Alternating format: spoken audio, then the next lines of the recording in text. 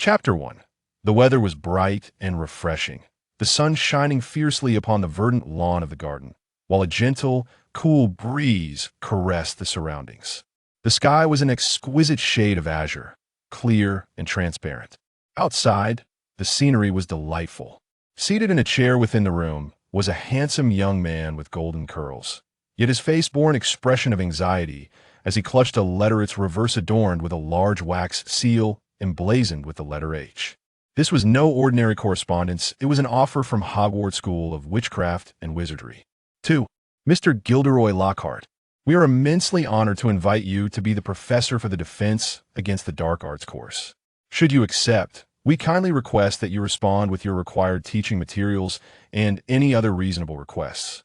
Headmaster Albus Dumbledore. At that moment, Lockhart was uncertain whether he could be considered a time traveler. He recalled another name he bore, and how he had awakened to find himself transformed into Lockhart, possessing the memories of both individuals. He remained perplexed as to whether it was Zhang Te who had traversed into Lockhart's body, or if Lockhart had merely dreamed of Zhang Te. Nevertheless, various signs indicated that the series of Harry Potter films he had seen in another life were indeed real, and Voldemort's resurrection was a verifiable truth. It had been a year since he had arrived in this world as Lockhart, and aside from continuing his literary pursuits for monetary gain, he had also honed his magical abilities. Lockhart was far from inept. He was a gifted half-blood wizard, a graduate of Ravenclaw House at Hogwarts. From the moment he entered, he had been one of the most brilliant students, excelling across all subjects. Regrettably, after graduation, he had not followed a righteous path. Following a brief tenure as an Auror, his cowardice led him to abandon the Ministry of Magic. Utilizing his extraordinary memory charms, he had engaged in deception, becoming an internationally renowned figure and author, a recipient of the Sir Merlin's third-class medal, an honorary member of the Anti-Dark Arts League, and a 5-time winner of the Most Charming Smile Award from the Wizarding Weekly, thus becoming a household name in the magical community. While avoiding a position at Hogwarts might have spared him from some troubles, could he truly shun the predetermined course of fate so shamefully? With Voldemort's return, a half-blood wizard as famous as Lockhart was bound to face dire consequences, and the allure of teaching the Savior was simply too enticing. Moreover, he was curious if he refrained from interfering with Ron's wretched wand. What might fate have in store for him? Reflecting upon his identity, he could not help but acknowledge his success as a fraud, never having taken risks, yet hailed as the bravest of adventurers, never having captured a single Death Eater, yet enjoying a stellar reputation among Aurors. In the past year, to prepare for unforeseen circumstances, Zhang Te had not only studied a plethora of magical tomes to acquire theoretical knowledge, but had also engaged in various forms of self-training. Survive and thrive. This was Lockhart's singular thought. Armed with foresight, he had diligently reviewed all the foundational spells a Hogwarts graduate should master, as well as the knowledge he had acquired during his time as an Auror. Since I know everything, I should be the protagonist. Jim, tidy up, I must go practice magic. Master, your most loyal house elf, Jim, reminds you that this afternoon your book signing for the wonderful me will take place at the Leaky Cauldron. Blast it! He had nearly forgotten having a house elf had rendered his memory inconsequential. Prepare the new suit, the one I just bought. Lockhart swiftly donned his attire and stepped into the fireplace, declaring, Leaky Cauldron. Smile this way, Mr. Lockhart. Beautiful. Truly, the man with the most enchanting smile. A reporter darted about, capturing photographs of Lockhart, each flash accompanied by a puff of smoke. Surrounded by adoring fans, Lockhart with his golden curls, striking blue eyes, and a smile revealing 20 gleaming teeth was indeed the focal point of the day at the Leaky Cauldron. Yet, his attention was elsewhere. Where is Harry Potter? He should have arrived by now, he mused, smiling while attempting to recall the plot. Suddenly, the crowd erupted into a commotion, and the keen-eyed Lockhart spotted a red-haired man and a blonde man grappling with one another. Although there were discrepancies, they had finally arrived. Punch him, Dad. Stop it, Arthur. In the distance, a bookshelf toppled as the two entangled men collided, with one elegantly dressed, middle-aged man straining to extricate himself, fumbling for his wand. Damn you, Weasley. A traitor of pure blood. How dare you strike me? Lucius Malfoy. The other man produced his wand, and it appeared a magical duel was imminent, prompting bystanders to hastily retreat, fearing they might be caught in the crossfire. Just as their wands were poised to unleash spells, Lockhart approached the tumultuous scene, brandishing his wand. Disperse! With a single wave, he separated Malfoy and Weasley, both collapsing onto the ground. Gentlemen, what grievances could possibly warrant a brawl in a bookstore, a sanctuary of knowledge? Even if you missed the children, you would still be harming the flowers and plants. The children are watching. Ignoring the fallen Malfoy and Mr. Weasley, Lockhart glanced at the dark-haired boy with the lightning scar. "Isn't that Harry Potter?" he said, extending a hand to draw Harry from the crowd. "Is Mr. Weasley all right?" Harry asked, glancing back at Arthur Weasley. "He's fine. It's merely a forced relocation spell." "You are Harry? Harry Potter? Son of James Potter?" "Yes, sir." "Do you know my father?" Harry's excitement was palpable upon hearing his father's name. "He was my bravest comrade, a true hero." He faced the Dark Lord without fear.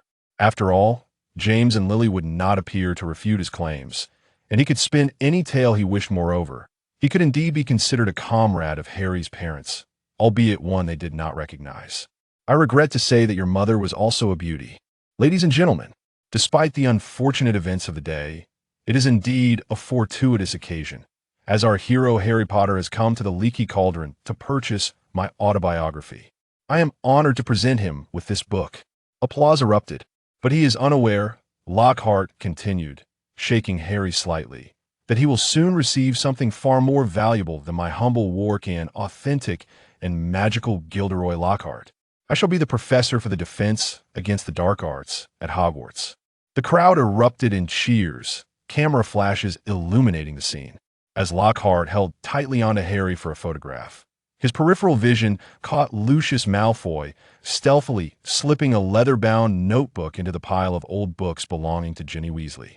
It seemed that delivering that diary to Ginny was part of his plan, not a mere whim. Lockhart sat in a compartment, contemplating how to make a favorable impression on his students during the first lesson. It appeared that in the original narrative, he had been ridiculed by the students. Perhaps it was time for Lockhart to showcase some genuine talent. Lost in thought, a voice filled with excitement interrupted his reverie. A brown-haired girl entered his compartment. "Professor Lockhart, I am so pleased to see you here. I am Hermione Granger." Lockhart typically did not favor such adoring fans, but this girl was different. She was a member of the trio that included the Savior. "Miss Granger, it is a pleasure to meet you. Where's your friend Harry?" "I don't know. He's with the Weasley family." "Miss Granger, this is my first time as a professor. Could you tell me how previous defense against the dark arts professors conducted their classes, or what teaching methods you prefer?" Lockhart decided to probe for insights. Hermione seemed eager to answer. Defense against the dark arts is one of the most popular courses at Hogwarts, with students eager to learn skills to combat dark magic. It is said that after the Dark Lord applied for this position and was denied, he placed a curse upon it, causing all professors to serve for only a year. Hermione gazed at Lockhart with admiration. "But I believe you can break this curse, as you are one of the world's foremost experts in combating dark magic, aren't you?" "The Dark Lord's curse? Intriguing. However, I do not believe he would expend his efforts on such a trivial incantation. In fact, Miss Granger, I have encountered the Dark Lord. He is not as formidable as legend would suggest. His true terror lies in his insidious methods and the multitude of Death Eaters at his command." Lockhart mentally added the trait of being unable to be killed to his thoughts. Hermione's eyes sparkled with excitement. "You've met the Dark Lord? Your experiences are truly legendary. I would love to go on an adventure with you, Professor." It was evident that this was no mere flattery. Hermione Granger genuinely wished to embark on such escapades. When you graduate, Miss Granger, I am certain opportunities will arise." Lockhart thought to himself, "You wouldn't enjoy adventuring with me. I would merely hide in the background and forget you once your exploits concluded." "Oh my, what is that?" "A flying car," Hermione exclaimed, pointing excitedly out the window. Gazing out the window, a Muggle vehicle trembled alongside the train, and a person was flung from the car, one hand gripping the door, their entire body suspended in midair. "It's Harry!" "Professor, quickly, think of a way to help him," Hermione cried out. Upon closer inspection, Lockhart realized it was indeed Harry Potter. He drew his wand and said, "Don't panic, Miss Granger." After regaining his composure, he waved his wand. Wingardium Leviosa. Instantly, Harry Potter floated upwards, unencumbered by the weight of gravity, and effortlessly climbed back into the vehicle. No wonder you're a professor. Even a levitation spell looks so exquisite when you perform it. I can barely lift a feather. Hermione gazed at Lockhart with admiration. It's nothing extraordinary magical ability grows with age. Once you come of age, you too will find such feats effortless. Lockhart feigned ignorance. Why aren't Harry and his friends taking the train? Are they always so unconventional? Truly befitting a savior. I don't know, they always seek to draw attention to themselves, disregarding school rules, and they consistently deduct the points I earn in class. Hermione seemed to recall something, her voice laced with indignation. Boys are always like that, they merely wish to attract the attention of girls. This statement held a kernel of truth, as Lockhart had once been equally juvenile. That is exceedingly immature. I prefer those who are mature and steady, Hermione declared like a little adult. One day, they shall receive a harsh lesson for their folly.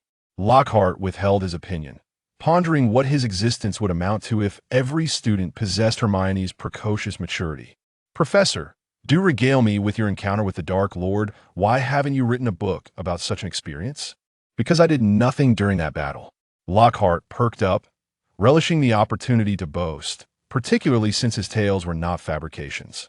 "At that time, I had just graduated from Hogwarts, filled with a sense of justice, and I decided to take the Auror exam.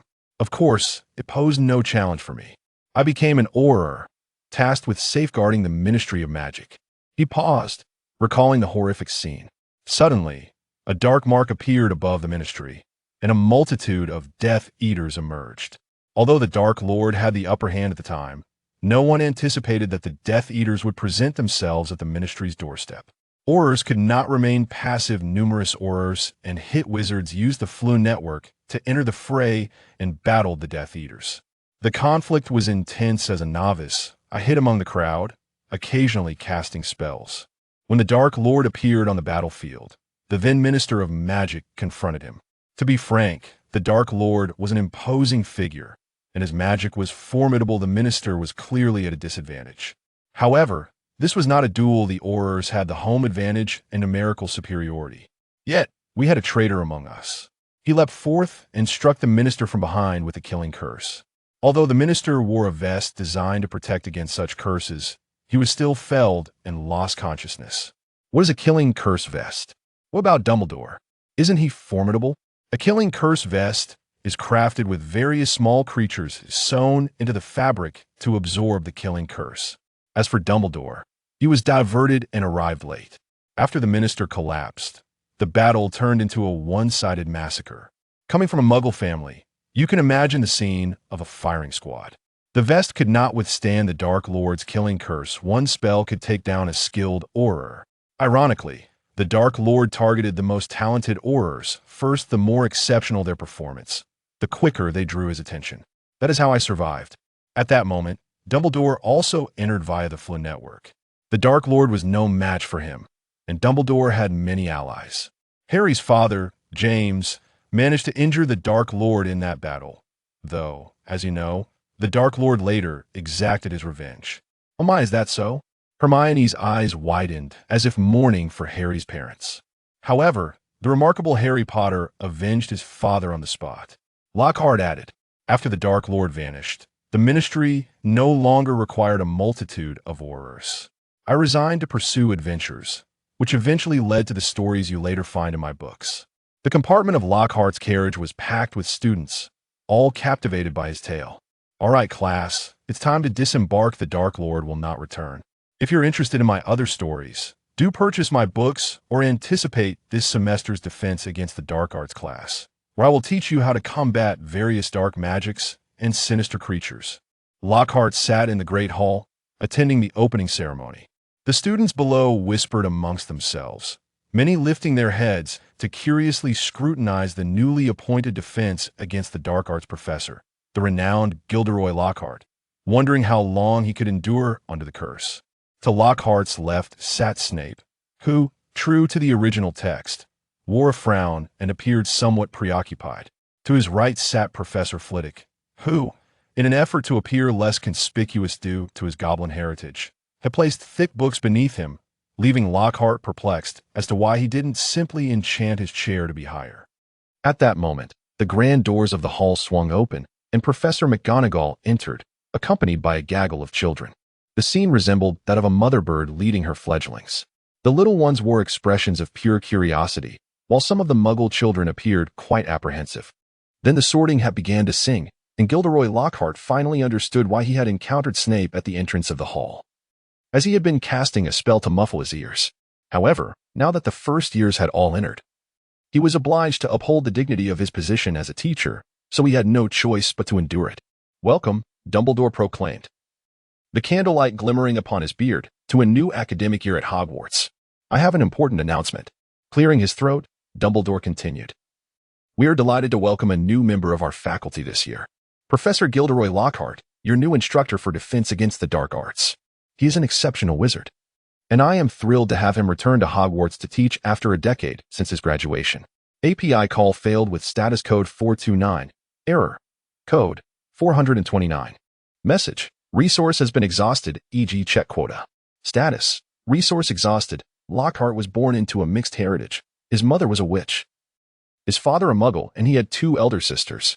He was the sole child in the family to exhibit magical talent, a clever and handsome young boy, which earned him his mother's unreserved favoritism, coupled with his awareness of his distinct identity as a wizard, in contrast to his sisters. His vanity burgeoned within him like a noxious weed. The young Lockhart was accepted into Hogwarts School of Witchcraft and Wizardry. Yet he had not anticipated that this institution would be teeming with witches and wizards akin to himself, many of whom surpassed him in prowess. In truth, he envisioned his arrival at Hogwarts akin to the cinematic portrayal experienced by Harry Potter, where he would stroll through the corridors amidst whispers of or regarding his extraordinary powers. However, such a scene did not unfold for him. For every student admitted to Hogwarts bore a similar magical potential prior to enrollment. This is not to suggest that Lockhart was an ordinary wizard. In fact, his instructors viewed his intelligence and capabilities as above average, believing that with diligent effort, he might carve out a successful career for himself. Even if he did not attain the grand ambitions he boasted about among his peers, aspiring to become the youngest minister of magic in Britain, sorted into Ravenclaw, Lockhart quickly excelled academically, yet his innate pride, which compelled him to either excel or abstain, perpetually gnawed at him, leading to increasing dissatisfaction with himself. Gradually, he began to channel his talents into shortcuts and laziness. His diligent studies were not motivated by self-improvement. Rather, he yearned for the spotlight, seeking various accolades. He persuaded the headmaster to establish a school newspaper, for there was nothing that delighted him more than seeing his name and photograph in print. Though not particularly popular, he nonetheless achieved his initial goal of making himself known throughout the school through a series of repetitive, attention-grabbing exploits. When Lockhart finally departed from Hogwarts, both teachers and staff breathed a sigh of relief. However, reports of his exploits abroad soon began to proliferate, as he dedicated himself to vanquishing various dangers and dark creatures, all of which attested to his extraordinary courage and resilience. The truth is, Lockhart had ultimately discovered his true vocation. He was never a malicious wizard, merely he was excessively lazy. He resolved to focus his talents on a singular pursuit, memory magic. He refined this intricate spell and then sought out numerous great and valiant witches and wizards, successfully altering their memories and appropriating their heroic deeds. After each adventure, he would return home to publish a new book, richly recounting his supposed valor. Then, he experienced a dream. Or perhaps it could be said that he was traversed by the essence of that dream, now possessing the memories of 2 lifetimes. The sorting ceremony was still underway when someone approached Snape, handing him a newspaper. Upon reading it, he immediately stood and exited the hall. Shortly thereafter, the headmaster and McGonagall also departed. Lockhart picked up the newspaper and was greeted by the bewildering sight of a flying car, joyfully soaring across the page. Oh, poor Harry. This afternoon marked the commencement of Lockhart's very first lesson. He strolled into the courtyard, seeking a moment of relaxation. A throng of students had gathered, and upon approaching, he discovered Colin was busy snapping photographs of Harry Potter, while Draco Malfoy and his cronies appeared to be mocking him. "What are you all doing? Taking pictures? Come on. Let's have a group shot," Lockhart exclaimed, wrapping his arm around Harry. "Who else wants to join?" "I do." Hermione was the first to rush forward. linking her arm with Lockhart's and beaming sweetly at him, quickly followed by a swarm of students eager to surround him. Lockhart, with a smile, addressed the young boy with the camera, "A photograph with me and my students. How delightful, and I can even offer you an autograph." Colin trembled with excitement, having just captured a shot when the bell for afternoon classes echoed. "All right, everyone, off to class. There will be plenty of opportunities for photographs later," he announced. Once the class settled, Lockhart cleared his throat and fell silent. He took a step forward, grasped Neville's copy of Giant Adventures, and raised it high, displaying the cover featuring his own smiling visage winking back at them. "I," Lockhart proclaimed, winking at the cover, "am Gilderoy Lockhart, recipient of the 3rd Class Order of Merlin, honorary member of the Dark Arts Defense League, and 5-time winner of the Witch Weekly Most Charming Smile Award." I must admit, I hadn't intended to mention this, but it was a smile directed at a rather flighty witch that caused her to vanish. Lockhart had just taken a photograph with his classmates, which filled the atmosphere with exuberance.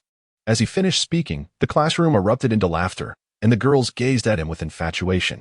Lockhart gestured for everyone to settle down. "Now, I shall conduct a brief quiz to assess your understanding of defense against the dark arts, as well as your familiarity with my writings. 1. What is the most crucial element in defense against the dark arts? 2. What should one do when confronted with ghouls and werewolves? 3. In your opinion, which creature poses the greatest challenge? 4. What do vampires fear the most? 5. What do you consider to be Gilderoy Lockhart's greatest achievement?" A testament to the original Lockhart's vanity. There are 20 questions, all of which can be answered from your first-year textbook and my book. You have 10 minutes. After 10 minutes, Lockhart collected the papers and began to peruse them. "Why are so many of you leaving with a flourish of his left hand?" Lockhart summoned a large cage draped in cloth from beneath the desk to the podium. Having practiced the levitation spell for an entire night, he executed the maneuver with remarkable finesse, inciting a ripple of excitement among the students below. "Now, I must caution you all.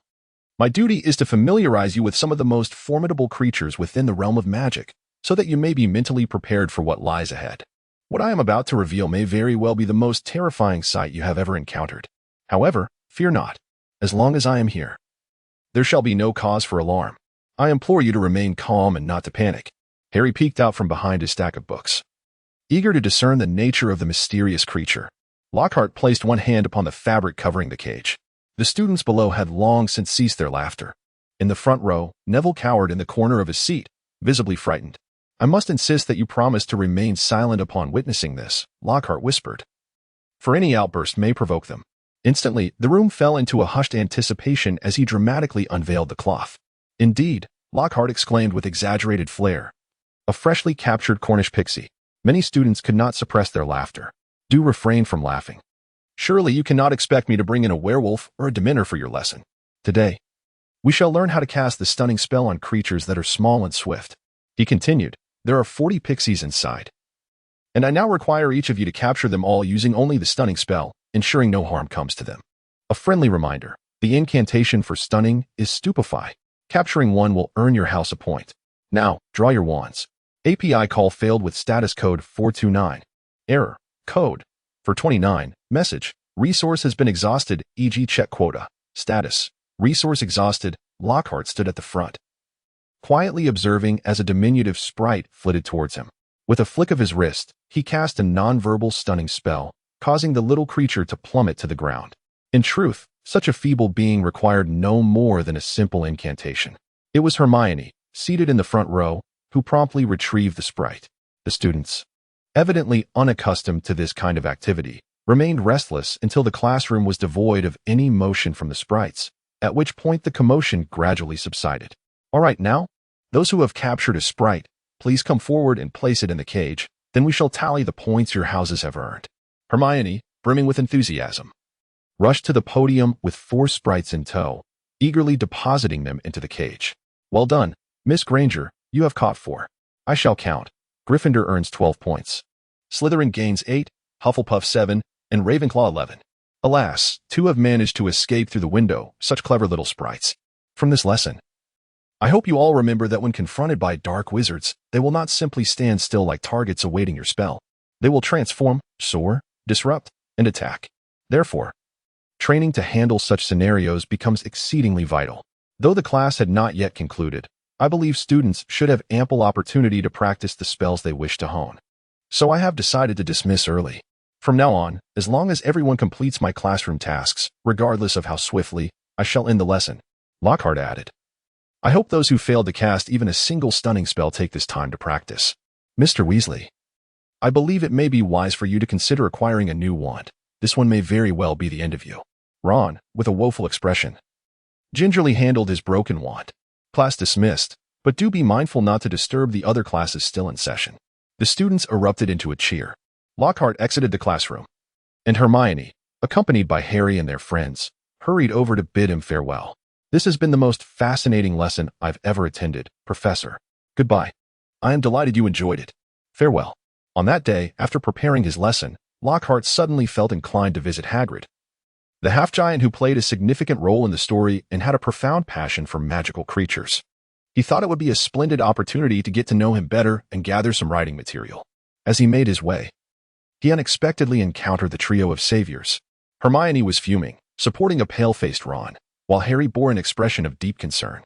"Hello, children. Are you heading to Hagrid's? What has transpired? What is wrong with Ron?" Ron remained silent, suddenly expelling a slug from his mouth. "Oh my goodness, who has cursed Ron?" "Malfoy," Hermione exclaimed, her voice tinged with indignation. "He called me a mudblood, and that's why Ron wanted to confront him, but his wand broke." As she spoke, tears welled up in her eyes. Lockhart mused to himself, "Indeed, you are a Muggleborn. What else could emerge from two Muggles?" However, he refrained from voicing this thought. "Oh, dear little Hermione, the prejudice of these pure-blood families against Muggle-born wizards is deeply entrenched. Yet, remember, not all wizards are born. Jesus was also a Muggle, and the ancestors of pure-blood families were once Muggles.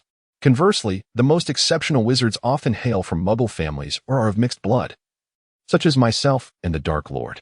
Lockhart smiled proudly, adding, "Bear in mind, Granger, if you possess mastery over all the magic in the world, then pure-blood status is of little consequence.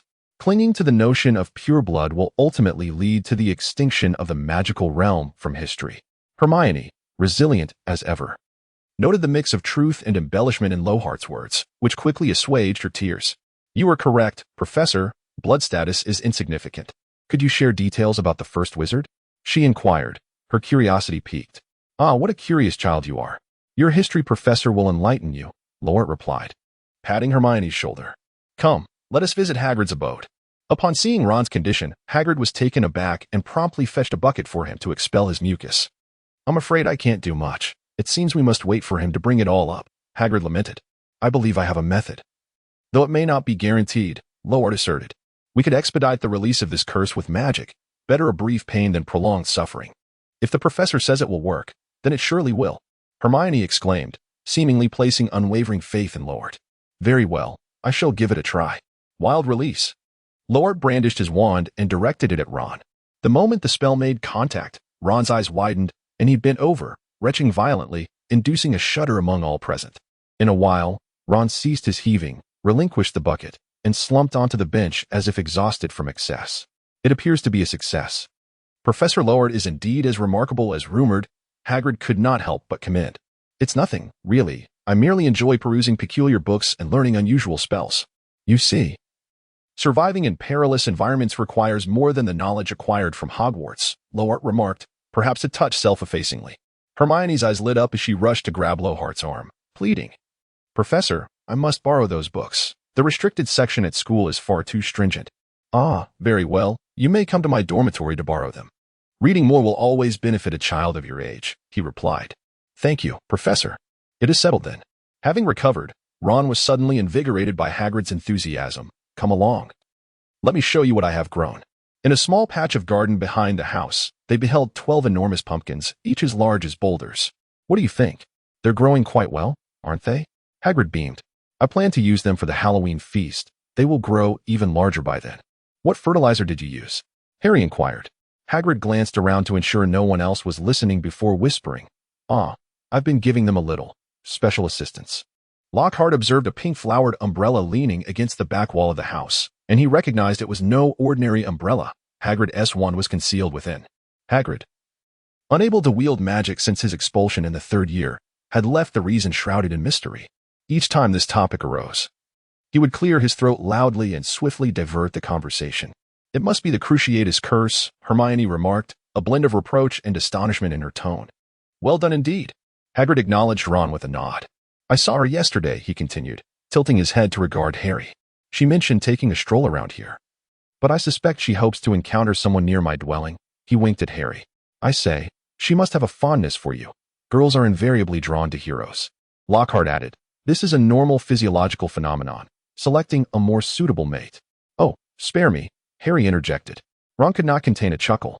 As lunch approached, Lockhart expressed his desire to see Hagrid's magical creatures, while the students were reminded it was time to eat. Come now, you should head for lunch. We have classes this afternoon, Lockhart said. Hagrid, take me to see your wondrous creatures. Let us go.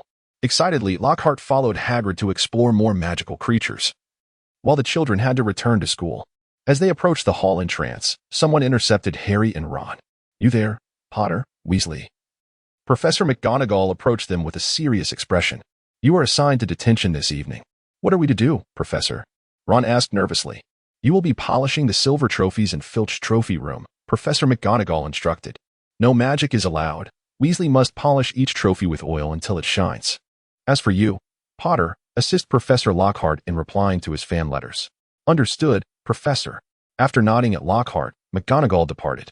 Harry, help Ron with the trophies. I will assist Professor Lockhart with the letters. Your handwriting resembles that of a worm. It would tarnish Professor Lockhart's image, Hermione remarked. You also have an affinity for magical creatures? Hagrid exclaimed. They are simply magnificent, are they not? Come, let me show you my little treasures. Hagrid led Lockhart to the edge of the forbidden forest. Look, this is my new friend, Buckbeak, the hippogriff. She is beautiful, is she not? Buckbeak, come here. Let me introduce you to a friend. A small hippogriff joyfully bounded over, possessing the head and claws of an eagle, yet the body and strong wings of a horse. What a stunning creature, and so adorable, Lockhart said, stroking Buckbeak's feathers and offering it a piece of meat, which nearly resulted in a nip to his fingers. It is said to be a descendant of a griffin and a female horse. The hippogriff can soar higher and faster than any bird in existence. They are fierce.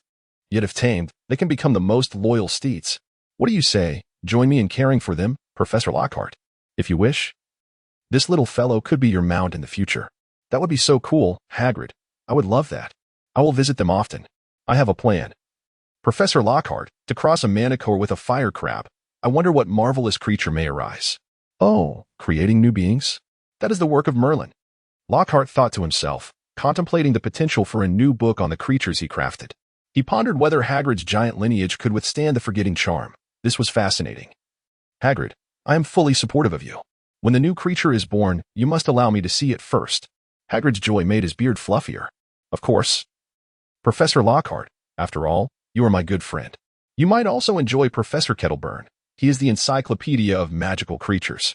He is the person I admire most.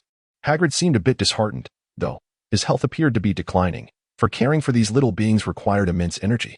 Ah, that's truly unfortunate. If he wishes to retire, I believe you should become the next professor of care of magical creatures. Oh, do you genuinely think so? Hagrid's eyes widened. You should not know that I was expelled from Hogwarts, right? Alas, it is quite nice being a groundskeeper now. At 8 p.m., Lockhart was, as usual, in his office responding to fan letters. A knock on the door indicated it was likely Harry Potter arriving for his service. Come in, little one. You have finally arrived. Hello, Professor. How may I assist you? Lockhart looked up, surprised to see Hermione instead of Harry. Where is Harry? Is he attempting to shirk his duties? No, Professor. Harry went to help Ron with the cleaning. I volunteered to come. Oh no, Miss Granger, if you have not erred, I do not require your assistance. I can manage these myself. Lockhart had intended to cultivate a friendship with the Savior, yet Hermione, at merely 13, held little allure for him. You may return. I appreciate your willingness to help. Professor, Hermione felt dismissed, her eyes reddening as tears threatened to fall. I simply wanted to assist. Well, perhaps you could help me write a few letters. Considering Hermione would eventually blossom into a beauty, Lockhart conceded. All right, Professor. Hermione's face lit up. Her earlier distress merely an act as she bounced over to take a seat. Ahem. First help me reply to Lady Winton. These envelopes smell delightful, Professor. Hermione remarked as she took up her quill. These envelopes are infused with a light love potion, harmless to humans, yet enhancing their fragrance. This has become customary in high society, effectively sustaining the enthusiasm of fans, though Lockhart would not disclose this to the children. Are you facing any difficulties in your studies? How has the book I lent you been? Since the situation had unfolded this way, he might as well enhance the favorability of the Savior's female companion. It is quite fascinating, but not as enthralling as your adventurous tales, Professor. Haha. Is that so? I am honored to receive such praise from Miss Granger. Now, please respond to Sir William's letter. Miss Granger, your handwriting is quite commendable. Well, my parents began teaching me to write at a young age, and my teachers often praised my penmanship. Granger, what do your parents do? Lockhart casually inquired. They are both dentists, Professor. Are you familiar with dentists? Of course. It is the profession in the Muggle world that attends to people's teeth. I too have had my teeth examined by a dentist in my childhood. It was certainly not a pleasant memory. Have you lived in the Muggle world as well, Professor? I assumed that a wizard of your caliber was born amidst wizards. Lockhart chuckled. I am a half-blood wizard. My father is a Muggle aristocrat, and my mother is a witch. When I exhibited some magical talents as a child, my mother was particularly delighted. However, I only discovered I was a wizard at the age of 11. Before that, I fancied myself as possessing extraordinary abilities, believing I was the savior of this world. It turns out that even someone as remarkable as the professor was rather similar to me in his youth. In that moment, Hermione felt an increased fondness for Lockhart. In truth, those who consider themselves noble pure-blood wizards also lived like muggles in their early years. Young wizards cannot control their magical powers, and teaching them spells could potentially harm themselves. No wonder those Slytherins appear so impressive. Their classroom performance is rather mundane. Hermione remarked disdainfully. Indeed, I prefer exceptional students over pure-blood wizards, the professor replied. I shall study diligently. Hermione seemed eager to showcase her abilities. No need to rush. I believe you, Lockhart said with a humorous glint in his eyes as he observed the young witch. Thus, a voluntary labor service unfolded in a friendly and warm atmosphere, with Hermione discreetly shifting her chair a few times, attempting to sit closer to her idol. As Lockhart lifted his gaze, he noticed Hermione secretly observing him, prompting him to offer her a smile. Upon being discovered, Hermione blushed and turned her head away. Now it was Lockhart's turn to gaze at Hermione. However, as a professor looking at a student, he felt no need to conceal his scrutiny. Leaning back against the chair, he meticulously examined her features, her fair skin, straight and elongated eyebrows, delicate nose, and rosy cheeks. Alas, her tousled hair detracted from her overall appearance, yet from an adult's perspective, Hermione indeed possessed the makings of a beauty. At present, she still retained a hint of cherubic roundness, presenting herself as an endearing young girl. API call failed with status code 429. Error. Code 429. Message. Resource has been exhausted, e.g. check quota. Status. Resource exhausted. Lockhart was overly relaxed, letting out a chuckle unexpectedly. Noticing the professor laughing as he gazed at her, Hermione couldn't help but feel nervous and asked, Professor, is there something wrong? Do I appear ridiculous in this moment? Oh no. It's just that I was reminded of my first love during my school days. She was as delightful as you, Lockhart quickly clarified. Really? Hermione, instead of blushing as he had anticipated, displayed a look of genuine surprise. Professor, I would be willing to be your girlfriend. Lockhart was taken aback. Had he truly received a confession from such a young girl? Wasn't she fond of Ron? Would this not disrupt the storyline? As his mind raced to find an appropriate response, Hermione came to his rescue, playfully exclaiming, Just kidding, Professor. The atmosphere grew somewhat awkward. How could someone so young be so cheeky? Oh, that insufferable know-it-all. Ahem, Hermione, my former girlfriend certainly didn't have hair as disheveled as yours. Don't you ever take the time to manage it? He remarked. Every time I comb it, I wake up to find it in disarray again. I sometimes wish to just cut it all off. Hermione seemed to share his frustration, tugging at her own hair. I have my own special smoothing serum. Wait a moment. Lockhart said as he rummaged through his bag and produced a bottle. He had once contemplated using a conditioner made from the yolk of a bird snake to amass wealth, but the exorbitant cost and instability had deterred him. Nonetheless, he continued to use it himself. As a token of gratitude for helping me respond to letters, I shall gift you this bottle. Remember to tame your hair before attending class. Well, thank you, Professor. API call failed with status code 429. Error. Code 429. Message. Resource has been exhausted, e.g. check quota.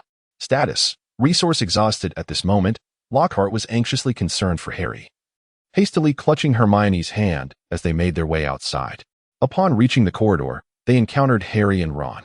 Good evening, Professor, Ron greeted, noticing the hand-holding, prompting Hermione to quickly withdraw her hand. Ah, Harry and Ron, it's a relief to see you unharmed. Hermione, you should return to the dormitory with your classmates. What do you mean we're unharmed? Does Lockhart wish for us to be in peril? Ron complained on their way back. It's late. The professor is worried about you. Hermione retorted, displeased with Ron's attitude. Hermione, why were you holding hands with Lockhart? Be careful. He might be a creep with a penchant for young girls. You mustn't speak ill of the professor, Hermione said, her face flushed with anger. Meanwhile, Harry was lost in thought, contemplating the mysterious voice he had just heard. Was it merely a figment of his imagination or a portent of something to come? Impatiently interrupting Ron, he exclaimed, Be quiet, Ron. Lockhart is our professor. Show some respect. Life at school was rather easy, and time flew by swiftly. Lockhart had once attempted to seek the Ravenclaw diadem in the Room of Requirement, but evidently lacked Harry's protagonist instincts. He even felt that the original narrative was rather absurd. Each entrance to the Room of Requirement was different, and the room itself was as vast as a football field, filled with an unfathomable number of items. No wonder Voldemort chose to hide his possessions there. It was a veritable ocean of secrets. Perhaps once Harry Potter placed his trust in him, he could enlist Harry's help, as Harry bore a fragment of Voldemort's soul and could sense the Horcruxes. As for Ginny's diary, Lockhart was in no hurry. He intended to exploit it further to orchestrate a grand deception, revealing Ginny's oddities at a crucial moment while uncovering the entrance to the Chamber of Secrets, much like a detective novel. The headless Nick extended an invitation to Lockhart, the new professor, to attend his 500th birthday celebration, which Lockhart graciously declined. Even in the memories of another life, he was already over 20 and felt no excessive curiosity about ghostly gatherings. On Halloween, Lockhart participated in the festivities alongside other professors, but, unsurprisingly, did not encounter the trio, who had likely gone to Nick's birthday party. After indulging in food and mingling, Lockhart strolled through the corridor, hoping to flirt with passing upperclassmen. Suddenly, a piercing scream echoed through the hall. What was that? Had the basilisk emerged to bite someone? Lockhart sprinted toward the source of the commotion, only to find the trio staring blankly at a dead cat on the wall, accompanied by blood-red writing. What are you three doing? Lockhart feigned ignorance, questioning sternly. Professor. Ron is terrified, said Harry, who appeared dazed. Hermione called out, Professor, and rushed to grasp his arm, as if fearing he might flee. Just then, the banquet concluded, and a throng of students noisily filled the corridor, gathering around the strange scene. Draco Malfoy mockingly proclaimed, Beware, descendants of enemies. You are the next target, Mudblood. Mr. Malfoy. We can all read. There is no need for you to announce it, Lockhart said derisively. If you enjoy reading aloud, perhaps you should consider becoming an English teacher at a Muggle school after graduation.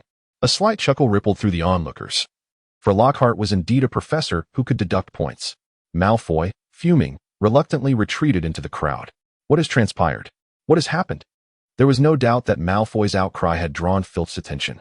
He shouldered his way through the crowd and was horrified to see Mrs. Norris, recoiling in terror. My cat! My cat!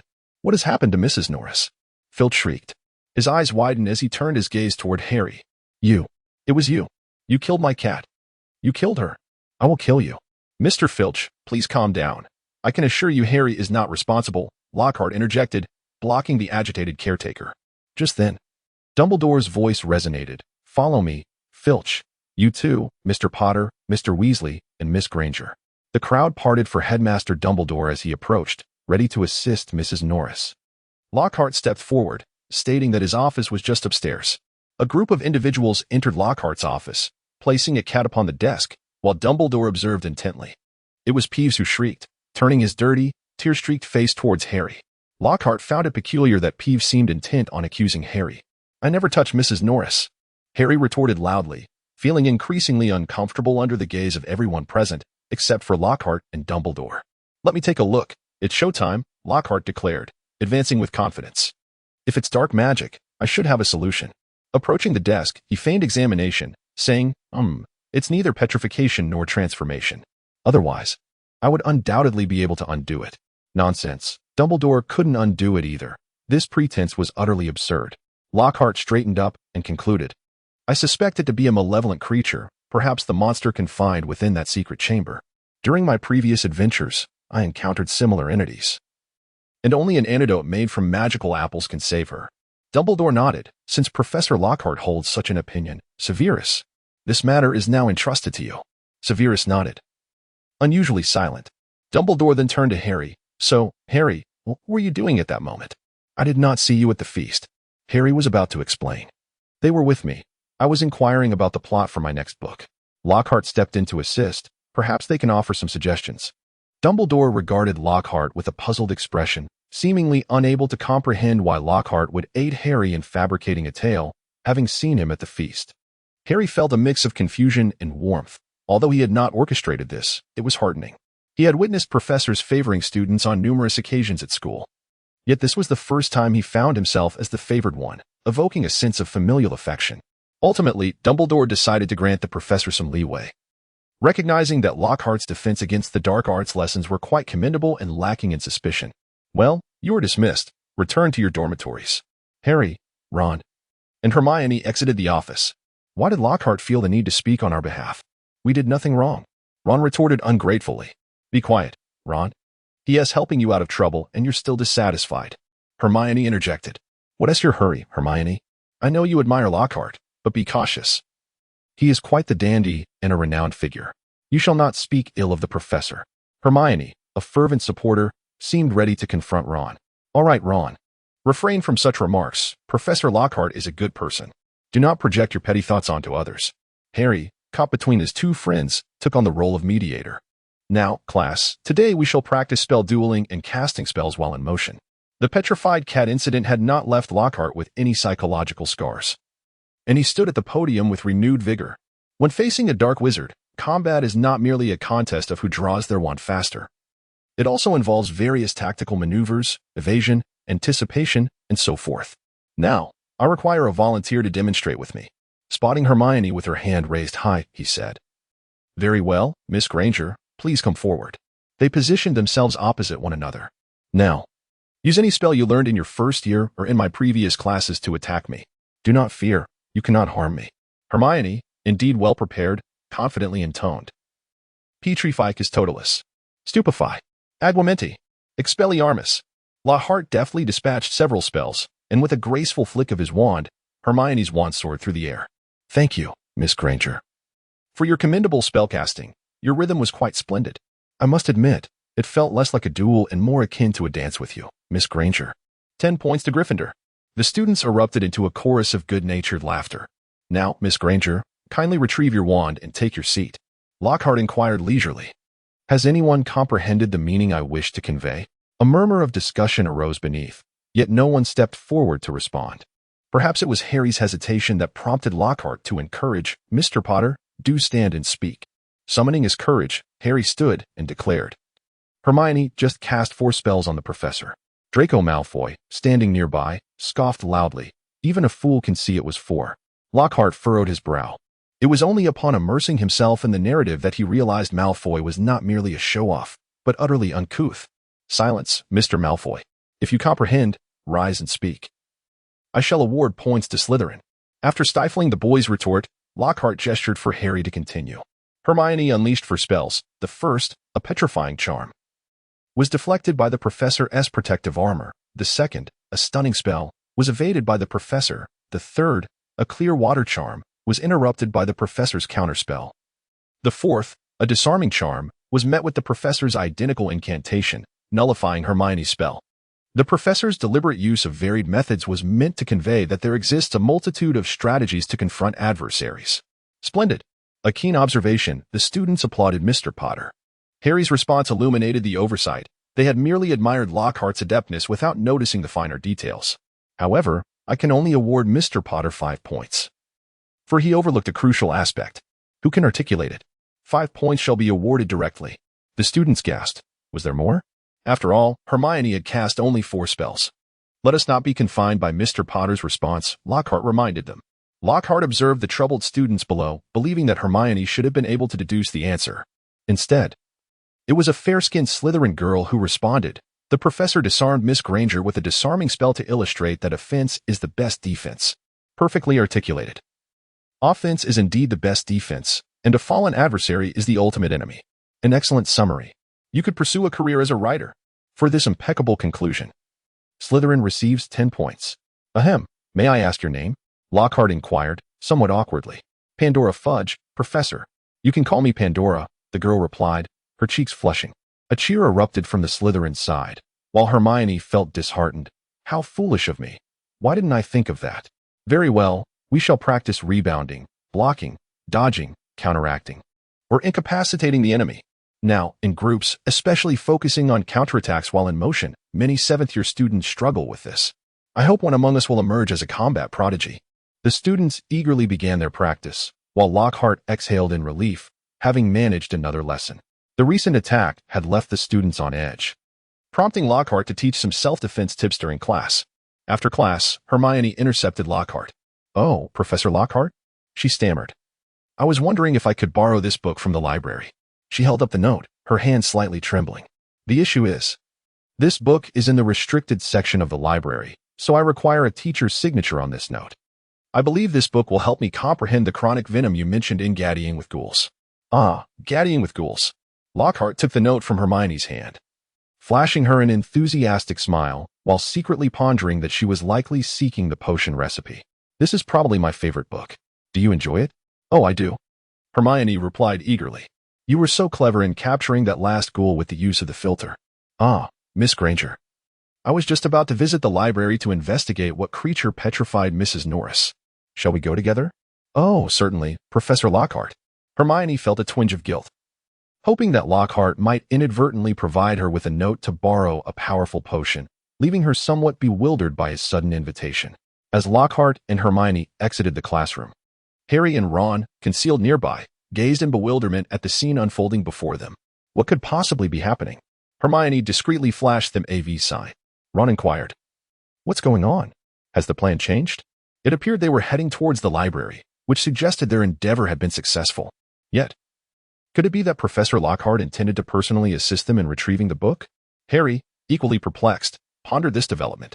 In the library, Lockhart selected a volume concerning magical creatures, hoping to discover some means of confronting the basilisk, while Hermione perused a potions textbook, grappling with the complexities of the transformation potion.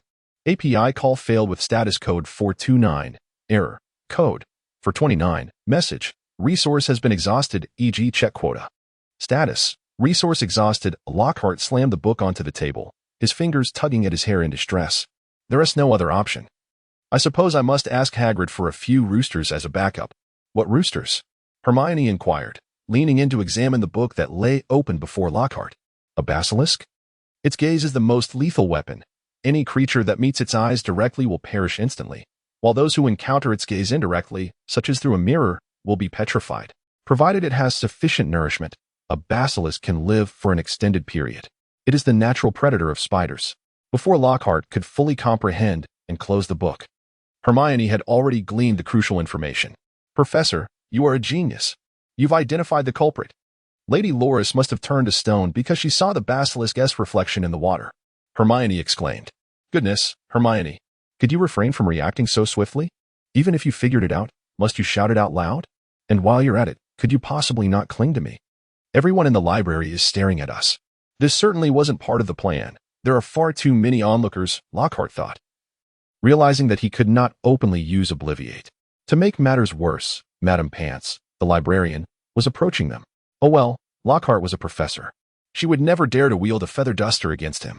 Even more troubling was Ginny, who stood up in the library, her expression vacant, before rushing out. She was under Voldemort's control. What could she possibly be heading towards? Lockhart immediately rose to his feet and dashed outside in pursuit of Ginny.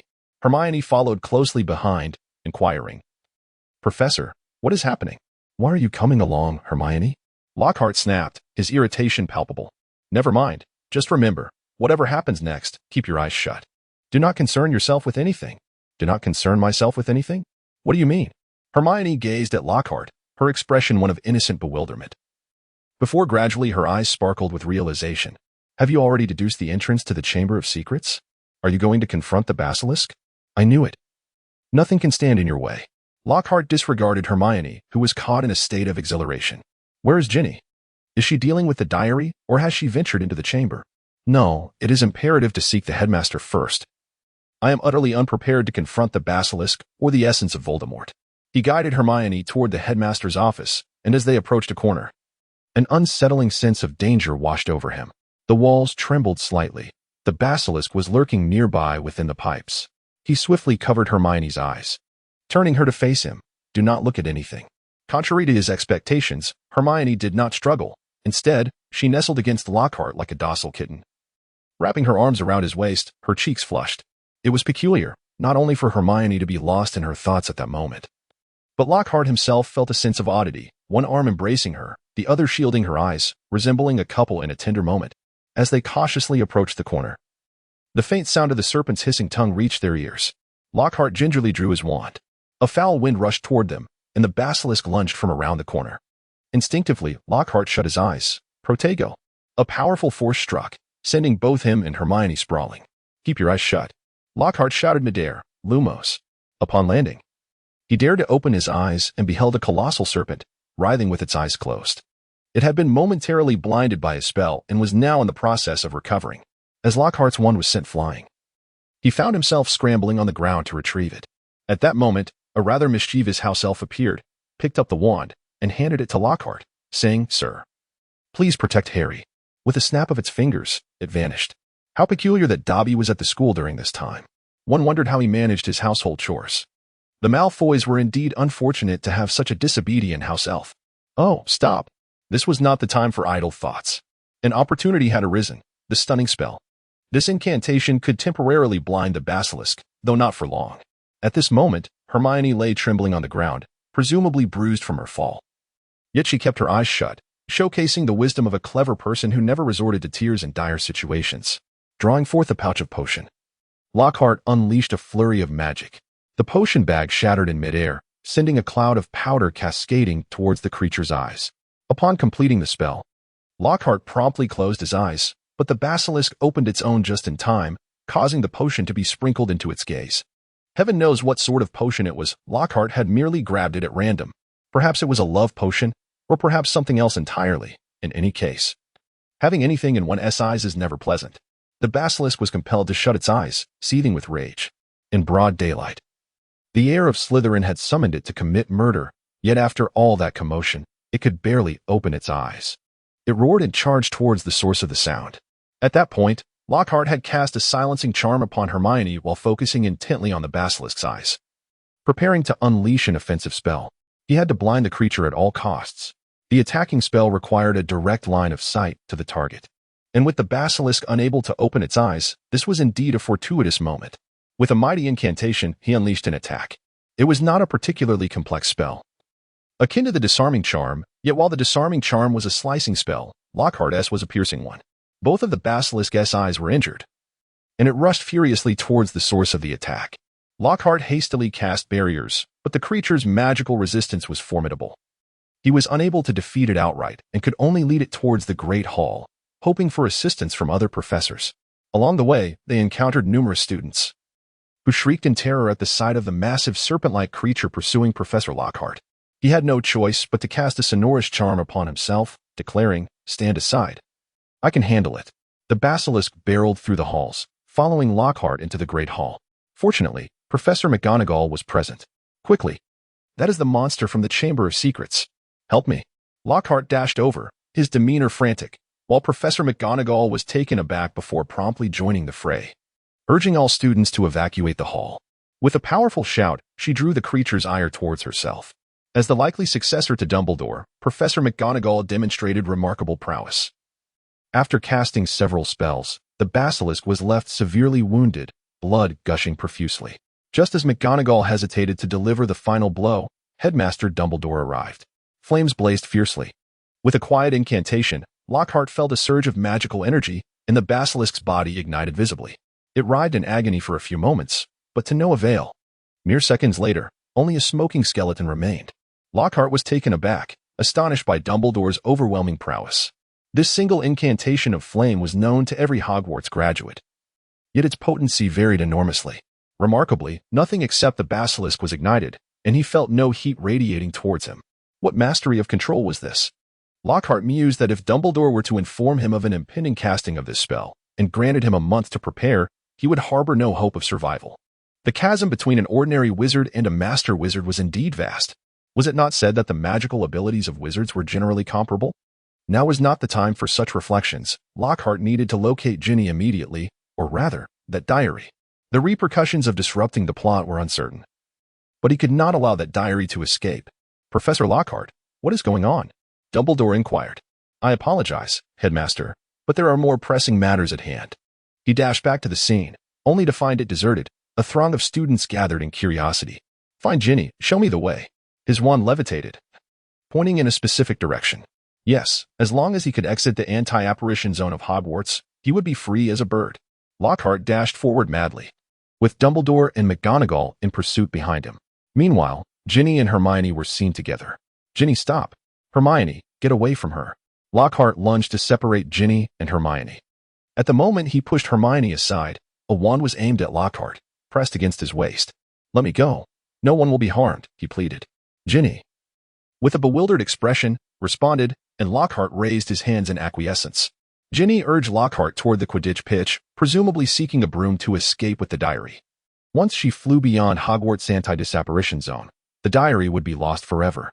Hermione, along with Dumbledore and others trailing behind, could only watch as Lockhart was slowly ushered toward the pitch. Frankly, with the memories of 2 lifetimes, Lockhart had never envisioned himself becoming a hostage. In his past life, he was an ordinary student, unnoticed by anyone. As Lockhart, he had always been cautious, never seeking the spotlight, nor daring to take risks. At this moment, Lockhart felt an overwhelming urge to weep. Was the plot changing? Was the difficulty escalating? What on earth was happening? As he approached the Quidditch pitch, Dumbledore's expression grew increasingly grave, and Lockhart was drenched in cold sweat. Undoubtedly, Dumbledore was a good man. Yet he possessed a flaw. He often perceived those around him as equally willing to make sacrifices. Who in their right mind would wish to sacrifice themselves? Dumbledore would never allow this Horcrux to escape. Lockhart understood clearly that rather than succumb to despair, he might as well play the hero for once. Grasping Ginny's wand, he thought, "Voldemort, I shall see what spells your body can conjure." "How do you know who I am?" Ginny cast him a complex glance. "If you wish to see." "I shall oblige." Avada Kedavra. How could this be? Was the position of defense against the dark arts professor truly cursed? This was Lockhart's final thought. The world shifted to a vibrant green and then plunged into darkness. The Daily Prophet, protecting students, a hero steps forward. Amidst the panic caused by a monstrous creature at Hogwarts, the school's defense against the dark arts professor, Gilderoy Lockhart, bravely confronted the beast to safeguard the students, engaging in a fierce battle. However, after vanquishing the creature, he was struck by the killing curse, allegedly cast by an unknown individual linked to the Death Eaters. He is currently receiving treatment at S. Lockhart mused to himself. There should be light here. And thus, light emerged. As Lockhart opened his eyes, at first, the light appeared merely as an amorphous bright spot. After what felt like an eternity of waiting, the contours of the world began to materialize. His newly awakened consciousness struggled to discern its surroundings. The first thing he clearly perceived were several transparent tubes stretching across the air, revealing a ceiling that emanated a milky glow. Eventually, a human visage came into focus. The Sleeping Beauty had awakened. Then came a cacophony of disordered sounds. Lockhart took a considerable amount of time to remember who he was. Could this place be heaven? Who was the Sleeping Beauty? Was it referring to him? Good heavens! Had the nurses done nothing during his unconsciousness? After a prolonged moment of stupor, this state was abruptly interrupted by the appearance of a familiar old face. "Welcome back, Mr. Sleeping Beauty," Dumbledore said, suppressing a chuckle. Lockhart had been lying in St. Mungo's for several months, and he was infuriated to learn that he had become the hospital's renowned Sleeping Beauty, with all the nurses taking delight in attending to him. Simultaneously, he felt a sense of relief upon hearing that a fellow named Lupin had taken over his classes, and that Sirius had successfully escaped from prison. The narrative he was aware of seemed to remain intact, undisturbed by Hermione's usual chaos. Ginny was under control, at merely 11 years old. Her magical prowess was insufficient to execute the killing curse. It is essential to recognize that the essence of the killing curse involves extracting a soul from a body. And your soul appeared remarkably resilient, rendering Ginny incapable of such an act. Surely you have practiced the art of mental occlusion. Indeed, as an adventurer, one must possess a diverse skill set. Dumbledore interjected, "A most useful skill, although your physical form is not as robust. Fortunately, Nicholas has assured me he possesses a method to treat the injuries inflicted by the curse. You shall visit him shortly. I have already liaised with the Ministry of Magic." Wait, who is Nicholas, and why must I seek permission from the Ministry to visit him? Nicholas Flamel. He is currently under the protection of the Ministry. as they suspect that Voldemort's followers may seek him to extract the secrets of creating the Philosopher's Stone. Oh, the prolonged slumber had left Lockhart's mind somewhat befuddled. What, pray tell, is the Philosopher's Stone? Dumbledore, exasperated, rose from his seat and exited the infirmary. A young woman with blonde hair entered. Lord, I am the trainee Auror Nymphadora Tonks. You may call me Tonks. After a brief pause, she continued, I shall escort you to Mr. Flamel's residence, which is currently safeguarded by the Fidelius charm. Oh, it is a pleasure to meet you, Tonks. I am ready. Shall we depart? Tonks produced a key and placed it in Lockhart's hand. After a brief sensation of dizziness, they arrived before an elegant structure, where a few men were smoking and conversing. Upon noticing Tonks and Lockhart, they merely nodded in acknowledgement, refraining from further interaction. They are my colleagues, Tonks explained. Upon entering the house, an elderly gentleman with a white beard, seated in a chair, smiled and nodded at Lockhart. Welcome, Mr. Lockhart. Lockhart promptly returned the gesture. It is a great honor to meet you, Mr. Nico LeMay. Lockhart was taken aback. He had expected a person who had lived for 600 years to either be frail and grotesque or youthful and vibrant. However, Nico LeMay appeared much like an ordinary elderly gentleman. Please follow me, Nico LeMay invited, leading Lockhart into the study where they took a seat. Lockhart surveyed his surroundings. The room was utterly nondescript, and the bookshelf lacked the multitude of ancient tomes one would expect in the study of a person who had lived for 6 centuries. What is it like to be on the brink of death? LeMay took a seat opposite Lockhart, apologizing for the curiosity of an old man if it seemed inappropriate. Ah, it is a peculiar sensation, a profound emptiness, as if I were a deity of creation. Fortunately, I timely brought forth the world and awakened. An unfathomable experience. Yet I shall soon have the opportunity to perceive it myself. LeMay nodded.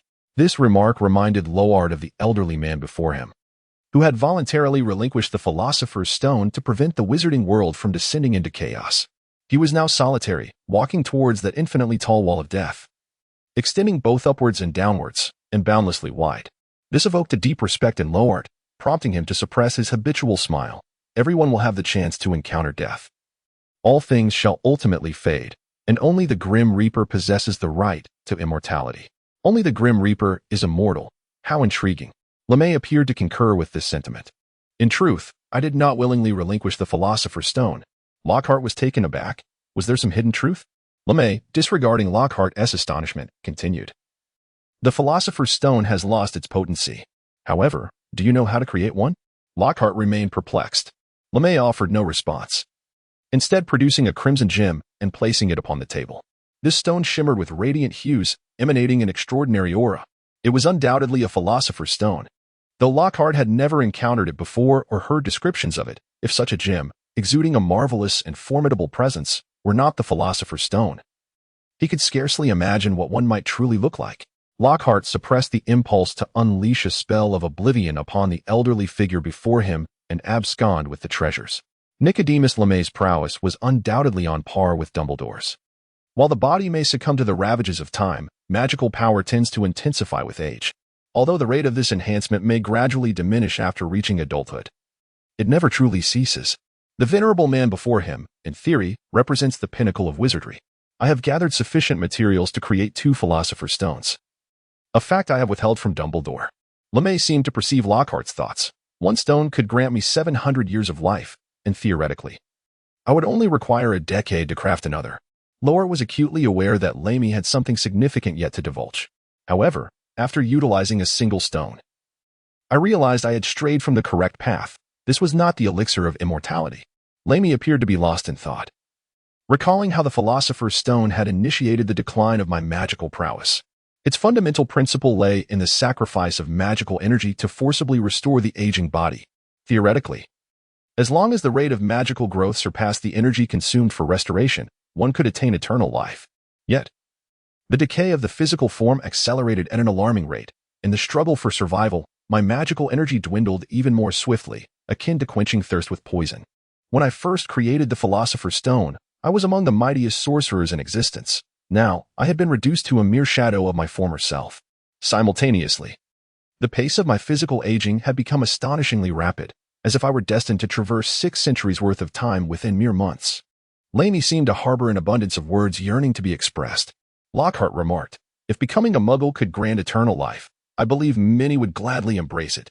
Are you suggesting that those devoid of magic cannot utilize the Philosopher's Stone, nor can they rely on another's magical essence? LeMay nodded. In essence, I have not relinquished the prospect of immortality. Rather, I am unable to cling to life any longer. However, it can indeed extend your life to 6 centuries, making the Philosopher's Stone a remarkable creation. No, if that were all it entailed, the Philosopher's Stone would undoubtedly be a wondrous artifact. Yet, upon reaching the age of 200, I began to lose my capacity for feeling. Initially, the symptoms were mild. I found it increasingly difficult to experience joy or sorrow. As time progressed, I became increasingly incapable of sensing any emotional fluctuations. By the time I reached 250, all emotions had vanished completely. When friends passed away, I felt no grief. When my apprentice achieved great success, I could not muster happiness. This is why I ceased taking on apprentices or continuing my practice of healing. I no longer derive pleasure from imparting knowledge or aiding others. Eventually, I even sensed the disappearance of taste. All my emotions became mere simulations. Do you comprehend that sensation? Nicole LeMay stated calmly, it is a state worse than death, yet the fear of death, though I must admit, I no longer truly fear it, remains a subtle dread. Perhaps an intrinsic aspect of existence, an instinctual aversion to death. Throughout the remainder of my life, I have sought a remedy for this deficiency. Given that LeMay now sat before Lockhart, it was evident that he had not discovered a solution. What purpose does sharing this serve? Does Dumbledore know? He does. Otherwise, with his temperament, he would have compelled me to create one for him. In truth, Voldemort should have been the one to acquire the Philosopher's Stone. I am somewhat curious about the expression he would wear as his magic waned. And the Philosopher's Stone? Destroy it, or use it as you wish. It is yours. However, I must ask you for a favor. What about the injuries to my body? Lockhart inquired nervously. I was deceiving you. The physical wounds will heal. LeMay produced 3 vials of potion, the permanent enhancement elixir. For the past century, I have nearly consumed it as if it were mere water. The first dose yielded the best results. The second began to wane in efficacy, and regrettably, for me, it has become nothing more than water. What do you require of me? Lockhart rose and took the vials with both hands, feeling a mixture of surprise, confusion, and a hint of fear. Am I truly the protagonist, encountering a mysterious elder bestowing upon me all knowledge? I heard from Dumbledore that you are the finest master of Lockhart withdrew his wand. Feeling an odd sensation, for he had never cast this spell while facing his opponent and being observed. A forgetfulness charm. Erasing all memories took a few minutes. Yet the incantation proved remarkably successful. Perhaps someone in the world might recover their memories, but it would certainly not be Voldemort. As Lockhart stepped out of Lamy's residence with the Philosopher's Stone tucked away, he felt as if he were in a dream, inexplicably unraveling the plot. Having inexplicably slept for months, and unwittingly participating in what might be one of the most significant events in wizarding history, the collapse of the Philosopher's Stone myth, was I still under the death curse of Voldemort, yet to awaken? Upon returning home, the recent momentous events seemed to transform Lockhart's perception. He no longer felt like a fraud who had merely defeated the basilisk, but rather as the second person in history to survive the death curse. Having obtained the enhancement potion, this potion was the key to understanding the disparity between top-tier wizards and ordinary ones, as well as the true reason why some pureblood families endure for millennia. He took out a vial of the enhancement potion, its viscous, mercury-like liquid swirling gently within the crystal container, a pure and soft blue hue radiating with brilliance, as if it contained an entire resplendent galaxy, hinting at its immense potential. A label affixed to the potion read, "Nothing in this world can increase a person's magical power out of thin air. However, within each individual lies vast potential, often difficult to harness. This explains why some can unleash formidable strength when confronted with danger." The purpose of this potion is to gradually uncover all the latent magical energy within. It is crucial to note that the effects of this potion are slow. It may take approximately 5 years to fully realize one's potential. Thus, if after 5 years of consuming this potion you still find yourself outmatched in magical prowess by another wizard, you will forever remain inferior, as you will no longer be able to tap into greater potential. Upon consuming a vial of the enhancement potion, he experienced neither the anticipated agony of transformation nor the exhilarating breakthrough of surpassing magical limits. Rather, he returned to the age of 15, relishing a period of rapid magical growth. Just as Lockhart was contemplating his new book chronicling his pursuit of the basilisk at Hogwarts, hoping to distance himself from Harry Potter and that wretched narrative, an owl arrived. To Professor Gilderoy Lockhart, we, the faculty and students, are delighted to hear of your recovery and are honored to invite you back to the school for your position. The students are eagerly awaiting to complete last semester's final examination in defense against the dark arts. Headmaster, Albus Dumbledore API call failed with status code 429. Error. Code. 429. Message. Resource has been exhausted, e.g. check quota. Status. Resource exhausted when Lockhart returned to Hogwarts. The school offered a brief welcome in the Great Hall, introducing the new students to the esteemed Professor of Defense Against the Dark Arts, and informing them that the current Professor Lupin would resign at the end of the term. Lockhart returned to his office, luggage in hand, having not disturbed a single item within. Every student he encountered along the way greeted him politely, including even a few of the notorious Slytherins. He relished this sense of respect, a sentiment unattainable from his avid fans, who merely idolized him. Just as he settled into his chair, a knock resounded at the door. "Come in." To his surprise, it was the trio of saviors. The two boys had grown significantly taller, while Hermione was nearly unrecognizable. As he prepared to scrutinize Hermione's appearance, she dashed into his arms, tears streaming down her face. "Professor, I am so glad you are safe." After 6 months apart, Hermione had indeed matured. Her pink top and fitted jeans accentuated her once petite frame, now transformed into a charmingly slender figure. Her skin remained as fair as ever, and her bosom had begun to swell softly, making her embrace light, yet not insubstantial. Hermione lifted her head, her brown eyes glistening with tears, her delicate brows still fresh, and her face shifting from round to an elegant oval. Her hair appeared meticulously styled, cascading smoothly along her body. Having not been in the company of a woman for over half a year, Lockhart felt a sudden surge of emotion, though fortunately, Harry and Ron were present. Ron complained, "Professor, during your months of recovery, Hermione has been incessantly blaming herself, claiming it was her fault you were harmed.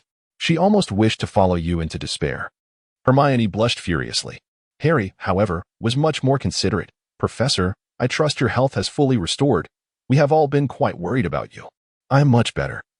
Feeling as if I have never been in better form, Lockhart replied, uncertain whether it was due to the curse's recovery or the effects of the restorative potion. But he genuinely felt splendid. Lockhart gently patted Hermione's back, lifting her softly to her feet. Hermione reluctantly departed from Lockhart's embrace, while he felt that prolonging the hug would lead to embarrassment. In a few days, when classes would not be in session, he contemplated seeking out a few female admirers to reminisce with. "How is Professor Lupin's class?" Lockhart inquired as he settled down and took a sip of water. "It's quite good. I've learned a great deal of useful information," Harry replied. Hermione, however, was unimpressed. "It pales in comparison to Professor Lockhart. When will you return to teaching?" "Professor? Next semester, I suppose. This term was merely to fulfill obligations. I haven't prepared any lessons," Lockhart evaded. "Professor, with your wealth of experiences?" "Simply recounting stories would suffice for a lesson," Ron remarked earnestly. "Professor Lockhart is not the sort to be irresponsible." Hermione shot a glare at Ron. "Professor Lupin's class is quite satisfactory. You should focus on recuperating first," she added. "Is the savior of the wizarding world truly this considerate?" Lockhart mused. "Oh dear. We must be going." Hermione seemed to remember something, gesturing for Harry and Ron. "Professor, something unfortunate occurred in your absence. We need to see Hagrid now." "Oh, certainly." "You should attend to your matters," Lockhart replied, not wishing to impede them. "We're off then, Professor." "Please rest well," Hermione urged, ushering the two boys out.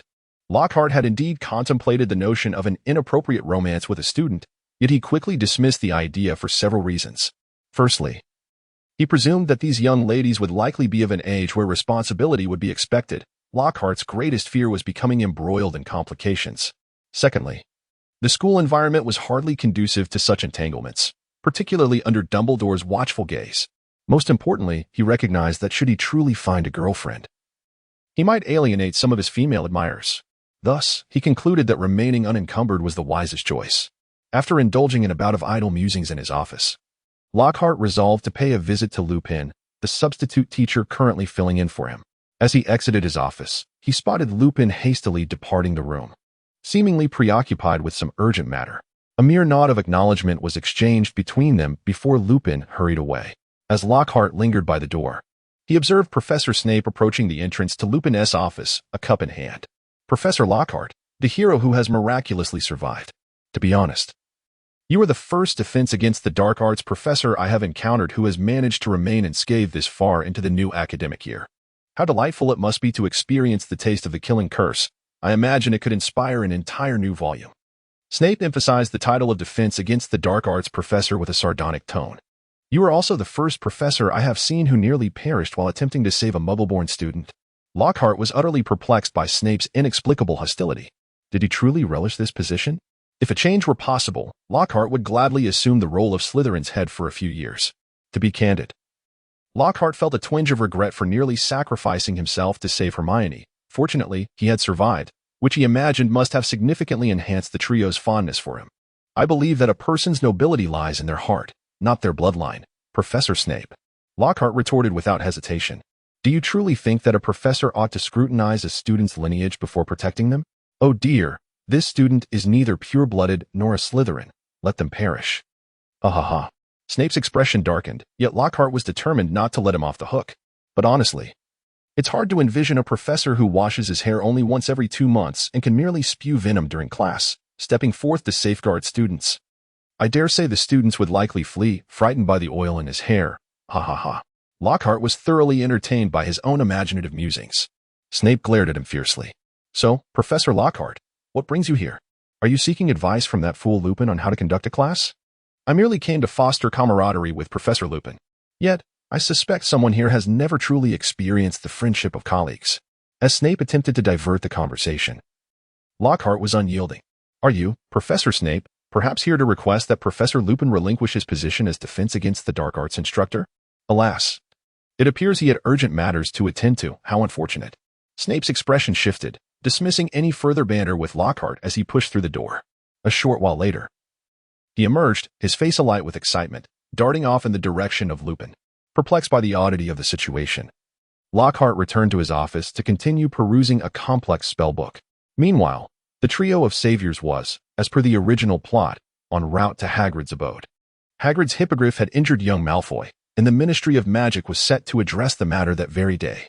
After being expelled from Hagrid's, they encountered the dog transformed from Sirius Black and engaged in a lengthy conversation in the abandoned room beneath the Whomping Willow. The trio learned that it was not Black who had betrayed Harry's parents, but rather the rat, Peter Pettigrew. Following Harry's stunning of Snape, they led the rat away from the basement. They traversed the clearing quietly, the castle's lights gradually brightening. Snape continued to float ahead of Sirius, his chin resting on his chest. Dark clouds drifted overhead, casting ominous shadows on the ground as the group basked in the moonlight. Lockhart picked up the mouse and placed it in his pocket, calling out to Harry and the others, "Hurry, I shall deal with this werewolf. It is my specialty." With that, he cast a pain hex at the werewolf, which howled in agony and chased after Lockhart. Meanwhile, Hermione and Harry dashed toward the forest where Sirius Black had fled. Within the woods, they encountered a multitude of Dementors. Just before losing consciousness, Harry witnessed his father conjuring a Patronus to rescue them. The three saviors awoke in the infirmary, where Dumbledore informed them that Black had been captured and was about to face execution. He then reminded Hermione that what they needed was time. Hermione produced the time turner and placed it upon Harry's head, preparing to journey into the past. Wait, Hermione, didn't Professor Lockhart capture Pettigrew? Pettigrew can exonerate Black, Harry suddenly recalled. Hermione slapped her forehead in realization. Oh my goodness, I almost forgot. I wonder how Lockhart and Professor Lupin are faring. Quickly, let us find Professor Lockhart. With that, Hermione and Harry abandoned the injured Ron and hurried to Lockhart's office. Professor Lockhart was in his office, engrossed in a highly intricate spellbook. When Hermione and Harry suddenly burst through the door, their bodies and faces marred by injuries. As Lockhart rose to inquire about the commotion, Hermione flung herself into his embrace, exclaiming, "Professor, I am so relieved to see you unharmed." A peculiar sense of déjà vu washed over Lockhart. My heavens, Hermione. Just a few hours ago you leaped into my arms with the very same words. If you wish to grow closer, there are more subtle ways, he pondered. Professor, Sirius Black has been captured. What about Peter? Only he can prove Sirius's innocence. And what of Professor Lupin? You haven't harmed him, have you? Hermione fired a barrage of questions, leaving Lockhart bewildered. What are you talking about, Hermione? I spent the entire night in my office reading, he replied, utterly perplexed. What? Then who is that Professor Lockhart? Harry exclaimed, mouth agape. I see. Quickly, leaning closer, there's no time for explanations, Hermione declared, producing the time turner and placing it atop Harry's head, urging Lockhart to bend down and join them. No, not in this room, Otherwise, Professor Lockhart will see himself. Come out. Consequently, the trio pressed their faces together and moved outside. Hermione activated the time turner, and Lockhart felt himself soaring backward through time until, moments later, the ground beneath them regained solidity. Hermione, what on earth is happening? Lockhart's unspoken thoughts echoed. Damn it, Hermione. Couldn't you have completed the narrative on your own without dragging me into it? We must return swiftly. Hermione whispered. We've turned back 3 hours. Harry pinched his thigh vigorously, as if to discern whether he was dreaming. Where did you acquire this time turner? Harry queried. It's called a time turner, Hermione replied. On our first day back, I obtained it from Professor McGonagall. I swear I wouldn't tell a soul. To acquire it, I had to provide the ministry with various assurances, declaring myself a model student. Aside from my studies, I vowed never to use it for anything else. I must turn it to reverse time. This is why I was able to learn several years' worth of courses in such a short span. Do you understand? But Harry, I don't comprehend why Dumbledore wanted us to do this. How does turning back 3 hours assist Sirius? 7:30, where were we at that time? Hermione recalled. Perhaps on our way to Hagrid's, she concluded. All right, she said, we must sneak to Hagrid's without being seen. The three of them stealthily made their way through the trees until they reached the edge of the forest. Upon sighting Hagrid's abode, they heard a knock at the door. Quickly, they hid behind a large oak tree, peering out cautiously. Hagrid appeared in the entrance hall, his face pale and trembling as he attempted to discern who was at the door, and then Harry heard his own voice. It's us, he whispered. We're wearing the invisibility cloak. Hagrid will let us in, and then we'll remove it. You shouldn't have come, Hagrid whispered urgently, taking a step back and hastily shutting the door. This is the strangest thing I have ever done, Lockhart remarked with a peculiar expression, noting the presence of a lovely young woman and her identical twin in the house, and his imagination began to wander into absurdity. Let us move forward a bit. Hermione urged softly, we need to get closer to Buckbeak. They navigated through the trees until they spotted the anxious Buckbeak, confined within the pumpkin patch's fence at Hagrid's home. Now, Harry inquired quietly. No, Hermione replied. If we rescue him now, the committee will believe Hagrid released him. We must wait until they bring him out. We only have 60 seconds, Harry observed. It seems unlikely. Don't worry, I raised him alongside Hagrid. And he'll follow my call, Lockhart noted, recalling how he had bonded with Hagrid over the peculiar creature, now proving fortuitous. Hermione shot Lockhart a glance. My goodness, Professor. I can hardly conceive of anything that could possibly challenge you. If only Ron possessed half your prowess. She then turned to Harry. Now is the moment, Harry. Go untie him. Lockhart approached Buckbeak, who, upon seeing him, excitedly stood up, eager to nuzzle against him. Lockhart gestured for silence. Professor, we must hurry, Harry urged. He looped a rope around Buckbeak's neck, and the creature obediently followed Lockhart. The trio ventured into the woods. Along the way, Hermione elucidated the situation to Lockhart, explaining that Black was innocent, and it was Peter who was the true criminal. Of course, Lockhart was already aware of this. What do we do now? Harry whispered, scanning their surroundings. We must hide here, Hermione replied, visibly frightened. We need to wait until they return to the castle. Then, once it is safe, we can have Professor Lockhart capture Peter. Goodness, it seems that Professor Lockhart's timely appearance was no mere coincidence. You summoned him, Hermione, Harry marveled. Lockhart rolled his eyes in exasperation. Hermione anxiously gazed into the depths of the forest behind her. The sun was beginning to set. We must act soon, Harry remarked. Contemplating the situation, we should be able to see the Whomping Willow, or we may not know what will transpire. Indeed, Hermione replied, tightening her grip on the rope binding Buckbeak. We must ensure that we remain undetected, Harry, remember? But why must I be the one to catch that? Peter? Lockhart inquired, puzzled. Hermione elaborated. Those who travel back in time using the time turner cannot be seen. There have been historical incidents where wizards inadvertently killed their past selves or were slain by their former selves, resulting in a time loop. But Professor, you mentioned you were in your office all night, so you need not worry, she added. Ah, I see now, Lockhart acknowledged. That must be Ron, Harry suddenly exclaimed. They then witnessed Ron being dragged into a tree hollow by a large black dog. Lupin is here, Harry declared, as they spotted a figure hastily descending the stairs towards the willow.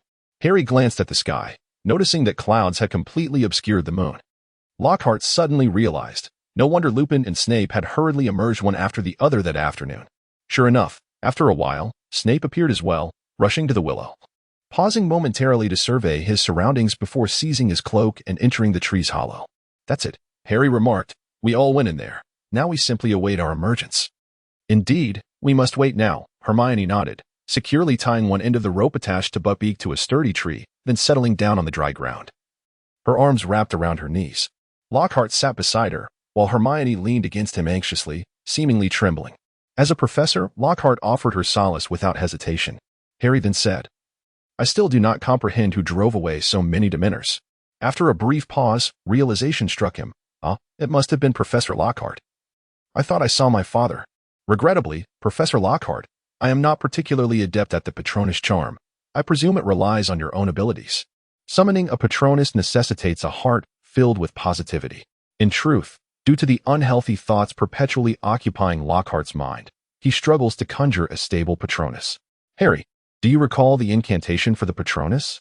Indeed, Harry replied, albeit with a hint of hesitation. Do not fear, Harry. This time, success is assured. For you have already been rescued. Should any complications arise, I shall intervene. Harry nodded with determination. All right, I shall succeed.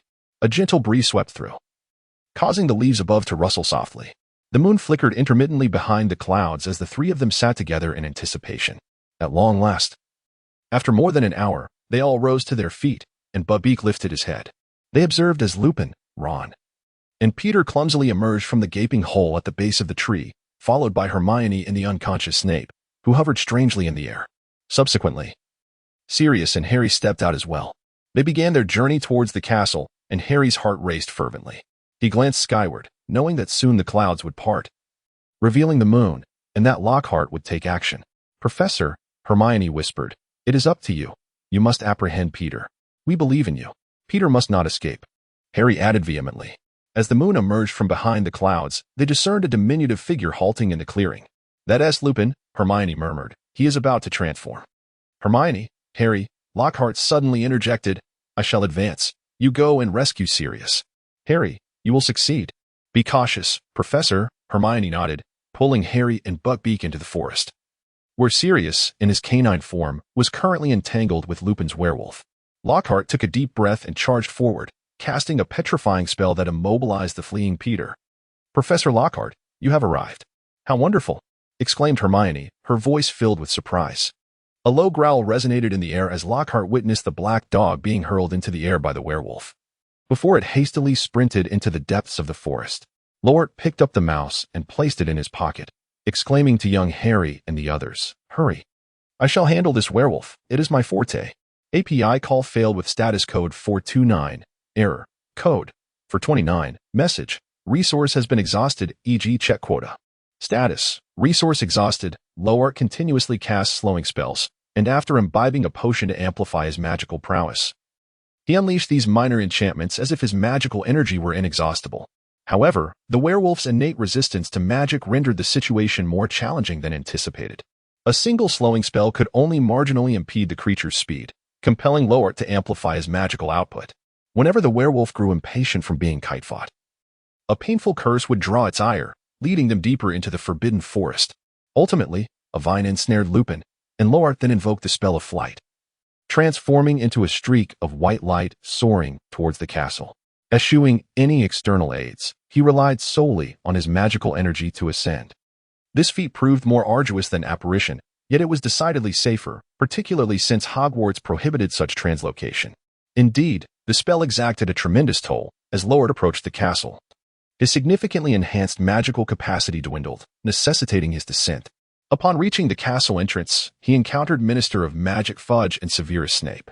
Snape's face bore a look of elation, as if he had apprehended the one responsible for Lily's demise, which lifted his spirits. Fudge greeted Lockhart, saying, Good evening, Mr. Lockhart. Not at all, Minister, Lockhart replied, producing a rat. I believe the matter concerning Black requires a thorough reevaluation. Lockhart tossed the mouse to the Minister of Magic, an unregistered animagus, Peter Pettigrew. It seemed the minister should be aware. However, the reality appeared to deviate from what we had known. This was implausible. He had perished long ago. Fudge was taken aback, while Snape's expression shifted dramatically. Nothing is impossible. Lockhart brandished his wand, and with a flick, the mouse gradually expanded. Fudge hastily discarded the rodent, and ultimately, it transformed into a repugnant, portly man, still unconscious. Ignoring the expressions of the minister and Snape, Lockhart made his way to his office. It was only 10 o'clock. At this moment, another version of himself lingered in the office, while Harry and Hermione were likely still unconscious in the hospital wing, leaving him to seek refuge in the shadows outside. After half an hour, Lockhart spotted Hermione and Harry hurrying towards him, who burst through the office door exclaiming, "Professor, we are so glad you are all right." Then he witnessed Harry, Hermione, and another version of himself, their faces nearly touching, exiting the office, turning the time turner, and vanishing into thin air. Lockhart took a deep breath, stepping out of the shadows and into his office. At last, the timeline had returned to normal. In this realm of time and space, there existed but one Lockhart, one Harry, and one Hermione. No sooner had he settled into his chair than he heard the sound of hurried footsteps outside. Rising, Lockhart seemed to sense that something significant was about to unfold. Suddenly, Hermione burst into the office, throwing herself into Lockhart's embrace.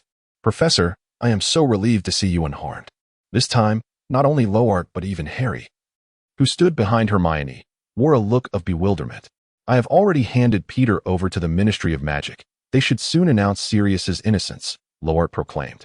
"Oh, but we have already rescued Sirius." "Let it be," Lockhart replied. "Allow him to remain in hiding for a couple more days, and he can then reappear without fear."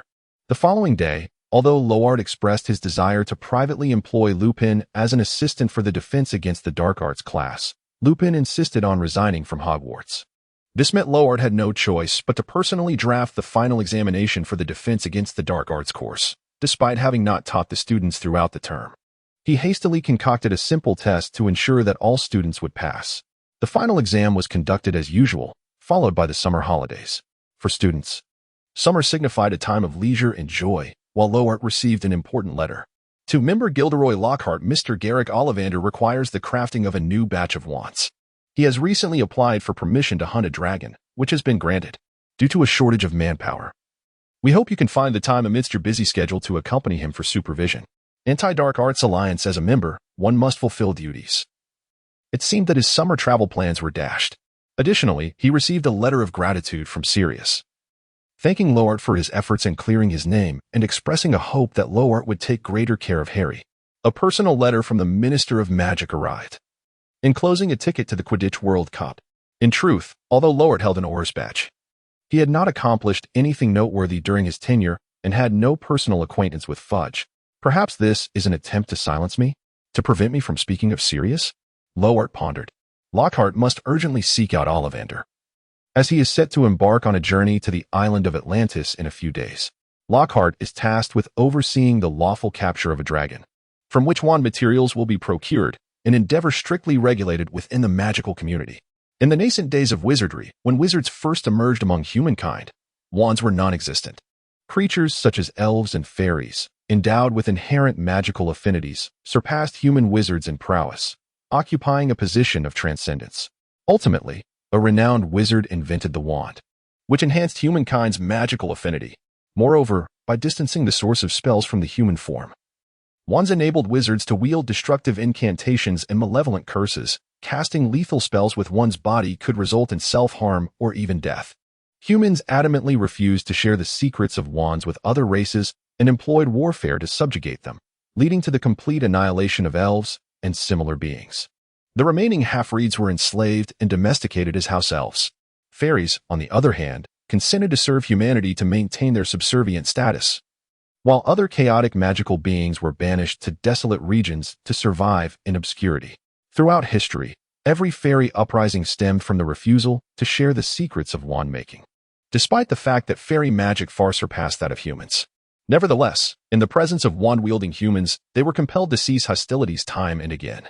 In the present day, the creation of each wand undergoes stringent supervision. Initially, many precious wand materials must be gathered under the oversight of the Anti-Dark Arts Alliance. Next, it must be ensured that the wand is unsuitable for use by any non-human species. Once crafted, the wand is submitted to the Ministry of Magic for registration, undergoing the following processes: the imposition of location charms, memory spells, and tracking enchantments. These spells ensure that whenever an unforgivable curse is cast or an underage wizard misuses spells, the Ministry will have a record of the incident. Additionally, through specific incantations, the Ministry can trace the spells previously cast by the wand before it is returned to the creator for sale. Of course, these enchantments can still be removed, and certain ancient wands lack these restrictions. However, regardless of the circumstance, such actions are beyond the capability of ordinary wizards. Naturally, if one were to remove these enchantments, the ministry would be immediately alerted. Thus, unless one chooses to live in seclusion or prepare to confront the ministry, no one would dare undertake such a course of action. When Lockhart arrived at the designated port, he discovered that the majority of the attendees had already gathered. Among the crowd, he recognized two individuals, the wand maker Ollivander and the trainee or Nymphadora Tonks. Ah, young Mr. Gilderoy has arrived. I still vividly remember the day you visited my shop to purchase a wand. You have since become quite the renowned figure, Ollivander remarked warmly. Hello, Professor Lockhart. It is a pleasure to join you on this mission, Tonks replied, appearing somewhat anxious, her hair having transformed to a deep shade of black. After greeting Dungoose and the others present, Lockhart leaned in to whisper to Ollivander, Master, I feel as though my wand has become somewhat unwieldy. If it is not too much trouble, I would like to request a replacement. Ollivander appeared quite taken aback and replied, Of course, it is no trouble at all. In fact, many wizards tend to change their wands upon reaching adulthood, due to shifts in their casting habits. Your current wand has served you for nearly 20 years. I had assumed you would have replaced it long ago. Lockhart felt somewhat awkward. No one had ever informed him that he should replace his wand. Thank you. After the matter is concluded, I shall pay you a visit and procure a new wand. No problem, dear child. Feel free to ask for anything you require. Along the way, Tonks and Lockhart engaged in conversation, during which Lockhart discovered that this auror was actually his junior. However, by the time she enrolled, he had already graduated. Tonks was quite attractive, and Lockhart found himself intrigued by the only metamorphmagus featured in the original narrative. Moreover, Tonks' vivacious and extroverted personality resonated well with Lockhart.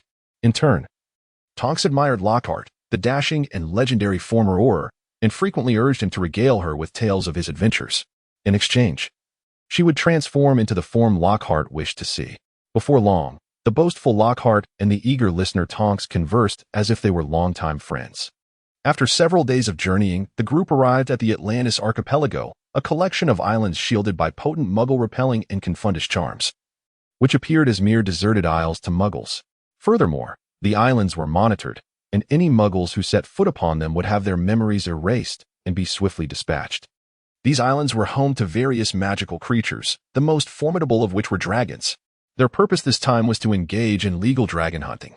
The island's caretaker, Martin, expressed his delight upon seeing Lockhart and his companions, as visitors were a rare occurrence on the island.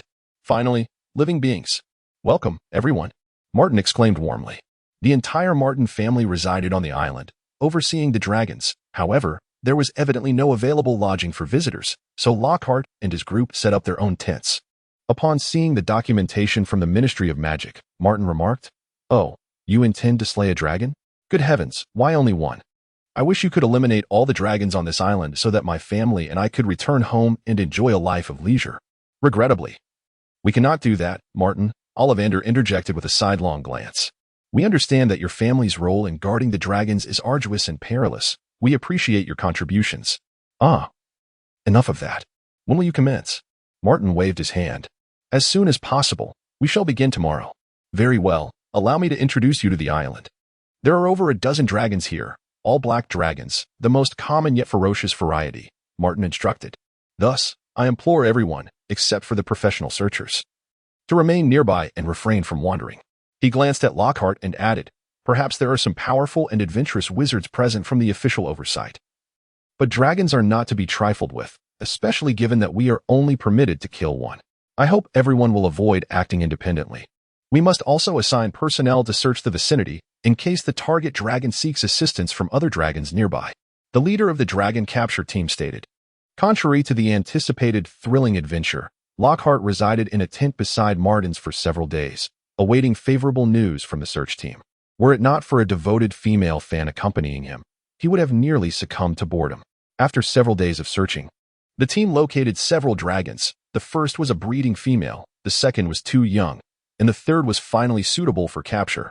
Let us get to it, Lockhart urged. Lead the way, let us set off. The entire team mounted their broomsticks and soared towards their objective. What are we to do? Although the books were replete with grandiose descriptions, this was Lockhart's first encounter with a wild dragon, let alone the prospect of slaying one.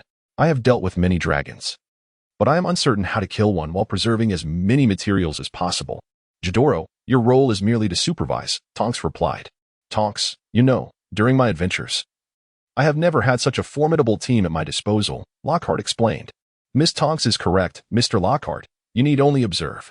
After all, we are the ones being compensated, the members of the capture team assured him confidently. Very well, I shall watch your performance. The capture team prepared to act the following day, as confirming the absence of other dragons required time. After dinner, Tonks stealthily slipped into Lockhart's tent. Gilderoy, once we finish our task tomorrow, do you have any plans? Perhaps we could attend the Quidditch World Cup. I could procure tickets, Lockhart suggested. You enjoy Quidditch? How dull. I thought you would seek new adventures. Tonks exclaimed in surprise. Ahem, I am getting old. Get out of here. You're not even 30 yet. And you've lost your adventurous spirit. Tonks retorted, dissatisfied. Since you are not inclined to adventure, I shall return to my aura training. Tonks declared as she exited the tent. Good night. The following day, after lunch, with the sun high in the sky, the patrol team confirmed that no other dragons were in the vicinity. The capture team was roasting a deer, the tantalizing aroma of venison rekindling everyone's hunger. The black dragon, having caught a whiff of the meat, emerged from its lair. The team roasting the deer promptly tossed it into the ambush spot, employing spells to hurl the deer toward the dragon. The dragon swooped down, capturing the deer in its jaws. The black dragon gulped down the deer, savoring the taste, while casting its gaze upon the diminutive figures surrounding it. At that moment, the trap was triggered. A towering tree nearby sprang to life, its branches and vines shooting out like claws towards the black dragon, ensnaring it before it could react. In a furious roar, the dragon gathered searing breath within its maw, determined to incinerate the vines that bound it. However, in the very same instant, two wizards had already prepared ice spells. One shot towards its mouth, the other aimed for its throat. The clash of extreme heat and frigid air resulted in a violent explosion. After a thunderous detonation, a white mist enveloped the black dragon, its mouth severely injured and its throat frozen. The black dragon let out anguished cries, struggling to free itself, snapping several vines in the process. At that moment, a mud trap was conjured beneath the dragon, rendering it incapable of exerting strength. The more it struggled, the deeper it sank. Half of its massive body was buried in the ground, and the black dragon flailed its wings in desperation, yet found no purchase. It was then that the capture team began to cast the mountain-moving spell, an enhanced levitation charm, causing numerous iron and stone fragments to soar into the air and rain down upon the dragon. The black dragon howled in agony, its cries seemingly piercing the heavens as it sought aid. Lockhart felt a twinge of reluctance. Why not employ the killing curse? Why go through such trouble? Tonks cast a sidelong glance at Lockhart and replied, Gilderoy, refrain from posing such trivial inquiries. You are the second individual in the wizarding world to survive the killing curse. You should understand this well. The potency of the killing curse varies among different wizards. Its lethal capability is predicated on the inherent fragility of human souls and bodies. Dragons, however, are quite different. Their magical resistance is formidable, their bodies resilient, and they are safeguarded by their draconic souls. A typical wizard's killing curse would be nearly ineffective against them. Furthermore, to forcibly slay a dragon using a multitude of killing curses would only diminish the quality of its remains. An elderly member of the International Wand-Making Committee nearby nodded in agreement. Most importantly, we must allow the black dragon to struggle before its demise. The magical energy flowing through its veins will enhance the power of the wand crafted from its essence. After enduring a grievous assault from heavy metal, the black dragon, battered and bloodied, fought in vain and, in a moment of despair, closed its eyes. Everyone sprang into action, hastily collecting the remains and departing. API call failed with status code 429. Error. Code 429. Message. Resource has been exhausted, e.g. check quota. Status. Resource exhausted. Lockhart indeed found himself in a rather inconsequential situation. Under the deft hands of a professional team, the black dragon was swiftly dismembered, its remains encased and placed into a spatial bag. As the thunderous roars of other dragons echoed across the sky and several colossal figures emerged, everyone swiftly mounted their brooms and retreated. With the mission accomplished, Lockhart pondered over the events that transpired. Under such meticulous planning, a formidable dragon had been vanquished with relative ease. Could it be that Voldemort, too, could be vanquished by a well-executed siege? If so, why did Voldemort leave behind such a terrifying legacy over a decade ago? Just how powerful was Voldemort? In comparison to him, who was the greater wizard, Dumbledore or Voldemort? This time, Lockhart took merely 3 weeks to journey to the island, and with a month remaining until the World Cup finals. He could finally enjoy a well-deserved respite at home. Upon his return, his house elf, Jim, respectfully prepared a bath and a sumptuous feast for him. While meticulously sorting through the stack of letters from devoted fans and friends, discarding any perilous correspondence such as threatening missives. After briefly responding to the concerned messages from his admirers and students, Lockhart began to earnestly contemplate his plans for the forthcoming year. The school was set to host a Triwizard tournament, a fact already known among the staff. In the original narrative, the disguised Barty Crouch Jr. had delivered Harry Potter into Voldemort's grasp during the competition, thereby resurrecting him. However, after being unwittingly embroiled in the plot on 2 occasions, Lockhart grew increasingly apprehensive. Harry's triumph over Voldemort seemed less a matter of fate and more a mere coincidence of victors and vanquished. Notably, Harry and Voldemort's wands shared the same core, rendering Voldemort incapable of slaying Harry. Subsequent attempts to wield a different wand proved ineffectual, and ultimately, even the Elder Wand remained loyal to Harry Potter. A notion that struck Lockhart as utterly implausible. Lockhart could not guarantee that these events would unfold as long as he remained entangled in the narrative. Thus, he resolved to take the initiative to alter the course of the story, ensuring that Voldemort would remain unable to resurrect. He contemplated allowing Harry to mature fully before confronting Voldemort. Lockhart speculated that Dumbledore had secretly administered a potion of increased magical ability to the trio of saviors. Otherwise, it was incomprehensible how 3 underage wizards could exhibit such formidable strength. Therefore, it seemed prudent to face the resurrected Voldemort only after Harry and his friends had grown older and their powers had intensified. This plan seemed feasible, especially since little Barty could no longer disguise himself as Moody and infiltrate the school. If Lockhart remained vigilant and ensured that Harry would not fall into Voldemort's clutches, he could navigate through this year with relative peace. The thought filled Lockhart with exhilaration. He anticipated several years of tranquility, during which he could serve as a respected professor. To celebrate this newfound strategy, Lockhart decided to venture out and indulge in some revelry in the realm of muggles. Lockhart took a sip of his homemade potion and, with a flicker of apparition, found himself in the bustling heart of London, eager for an exhilarating encounter. The effects of the potion manifested swiftly. He soon came across his most cherished student and her muggle parents. Miss Granger is the most diligent student I have ever encountered. Intelligent and beautiful. She is destined to become a formidable woman. He lavished genuine praise upon his young friend, who stood behind her parents, beaming with joy at the unexpected meeting with Lockhart. The Grangers were equally charmed by the handsome professor, exuding an air of nobility. Hermione often speaks of you. She insists that she will one day find a husband just like you. The Granger couple, accustomed to mingling with a variety of individuals and eager to forge friendships with wizards, found themselves engaging in delightful conversation with Lockhart, spending nearly the entire evening in the CAF.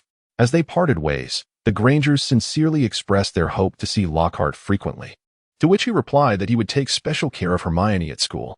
Just days before the Quidditch World Cup, Lockhart arrived at Ollivander's wand shop as promised.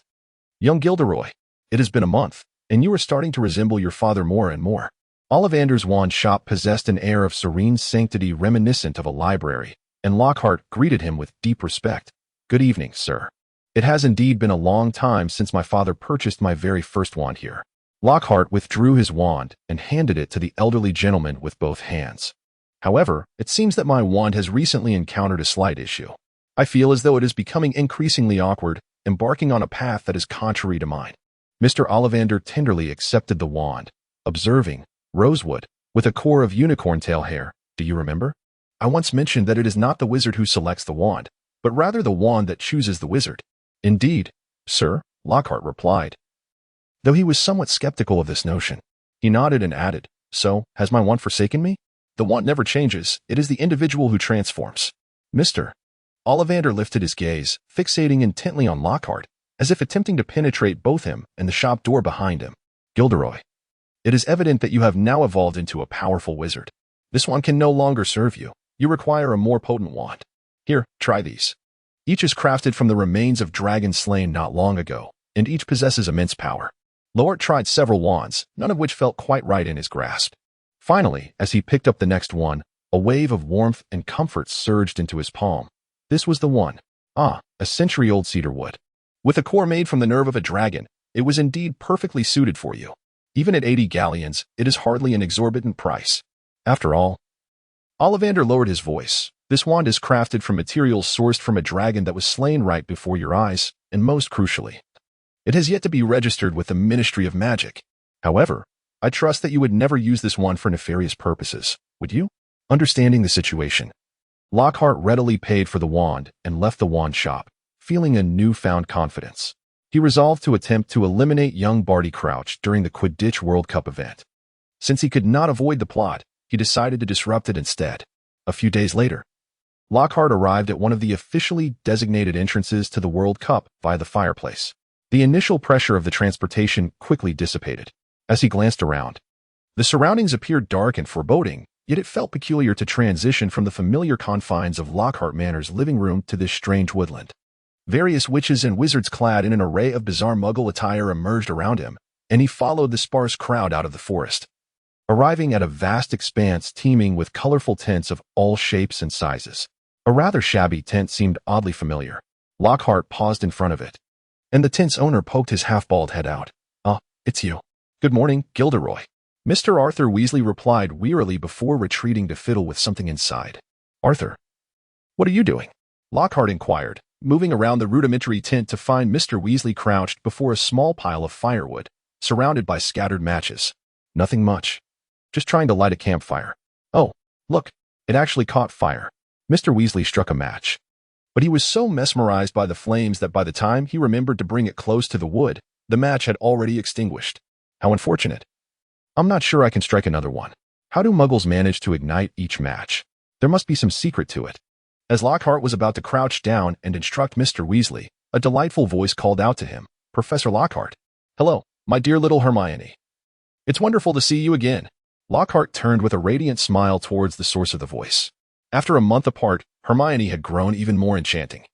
Her voluminous brown hair elegantly tied back, exuding youthful vigor. Harry and Ron were also present, appearing more handsome and mature than ever. "Professor, where is your tent?" "Allow me to escort you there," Hermione said as she approached, warmly taking the bag from Lockhart's hands and linking her arm with his as they departed from the Weasley family's tent. Fudge had already arranged the tent, and Lockhart led Hermione directly to his own. Upon lifting the curtain to enter, they discovered someone inside who looked at them, a striking figure with porcelain skin, emerald green eyes, and sleek, lustrous brown hair, embodying a delightful beauty with a youthful, slender frame. What does this mean, Fudge's ploy of beauty? Lockhart gazed at her with skepticism.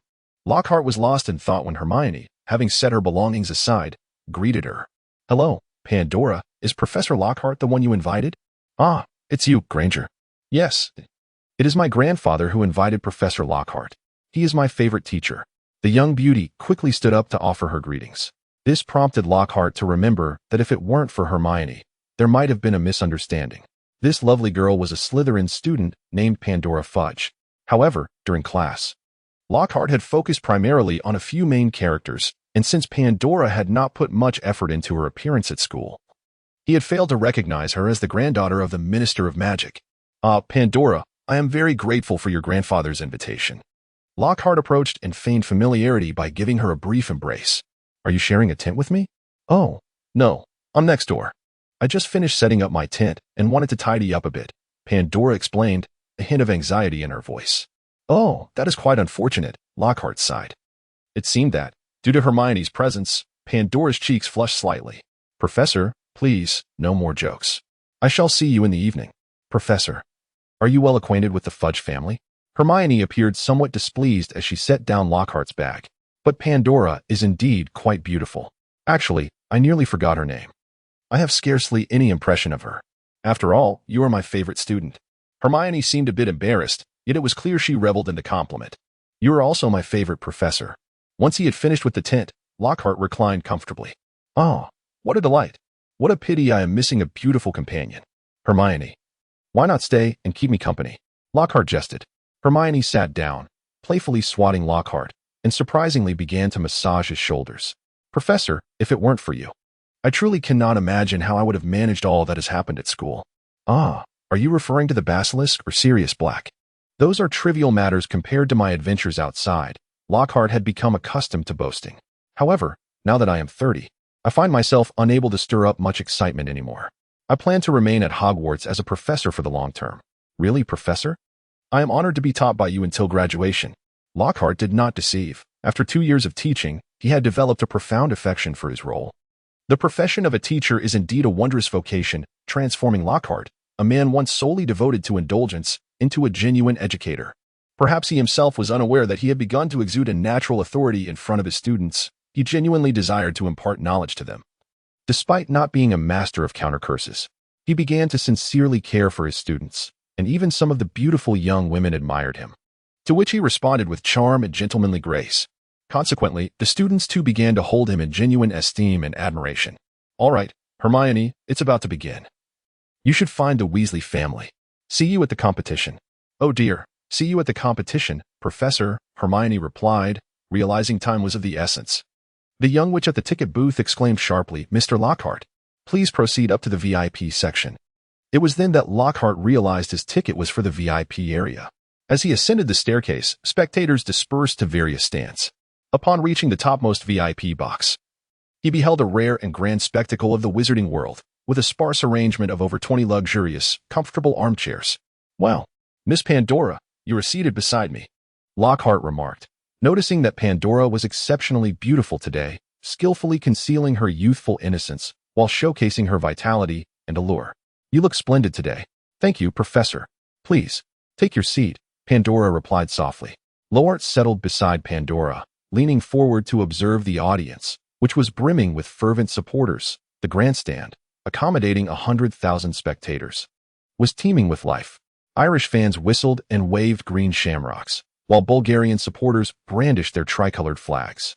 Amidst this vibrant scene, the somber visage of a young player frequently flickered, frowning and blinking, revealing a demeanor of impatience. "Professor, I must admit, it was my grandfather who suggested inviting you. I specifically asked him to secure a seat beside you, as I have always held you in high regard," Pandora said, a faint blush gracing her cheeks. Lockhart intended to engage Pandora in conversation to foster their teacher-student rapport when he noticed the Minister of Magic approaching.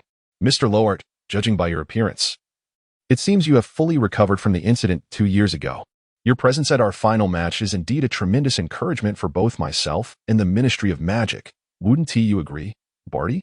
Old Barty, the ever-disciplined gentleman, impeccably dressed, merely responded with a courteous, "Pleased to see you," before excusing himself to the minister. "Cornelius, do forgive me for stepping away. I have matters to discuss with the Bulgarians." Fudge, animatedly gesturing to another foreign wizard clad in luxurious black velvet robes, loudly explained, as if the distinguished guest were entirely unfamiliar with English. "This is Mr. Lockhart, a brave soul, a natural warrior." He wiped the sweat from his plump face, utterly exhausted, and turned to Lockhart. "This is Minister Obrostko, merely here for a brief appearance. If only Crouch weren't in such a hurry to leave. He is far more adept at various languages." The wizard exchanged nods with Lockhart, who needed no introduction, after becoming the second person to survive the killing curse. He was widely recognized. Fudge soon spotted Harry Potter and eagerly beckoned the guests to meet the boy who lived, while the Weasley family received Fudge's enthusiastic introduction. Lockhart was astonished that the Weasley family managed to secure VIP tickets for Harry and Hermione. It appeared that they were not, as commonly assumed, entirely dismissed by the upper echelons of wizard society. Lucius Malfoy, leaning on a cane adorned with a silver serpent head, ostentatiously descended from the shadowy staircase into the box. Arthur Weasley fixated on Malfoy. Under normal circumstances, a confrontation would be expected, yet given the significance of the occasion and the presence of their children as Professor Lockhart, both parties were inclined to show him some respect. Young Malfoy, mustering courage, greeted Lockhart as gloved hands rested upon his shoulders, following the graceful line of those elegant arms. Lockhart beheld Malfoy's mother. The cacophony of 100,000 voices melded with the ringing in his ears, momentarily drowned out. As he realized the beautiful lady was none other than Mrs. Malfoy, Lockhart felt as though his heart would leap from his chest.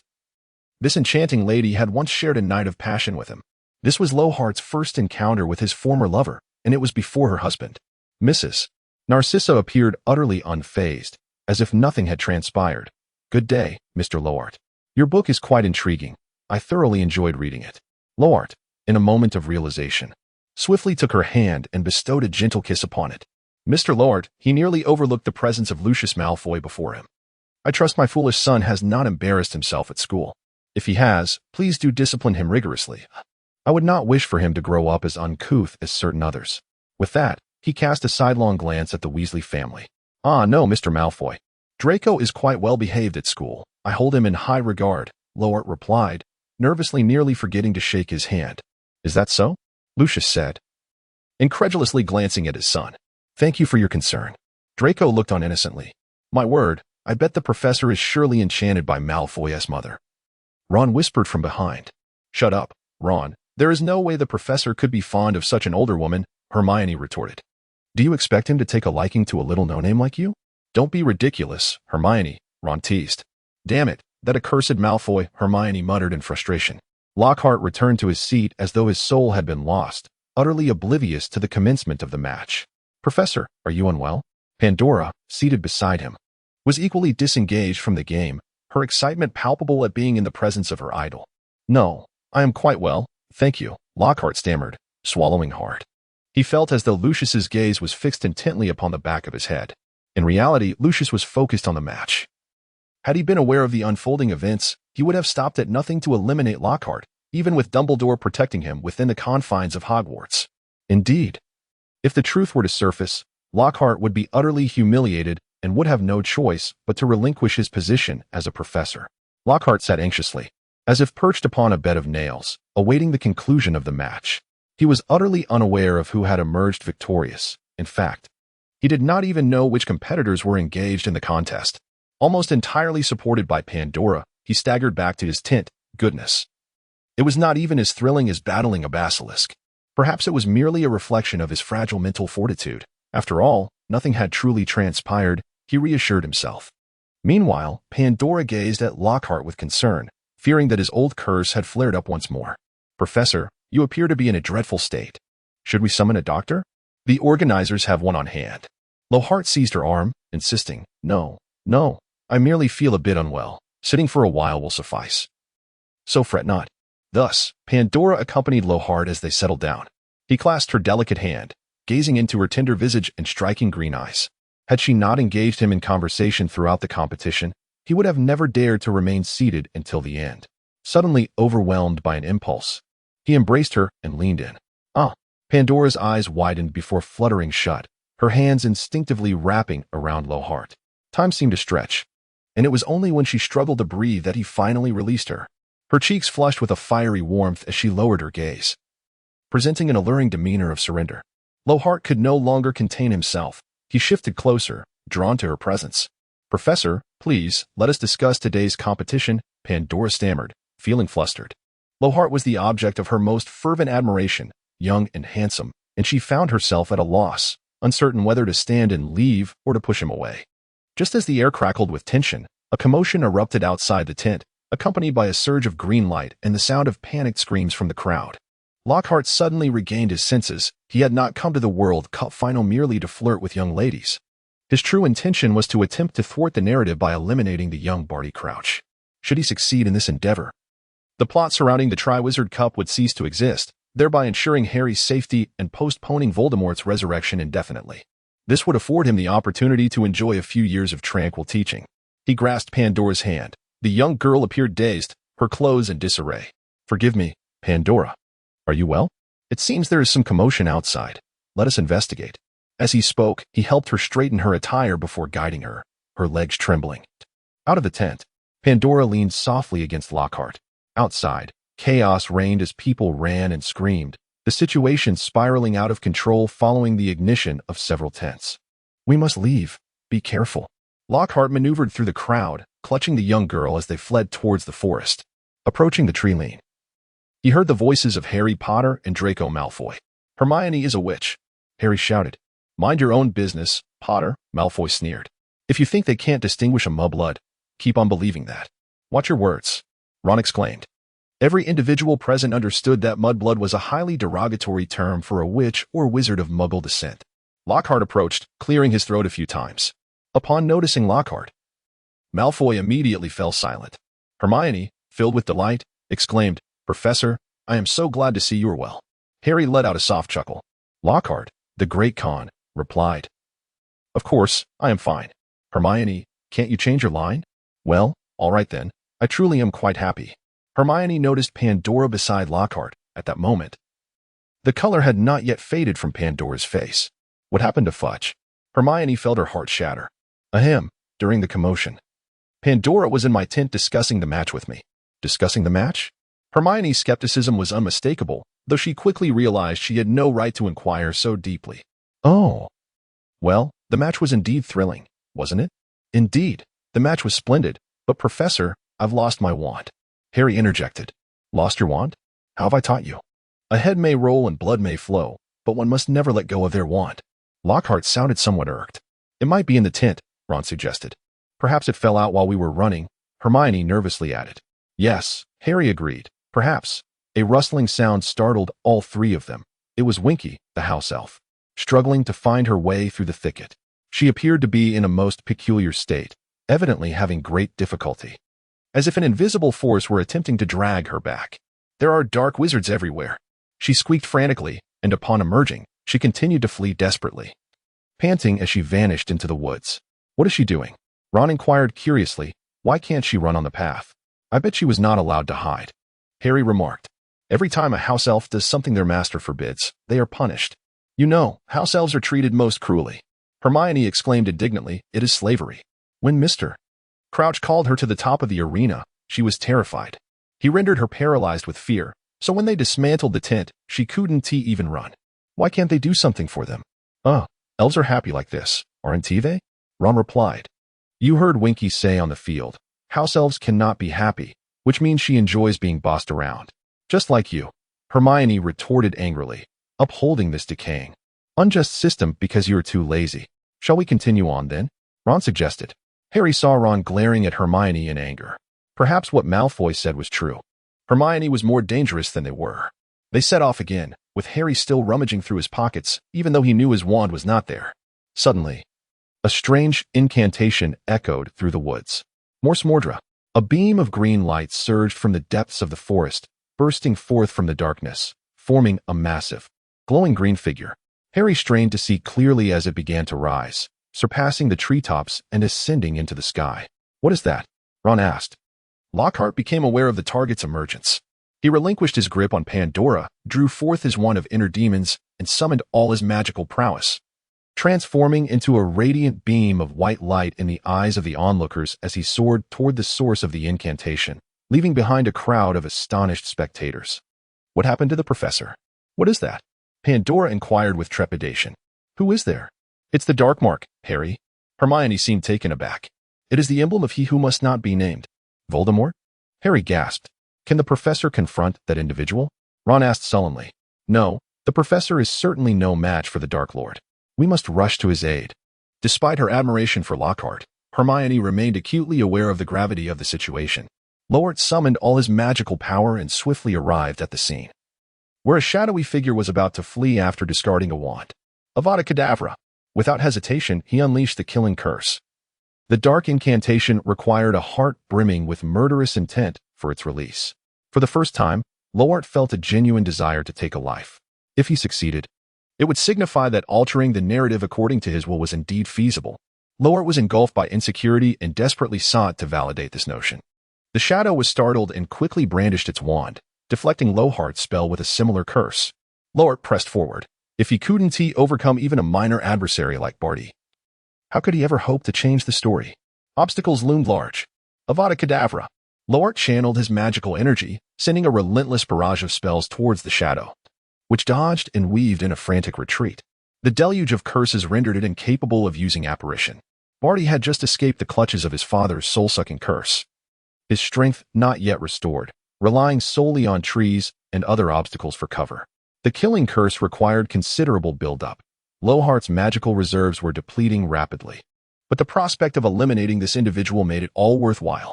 Disarm. Seizing a fleeting opportunity to counterattack, Barty attempted to retaliate, but Lockhart deftly sidestepped. The makeshift cover Barty had relied upon was shattered, forcing him to roll behind another tree. Severing charm. The tree fell with a crash. Just as Barty appeared cornered with no avenue for escape, a group rushed in. Professor, we are here to assist you. Hermione sprinted ahead, casting a disarming spell that struck the shadow's weapon from its grasp. Witnessing this, Lockhart paused. After all, an unarmed foe lacked the ability to resist or flee. Capturing him alive might yield better results.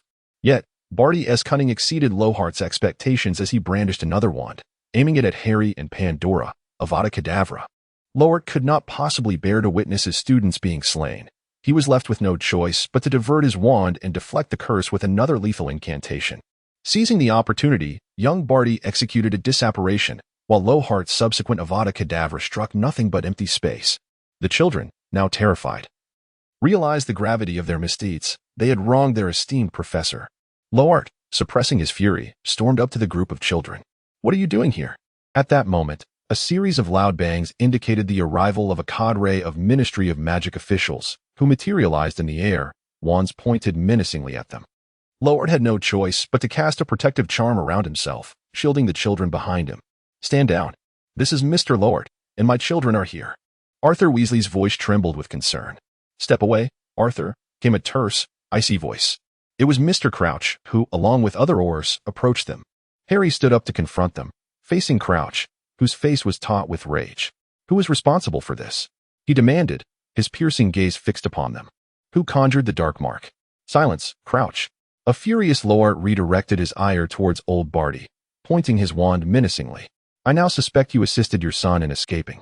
Lower your wand." A throng of Ministry wizards glanced between Crouch and Lockhart, unsure of whom to support. Just then, Crouch spotted the tiny creature, Winky, who had been watching over his son. "Is it my son?" Although phrased as a question, he had already realized the gravity of the situation and lowered his wand, prompting the other Aurors to do the same. Lockhart found himself unable to express his fury at Crouch's swift capitulation, and he reluctantly lowered his wand, exclaiming, "If anything happens to Harry, I shall ensure your demise." He then instructed the others, "Take Crouch back for questioning." Assisting his son in escaping, how outrageous. A certain Auror inquired, "What about that individual?" "Little Barty has already disapparated," Lockhart replied. "I harbor grave doubts regarding the capabilities of Azkaban's guards." "Pray, do not tell me that Wormtail has also managed to flee." "I apologize, Mr. Lockhart," said the witch in the flowing gown. "The Dementors forgot that Peter is an animagus." Lockhart felt as though a cascade of glacial water had descended upon him from behind, compelling him to regain his composure. His endeavors to apprehend Peter appeared to have been in vain, yet, at the very least, they served to vindicate Sirius as the current professor of defense against the dark arts, provided he could orchestrate events to preclude Barty Jr. from infiltrating the school and disrupting the Triwizard Tournament. The situation remained salvageable. Lockhart let out a cold snort. "Pandora, I shall escort you back to your grandfather." After returning Pandora to the minister's tent, Lockhart made his way to his own tent. Shortly thereafter, Harry and the others arrived at Lockhart's tent. "Professor, are you all right?" Harry inquired, while Hermione, aware that she had caused trouble, remained silent. "I am quite well, merely allowing that fellow to escape. He may be scheming in the shadows to confront you. Do you comprehend, Harry? You are in peril and must proceed with utmost caution." "Yes, I understand, Professor," Harry replied. "Ron," Lockhart called out irritably. Ron looked utterly bewildered. "What is it, Professor?" "Keep an eye on Harry this semester. Do not let him recklessly endanger himself." "Oh, right, Professor," Ron responded. Lockhart suddenly felt a wave of exhaustion wash over him, and with a sense of disinterest, he dismissed the guests. "You may return now and prepare well. The school term is about to commence." "Very well, Professor," Hermione replied softly, her voice trembling with unshed tears. "I apologize, Professor, for causing you more trouble." As Lockhart observed Hermione's distressed demeanor, his heart softened. "It is not your fault. I should have cast the disillusionment charm first. You may go back now." Hermione, covering her face, exited the tent, leaving him uncertain whether she had shed tears. However, Lockhart was too preoccupied to dwell on her emotions. With only a few days left of summer vacation, he, as a teacher, was also wary of potential ambushes from young Crouch. After tidying up the tent and departing from the Quidditch pitch, he immediately operated to the vicinity of Hogwarts, then flew part of the way before entering the castle. Upon entering his office, he received a message from the headmaster, instructing him to visit the headmaster's office. Albus Dumbledore's office seemed perpetually suspended in a moment of time. The roaring fireplace always radiated a cozy warmth, lulling one into slumber, while the portraits of past headmasters and headmistresses dozed off in a state of frailty. As Lockhart stepped into this familiar space once more, he felt a profound sense of ignorance, akin to the first time he had arrived 18 years prior. "Gilderoy." Dumbledore greeted him from behind his desk. "I heard you encountered real Death Eaters at the World Cup. Are you all right? Even Crouch has been suspended for review." Rather than adhering to the customary formality of sitting across the desk, Dumbledore kindly invited Lockhart to sit on the sofa surrounding the coffee table and poured him a cup of tea. "Would you care for some sugar or a biscuit, Gilderoy?" Lockhart waved his hand in refusal and took a sip of hot tea, pondering why Dumbledore seemed so concerned about him. Gideon observed Lockhart's silence, prompting Dumbledore to call out his name. "How swiftly time passes. I can still faintly recall your appearance from 12 years ago. Now, you increasingly resemble a wizard capable of bearing great responsibilities."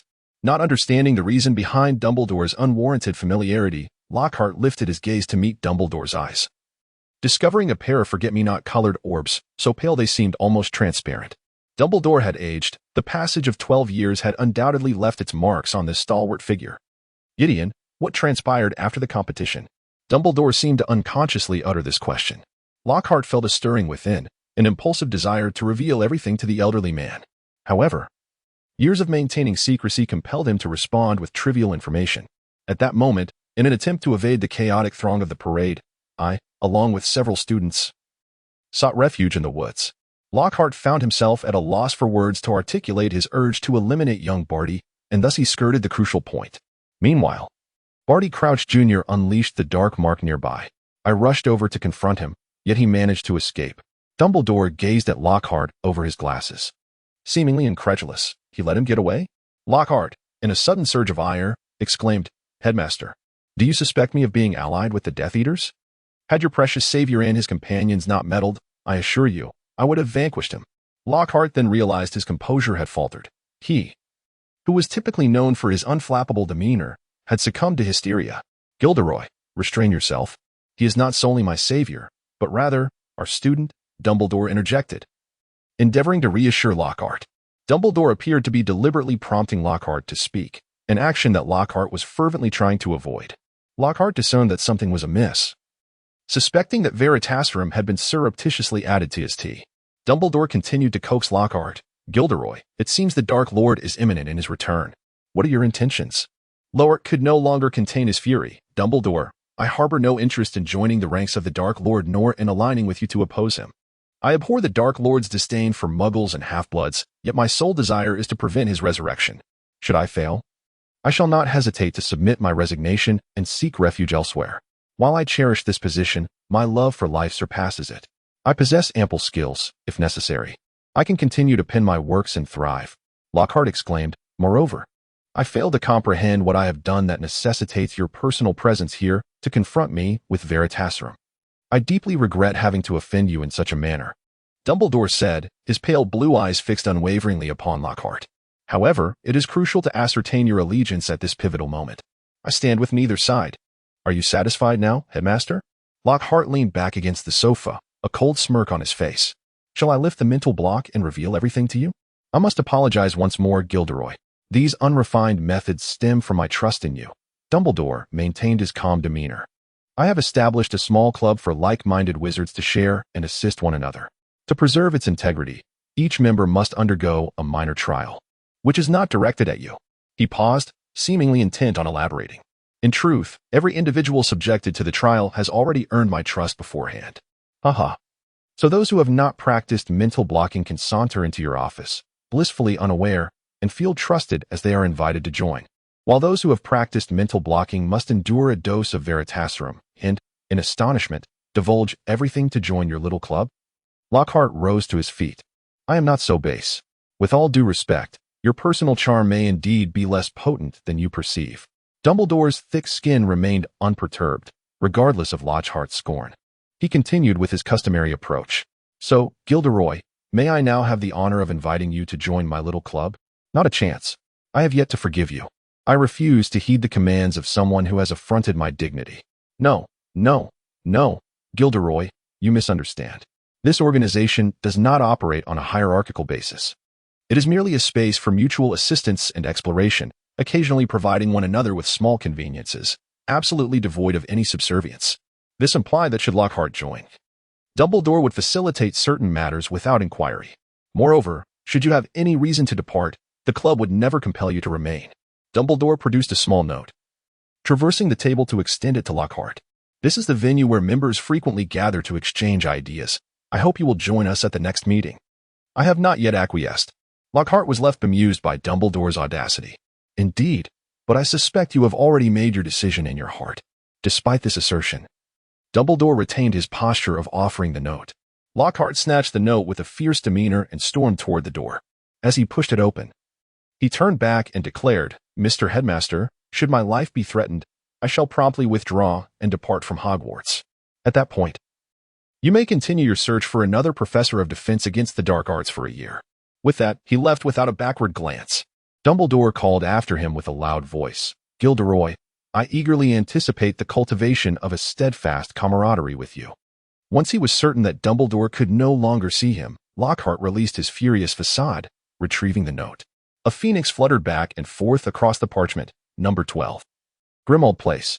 The note emanated a faint magical aura, and Lockhart realized that, through the intermediary of Dumbledore, he had now become one of the privileged informants of the Order of the Phoenix.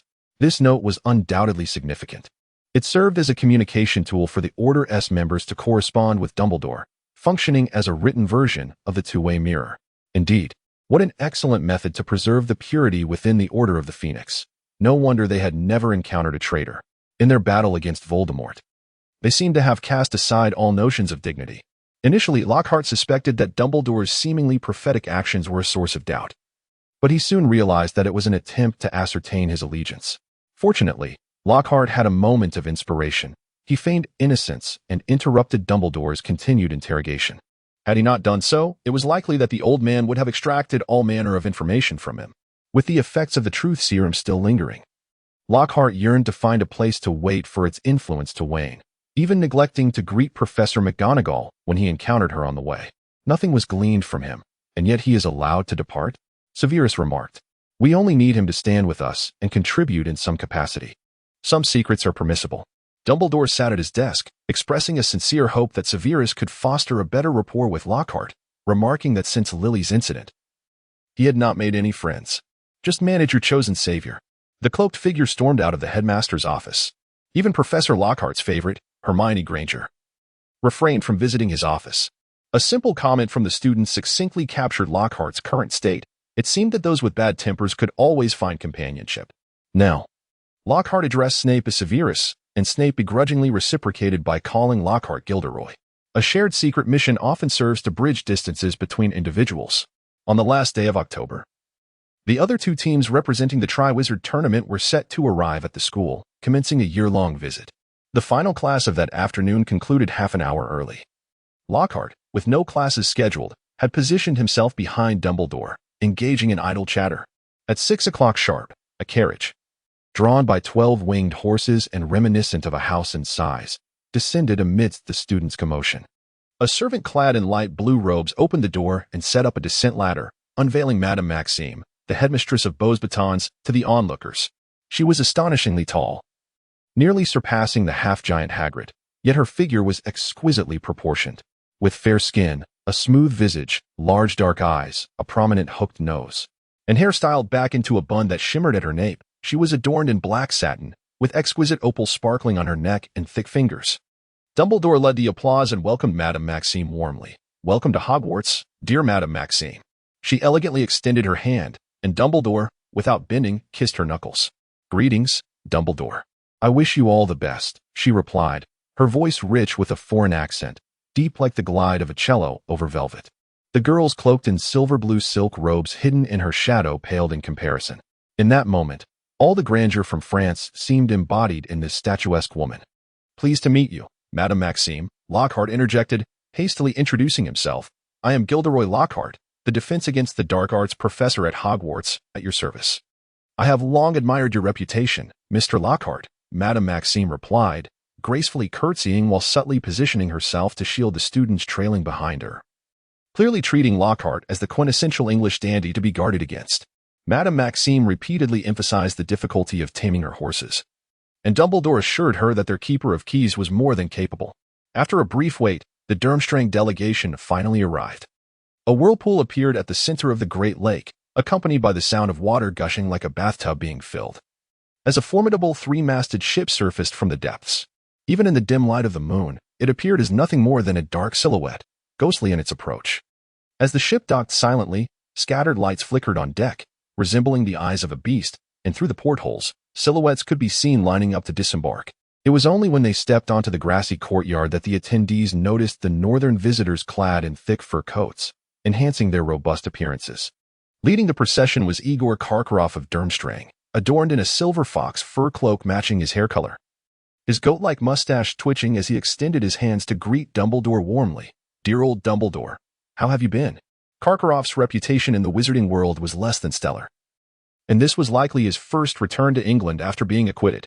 When he boasted about a student's name and beckoned them forward, the reasons for Karkaroff's audacity became clearer. Noticing that Hogwarts' response was lukewarm, Karkaroff exaggerated his surprise, turning to me. "Merlin above. Is that not our esteemed Mr. Lockhart? Your adventure tales are recommended readings at our school." As a former Auror, Lockhart held no fondness for him, but exchanged pleasantries nonetheless. Students poured into the Great Hall, with the Hogwarts faculty trailing behind. They convened with Madame Maxime in the small lounge before taking their places at the staff table. 4 extra chairs were added to the faculty table, not only for the distant guests but also for 2 presumably reserved for officials organizing the Triwizard Tournament from the Ministry of Magic. Before long, Rufus Scrimgeour, who succeeded Crouch, and Ludo Bagman made their appearances, though their presence failed to capture the students' attention. Instead, their gazes were drawn, whether overtly or subtly, toward the Ravenclaw table. When the Beauxbatons students arrived, clad in thin silk robes, many wrapped their scarves around their heads and faces to stave off the cold. Now, in the warmth of the hall, one student removed her scarf, revealing a cascade of thick, smooth, waist-length golden hair that rivaled even the best-maintained Malfoy lineage. If a comparison were to be made, her natural beauty overshadowed them all, her hair radiating an intoxicating allure that left nearly all the boys awestruck and the girls green with envy. Lockhart sat at the teacher's table, holding a wine glass, his gaze fixed upon the enchanting young lady before him. If he was not mistaken, this was indeed Fleur Delacour. She was breathtakingly beautiful, and it was no wonder the students were so entranced. Lockhart had never encountered a woman of such exquisite beauty. The allure of her Vila heritage was truly remarkable. However, at that moment, Lockhart's thoughts were not occupied with romantic pursuits. After a brief welcome to the guests, Dumbledore swiftly addressed the matter at hand. Over the past few months, Mr. Bagman and Mr. Scrimgeour had devoted themselves tirelessly to the preparations for the Triwizard Tournament. Dumbledore continued, stating that they would form a panel of judges alongside Professor Karkaroff and Madame Maxime. "Now, Filch, bring forth the box," he commanded. Unbeknownst to the assembly, Filch had been lingering in the corner of the hall for quite some time. He approached Dumbledore, carrying an ancient, jewel-encrusted chest. The students buzzed with excitement, their voices overlapping in eager discussion, while Lockhart's focus was intensely fixed on the box. Mr. Scrimgeour and Mr. Bagman had already reviewed the task descriptions that this year's champions would face. As Dumbledore spoke, Filch carefully placed the chest on the table before him. They had made all necessary preparations for each challenge. The 3 tasks would span the entire academic year, employing various methods to assess the competitors, testing their magical abilities, courage, reasoning skills, and, undoubtedly, their capacity to confront danger. The 3 participants would be selected by the Goblet of Fire. As the last words echoed, the chest opened of its own accord, revealing within it a massive wooden cup, from which blue and white flames danced and flickered. Lockhart merely needed to keep a vigilant eye on the cup, ensuring it successfully selected 3 contestants, even if young Barty possessed immense talent. He would be incapable of usurping Harry Potter once more. The candidates were required to meticulously inscribe their names and schools upon parchment before casting it into the cup. Dumbledore proclaimed that those with ambition should submit their names within 24 hours.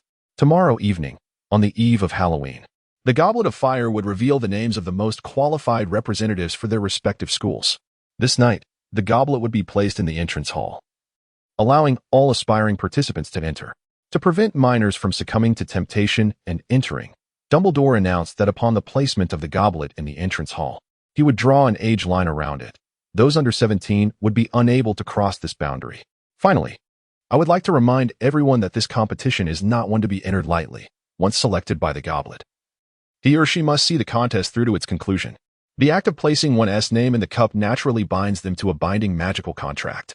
Once a contestant is chosen, changing one's mind is not an option. Therefore, before tossing your name into the cup, it is imperative to thoroughly consider whether you are truly prepared to strive with all your heart. Now, I believe it is time for everyone to rest. I wish you all a good night. As the crowd gradually dispersed, Lockhart settled himself upon a bench at the entrance hall, trusting solely in his own eyes. He resolved to watch the Goblet of Fire for 24 hours, ready to confront anyone attempting to meddle. Some students, at a distance from Lockhart, gathered to observe the goblet, seemingly discussing ways for those under 17 to enter. Lockhart observed the students from a distance as they registered, most merely tossing aside their notes before departing. However, after completing her registration, Farong Delacour approached Lockhart to engage him in conversation. "Mr. Lockhart, what brings you here? Aren't you taking a moment to rest?" Her melodious voice interrupted Lockhart's musings. "I merely wish to see who is signing up, and I am quite intrigued by the workings of the age line," he replied. "Professors not only relish adventure, but also delight in exploring such esoteric magic. Your interests are indeed diverse. Truth be told, I find myself far more captivated by a beautiful lady such as yourself," Lockhart remarked with a mischievous grin. The professor chuckled. "You are too kind. I have always been an admirer of your work. Might you grant me an autograph?" Farong's enchanting eyes were fixed upon Lockhart. "Of course, it would be my utmost pleasure." After signing, Farong bid farewell to Lockhart. Lockhart consumed a potion designed to keep him alert, and thus he stared fiercely at the Goblet of Fire throughout the night. Clearly, it was a foolish approach, yet practical. As dawn broke, no one had come by, save for Mr. Filch, who was startled by Lockhart while tidying up. Many students, after finishing breakfast, gathered at the entrance of the hall to gawk at the Goblet of Fire. Notably, Pandora Fudge, upon learning that Lockhart had skipped breakfast, brought him some food. In return, Lockhart awarded Slytherin 5 points, inciting a stir among the onlookers. Suddenly, laughter erupted as Fred and George Weasley came rushing down the stairs, exuding excitement.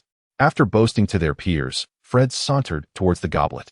This scene, mirroring the original narrative, filled Lockhart with a sense of helplessness. He even felt as though the goblet had been bewitched, rendering all his efforts futile, which ignited a surge of frustration within him. "Fred, what are you doing over there? I recall you are not yet 17. Fred, startled, finally noticed Lockhart in the corner and hurried away, muttering something about deducting points from Gryffindor. Fred and George hastily departed, likely discussing Lockhart disparagingly, while the other students engaged in various conversations. In the ensuing moments, Lockhart observed student after student registering, relieved to find no one attempting any tricks. The trio known as the Golden Trio soon appeared, approaching Lockhart as if to strike up a conversation. "Harry, could you fetch me some lunch?" Lockhart initiated. "Oh, all right, Professor." Harry always seemed obedient in Lockhart's presence. Harry returned with 4 lunches, and the 4 sat down together to eat. "Professor, what are you doing here?" Ron asked, his speech muffled as he chewed. "I have an ominous feeling that someone intends to exploit the Triwizard Tournament to Harry's detriment." "To Harry's detriment?" Hermione exclaimed, surprised. "But Harry can't compete. Precisely why I must be here, to ensure no one meddles with the goblet," Lockhart replied, popping a piece of chicken into his mouth. "But I'm still not 17, Harry interjected, pausing. "Even if someone registers me, I cannot participate. The age rule has been set for this event. And there are always peculiar spells that can confuse the goblet. Professor, your protection of Harry may not be appreciated," Ron added. "Harry is eager to compete for eternal glory." Lockhart gazed solemnly at Harry and implored, "Harry, promise me you will not be reckless. You have far more significant responsibilities." With a resigned sigh, Harry replied, "Very well, Professor. I shall not participate." At that moment, Hermione produced a box. Although Lockhart was already familiar with the narrative, he still failed to grasp its significance immediately. "Vomit? What do you mean, Hermione?" "Not vomit. It is S.P.E.W., the Society for the Promotion of Elfish Welfare." Hermione seemed almost desensitized in her explanation. "Professor, if you would be willing to join, the visibility of this organization would increase tremendously," she said, gazing at Lockhart with eager anticipation. Lockhart was indeed feeling quite exasperated. As he perused the original text, he found Hermione to be rather endearing. However, when he immersed himself in the narrative, her antics became a source of considerable distress. Rubbing his temples, he remarked, "Hermione, please, cease your mischief. I already have house elves at home, and I feel utterly incapable of managing without them. Surely you have studied history.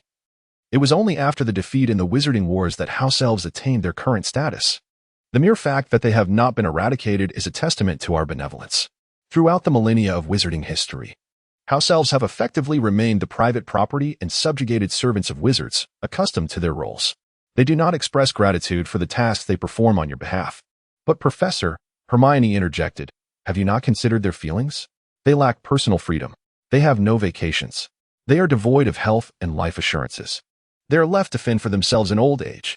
Should we not take action on their behalf? They do not even possess clothing." Hermione gazed at Lockhart with an incredulous expression, as if encountering an unsettling realization. API call failed with status code 429. Error. Code 429. Message. Resource has been exhausted, e.g. check quota. Status. Resource exhausted. Lockhart did not wait for Jim to continue his pledge of loyalty. He waved him away, while Harry and Ron nearby burst into hearty laughter. "Do you understand, Hermione? The notions held by the house elves will not alter simply because you genuinely wish them well," Lockhart remarked with earnest gravity. "If you truly desire change, perhaps you could influence public opinion by disseminating ideas that advocate for the humane treatment of house elves. Only when society embraces the belief that treating house elves with kindness is a moral and noble act will their circumstances begin to transform." Lockhart continued, "By that time, advocating for the fair treatment of house elves will encounter far less resistance." It sounded somewhat reasonable, Professor. I understand now. Hermione pondered for a moment before excitedly darting away. "My goodness, Professor, you are quite remarkable." Hermione was on the verge of driving US mad, and with just a few words, you managed to send her off. Ron appeared to harbor a newfound admiration for Lockhart. "All right, you lot, clear the rubbish away. I shall remain here to observe," Lockhart declared, wishing to avoid further idle chatter and focusing on the goblet of fire instead. "Professor, this seems rather unnecessary. Who would resort to such foolishness to harm Harry?" Ron remarked, somewhat skeptically. The duration of the Halloween feast seemed to extend beyond the usual, perhaps due to it being their second grand banquet within 2 days. The students, unlike their usual enthusiasm for the meticulously prepared dishes, displayed signs of impatience, craning their necks to see if Dumbledore had finished his meal. Like them, Lockhart too simply wished for the meal to conclude swiftly, eager to discover who would be chosen. At last, the golden plates were cleared, restored to immaculate cleanliness. The noise in the hall escalated, yet as soon as Dumbledore stood, all commotion ceased entirely. Professors Karkaroff and Madame Maxime flanked him, their expressions mirroring the tension and hope shared by the others. Ludo Bagman smiled and winked at several students, whereas Mr. Scowling appeared rather expressionless. "Ah, the Goblet of Fire is nearly prepared to render its decision," Dumbledore announced, estimating it would take about a minute. "Those whose names are called, please proceed to the front of the hall, walking along the staff table through that door into the adjoining room." He gestured toward the door behind the staff, where they would receive their first instructions. Dumbledore drew his wand and, with a vigorous wave, extinguished all the candles except for those flickering within the carved pumpkins. Darkness enveloped the hall, with only the blazing goblet of fire casting a brilliant light, its flames shimmering and dazzling with a piercing blue-white glow. All eyes were fixed upon it, awaiting, while some glanced at their watches. Lockhart was undoubtedly the most anxious, well aware of the identities of the 3 warriors. Yet it was the potential emergence of a fourth that truly preoccupied his thoughts. Time was called. The representative from Durmstrang was announced, his voice resonant and clear, Victor Crumb. Applause and murmurs gradually subsided. All attention shifted back to the goblet, and moments later, it glowed crimson once more, expelling a second parchment. "The representative from Beauxbatons is," Dumbledore declared, "Fleur Delacour." "Ron, it's her," Harry exclaimed. The girl rose gracefully, her lustrous golden hair cascading behind her as she strode confidently between the Ravenclaw and Hufflepuff tables. "The representative from Hogwarts is," he announced, "Cedric Diggory." "Splendid." As the final echoes of commotion faded, Dumbledore was elated. "Now, we have selected 3 champions. I trust that all of you, including the remaining students from Beauxbatons and Durmstrang, will wholeheartedly and earnestly support your champions. Cheer for them. Your contributions will be profoundly meaningful." Suddenly, Dumbledore fell silent. Lockhart gazed intently at the goblet of fire, and when the flames within it turned red for the 4th time, he anxiously rose to his feet. A parchment was expelled from the fire, and he felt a wave of darkness wash over him, nearly collapsing into his chair. "Gilderoy, are you all right?" Professor McGonagall exclaimed, startled. Lockhart, struggling to suppress his embarrassment at being mocked, stood up and hurried towards Dumbledore, who was nearby. Dumbledore observed Lockhart's direct approach as he handed him the parchment. Lockhart seized it eagerly. Harry Potter. A whole day of vigilance over the goblet had culminated in futility. He was completely unaware of how the enemy had manipulated things. Trembling with rage, Lockhart strode into the crowd and yanked Harry Potter out, startling the nearby Gryffindor students, with Hermione, who was closest, emitting a sharp gasp. "Gilderoy, calm down," Dumbledore admonished gently, and Lockhart regained his composure. Harry, go stand behind that door. The goblet had been tampered with. This was a conspiracy. Someone intended to harm Harry Potter. At that moment, Lockhart could no longer maintain his decorum. He could not participate in the competition. Gilderoy, we will discuss this later, Dumbledore said, turning to Harry. What are you standing there for? I told you to go behind that door. Harry walked forward along the teacher's table towards the door, and the entire assembly watched him in stunned silence. He was utterly taken aback. The very situation Lockhart had feared was indeed unfolding. Subsequently, Lockhart was pulled by Dumbledore, and a host of adults followed him through the door, leaving hundreds of students murmuring amongst themselves. This is impossible, Madame Maxime said, her large hand adorned with numerous cat's eye stones resting on Fleur's shoulder. Hogwarts cannot have two champions. That would be exceedingly unfair. Dumbledore. We all trust that your age line will prevent underage candidates from entering, Karkaroff remarked, maintaining his stern demeanor, though his gaze grew even more frigid. Otherwise, we would certainly have brought more candidates from our school to broaden the selection. This is all Potter's fault, Karkaroff said, his eyes gleaming with malevolence. As Snape added in a mild tone, do not blame Dumbledore because Harry insists on breaking the rules. He has been causing trouble since he arrived here. Lockhart could hardly contain his agitation. Severus, it is not Harry Potter. I have been vigilantly observing the Goblet of Fire for the past 24 hours. No one can meddle under my very nose, especially not a child. Snape remained silent, yet through his greasy black hair, one could discern the malevolent glint in his eyes. Professor Dumbledore regarded Lockhart, which only fueled Lockhart's ire further. Even if Harry had submitted his name, it should have been to become a champion of Hogwarts, not to create a fourth contender. Dumbledore then turned to Harry. Harry, did you put your name in the Goblet of Fire? No, Harry replied. Professor Lockhart has been watching me closely. Snape let out a soft snort, clearly exhibiting impatience and distrust. Dumbledore paid no heed to Snape and continued to inquire. Did you ask an older student to assist you in placing it? No. Harry reacted vehemently. Humph, he is undoubtedly lying. Madame Maxime interjected. API call failed with status code 429. Error. Code. For 29. Message. Resource has been exhausted, e.g. check quota. Status. Resource exhausted at this moment. Lockhart harbored doubts that Scrimgeour was under the control of a soul-binding curse. However, reason dictated that this wizard was far more formidable than either young or old Barty, making it improbable for him to succumb. Thus, he proposed that Harry participate in the competition and subsequently forfeit. Lockhart, still eager for a final effort, threatened Harry, insisting, if you trust me, withdraw from the contest. Bagman intervened, suggesting that it was a sound idea, one that adhered to the contract while posing no danger. Re-register, he urged. Madame Maxime objected, stating that it was unacceptable. That won't suffice, Bagman replied. The Goblet of Fire has just extinguished. It will not reignite until the next competition begins. We shall withdraw from the contest, Karkaroff protested as well. Your student has already entered into the contract, sir, Bagman clarified. Harry's participation, followed by his forfeiture, is the most prudent course of action? Lockhart reiterated. Harry, you will concede, will you not? Harry remained silent, seemingly paralyzed by fear. Regardless, Lockhart declared with fervor, I shall not allow Harry to compete, even if I must render him unconscious to carry him away. Lockhart's hysteria seemed to incite Dumbledore, whose beard and robes billowed with magical energy, emanating an overwhelming aura. In fact, the assembled individuals together would not stand as his equal. He spoke with undeniable authority. Gideon, you have overstepped. Now, you shall return with Harry, and he must participate in the competition. Madame Maxime, overwhelmed by the force of his presence, found herself at a loss for words. Karkaroff, somewhat steadier, declared, I shall lodge a protest with the Ministry of Magic and the International Confederation of Wizards.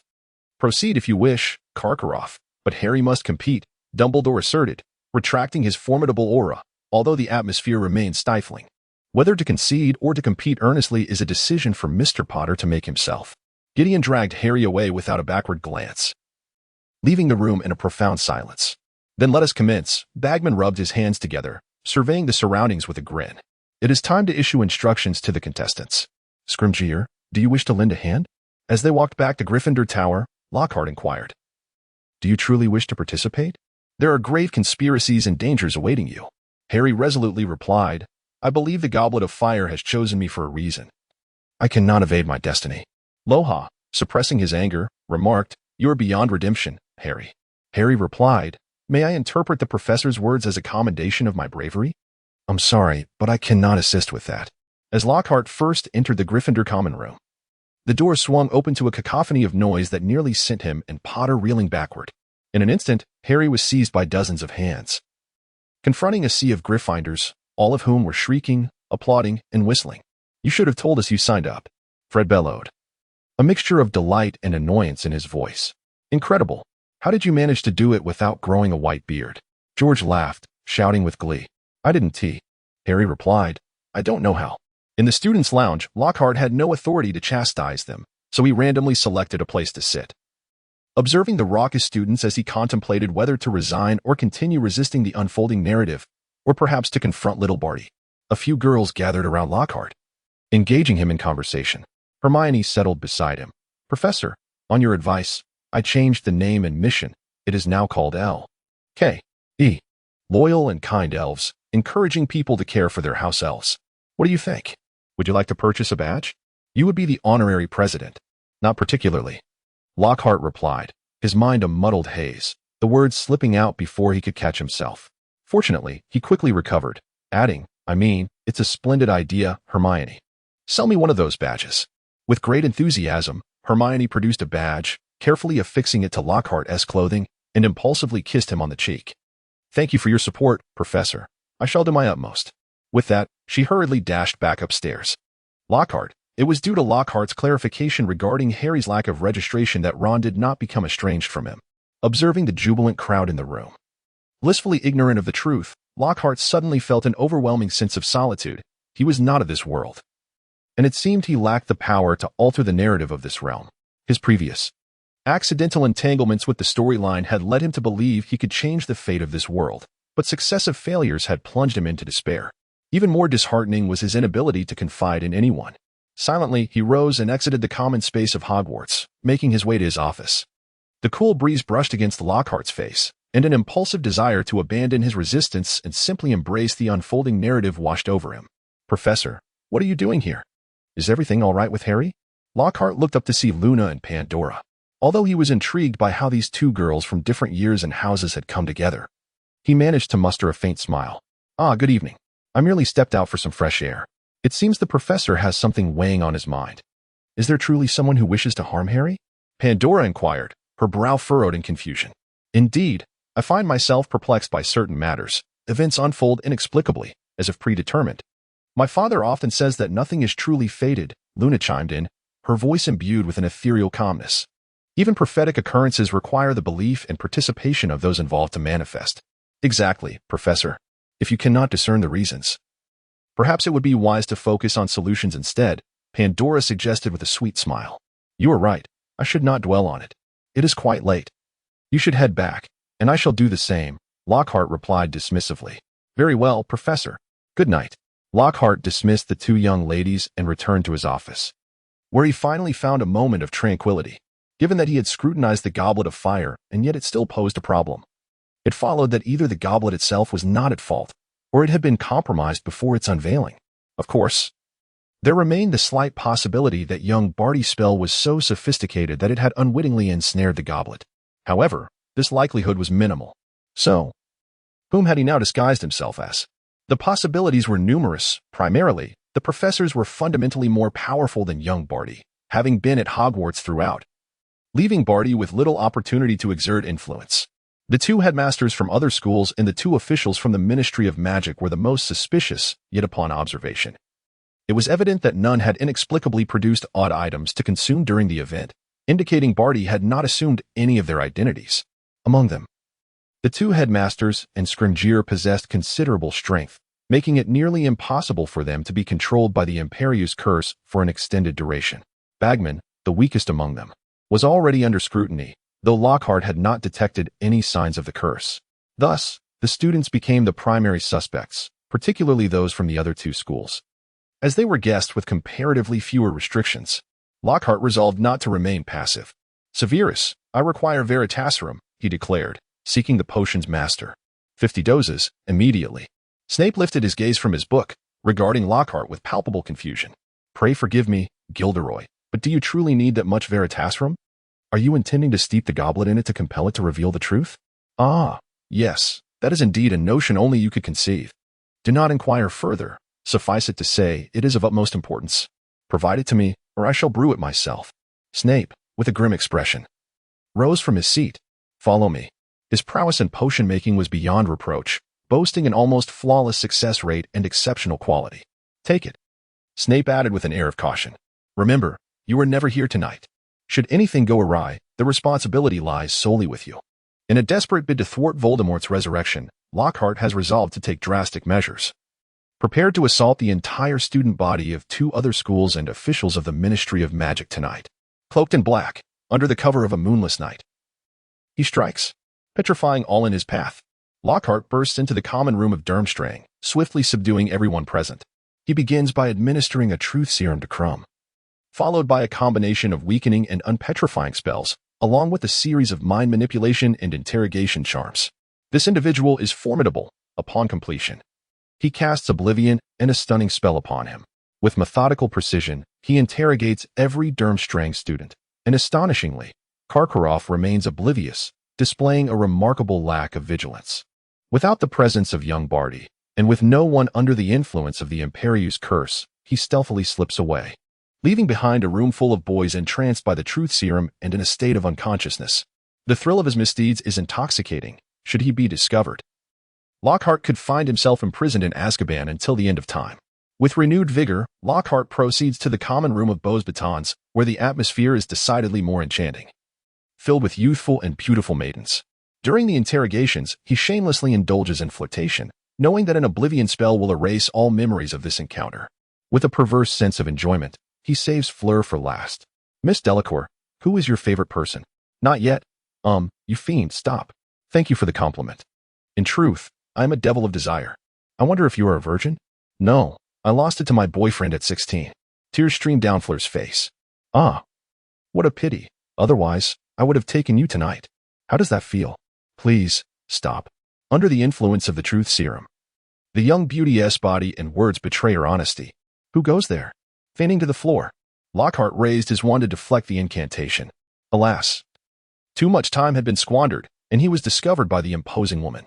"To your weapons. Petrify. Armor. Protect."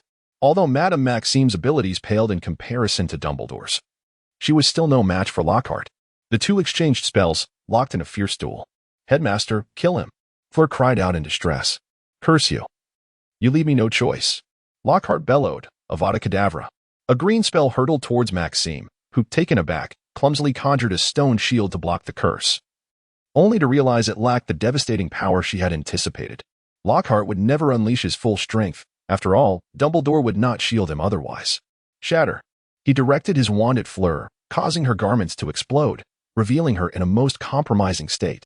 Lockhart spun around, transforming into a wisp of black smoke, and vanished, theatrically leaving the blame to the Death Eaters. Madame Maxime had never encountered a Death Eater from England, nor had she experienced an assailant casting the killing curse upon her, and thus she dared not pursue. She removed her cloak to cover Fleur's exposed body, watching furiously as Lockhart made his escape. Damn it, I was terrified. Though Lockhart had nearly been captured, he could not afford to halt his plans. He arrived at Bagman's door. "Mr. Bagman, something has transpired. Students from both our schools have been attacked. Open the door, quickly." Bagman, bleary-eyed, opened the door. "What is it, Mr. Lockhart? What has happened?" "A mysterious individual has infiltrated the school and assaulted students from the other 2 schools." "What? How could such a thing occur?" Bagman was instantly alert. "Come in and wait for me. I shall change my attire." "Do you have any leads, Mr. Lockhart? Who could it be?" Bagman fumbled as he dressed. "I suspect it was my doing, Mr. Bagman." "What?"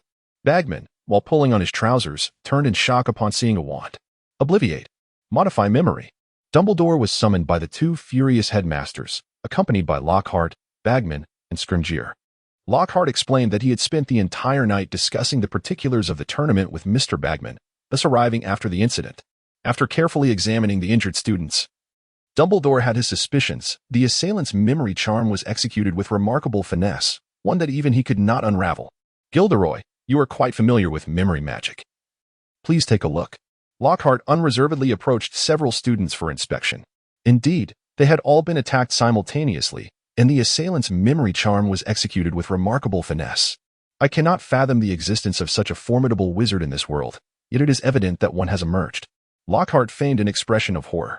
Dumbledore cast a skeptical glance at Madame Maxime, who asserted that the assailant's power was inferior to hers and that she had repelled them. Are you implying that I am crying thief, Dumbledore? Do not overstep your bounds. Madame Maxime seethed with anger. No, no. The headmaster means that the assailant did not wish to escalate the situation and thus showed restraint, especially since the headmaster was present at Hogwarts at the time, which may have caused the assailant to exercise caution. What do you gentlemen from the Ministry of Magic think? Madame Maxime exclaimed in exasperation. Bagman, responsible for sports, was not particularly adept in this matter, but Scrimgeour, the former head of the Auror Office and a character who succeeded Cornelius Fudge as Minister for Magic in the original text, possessed remarkable magical prowess and skill. Scrimgeour approached the students for a meticulous examination. Lockhart's deduction was largely accurate. However, one point must be clarified. Proficiency in memory charms does not necessarily indicate a powerful wizard. Based on Miss Delacour's testimony, the assailant was undoubtedly an adult male. Although he might have deliberately released a smokescreen, I sense it was unnecessary. According to Madame Maxime, that individual's strength should be comparable to hers, and such power is difficult to fabricate. Even if there was an intentional display of leniency, it would be quite apparent. Ultimately, the use of dark magic to depart was too conspicuous and might have been a deliberate act to divert attention towards those dark wizards. If Professor Karkaroff claims he was unaware of anything throughout the ordeal, then either this individual is skilled in concealment, or he is an insider familiar with the secret passages within the school, moving undetected. In summary, it is evident that all adult male wizards within this castle, myself included, are under suspicion. If we are to provide an explanation to our esteemed guest from afar, Lockhart was now drenched in cold sweat. Scrimgeour continued. My recommendation is that everyone in this castle capable of using magic surrender their wands for inspection with the Obliviate charm. Anyone who has used the charm within the past 24 hours is the perpetrator. I am willing to be the first to relinquish my wand to Headmaster Dumbledore for examination. And I shall undertake this task, for no confounding spell can deceive me. Dumbledore, maintaining a calm demeanor, accepted Scrimgeour's wand, yet his gaze flickered towards Lockhart, as if to inquire, what will you do now? Lockhart was truly terrified to the point of nearly losing control of his faculties. He had intentionally gone to Bagman's side to create an alibi, only to return to the scene of the incident, hoping for the advantage of concealment.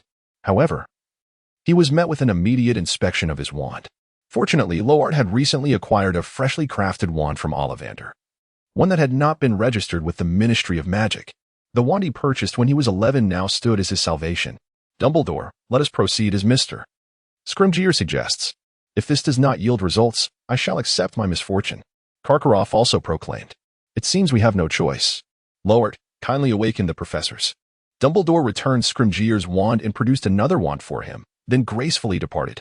Thus, in the dead of night, the entire castle was roused. Students, clad in their nightwear, rubbed their eyes in discontent as they approached Mr. Scrimgeour one by one to present their wands for examination. What madness is this? Where is the headmaster? Is he unconcerned?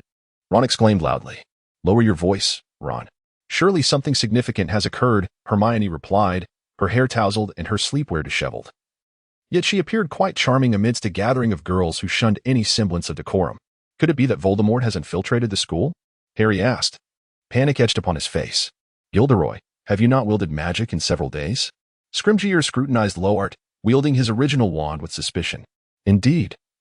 I am the defense against the dark arts professor. Recently, my lessons have focused on countering dark wizards when disarmed. Lockhart fabricated an excuse, leaving the credibility to the discretion of others. The method involves students attacking me while I evade and subdue them unarmed. Not entirely a fabrication. Lockhart had indeed conducted similar lessons. He welcomed inquiries regarding his past. Well, with all due respect, that is of little utility. The first rule in the Auror's Code states that one must not part with their wand. Surely you have not forgotten that? Scrimgeour, having once served as Lockhart superior during his Auror days, reminded him. I have not forgotten, but it is beneficial for students to learn a variety of techniques. Lockhart replied. Very well, next. Lockhart managed to slip through the cracks. He caused quite a commotion, yet ultimately discovered no anomalies, nearly landing himself in Azkaban. How peculiar. It seems the issue lies with the students of Hogwarts. If not, we can only suspect whether the professors and Lockhart himself have fallen victim. Gilderoy, what foolishness have you engaged in? Your actions will undoubtedly cause great distress for the headmaster. Snape stormed in, irate. Questioning the matter, Guests from our sister school were attacked at Hogwarts, awakening with no memory, and a young lady was nearly assaulted. Most critically, the perpetrator remains at large. And the incident has already made it to the newspapers. Scringer has already examined my wand. It is not I who am to blame. There must be Death Eaters infiltrating. Lockhart remained composed. I am aware that you must have employed some trickery to deceive Scringer, but you cannot fool me. What were you thinking? With the headmaster present, there should be no issues during this competition. Are you suffering from delusions of persecution, perhaps haunted by childhood shadows? Your mind is consumed with conspiracies. It appears to be filled with nonsense. Snape's expression darkened to the point of resembling a storm cloud. Who among us would dare to harm Harry within these walls? Should even a single individual attempt such a thing? Lockhart's gaze was unwavering, challenging Snape. Vigilance must not wane. Utterly nonsensical and absurd. Cease your perilous antics at once. Snape sensed that continuing down this path would yield no fruitful outcome. Otherwise, do not blame me for my lack of courtesy. With that, Snape slammed the door, muttering incessantly about lunatics and madness. Lockhart, feeling a bit embarrassed, rubbed his nose, although he feigned an air of righteousness. He was aware that he had indeed overstepped this time. Had it not been for his mischievous intent to tease Furlong, he would never have been discovered. How could he not restrain his own hand? Nevertheless, the investigation could not cease. The mere thought that little Barty might be hidden among the students, watching him and Harry with keen interest, instantly extinguished any spark of enthusiasm within Lockhart. Clearly, he could not administer Veritaserum to the entire student body. Even if he wished to, there simply wasn't enough of it. Perhaps he could make use of class time? An idea struck Lockhart. Students, please settle down. Class is about to commence. Lockhart resumed his signature smile, causing whispers among the students as they speculated about what had transpired to render him so cheerful. After years of study, I trust you all have gained some understanding of how to combat dark magic. Lockhart beamed, however. Today we will confront another type of spell. One that is frequently employed. It is not dark magic, yet nefarious individuals often utilize it, and the Ministry of Magic imposes stringent restrictions on its use. Can anyone guess what spell it is? A profound silence enveloped the room. Even Hermione was deep in thought. Lockhart was not genuinely there to teach. Noticing the silence, he revealed the answer: the memory charm. The memory charm is a rather practical spell within the realm of memory magic. When casting it, the spellcaster must gaze directly into the eyes of the target, allowing them to read the emotions and memories of the individual, particularly those thoughts most prominent in the target's mind, as well as their most deeply held memories. Lockhart paused, deciding to temper his eagerness and first explain the spell to the students to ease their apprehension. The effectiveness of the memory charm increases when the caster is close to the target, or when the target is unguarded, relaxed, or vulnerable. Eye contact is often crucial for the success of this charm. Thus, if the memory charmer can engage the target verbally to direct their gaze, it significantly benefits the caster, simultaneously stirring the target's emotional state and awakening relevant feelings and memories. Powerful wizards need not even utter incantations to discern whether another is lying. Of course, I shall not teach you the memory charm, as it is against the rules. However, understanding its principles and effects, along with experiencing the sensation of being subjected to it, is of utmost importance.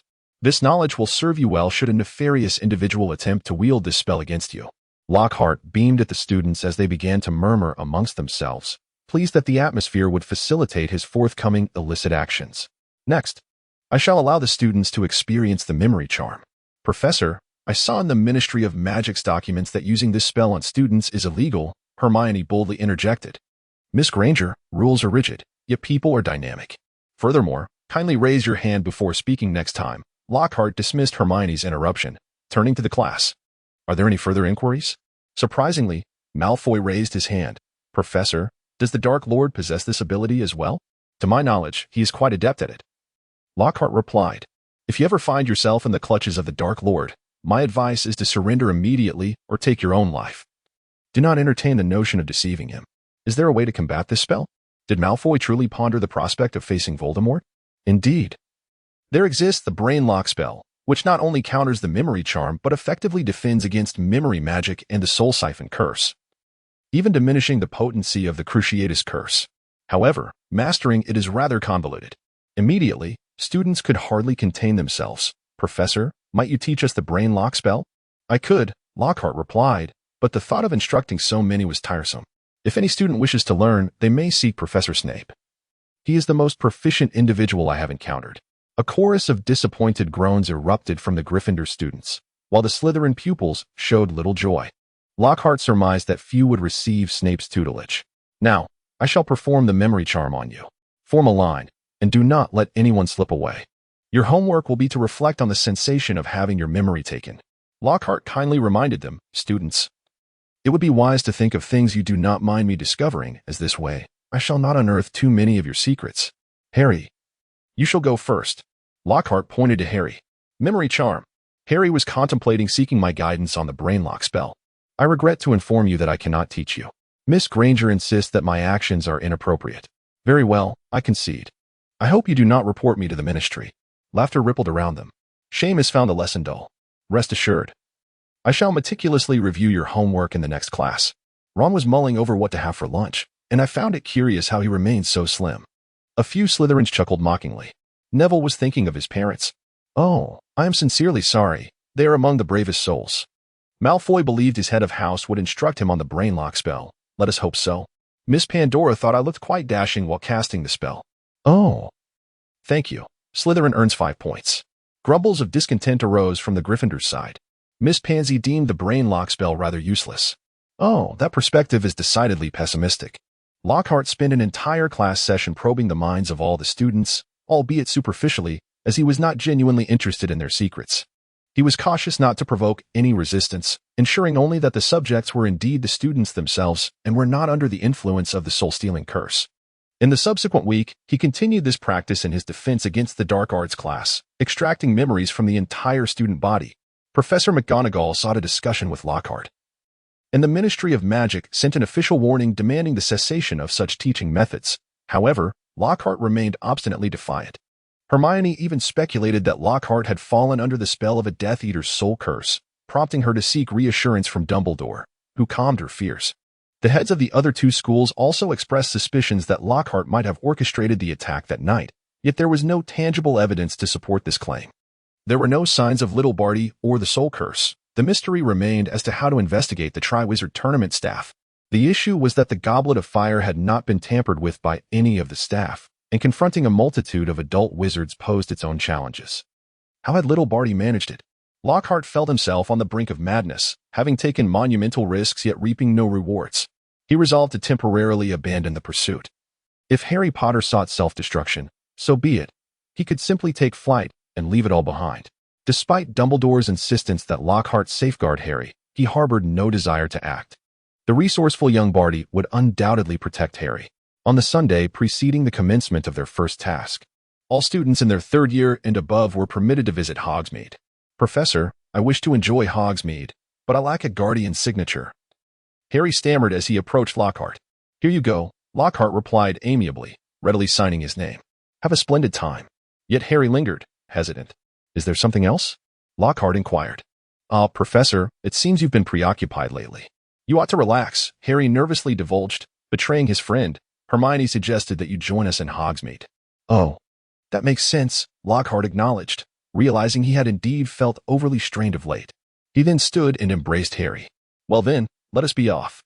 They made their way to the 3 Broomsticks, where Rita Skeeter and her photographer had just exited. They conversed in hushed tones, scarcely glancing at Lockhart and Harry as they passed. In an effort to evade the swaying crocodile skin handbag of the inebriated Rita Skeeter, Lockhart found himself squeezed closely against Harry. As the professor arrived, Hermione's cheeks flushed slightly. She had not anticipated that Harry would truly summon Lockhart. I thought you wouldn't come, she remarked. You are correct. I should unwind. What shall we drink? Lockhart settled beside Hermione and Ron. For butterbeers, please, Ron called cheerfully. She has left, Hermione sighed in relief. Rita Skeeter is truly bothersome. The 3 Broomsticks was bustling with patrons, predominantly students from Hogwarts enjoying their afternoon off, along with a few wizards rarely seen by Lockhart elsewhere. That foolish woman thrives on defaming others, he cautioned. Children, should you encounter her, do not engage. Lockhart recalled the animagus reporter, pondering her potential usefulness in the future. Especially for you, Harry, you are now a champion. Conversing with Rita Skeeter was dreadful. Hermione complained. Professor, what would you do if you encountered her? A dose of Veritaserum. Followed by a complete memory wipe, Lockhart responded earnestly, though others mistook it for jest. Such is the nature of this world, where truths are often dismissed and lies embraced. Lockhart found amusement in this irony. Professor, you are quite bold, Ron remarked. That is indeed how one should handle her, Hermione agreed. You are truly ruthless, Harry added. Hermione then produced a notebook detailing members of the L.K.E., loyal and kind elves, with Lockhart's name gracing the cover. While Harry and Ron were designated as secretary and treasurer. Professor, as you suggested, I altered the name and purpose, and the results are evident. Many have joined, Hermione noted. Surveying the pub thoughtfully. Do you think I should seek to enlist some villagers into the L.K.E.? By all means, Harry replied, taking a hearty swig of his drink. Professor, it's fortunate you persuaded Hermione to abandon the vomit initiative. Otherwise, I would never have dared to wear the badge. What would it take for you to relinquish this nonsense? Ron lamented. Professor, you do nothing to deter her and even offer counsel. Once people recognize the importance of treating house elves well, I shall begin advocating for their rights and wages. Only when all house elves enjoy dignified incomes and proper treatment will I consider relinquishing this cause. She retorted, adding, You know, I am contemplating more direct action. I simply cannot fathom how you managed to enter the school kitchen. I cannot say. You might inquire of Fred and George, Harry replied. Lockhart reminisced. Harry, how is the preparation for the competition going? Have you devised a strategy for dealing with the dragon? What dragon? I'm not sure what you're referring to, Professor. Do you know something? Harry inquired, perplexed. It seems I've lost track of the timeline, Lockhart admitted, yet the plot unfolded immediately. Indeed. The first challenge involved a dragon. My brother brought 4 dragons today, Ron whispered. Hagrid will take you to see them, Harry. Look, there's Hagrid, Hermione exclaimed. Hagrid's unruly, voluminous hair indicated that he had quite liberally forsaken any restraints in his endeavors, standing out among the crowd. Hey, Gilderoy, you're here, Hagrid called out, his excitement palpable upon spotting his fellow companion. You're all here. Hi, Hagrid, Hermione greeted with a smile. Hagrid leaned down, whispering to the group, Tonight, I'll take Harry to see the dragon. Gilderoy, would you like to join us? No, thank you. I've seen it already. Lockhart spoke truthfully. Having seen it in a film. You just arrived and have already seen it? Hagrid was somewhat astonished. Well, then, Harry, come to my hut at midnight tonight. And wear your invisibility cloak. Is it really a dragon? Hermione shrieked. Ron quickly gestured for her to lower her voice. Goodness, the professor is right. This is madness. Someone intends to harm Harry. The headmaster will be watching the competition. Surely nothing will happen. Ron expressed his disbelief. The safety measures are in place. You need not worry, Harry. Do you have any ideas on how to confront the dragon? Lockhart, feeling somewhat helpless, asked the same question posed by the false Moody in the original story for Harry's safety. None, Harry replied. Utilize your strengths. But I don't seem to have any strengths that could deal with the dragon. Quidditch, Harry, Hermione reminded him from the side. You are the youngest seeker in history. But are you suggesting I use a ball to attack a dragon? Harry was bewildered. The competition wouldn't require you to slay a dragon. Neither could I. You merely need to get past it, Lockhart added. Well, yes, but I haven't been permitted to use a broom. I only have my wand. Use the summoning charm. Harry, Hermione quickly provided a solution. Lockhart, for the first time, felt relieved by Hermione's input, thinking, perhaps I should teach you someday. That settles it then. Hermione, you are quite charming. Lockhart fixated on the froth on Hermione's lips, imagining it as a substance peculiar to males. What? Hermione's face flushed immediately, as Ron erupted in laughter while Harry gestured frantically across from her, mouthing words. Oh dear, Hermione blushed deeply and quickly turned aside to wipe her mouth. We should head back. Time flew by unnoticed by Lockhart, and before he realized it, the moment of the competition had arrived. Although he had no desire to witness the narrative unfold again, he nevertheless made his way to the competition grounds, amidst the applause and gasps from the audience. One of the main attractions, a ferocious, living dragon, was brought into the arena. Bagman, clad in an ill-fitting, outdated Quidditch uniform, hurried to the commentary box to announce the commencement of the first event. The champions must employ any means necessary to steal a golden egg from the closely guarded dragon's nest. The first unfortunate soul to compete was Diggory. He stumbled into the arena from the champion's tent, and had it not been for the dragon's furious roar awakening him from his stupor, he might have walked straight into the dragon's feet, only to be swallowed whole. Finally realizing his opponent was a dragon, Diggory swiftly retreated to establish a safe distance. Under the watchful eyes of the crowd, he decisively drew his wand, casting a spell that transformed a nearby stone into a bear, which he then sent charging towards the dragon's nest. The dragon, incensed, unleashed a blast of fire upon the bear, sending it hurtling to the sidelines. Undeterred, the bear rallied and continued its assault, forcing the dragon to rise and pounce upon the massive creature, attempting to deliver a fatal bite. Seizing the opportunity, Diggory darted forward. And as the dragon bit into the bear, he managed to snatch the golden egg. Cheers erupted from the audience. The second champion, Fleur Delacour, left her conjured doppelganger in place to engage the dragon in a staring contest.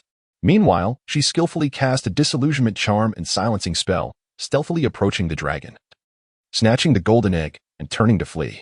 As the dragon reacted and spewed fire in her direction, she conjured a water shield to defend herself, losing only a few strands of hair in the process, which nonetheless brought tears to Fleur's eyes. The audience applauded for Fleur, unsure if it was for her beauty or her performance. Lockhart barely grasped the joy of being present at the competition, as the teacher's stand was situated close to the field and on the same level, allowing for a deeper immersion in the competitive atmosphere. Crumb, however, appeared rather brutish, launching a direct attack on the dragon's eyes and seizing the golden egg while the dragon was momentarily blinded. Unfortunately, the dragon, in its blind agony, crushed several of the eggs, resulting in multiple deductions from Crumb's score by the judges. The fireball dragon, deprived of its egg, truly exhausted the lifeguards.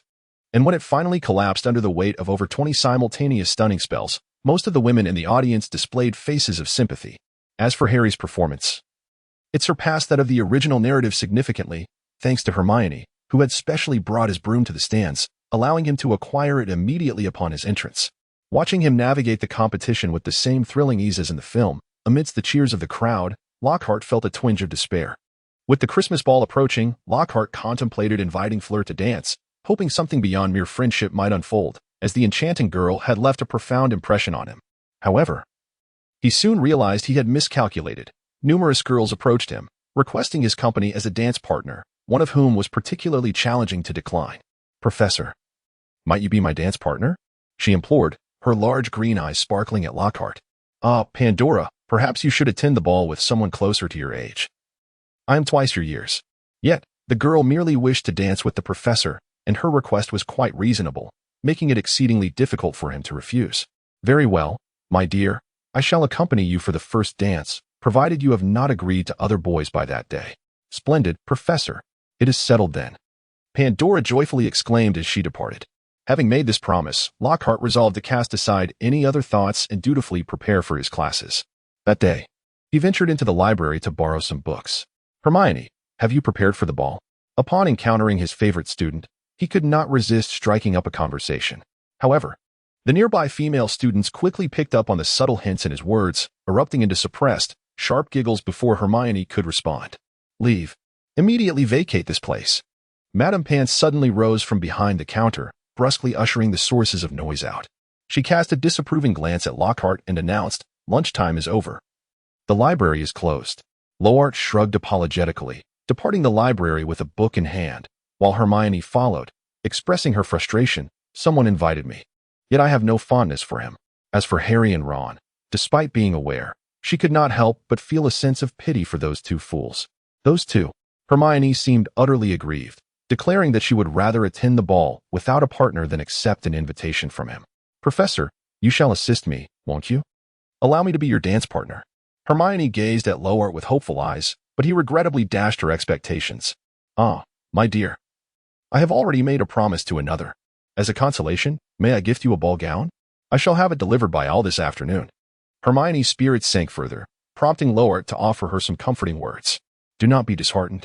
If you wear the gown I present to you, I assure you I shall dance with you during the second waltz, all right?"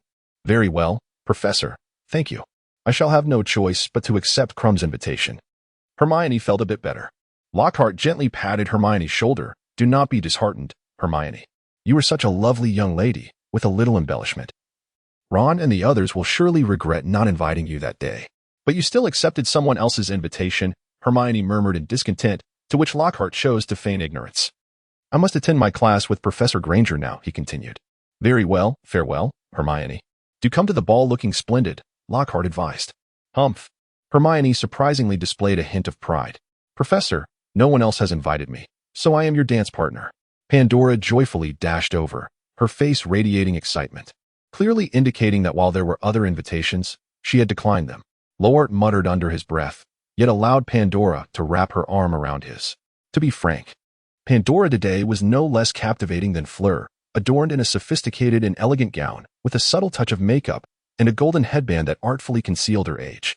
It seemed Lockhart's remark about her age being double his had put her under pressure, prompting her to don a more mature look, ensuring she did not appear as if Lockhart were indulging in youthful folly beside her.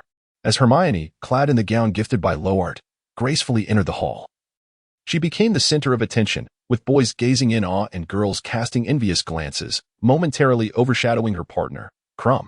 Lockhart suddenly felt a wave of sentimentality. Reflecting on the blossoming of his own daughter, Pandora possessed a slender waist and skin as fair and smooth as porcelain, stirring a flutter of emotion within Lockhart as he danced with her. He mused about the implications of Minister Fudge discovering that he was courting his granddaughter.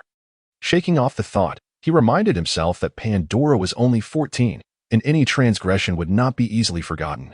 As the first dance concluded, a brief intermission allowed guests to relax and seek new partners. Still caught up in the thrill, Pandora returned to her seat, while Lockhart approached Hermione's table. Extending an invitation, "Miss Granger, may I have the pleasure of your company for the next dance?" Eagerly awaiting his approach, Hermione ceased her conversation with Crumb and replied, "Of course, Professor. It would be an honor." As the music began, Lockhart subtly inquired, "What do you think of Crumb? Quite a decent lad, isn't he?" Hermione rolled her eyes at Lockhart's remark. "He's fine, but let's not talk about him. Hold me tightly. I'm not very adept at this dance." Lockhart complied, guiding Hermione in rhythm. While Hermione lacked Pandora's beauty, her spirited intelligence and charisma were qualities that set her apart from other girls. After completing the dance, Lockhart returned Hermione to Crumb, who awaited anxiously at the edge of the dance floor. Lockhart chuckled inwardly as he relinquished his partner. The female students, emboldened, began to approach Lockhart for dances, and he graciously accepted invitations from Ginny, Cho Chang, Luna, and Fleur until the end of the first half. Finally, he had the opportunity to approach the dissatisfied Pandora to continue their conversation. "Professor, shall we step outside for some fresh air?" The lovely Pandora was determined to have her dance partner all to herself. "Delighted," Lockhart responded, feeling equally fatigued from the dancing. The atmosphere in the ballroom remained vibrant, but could not alter the biting cold outside, as it was still Christmas. Their breath formed clouds in the frosty air, prompting Lockhart and Pandora to find a sheltered spot to sit. "What a beautiful evening, Professor." "Indeed, it is truly splendid with the delightful company of Miss Pandora." Pandora seemed on the verge of expressing something but lacked the courage. I like you." "Ah, it is an honor. I like you too, Miss Pandora." Seemingly dissatisfied with Lockhart's nonchalance, Pandora mustered the courage to wrap her arms around his neck. "No, I have fallen in love with you, Professor. I want to be your girlfriend." Lockhart remained indifferent. Had any girl approached him with a confession, he would have readily accepted, and by now, he would have been surrounded by offspring. After all, what does a 14-year-old girl know about love, even if she is somewhat precocious? "Pandora, you are still quite young." Lockhart intended to adhere to the conventional approach. "No, I am not young. I am about to turn 15.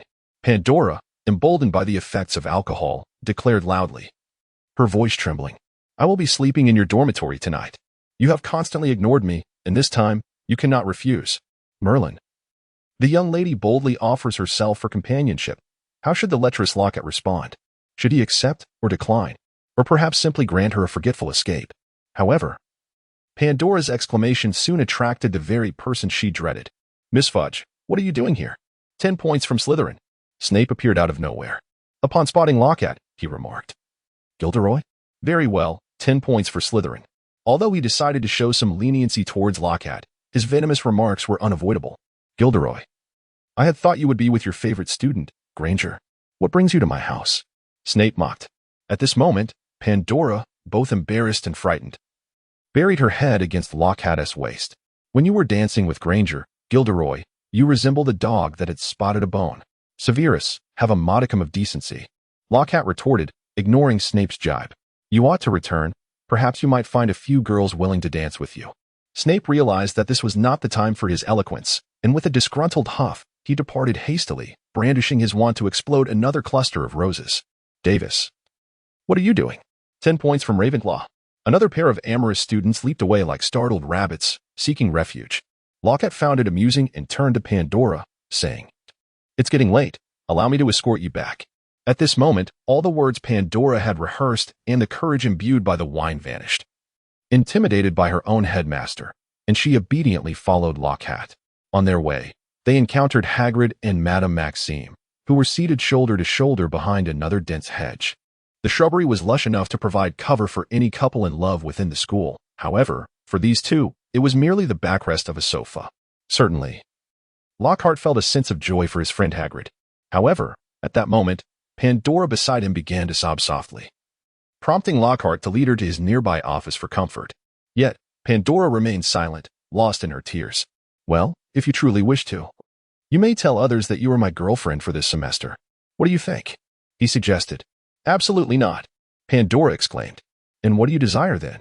I cannot accept such a young student as my girlfriend. Lockhart firmly maintained his principles. Suddenly, Pandora leaped forward, embracing Lockhart, who, caught off guard, fell back into his chair. I genuinely like the professor. Why can't he accept me? I will grow up, she insisted.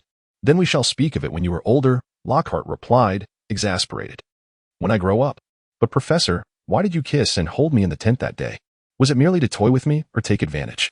Pandora retorted, her face flushed with indignation. Well, I wasn't feeling well that day and lost control, Lockhart admitted. I do not care. I want to be your woman right now, she boldly declared, leaning in to kiss him. What? The esteemed Professor Lockhart, renowned for his encounters with women, being pushed into a relationship? Is this for real? Absolutely. The girl's expression was serious. Very well then, Lockhart conceded, entirely at a loss. I happen to be in need of a girlfriend. He casually produced a ring and placed it on her finger. Let us consider you my girlfriend. You shall now be accountable for your words. Does this mean I am your girlfriend now? She asked, gazing at the ring for a moment. A barely audible sound escaped her lips. Indeed, from this moment forth, you are Gilderoy Lockhart's little girlfriend. Lockhart paused, feeling a sense of unreality wash over him. Do not disclose this to anyone, or my grandfather may become quite furious. Pandora warned, wrapping her arms around Lockhart's neck. He might send you to Azkaban. Pandora looked at Lockhart with anticipation. Once I graduate, I will marry you, all right? Certainly. That would be splendid, Lockhart replied, amused. We can discuss it in a couple of years. If we have not grown tired of each other by then, why not marry? All right, my sweet. Once you come of age, you shall be my wife. Lockhart lowered his head and planted a gentle kiss on Pandora. API call failed with status code 429. Error. Code. 429. Message. Resource has been exhausted, e.g. check quota. Status. Resource exhausted. Lockhart was lost in thought, often drifting off during lectures.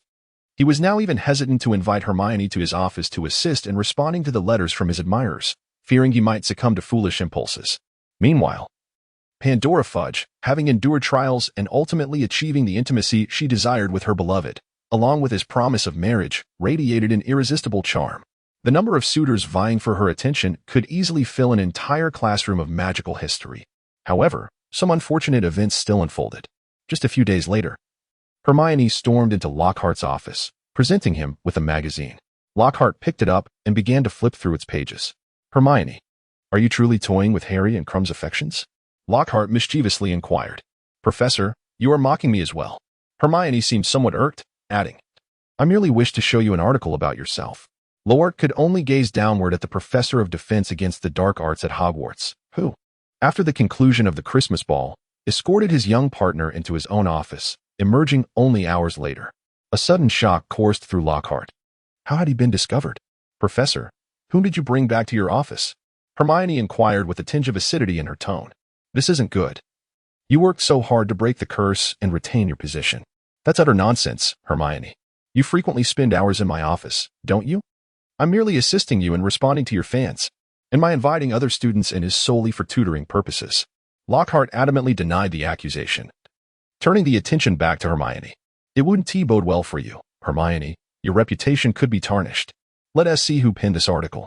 It was that Rita Skeeter. She always seems to be involved. I even suspect she might have an invisibility cloak, lurking incognito at the scene, Hermione deduced astutely. Yet Lockhart was aware of the underlying truth. The most pressing matter is here. Hermione turned the magazine pages. Hagrid is a half-giant, and he admitted it himself? Oh, what was he thinking? Lockhart rubbed his forehead. Professor, Hagrid stated he intends to resign, as parents deem him unsafe. Hermione appeared genuinely distressed. You must assist Hagrid. You are his friend. are you not? Very well, Hermione. Arrange a meeting with that journalist and inform her that Harry is willing to grant an exclusive interview. I will show you how to deal with such a nefarious woman. Lockhart was indeed prepared to take action for his friend Hagrid. Hermione's eyes sparkled with excitement. All right, Professor. I knew you would have a solution. She arranged to meet Rita Skeeter in a secluded alley in Hogsmeade. Upon seeing Lockhart and Hermione awaiting her, Skeeter seemed taken aback. Goodness, Miss Granger, are you and Professor Lockhart involved? That would indeed be sensational news. I almost envy your allure. What about Harry Potter? Was he this about an exclusive interview? In response, she was met with the tip of a wand, as Lockhart commanded her to drink from a vial. Your conduct towards journalists is utterly disgraceful. I shall report you to the ministry. Lockhart dismissed her protests outright, forcing the truth serum down her throat. At that moment, he felt more formidable than a Death Eater, certain that the astonished Hermione Granger would concur. Thus, the reporter divulged everything, including her status as an animagus and the dubious means by which she acquired her press credentials. Finally, Lockhart instructed her to transform into a beetle, capturing her in a bottle and handing it to Hermione. I trust you will handle this. I hope she never writes anything detrimental about us again. Professor, your methods are rather blunt, Hermione remarked, still in shock.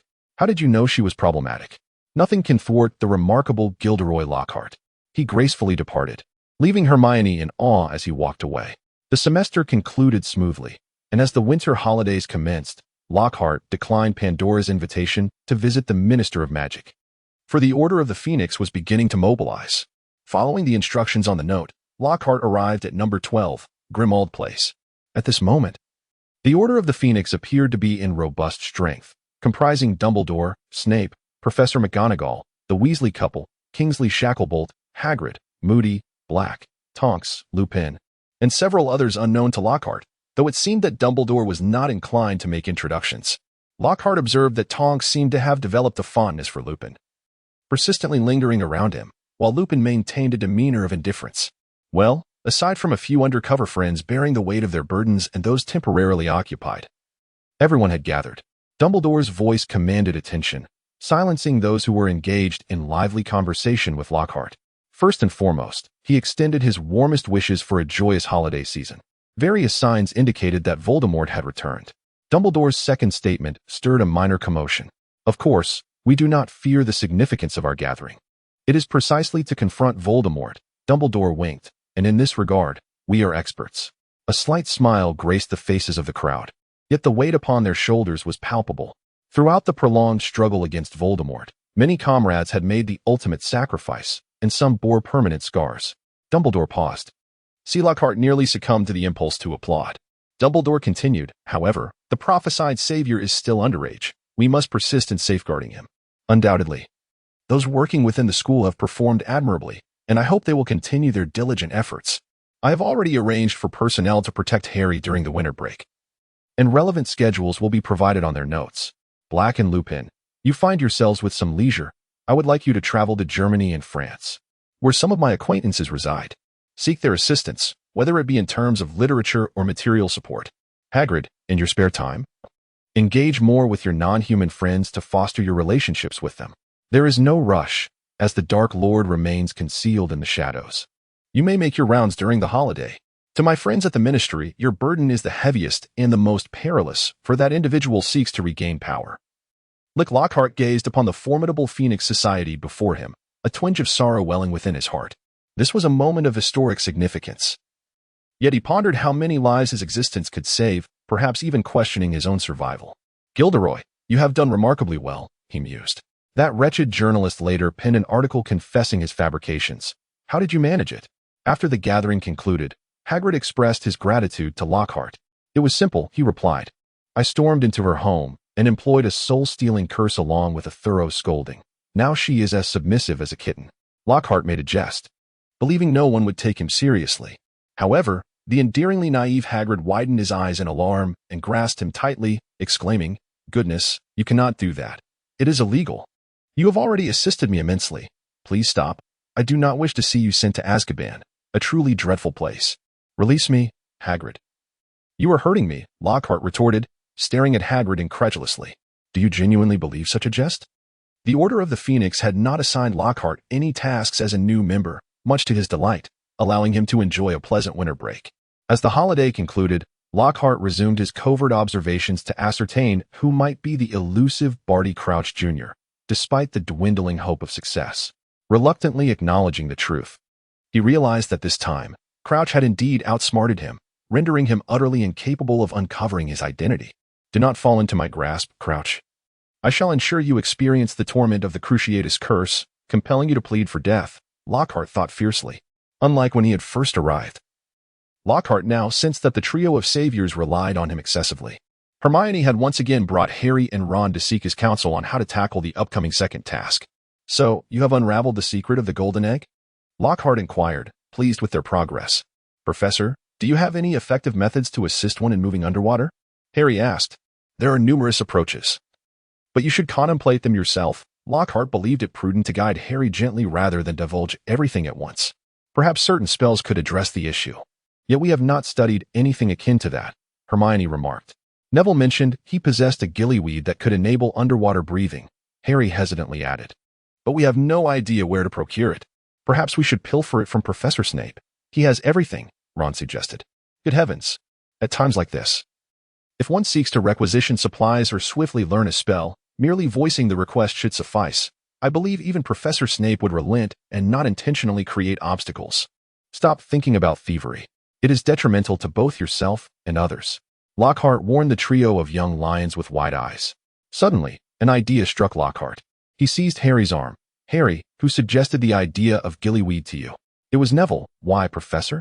Take me to him. I suspect Crouch has alerted Neville. Quickly. Neville was engrossed in a book in the herbology classroom. Neville, who informed you about gillyweed? Ah, Professor. Neville looked up nervously at Lockhart. It was mentioned in this book. Harry happened to ask me, so I shared the information with him. Lockhart snatched the book away, revealing it to be an ordinary volume devoid of dark magic. The only peculiarity lay in its fortuitous arrival. Neville, who sent you this book? It was sent to me anonymously. I have no idea who it is from. Lockhart, filled with disappointment, pressed his forehead in contemplation. Indeed, how could young Barty exhibit such blatant telltale signs? It was a presumption on his part. He turned away, leaving a bewildered Neville to inquire of Harry, what is the matter with the professor? The enchanting Pandora, having tasted the forbidden fruit, was consumed by an insatiable curiosity and fervor for an activity she had not engaged in for the past 14 years. During the winter break, having not seen her beloved, she found herself visiting Lockhart's office daily and clandestinely sneaking into his dormitory at night. Her enthusiasm and youthful vitality rejuvenated Lockhart, transporting him back to the exuberance of 18. For the first time, he found himself genuinely infatuated with a girl. On February 24th, the second match commenced. As Harry, under Lockhart's watchful gaze, stuffed a small morsel into his mouth while Severus Snape maintained his stoic demeanor, Lockhart realized that Harry must have solicited something from Snape, who had obliged him. Sensing Lockhart's scrutiny, Snape cast a fierce glance in his direction. If it weren't for Potter claiming that you urged him to ask me, I would never have acquiesced. Severus felt an urge to justify himself. Ah, Severus, why do you persist in your animosity towards James's son? He has been gone for so many years. Lockhart disregarded Snape's baleful glare. You ought to enjoy your life. Much like I do, find a charming and lovely lady and relish in existence. Wouldn't you agree? The last remark was directed at the bashful Pandora beside him, after which he bestowed a gentle kiss upon her. The young girl, feeling shy before her headmaster, wished she could vanish into Lockhart's pocket. This is none of your concern, Gilderoy, Snape retorted dryly, venom practically dripping from his words. Severus, your coldness and severity indeed have their appeal among the fairer sex. Lockhart continued to tease Snape. They seem to find it rather alluring. In the eyes of many admirers, your impassive demeanor is incredibly cool. Snape appeared to be straining to suppress the impulse to rise and strike Lockhart, his gaze fixed on the competition, managing to utter through gritted teeth, "Be quiet, Gilderoy." Ah. Severus, you always speak harshly to those who genuinely care for you, like a petulant child. Snape's face flushed with frustration. Pandora, clearly entertained by Snape's demeanor, could not help but stifle a giggle, only to repress it out of fear. Lockhart, unfazed by Snape's irritation, turned to whisper sweet nothings to Pandora. At that moment, within the competition arena, Potter had just emerged from the water, having rescued 2 individuals.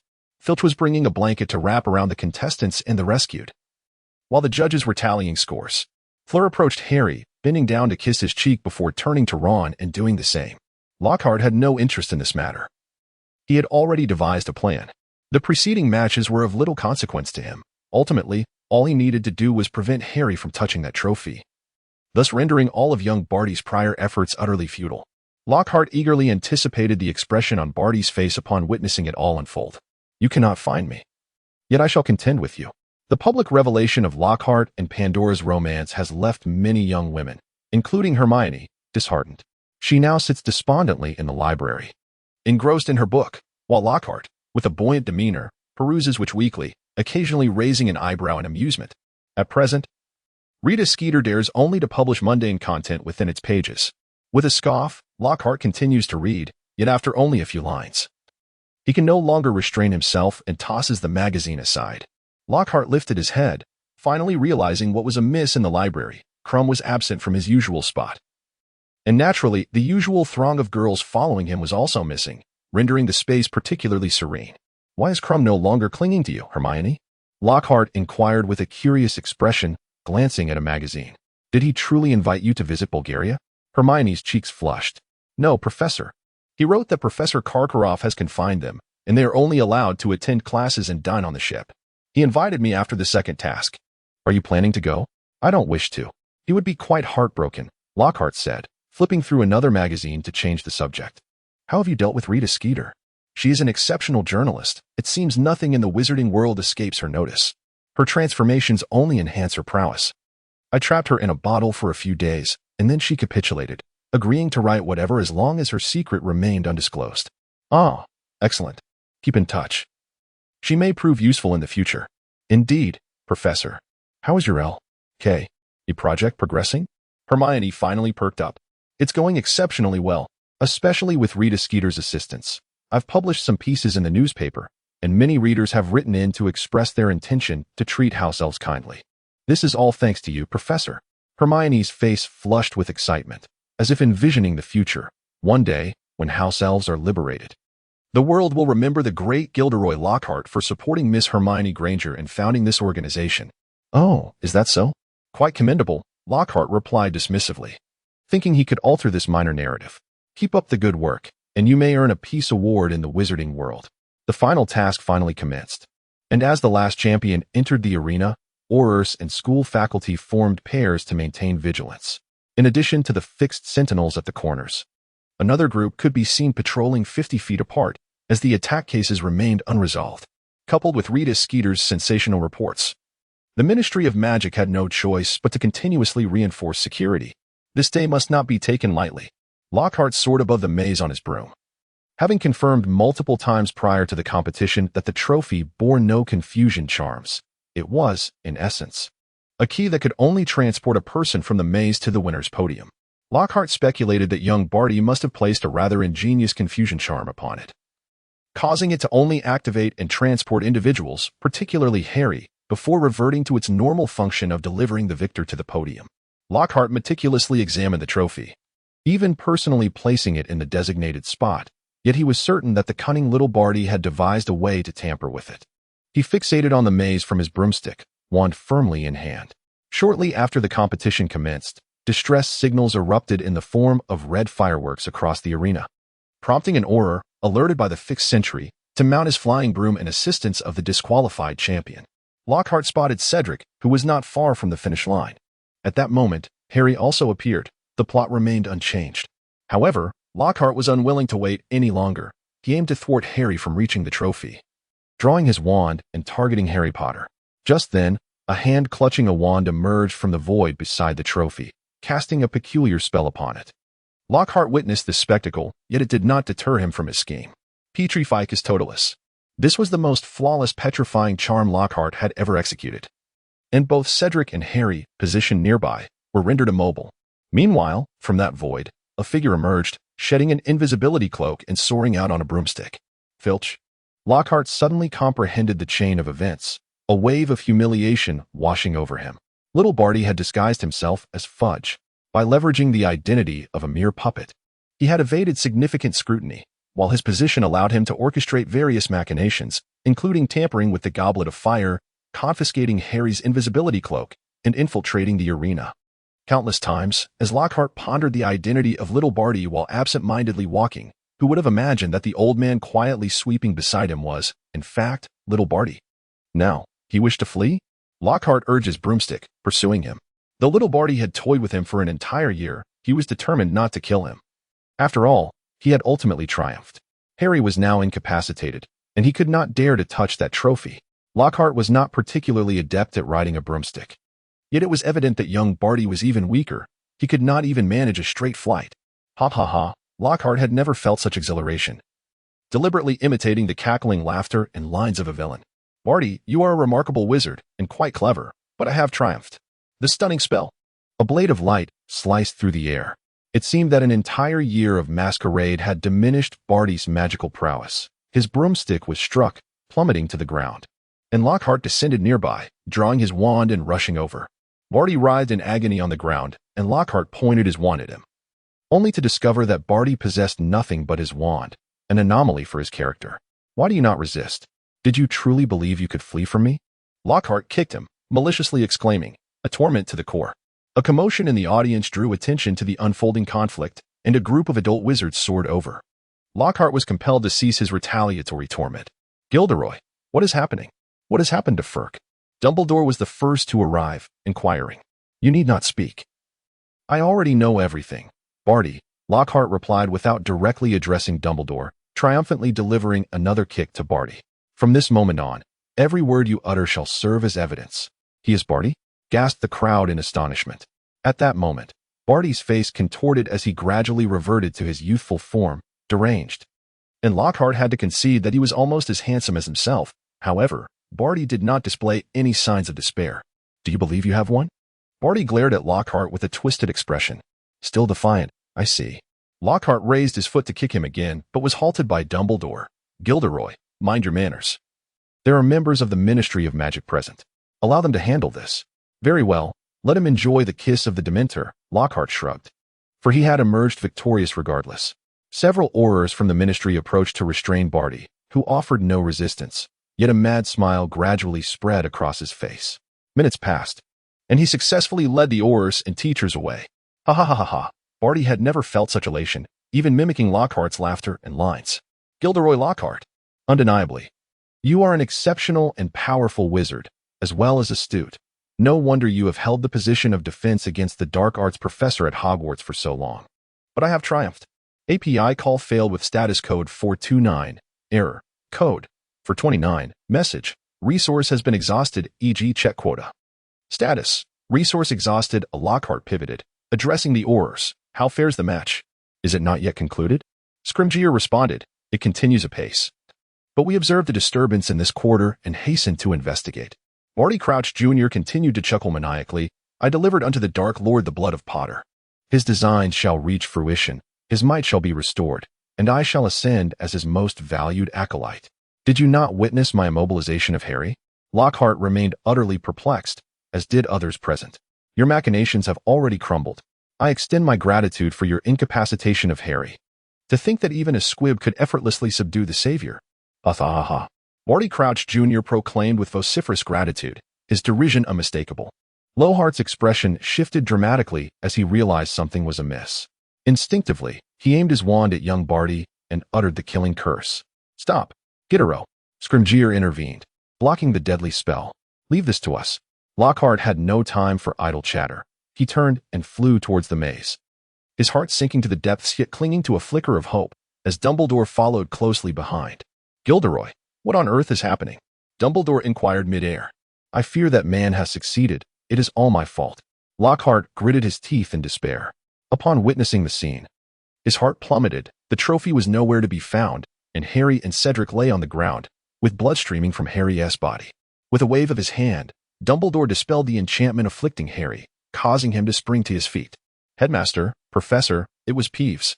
He suddenly appeared, slashed me with a knife, took my blood, and then vanished with the trophy. The trophy was enchanted with a Confundus charm, transforming it into a key to Voldemort's lair. Little Barty led me astray and manipulated Peeves, who was under the imperious curse, to seize Harry's blood. Lockhart now resembled a mere shell of a man as he explained to Dumbledore. Never before had he encountered such utter defeat, being toyed with by little Barty from start to finish. The only reason he managed to capture Little Barty was due to the distraction of controlling the imperious curse peeves. Little Barty's capture only served to render his performance a resounding ode of loyalty to Voldemort, a grand spectacle where a devoted servant sacrificed himself to secure victory for his master. In Lockhart, he was but a supporting character in this drama, a mere jester. He once fancied himself the most brilliant wizard in the world, masterfully manipulating powerful sorcerers with memory charms. After acquiring the memories of others, this confidence surged to its zenith, leading him to believe he was the center of this world. The protagonist.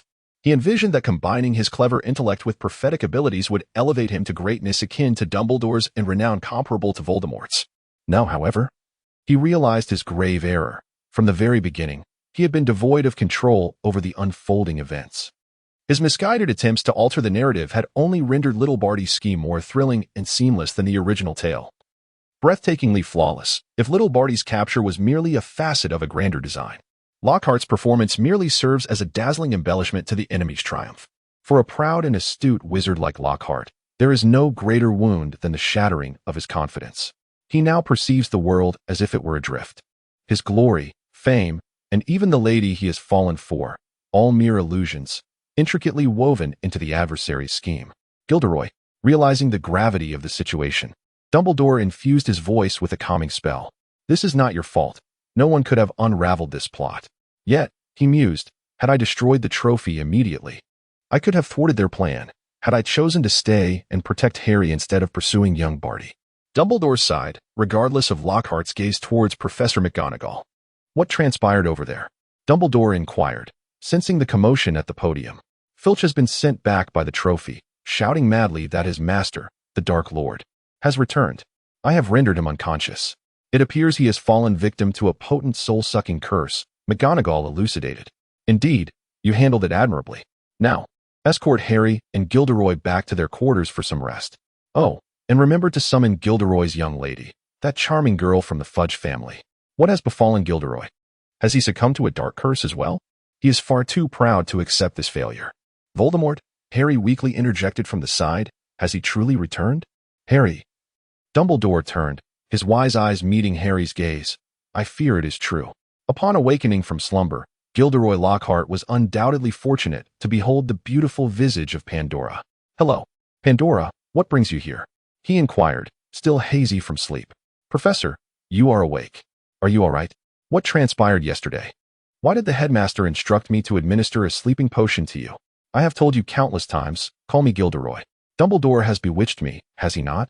Lockhart struggled to recall the events of the previous day, and suddenly memory surged forth, frustration at being toyed with, regret for not detecting the enemy's scheme in time, and the dread of Voldemort's impending return.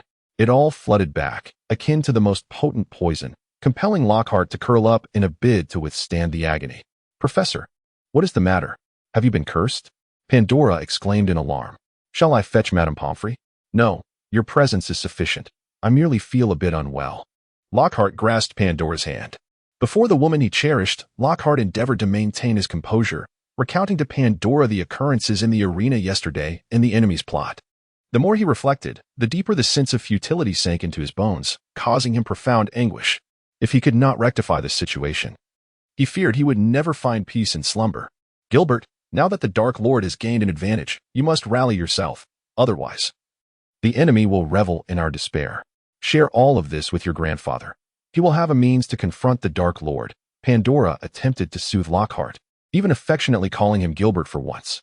In the headmaster's office, Cornelius refused to acknowledge the return of the Dark Lord. Dumbledore sighed, and indeed, we possess no evidence, merely Harry's blood being taken, the brazen boasts of a Death Eater, and the nonsensical ramblings of a controlled mute. Even I harbor doubts regarding the Dark Lord's return. That foolish, cowardly old man. Lockhart exclaimed in anger. Gilbert, you are to be that old man's grandson-in-law. Dumbledore swiftly changed the subject. I am preparing to enlist Granger and the Weasley children into the Order of the Phoenix. I will provide them with the address. And after the holidays, you should escort Granger to headquarters for an introduction. You need not worry about the Weasleys. We must prepare ourselves. Understood. Lockhart despondently exited the headmaster's office. The narrative unfolded as anticipated. Even if he enlisted Pandora to persuade the Minister of Magic, the endeavor would likely prove futile. With Voldemort resurrected, terror and death loomed ominously. Should Lockhart abandon his professorial post and flee? Initially, he was free of burdens. But now entangled with the Order of the Phoenix and with a budding romance, he found it difficult to simply walk away. Yet, considering the circumstances, Voldemort had only just returned. He had yet to regain his full power or gather his followers. Was it not overly dramatic to contemplate escape at such an early juncture? At this moment, Lockhart wrestled with his inner turmoil. Perhaps he should make one more attempt to alter the course of events. If, regardless of his actions, he was unable to change the subsequent narrative of the Order of the Phoenix, it would imply that fate was immutable, and he could then resolve to depart without hesitation.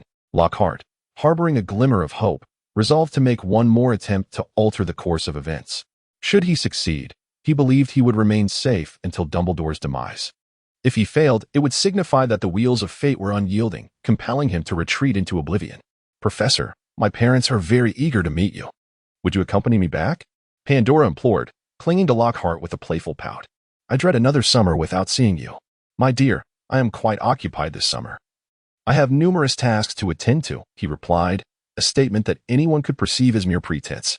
Yet, Lockhart felt compelled to convey that this time it was indeed the truth. Pandora, with a teasing frown, retorted, "Surely, you cannot be so busy that you cannot spare even a single day. I could even speak to grandfather about that individual." Upon hearing these words, Lockhart suddenly found himself struck by an idea. "Very well, my dear. I shall take a day to visit our parents at your abode." "Excellent. I shall await your news," Pandora replied, satisfied, as she exchanged a kiss with Lockhart and boarded the train leaving Hogwarts. After spending several days at home to soothe the feelings of defeat and fear that had overwhelmed him, Lockhart devised his next attempt to alter the narrative. Should he succeed, it would confirm that the story could indeed be changed. If he failed, he could depart without a care, allowing the relentless wheels of fate to roll on.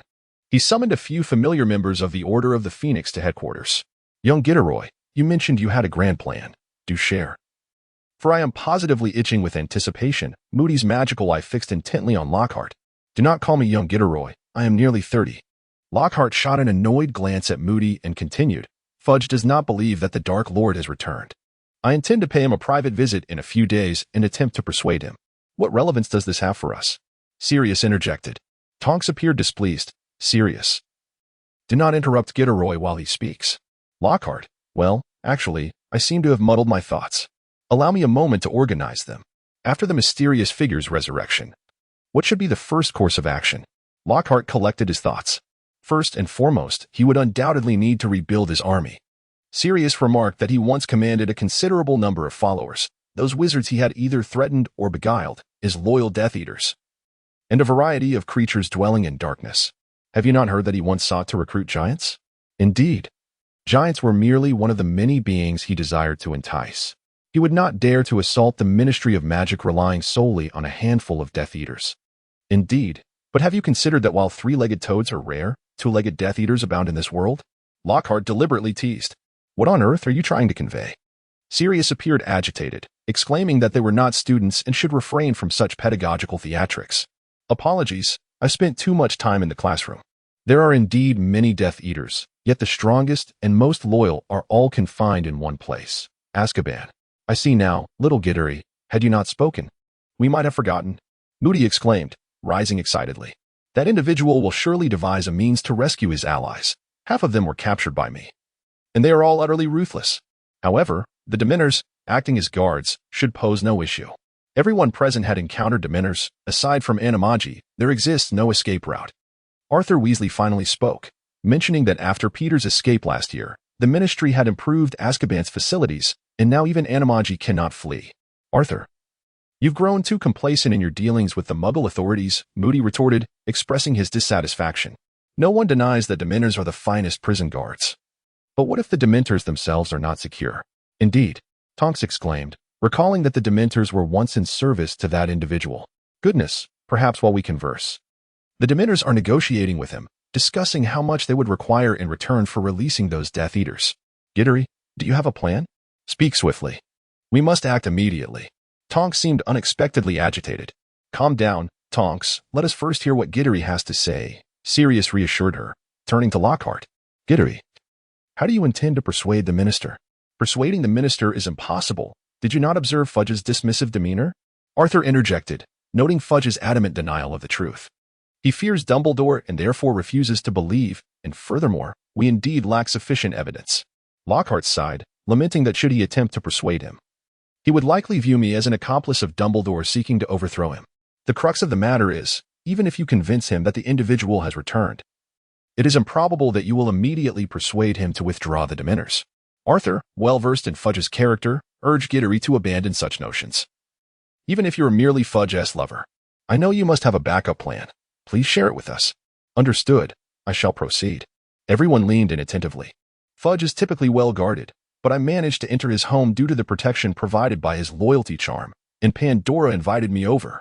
At this juncture, if I were to subdue Fudge and then control him with the Imperious Curse, good heavens, Gilderoy, you are utterly despicable. You would manipulate a 15-year-old girl's affections. Tonks shrieked, unable to accept it. As a former Auror, one must be willing to employ any means necessary. Little Gilderoy exhibits my former flair, Moody remarked with admiration. Lockhart awkwardly shook hands with the Fogg couple, who were scarcely a decade his senior, while extending his greetings to Connolly Fogg. Do not be formal, Gilderoy. This is a private invitation, so forget my ministerial status, Connolly remarked. As you wish. Lockhart and the Fudge family enjoyed a delightful dinner together, with Lockhart's witty charm and vast knowledge leaving Pandora's parents thoroughly satisfied and supportive of their relationship. Lockhart was also pleased to discover that the Fudge family did not mind the considerable age difference between him and Pandora. After dinner, he expressed a desire to discuss a matter with the minister, who gestured for him to follow to the study. Upon entering the minister's study, he inquired, "May I be so bold as to ask why you do not believe that man has returned?" Connolly, clearly taken aback by Lockhart's audacity during a visit, reacted with anger. "It is not that I do not believe, but rather that there is no evidence to substantiate such a claim," Connolly retorted, his frustration evident. "Gilderoy, you are a professor at Dumbledore's school and are in love with Pandora. My tolerance of your proximity to her has already reached its limits. I sincerely hope you refrain from acting as Dumbledore's advocate." Lockhart maintained his stance. "Are you suggesting that Dumbledore is lying?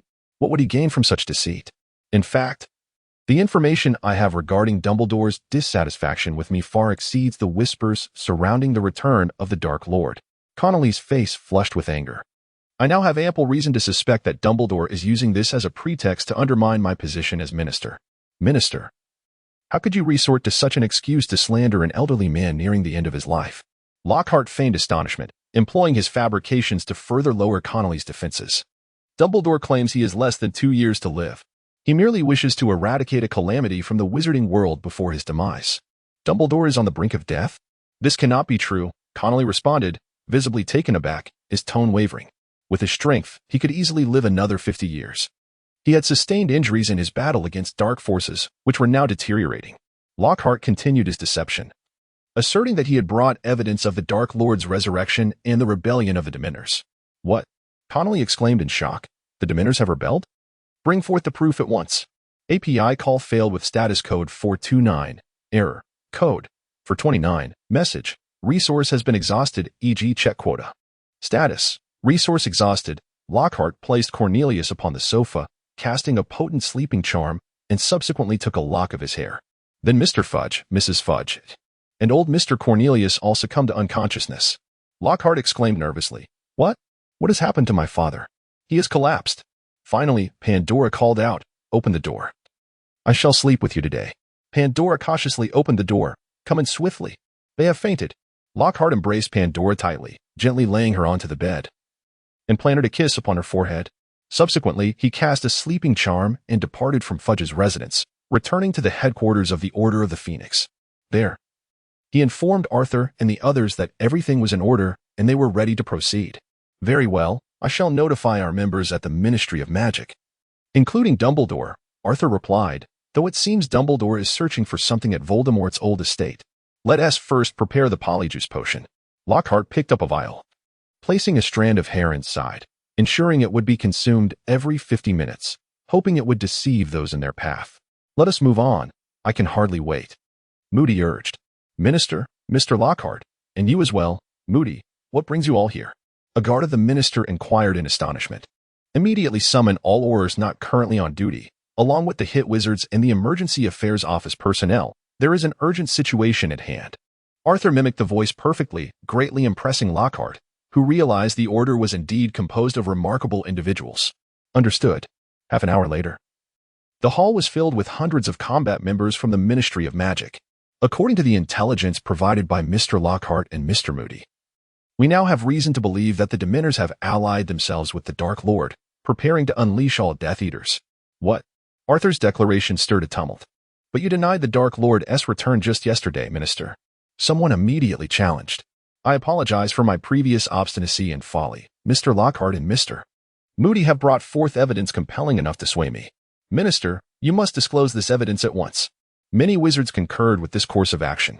I have the evidence ready, but now is clearly not the time for such a display. Arthur produced a small booklet, which, in actuality, contained nothing, waved it, and handed it to Kingsley Shacklebolt, another member of the Order of the Phoenix.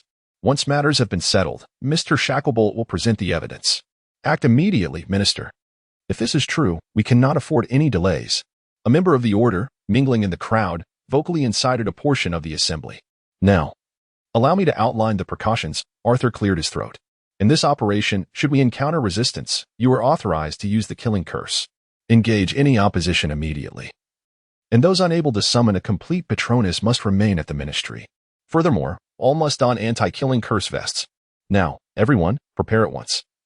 We shall converge at the assembly point in 5 minutes, utilizing the portkey to proceed to Azkaban to take control of the prison. A throng of individuals, having bestowed warmth charms upon one another, transported to Azkaban, instantly attracting the attention of the Dementors. A seemingly commanding Dementor floated before the crowd. Gentlemen, please present your identification and state your purpose.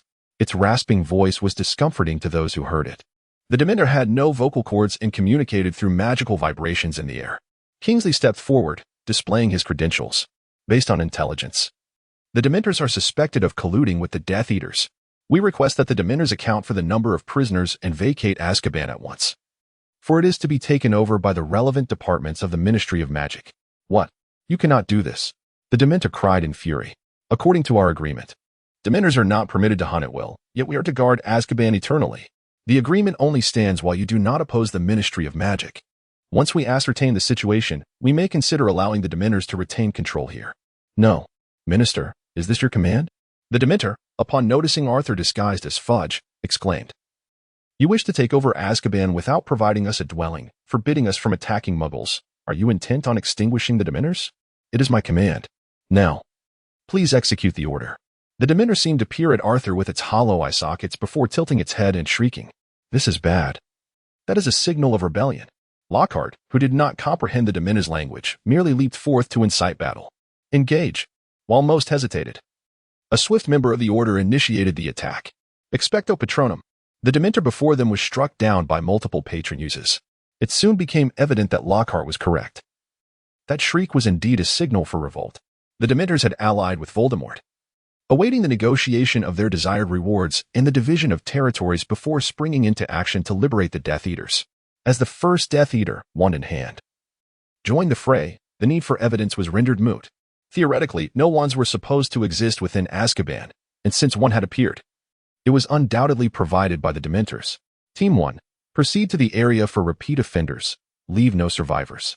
Should you encounter anyone wielding a wand, dispatch them immediately. Team 2, subdue the Dementors. Team 3, head to the basement, ensuring the anti-apparition enchantment on Azkaban remains intact. Arthur commanded with authority. Team 1 consisted entirely of elite Aurors, and Lockhart followed them into the repeat offenders area. As they ascended the staircase, they encountered a multitude of infamous Death Eaters, though fortunately, they appeared gaunt and disheveled. Avada Kedavra! Avada Kedavra! The most notorious Death Eaters versus the most formidable Aurors engaged in a fierce exchange, with the Aurors clearly holding an advantage. The Death Eaters, having long been tormented by the Dementors, were drained of magical energy and unable to continuously cast powerful spells. Before long, they resorted to less energy-consuming lethal magic. Perhaps these Death Eaters had once been fearsome and extraordinarily powerful, but their prolonged confinement and the torment inflicted by the Dementors had sapped their strength and left them feeble. Meanwhile, the Aurors, although individually slightly weaker, donned anti-killing curse vests, granting them a significant edge in survival, and they were well prepared, enjoying a decisive upper hand. Lockhart, his face concealed, hid behind Moody, watching as the old veteran showcased his formidable prowess. Moody was undeniably powerful, Lockhart had recognized this from the very first day of his aura training. He faced the multitude of Death Eaters with unwavering composure, casting spells with remarkable speed and precision. In stark contrast, the Death Eaters opposite him faltered, their faces betraying shock as they beheld Moody's magical eye, retreating in haste. Meanwhile, Lockhart, proficient only in ambush and memory modification, despite possessing magical power several times greater than that of an ordinary wizard, chose to remain cautious, opting to conceal himself and strike from the shadows. A tall, lanky female Death Eater with disheveled hair caught Lockhart's eye, her rarity among the ranks of Death Eaters, particularly those imprisoned in Azkaban, piqued his interest. This must be Bellatrix. Lockhart surged forward, joining the fray against her. This most loyal of Voldemort's followers must be vanquished. He unleashed a flurry of spells, wearing down the devoted Death Eater. She staggered back, her defenses crumbling as spells detonated around her feet, surrendering her offensive, seemingly awaiting her master's intervention. With a surge of determination, Lockhart cast his self-invented piercing spell. While not inherently lethal, this magic proved effective against highly magical beings and potent shields, demonstrating a remarkable penetrative capability.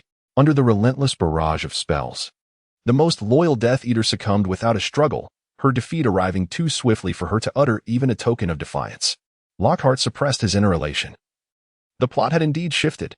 Young Barty was also imprisoned in Azkaban. Upon seeing him, Lockhart observed that he had been cornered by several Aurors. He was fortunate not to have fallen into Lockhart's clutches to endure torment. Yet, he was also unfortunate, for he had contributed the most to Voldemort's resurrection. Before he could ascend to become Voldemort's most esteemed henchman, he was outwitted by a defeated adversary, meeting a humiliating end in that prison. At that moment, a loud crash resonated from the depths of the prison. Alas, the portkey had been tampered with and had exploded. Arthur shouted.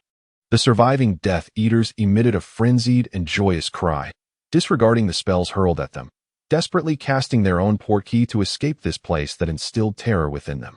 The casting of a portkey required time. It was not instantaneous. Thus, amidst the chaos, many Death Eaters found themselves arriving at their destination only to discover they were missing limbs or had been struck by the killing curse.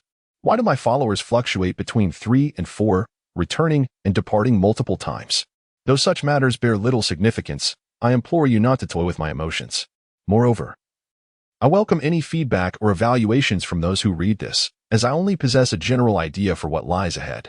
All surviving Death Eaters, armed with wands, had fled. Those remaining were either minor characters or unrelated to the Death Eaters. Count the numbers, Arthur exclaimed after sipping a potion. Minister, we have lost 16, with 5 severely injured, 9 of whom perished in the explosion from the basement. Damn it, the plan was still inadequate. Lockhart was displeased, suspecting that the sabotage of the portkey was undoubtedly Barty's idea. However, Barty would no longer revel in his meticulous planning. What of the prisoners?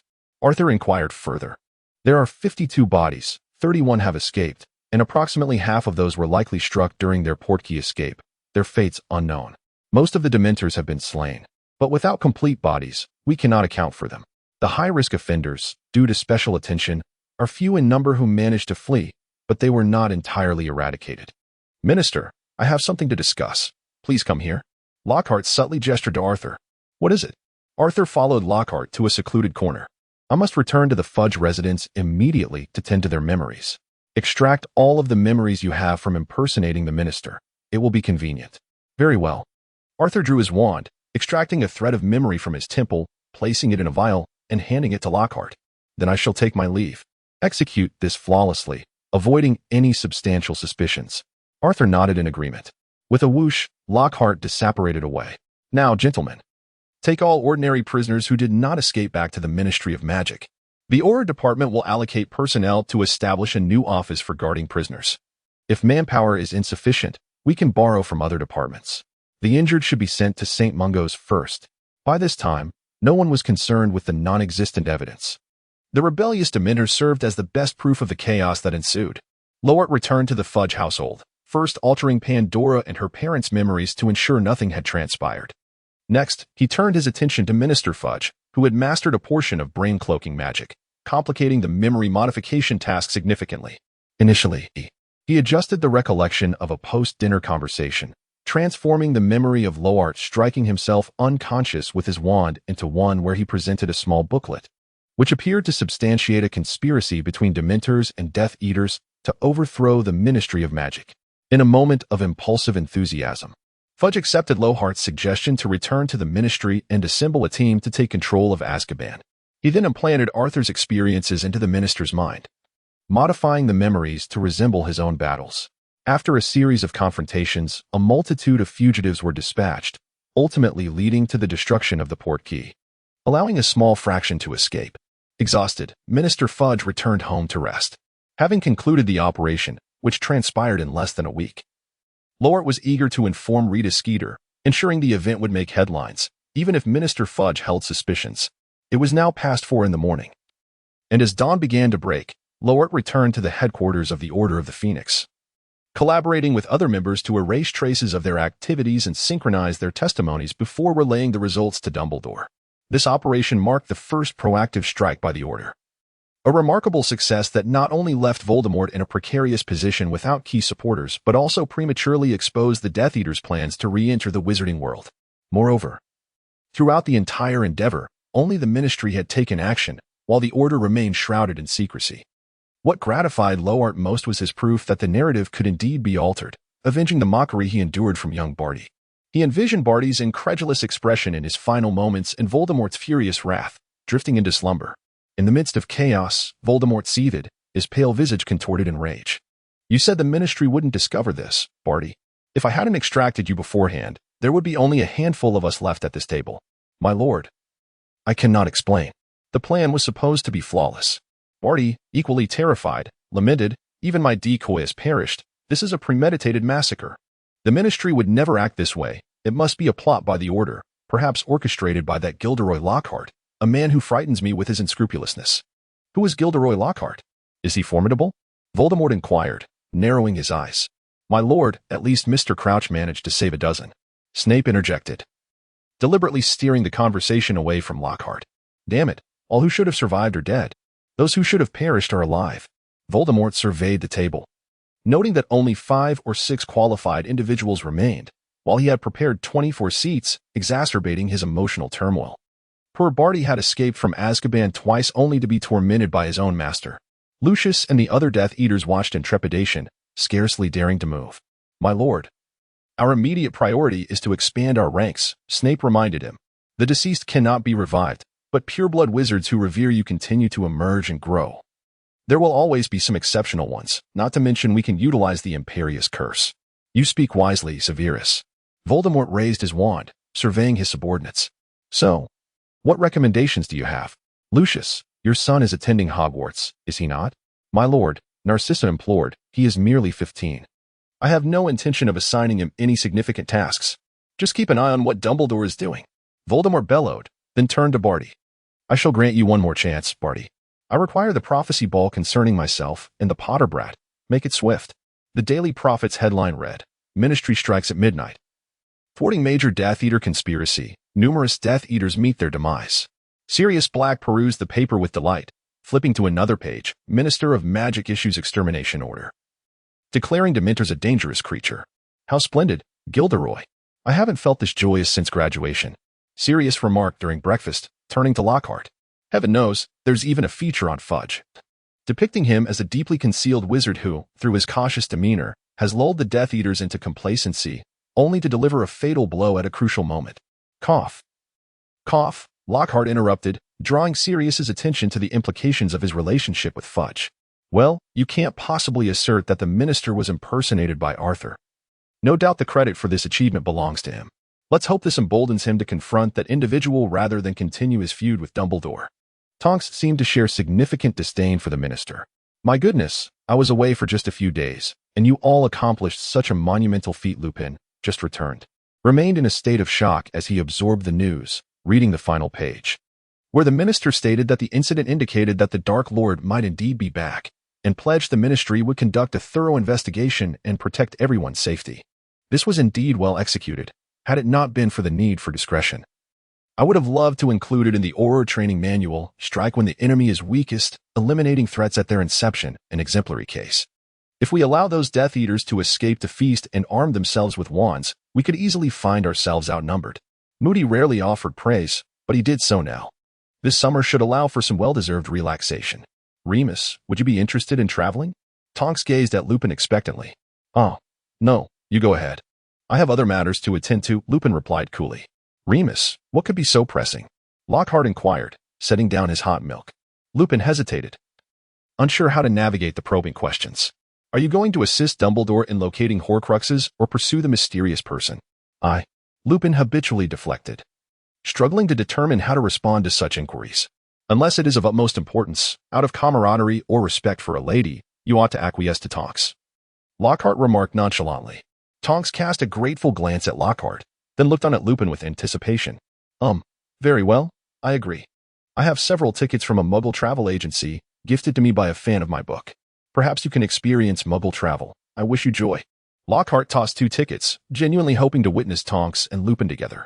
My goodness, thank you, Gilderoy.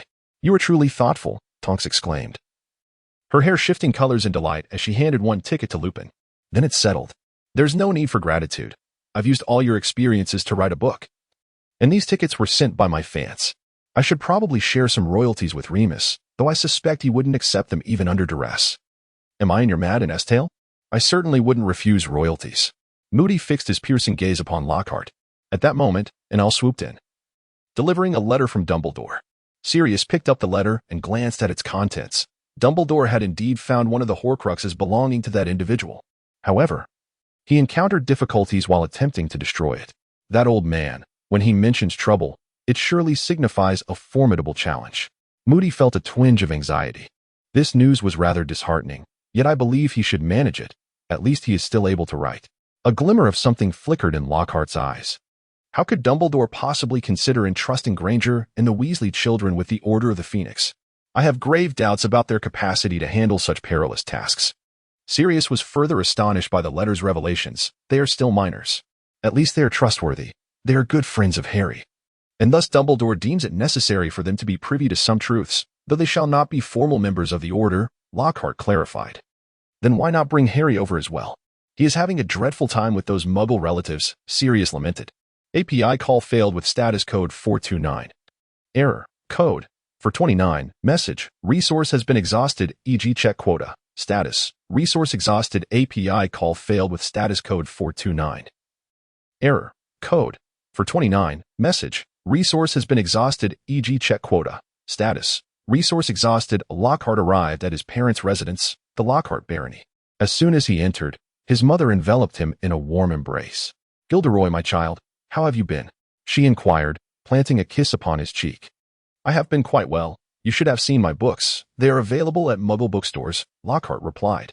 His mother, visibly concerned, remarked, seeing them only heightens my worry. Gilderoy, are those tales truly authentic? It was evident that she had little fondness for her child's adventurous exploits.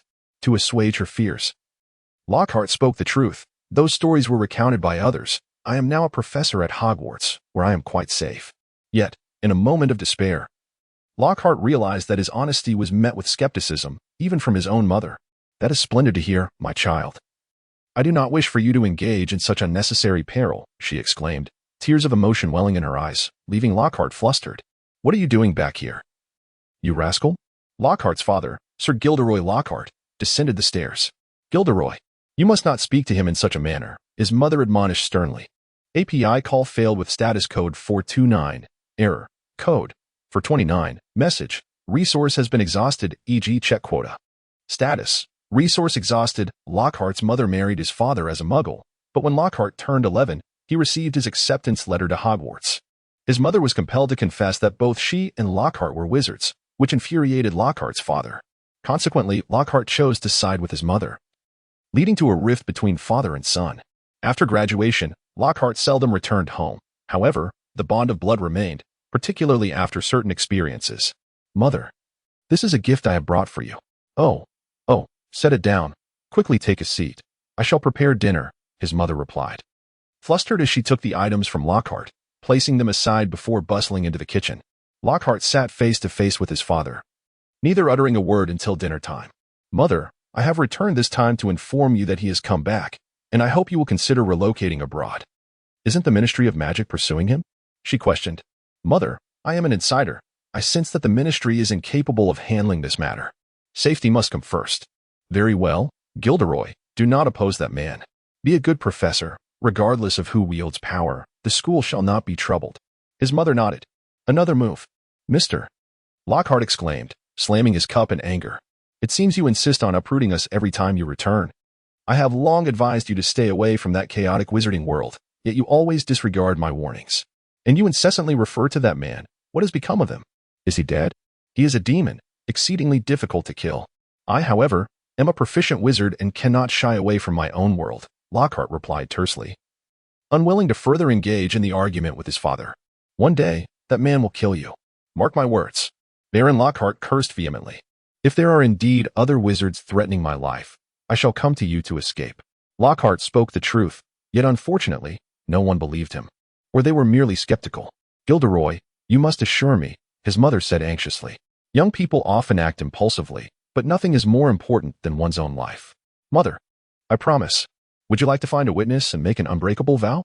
Oh, you foolish child. Such vows carry the penalty of death. I hope you never bind yourself to such an oath.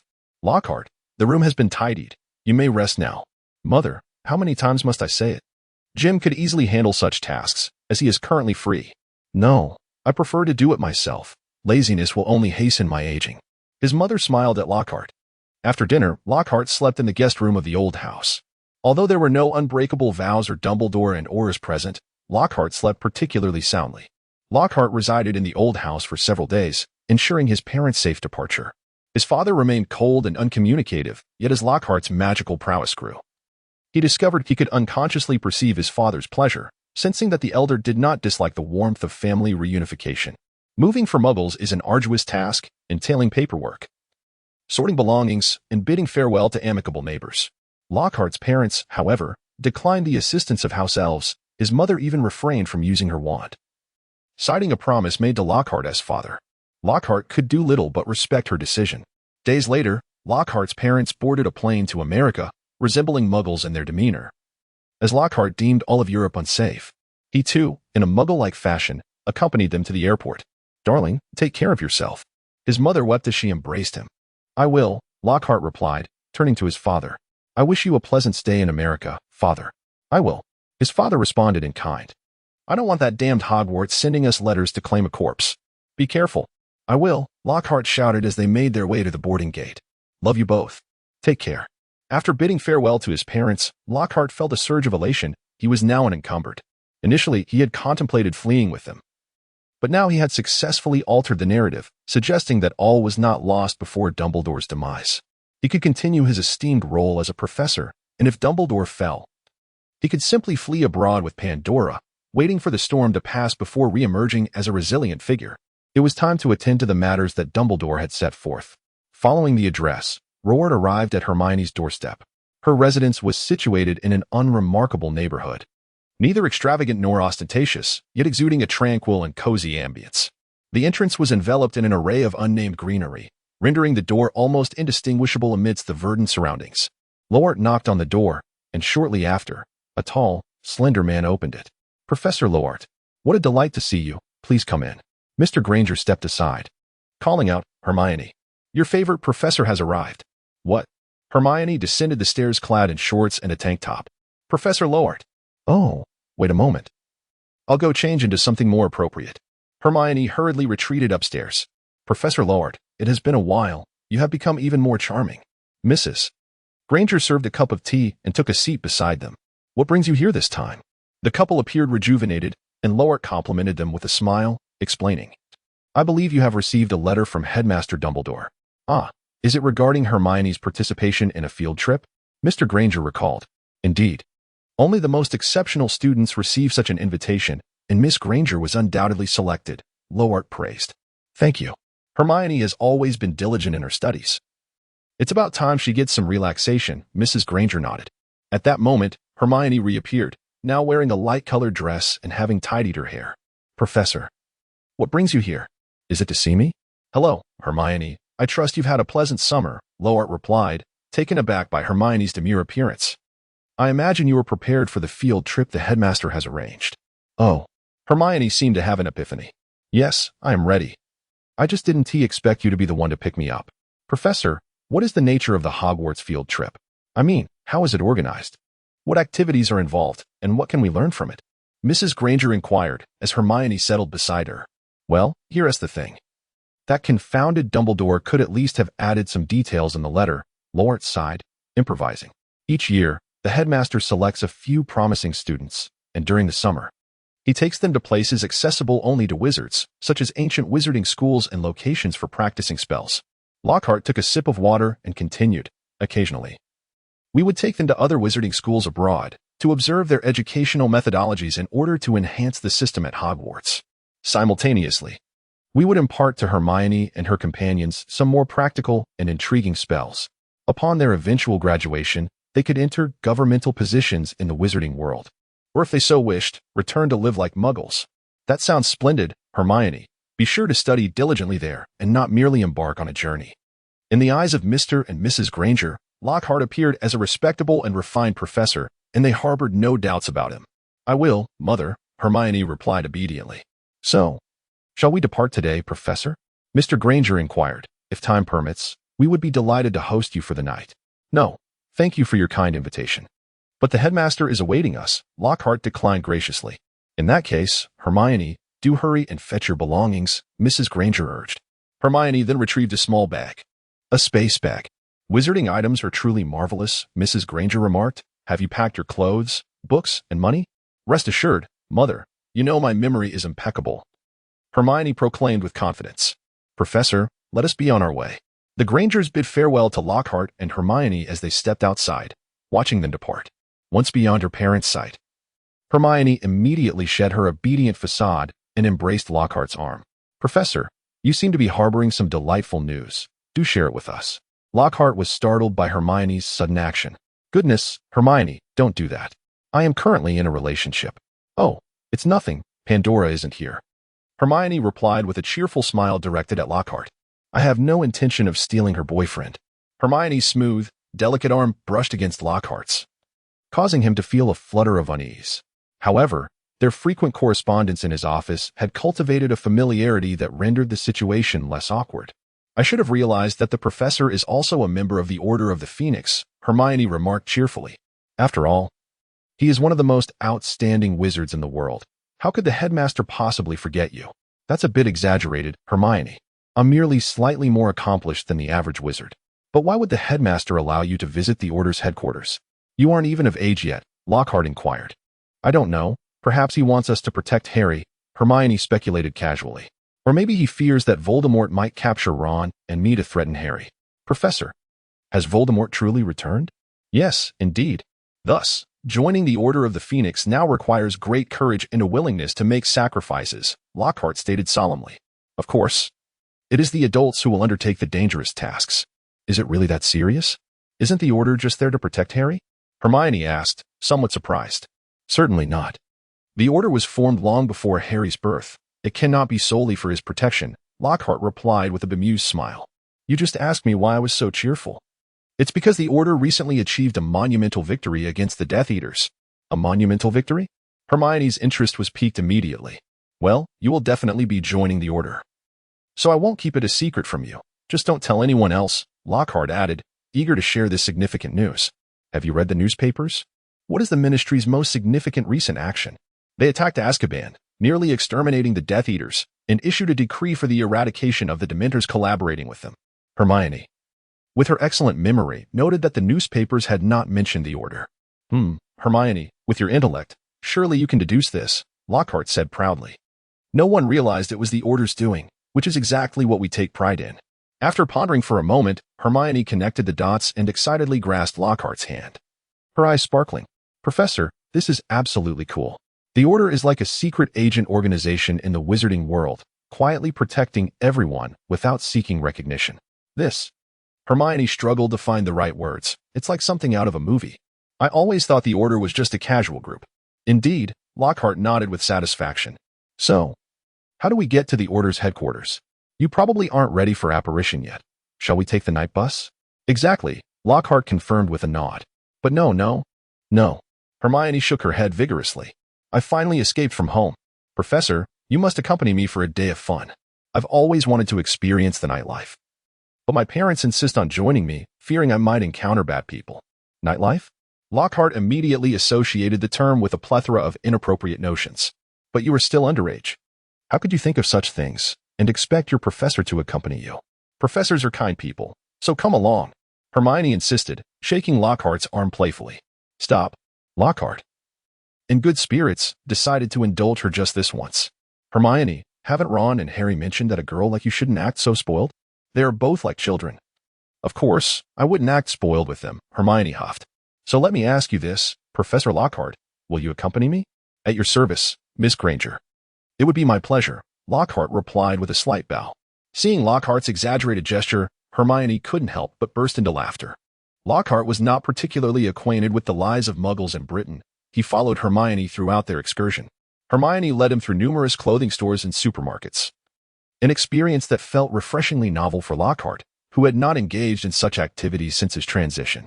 Now, seated on a bench at the corner, each holding an ice cream, courtesy of Hermione, Lockhart found the muggle lifestyle quite intriguing. He reminisced about memories from his former life and mused aloud, acknowledging that, in terms of enjoyment, wizards could not compare to muggles. Hermione, with a gleam of pride, asked, Professor, would you like to try a candlelit dinner later? I'm sure you've never experienced one. Candlelit dinner? Isn't that rather romantic? Neither Pandora nor I have ever tried it. Lockhart exclaimed in astonishment. Hermione appeared equally surprised, replying, Really? That's wonderful. Professor, your first candlelit dinner will be with me. Lockhart merely stated that he had never attempted anything with Pandora. He did not imply that he had never experienced anything at all. However, he chose not to elaborate. Lockhart was hardly a paragon of virtue. How could he possibly refuse an invitation for a candlelit dinner from a young lady? Perhaps next time, he might invite Pandora to join and share the experience. Thus, the teacher and student found themselves seated in a restaurant, enjoying a candlelit dinner together. How romantic, isn't it? Hermione inquired, raising an eyebrow at Lockhart. Our first times are bestowed upon each other. First times, indeed, Lockhart retorted, lightly tapping Hermione on the head. Are you satisfied now? Can we head to the Order of the Phoenix? No, Hermione replied, touching her head and exclaiming with enthusiasm. The night is just beginning. We shall visit a fascinating place shortly. Is this what you deem fascinating? It's unbearably loud. I detest it here, Lockhart lamented, covering his ears as if his mind were on the verge of being overwhelmed. I've always wanted to come here and enjoy myself, but my parents forbade it. Hermione said, her eyes sparkling with excitement. Professor, you may sit beside me while I dance inside. Lockhart quietly cast a spell to block out the noise. Sulking as he sat on a nearby chair, sipping a small drink. He despised such places, having never ventured into one in his past or present life. The cacophony and chaos were overwhelming, and the dazzling lights and intoxicating libations easily corroded one's character. However, Hermione was reveling in the festivities, swaying to the music with glee, even playfully casting flirtatious glances in Lockhart's direction. Though her dancing skills were lacking, such finesse was unnecessary in this vibrant atmosphere. Lockhart observed Hermione in the dance hall, marveling at how she had matured into a stunning beauty with a graceful figure. The innocence of her youth had vanished, leaving her an enchanting sight. Much to the advantage of that foolish Ron. Hermione, strikingly beautiful yet without a partner, quickly caught the attention of several men, who approached her like hunters closing in on their prey. Lockhart watched with keen interest as she was courted, fully convinced that a witch would not easily succumb to the advances of muggles. A group of men surrounded Hermione, seemingly inviting her to join in their revelry. But she persistently waved them off. Frustration etched on their faces, they attempted to corner her against the wall, even resorting to unwelcome physical advances. Lockhart was puzzled. Why did Hermione not resist? Was she waiting for him to come to her rescue, or had she forgotten her wand? Perhaps she was simply flustered by the unexpected situation? As the men grew increasingly brazen in their actions, Lockhart could no longer feign ignorance. He squeezed through the crowd and positioned himself beside Hermione, shielding her from the advances of the men. What are you doing? There should be a proper order when inviting a lady, one of the men grumbled. Go find someone else, and be quick about it. Lockhart was taken aback. These individuals were surprisingly cultured, quite unlike the depictions found in certain fantasy novels. My apologies, everyone.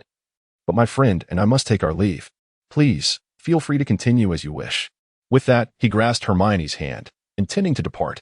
One man, evidently incensed, reached out to block their path. Hey, buddy, you. API call failed with status code 429. Error. Code. For 29. Message. Resource has been exhausted, e.g. check quota. Status. Resource exhausted. Lockhart, at a loss for words, wondered if the revelry had gone on long enough. It's too early. Let us have a drink. I rather enjoy this place. Hermione appeared to be far from satiated. Goodness, Hermione, in my recollection, you are a well-behaved child. You cannot become enamored with this place. It is hardly suitable. Lockhart attempted to persuade her, sensing that Hermione was indulging a bit too recklessly. Being a good child is exhausting. I merely wish to have some fun.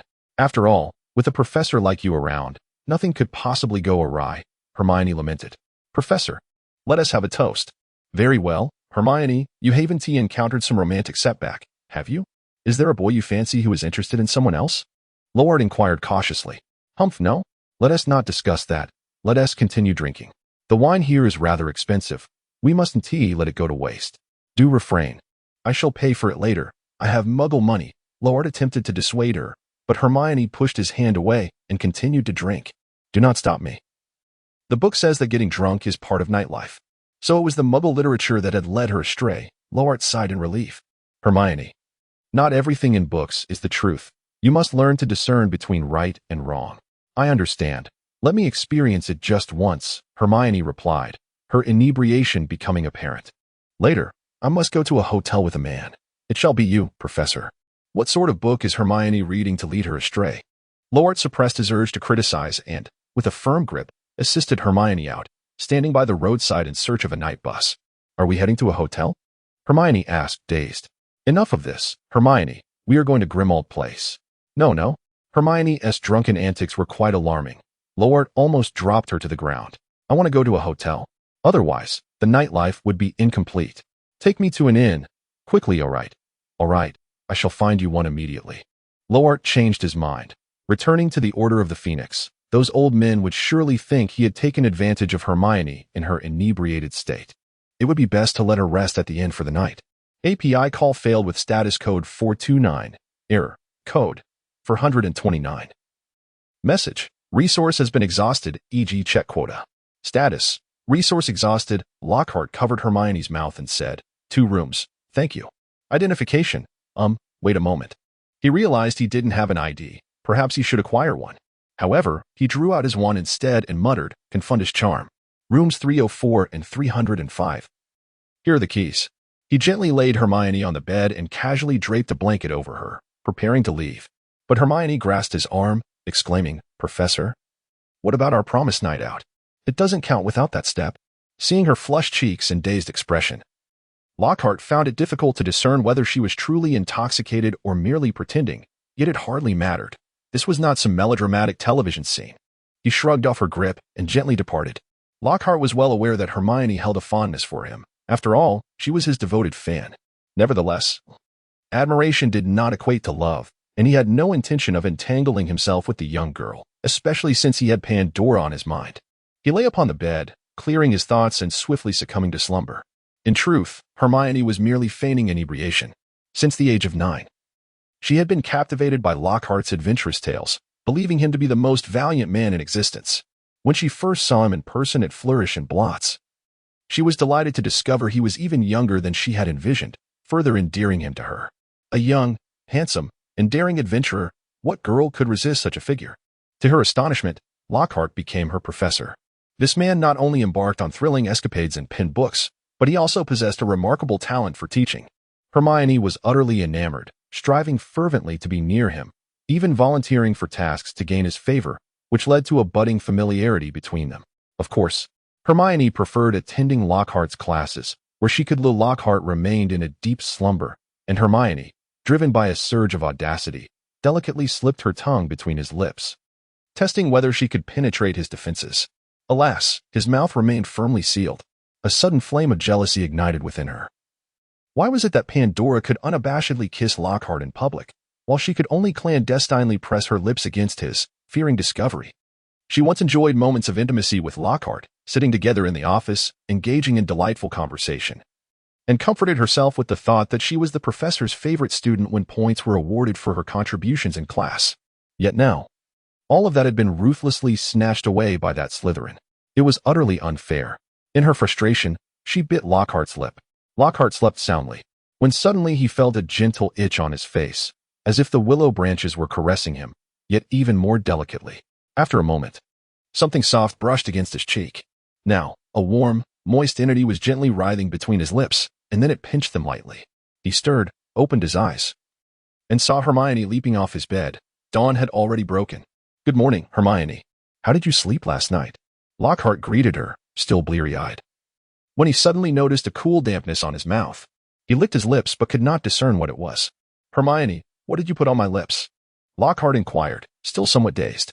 "Nothing, Professor, just water." "I thought it might wake you up," Hermione replied nervously. "Applying water to someone's lips to rouse them? Who taught you that?" Lockhart wondered, intrigued by such a custom. "Oh, Hermione, quickly get dressed. We must be on our way soon." "Right away, Professor." Hermione promptly dashed back to her room. Lockhart watched as Hermione dashed out, her face flushed. After sitting on the bed for a moment, his somewhat clearer mind began to reflect. Where did that water come from?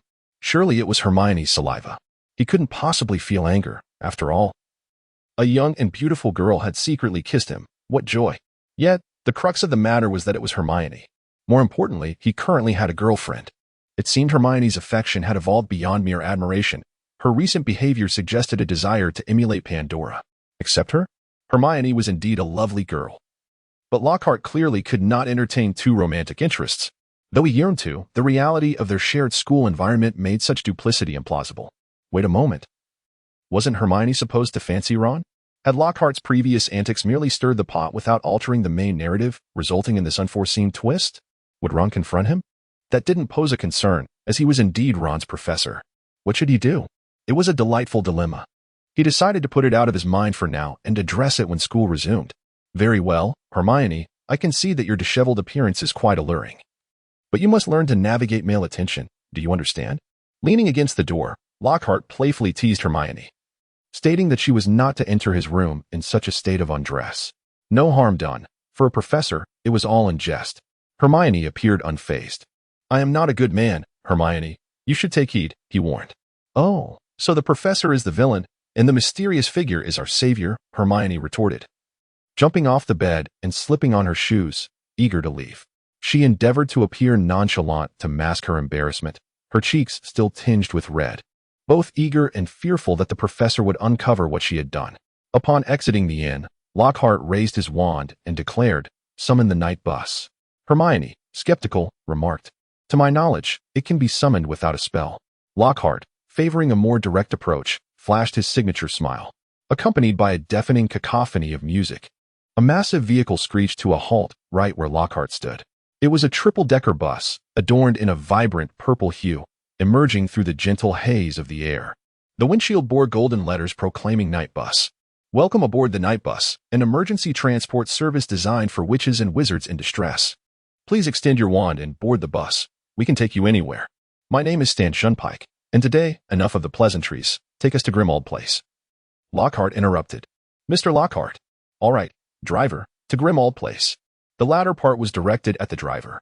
"Why is Mr. Lockhart on the bus?" Stan inquired. "This Miss Granger has yet to master apparition, and her home lacks a fireplace. Why not install a fireplace?"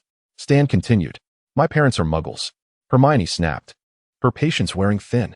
"Oh, my apologies." Mississippi Lockhart tossed a golden galleon to him, saying, "No need for change. I hope the remaining money will silence you." "Very well. Please take a seat, both of you." Lockhart casually found a bed to sit on, and Hermione settled beside him. As the vehicle soared at speeds exceeding 100 miles per hour, Hermione felt her stomach churn uncomfortably. She bent forward and grasped Lockhart's arm, prompting him to gently pat her back. Hermione relished Lockhart's affectionate gesture, feeling considerably better in an instant, though she feigned continued discomfort. Stan unfolded a copy of the Daily Prophet and began to read aloud. The front page depicted a chaotic scene with throngs of terrified muggles fleeing, while a group of ministry employees appeared to be pursuing them. "What is happening?" Lockhart inquired, perplexed. "What is wrong with those muggles?" Stan handed the newspaper to Lockhart, who received it with one hand. Hundreds of Dementors escaped from Azkaban, and our Rampal Lowart escorted Hermione to number 11. Grimmauld Place. Recall the address that Professor Dumbledore shared with you. It is number 12, Grimmauld Place. Lockhart nodded with a slight gesture. Producing his wand and with a swift flick, a dilapidated door materialized abruptly between number 11 and 13. The grimy walls and windows soon came into view as well. It was as if the house had been inflated, pushing the neighboring structures aside. Hermione, standing nearby, gasped in astonishment, clearly unaware that the muggles next door sensed nothing amiss. Truly remarkable, Hermione exclaimed, her mouth agape. The disillusionment charm. If one does not know the address, it remains invisible. Lockhart nudged Hermione gently, urging, come along. The Weasley children may have already arrived. Lockhart rapped his wand against the grand door. A resounding metallic clatter echoed, reminiscent of chains clanking, as the door creaked open. Do not venture too far, nor touch anything, Lockhart cautioned as he stepped inside. A flurry of footsteps approached, and Mrs. Molly Weasley emerged from a door at the end of the corridor. She hurried toward them with a smile. Oh, Hermione, how delightful to see you, she exclaimed softly, embracing Hermione before holding her at arm's length to appraise her. You look even more lovely, Hermione, but do remember to comb your hair. Hurry along now. Ron and the others arrived yesterday. Professor Lockhart, do you reside here as well? Hermione inquired, glancing back. There is a room where I could sleep. But I do not stay here unless there are tasks to attend to. Which room is yours? The one at the very end of the upstairs corridor. Oh, then I shall head up, Hermione said, waving at Lockhart and Molly. Dear, remember, do not come down to listen to our meeting, Molly urged, her concern evident. There are certain matters best left unknown to you. I have advised the other children likewise. Having spent several dull days in the ancient manor, Lockhart felt increasingly uneasy. Despite Ron's presence, Hermione seemed to spend her days either tidying the old house or dashing into his room, often in a disheveled manner, to sit on his bed and converse. Hermione explained that she behaved similarly at home, her affectionate gestures becoming increasingly bold. Yet, given their familiarity from school and their shared status as members of the Order of the Phoenix, Lockhart found it difficult to maintain the authoritative demeanor of a professor to admonish her. Lockhart was not the kind of child that Ron was, and Hermione's behavior was rather conspicuous. Could it be that his efforts to enhance his likability had inadvertently led Hermione to favor him over Ron? Lockhart pondered, wondering if Ron and Hermione's potential separation would have any repercussions.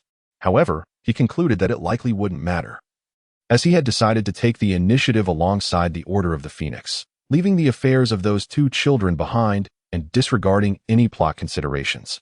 After all, it was hardly appropriate to suggest to Hermione that she ought to pursue a romance with Ron. Ron's lack of effort was not Lockhart's fault.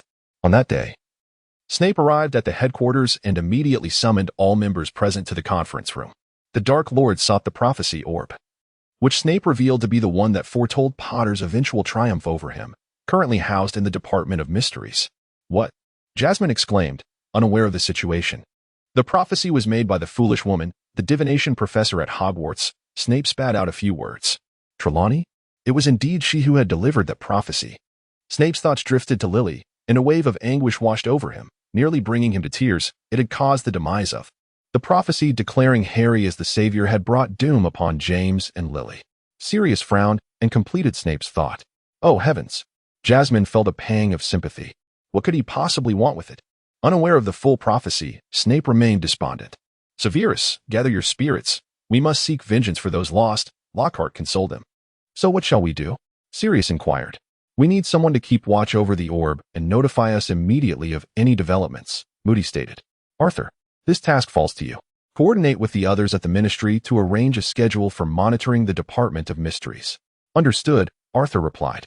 Could you, using your position, discreetly establish a fireplace connection between headquarters and the Ministry? Lockhart asked. I am not particularly knowledgeable in this area. No need for a new setup. The Flu network is inherently connected everywhere. A little clandestine manipulation in the relevant departments, perhaps with some confusion charms, could mislead the system into believing our headquarters fireplace belongs to a high-ranking Ministry official. That should suffice. Indeed, this requires immediate action, Moody considered. For now, let Tonks keep watch, and you handle the fireplace matter. Oh, right. Tonks seemed to be daydreaming, as she had been since returning from a trip with Lupin, though their relationship showed no clear progression. What does Headmaster Dumbledore think? Lupin chimed in. He instructed us to manage things ourselves, but emphasized that at least one person must be covertly protecting Harry, Snape replied. Who has been safeguarding Harry alongside Madame Fig recently? Tonks expressed her concern. That lazy good-for-nothing mundungus, Moody retorted. He volunteered, seemingly believing protecting Harry to be far simpler than other tasks. Indeed simple. Akin to mixing 2 glasses of clear water to create a third, Snape remarked darkly, recovering from his painful memories. Yet I still deem it irresponsible to assign such a scoundrel to this critical duty. I trust he won't mess up such an important task, Sirius countered, consistently opposing Snape's views. I warned him, Moody growled. If anything happens to Harry, I will deal with him. Severus, you should return. We will handle this matter without raising his suspicions, Lockhart advised. Very well, Snape replied impassively before departing. Gideon, you have some free time. Go to the street where Harry resides and protect him alongside Mundungus. Moody appeared to be influenced by Snape's earlier words. All right, and then? There is no and then. Although the Death Eaters have suffered significant losses, many formidable adversaries remain, so everyone must remain vigilant. Moody surveyed the room. Gideon, you must go now. I have a foreboding feeling. You make it sound so realistic. Lockhart rose. Then I shall proceed. API call failed with status code 429. Error. Code 429. Message. Resource has been exhausted, e.g. check quota. Status. Resource exhausted. Lockhart picked it up and, feeling his tension ease momentarily, immediately shouted, George. Fred. Get down. Use your feet. Jasmine peeked her head out from the conference room and inquired. What's the matter, Gilderoy? What mischief are they up to this time? Lockhart extended his hand, offering his ear to Molly, while observing the children descending from the upper floor, George and Fred, or perhaps Fred and George, Ginny, Hermione, and Ron. How many times must I remind you not to eavesdrop on meetings? Molly exclaimed as she rushed forward to twist Fred and George's ears, only to have them evade her grasp. With such insatiable curiosity, why not go capture the mysterious figure? Mom, we merely wish to assist. The two chimed in unison. Mrs. Weasley, we are just curious and wish to contribute, Hermione added, a hint of embarrassment in her voice. Oh, my dear, preventing you from listening is for your own good. Please behave, Mrs. Weasley gently replied. Molly, I shall take my leave, Lockhart declared, unprepared to discipline the Weasley children, and turned towards the exit. Professor, wait, Ginny called out. I want to protect Harry too. Little ones, do not create a fuss, Lockhart said, not looking back. Just tidy up this room.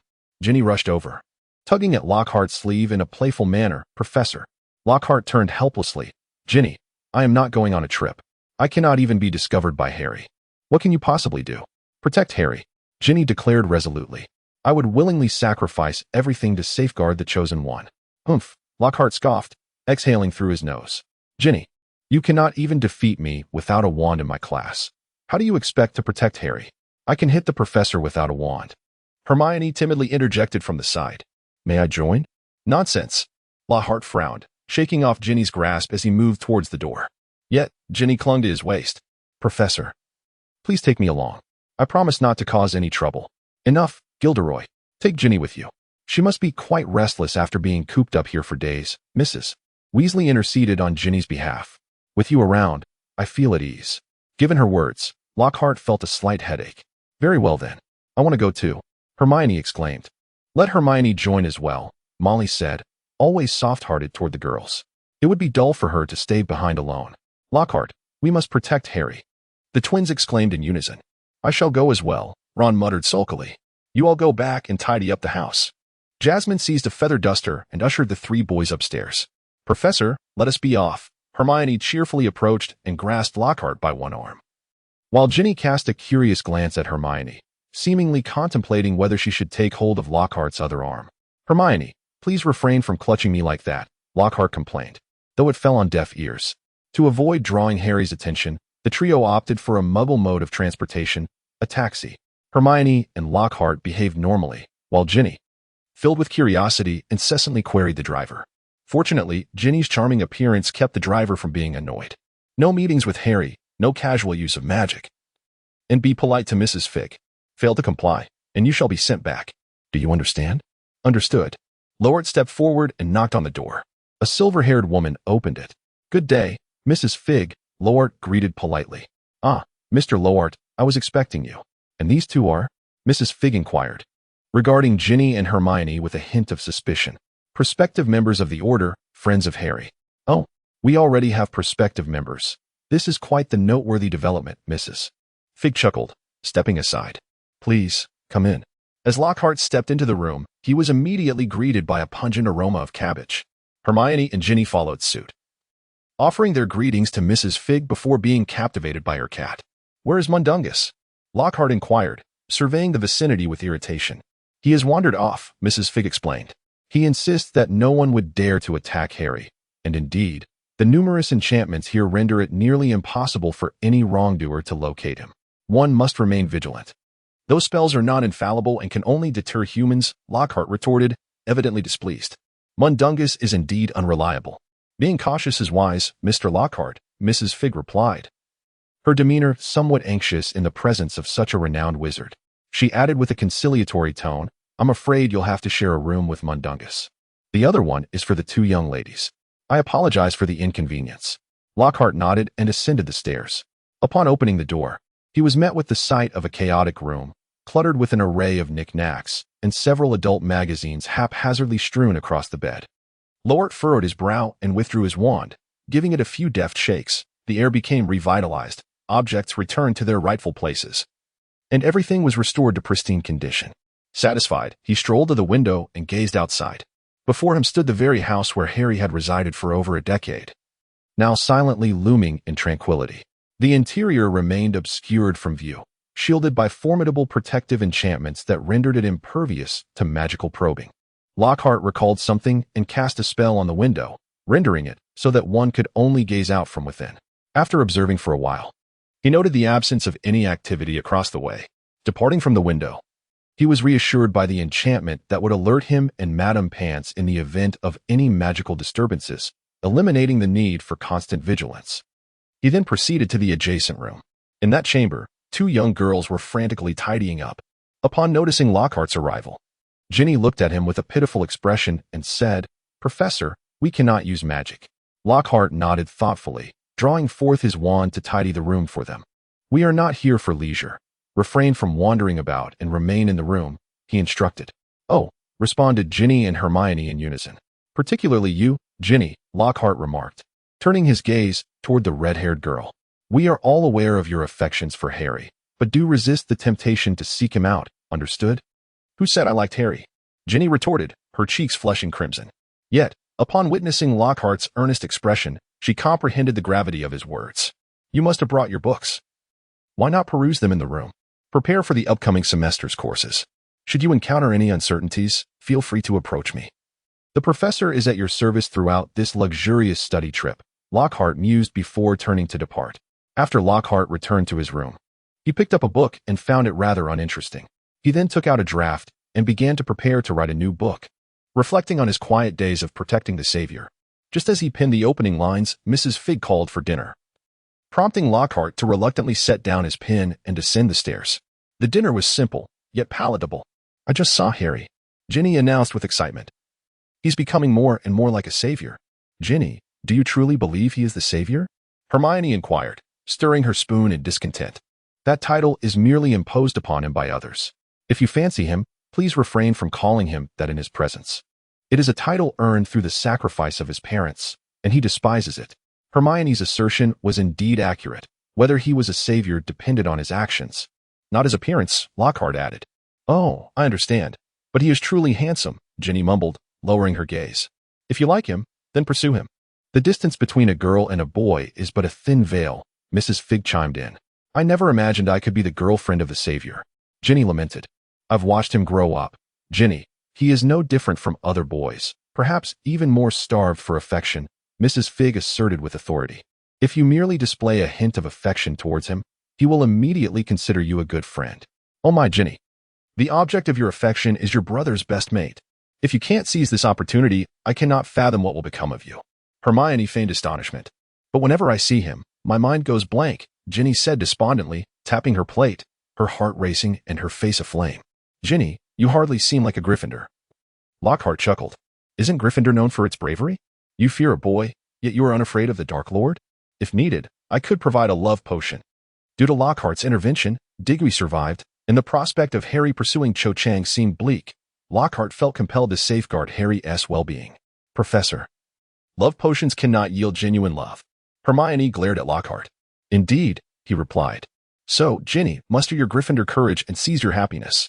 At that moment, Lockhart felt like a worthy elder.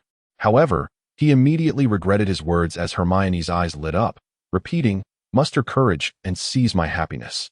Just then, the door swung open, revealing Mundungus, who stumbled in, clearly inebriated. "Mundungus, where have you been?" Lockhart demanded, irritated. "Have you forgotten your purpose here?" "Ah." Mundungus struggled to recognize Lockhart. "Gid. Is that you? How, hick, delightful. Who are these lovely ladies? Did you summon them, Gid? You're quite impressive. They're here to protect Harry, knowing they cannot rely on you." Lockhart retorted angrily. "Ah, my apologies, but you might ask Mrs. Fig. Nothing ever happens," Mundungus replied, leaning against the wall as he approached the stairs. "Go upstairs now. Starting tomorrow, you need to keep an eye on him. The three of us will manage just fine." Lockhart could not bear the thought of sharing a room with a drunkard. "I won't inform Moody." "Really? Thank you, Gid. You're a good man," Mundungus said, swaying as he ascended the stairs. "How did he gain entry to the order?" Hermione asked, frowning. "He has connections, knows both the light and dark sides," Lockhart elucidated. "At times, he proves useful, particularly in his loyalty to Dumbledore." "I always believed the order was comprised of upstanding wizards," Hermione expressed her disappointment. "Shared objectives allow for friendship." Lockhart replied dryly, intending to convey that they would utilize anyone they could. After dismissing Mundungus, Lockhart relished the solitude of his single room. Harry's summer days were monotonous.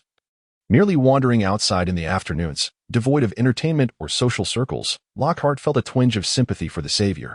According to Hermione, whenever Harry appeared outside, Ginny was in a state of fervor, longing to rush out and confess her feelings, prompting Lockhart to have several conversations with her to help her regain composure. That evening, Lockhart continued to write his book about quietly protecting the savior. The content was rather dull due to the lack of attacks, leading Lockhart to stretch his imagination to include encounters with monsters and Death Eaters, claiming he had dispatched them before they could threaten Harry. Though challenging, he was certain that Harry and future readers would be moved by his narrative. Even so, the content remained somewhat mundane. However, the allure of his behind-the-scenes sacrifices to protect the savior would surely lead to significant sales. Once Voldemort was defeated, Lockhart could publish this book. Just then, the door swung open, revealing Hermione clad in a tank top and shorts, clutching a book. Lockhart's gaze was momentarily captivated by her smooth, straight legs. But he quickly composed himself. "Hermione, it is quite rude to enter a gentleman's room without proper attire," Lockhart admonished. "Should you repeat this behavior, I shall deny you entry." "Professor, it's summer, and it's terribly hot," Hermione replied, her expression one of indignation. "Moreover, I came to seek your guidance. Is that all you noticed?" Lockhart felt a twinge of embarrassment at Hermione's words. "It's fine to treat this place like home, but at least wear a pair of pajamas, without any sleepwear." The denim jeans felt too warm. Hermione continued to step inside. "Professor, I have some questions I am quite curious about. Could you elucidate them for me?" She approached Lockhart's desk and spread open a book before him. The scent of the shower gel mingled with her youthful fragrance, and the unintentional physical closeness made Lockhart helplessly aware of his arousal. "What questions? As long as they do not pertain to dark magic, I can certainly share," he said, shifting subtly in his chair to mask his discomfort. "Well, I've never quite understood the workings of the Fidelius charm. Why didn't Harry's parents serve as their own secret keepers? Wouldn't that have prevented so many troubles?" Hermione stood delicately beside Lockhart, yet posed a rather serious inquiry. "You dare to inquire about such profound matters? I can indeed provide some insight, though it may not be particularly useful. The Fidelius charm is an extensive undertaking, not something one individual can cast alone." Lockhart suppressed the urge to steal glances at Hermione's slender legs. "Why?" she asked, her hands clasped behind her back, regarding him with curiosity. "The genuine Fidelius charm is an exceedingly intricate amalgamation of magic. While it is referred to as a spell, it more closely resembles a grand project," Lockhart elaborated. "It encompasses highly advanced confounding charms, spatial folding magic, physical and magical protective enchantments, creature-repelling spells, and invisibility magic, along with an unbreakable vow." "Oh, I see. I'm listening," Hermione said, captivated by Lockhart's earnest explanation. "Such a magical conglomerate enables the individual seeking to locate the protected target to remain oblivious, even when standing adjacent to the concealed abode. Attacking the dwelling will yield no effect unless their magical power surpasses the energy system underpinning the Fidelius charm, an impossible feat, as the charm's energy source comprises numerous magical crystals. Even Dumbledore's formidable magic would account for less than 1% of that energy." "That's astonishing." Hermione's eyes widened in surprise. "Indeed, both the secret keeper and those privy to the secret are bound by the entire composite magic's contractual nature, primarily the unbreakable vow. Those informed automatically enter into a contract, and any attempts to divulge the secret are thwarted by the overwhelming force of the contract. Even Veritaserum and the memory charm cannot extract this secret, as the ministry's energy apparatus would impede such occurrences. Only someone whose magic exceeds that threshold could disregard it. The secret keeper is a crucial component of the entire contract. To establish a protective framework for the Fidelius charm, the secret keeper must petition the Ministry of Magic. Once the ministry ascertains that the spell is being used to protect a legitimate individual, staff members from the relevant office will come to assist the secret keeper in constructing the entire contract and spell. Naturally, fees will apply, Lockhart emphasized. Forcing the secret keeper to divulge information or sabotaging the Fidelius charm's energy system represents the sole means of breaking the spell, Lockhart sighed, remarking that the authentic loyalty charm possesses a significant drawback: its overwhelming potency. It has the capacity to render an individual utterly concealed from the realm, such that no form of black or white sorcery, divination, or prophecy can perceive the existence of this person. Do you comprehend the implications of this? Lockhart sighed, stating, however, the genuine loyalty charm possesses a significant flaw: its overwhelming power. It has the capacity to render an individual completely invisible to the world, rendering any form of black or white magic, divination, or prophecy incapable of sensing this person's existence. Do you comprehend the implications of this? Isn't that advantageous? Indeed, it is. Yet its potency is such that when a keeper of secrets enters its protective sphere, the system falters. Lockhart smirked wryly. It is a rather twisted design, for it blinds itself. Once a keeper of secrets steps into this realm, they are utterly concealed, and the charm, unable to perceive their presence, concludes that the keeper has perished. Thus, when a keeper is within the bounds of the loyalty charm, all individuals privy to the truth temporarily transform into keepers themselves. My goodness, is this flaw irreparable? Hermione gasped. To rectify it would necessitate its diminishment, Lockhart replied. Consequently, Harry's parents, wishing to remain beyond the reach of the loyalty charm, were compelled to select someone they trusted to act as the keeper, and they regrettably chose unwisely. After a considerable period of contemplation, Hermione finally grasped the operational essence of the loyalty charm. So, that is how it works. No wonder I could not locate the incantation for the loyalty charm in any book. It is, in fact, not a spell at all. Lockhart nodded with satisfaction. Indeed. Such formidable spells cannot possibly exist without foundation. Even magic must adhere to the laws of energy conservation discovered by Muggles. The more potent the magic, the more intricate it becomes. But why is it that I see many novels depicting the Fidelius charm with the secret keeper being the one who cast it? Even in the Order of the Phoenix, Dumbledore himself is the secret keeper. Does the headmaster never visit the headquarters? The Fidelius charm employed by the Order is authentic. For safety's sake, Dumbledore seldom enters the area protected by the charm. I have only witnessed him do so once, and that was during a full assembly, Lockhart elucidated. Many so-called Fidelius charms circulating in the community are mere simplified versions. They lack spatial folding and physical magical defenses. This means that while only one person can cast it, if someone deduces its location, they can forcibly enter or attack the empty space, thereby harming the person being protected. Moreover, as the source of magic is the secret keeper, if someone is significantly more powerful than the secret keeper, they can unravel the confusion charm and ascertain the location. So, most of them are counterfeit Fidelius charms, Hermione pondered, unwilling to relent. But what if someone in the know accidentally brings another person inside? That is unlikely to occur. When an uninformed individual is brought into the protective radius of an authentic Fidelius charm, the profound confusion charm and spatial magic activate instantaneously, expelling the uninformed person outside. To them, it would appear as though the informed individual had vanished. If you suggest that an uninformed person successfully entered the Fidelius charm's domain, it would imply a grave situation. Either the charm is a folk version, or the Ministry of Magic has been attacked, resulting in a termination of the system's power.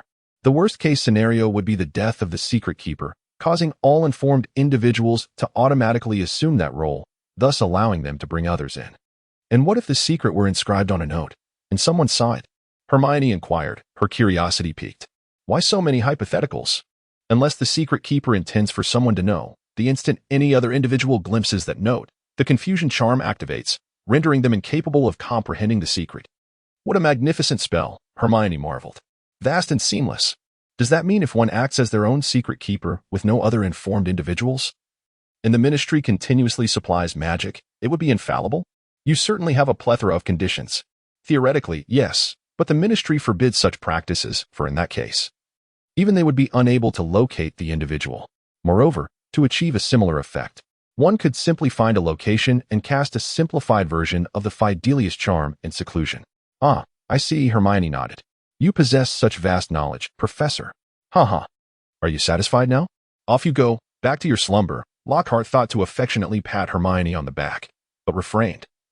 Now aware that she did not regard him as an elder, he could not afford to continue to toy with fire. Lockhart felt fortunate to have brought Ginny and Hermione along. The days spent safeguarding Harry had been exceedingly dull. It was no wonder Mundungus had wandered off. Had it not been for the company of the two lovely maidens, one of whom was continually vying for his attention, he would have long since grown weary and sought amusement in the city center. With the commencement of the school year just days away, Lockhart yawned in ennui, eagerly anticipating his liberation. However, at that moment, the alarm enchantment within the house was suddenly triggered, indicating the presence of malevolent magical entities in the vicinity. Lockhart leaped up and rushed down the stairs, spotting Mrs. Fig and the two young girls emerging from the house. He shouted to Mrs. Fig, "Keep the girls inside. Don't let them out." "What? I must protect Harry," Hermione exclaimed in frustration. "Have you forgotten how you always complicate matters for me, Hermione?" Lockhart glared at her, grabbing Ginny to prevent her from venturing outside as well. "Fine." Hermione seemed to recall something, her demeanor softening as she despondently restrained Ginny from rushing out.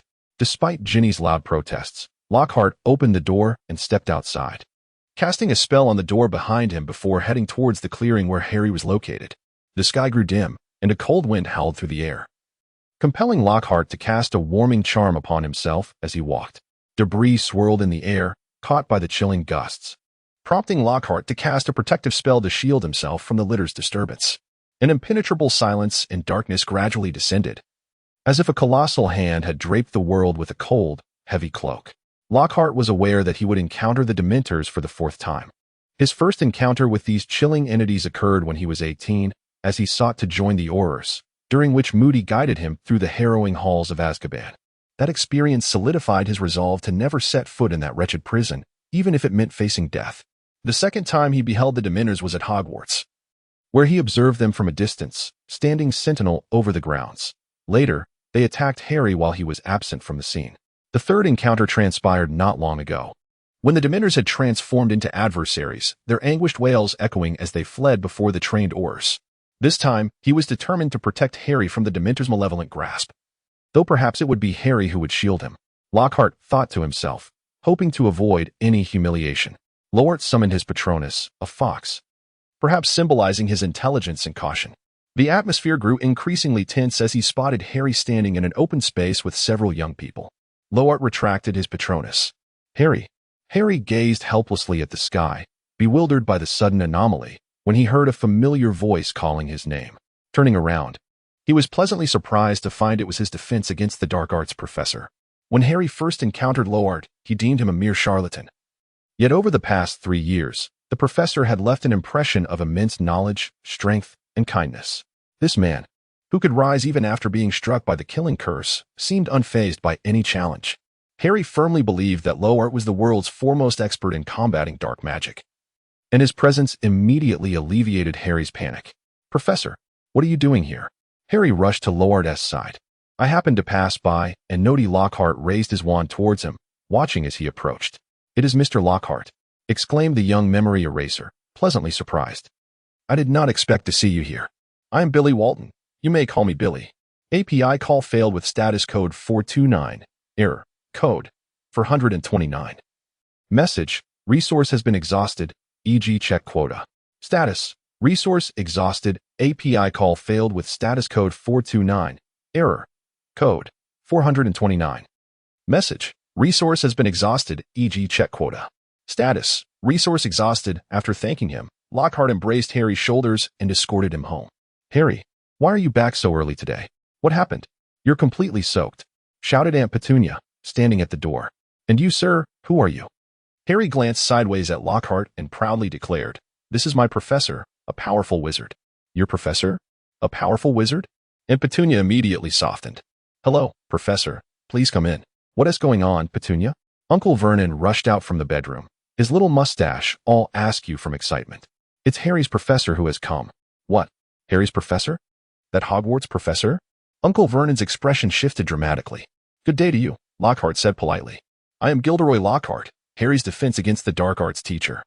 What are you doing here? Uncle Vernon asked angrily. School has tea even started yet? I apologize for the interruption, but due to certain circumstances, I believe Harry should return to school early. Harry, go upstairs and prepare your things. I may take you away shortly. Just then, an owl suddenly swooped through the kitchen window. It glided gracefully across the room, then elegantly turned and perched on Harry's shoulder.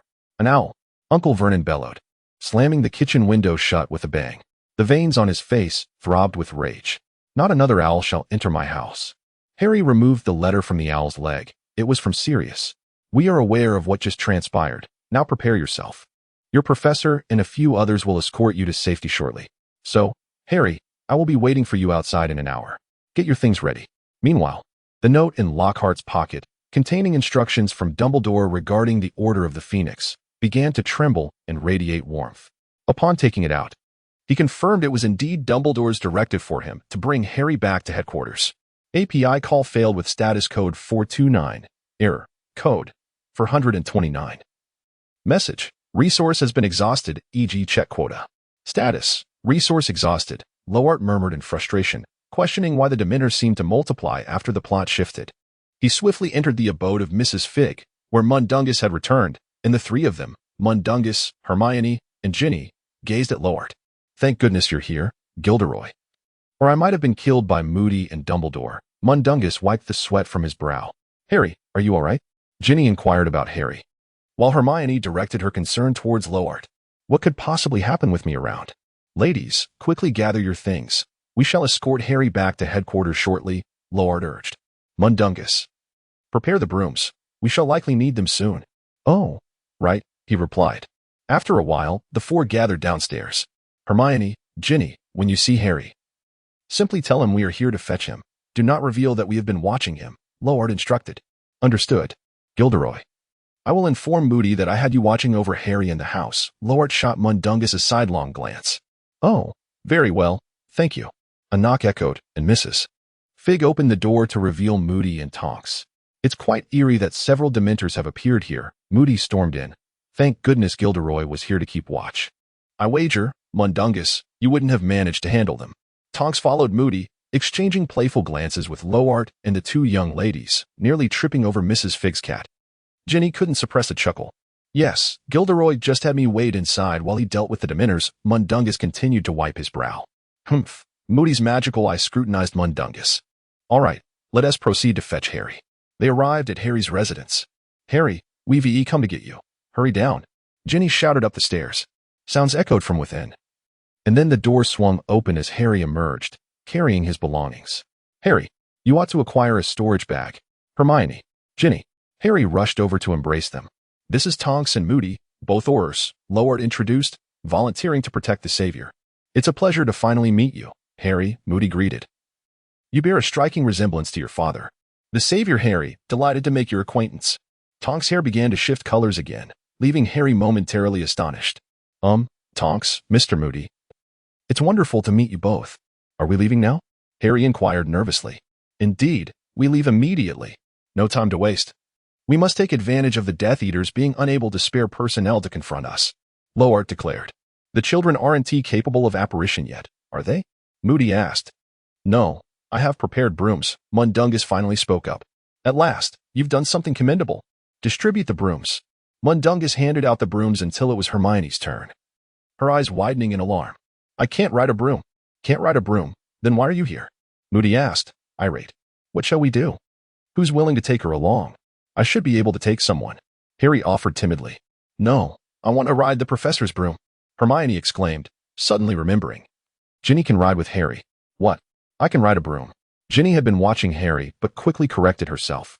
I can ride a broom. But I haven't been feeling well lately, so I'd prefer if Harry took me. Not feeling well. Tonks shot a sidelong glance at Ginny, her hair transforming into a bubblegum pink. Let us proceed then. Swiftly, Moody interrupted impatiently. Stop playing with your hair, Nymphadora. Mad-Eye, can't you just call me Tonks like Gilderoy and the others do? Tonks shrieked, mounting a broom. The others followed suit, Ginny nestled behind Harry, hugging him, while Hermione clung tightly to Lockhart, resting her head against his back, greedily inhaling his scent. Hermione, wrap your arms around my waist, and for heaven's sake, don't tickle me. We might fall. Lockhart felt somewhat uncomfortable. All right, everyone stay close. Although the Death Eaters have been severely weakened, we must remain vigilant. Moody cautioned. API call failed with status code 429. Error. Code. 429. Message. Resource has been exhausted, e.g. check quota.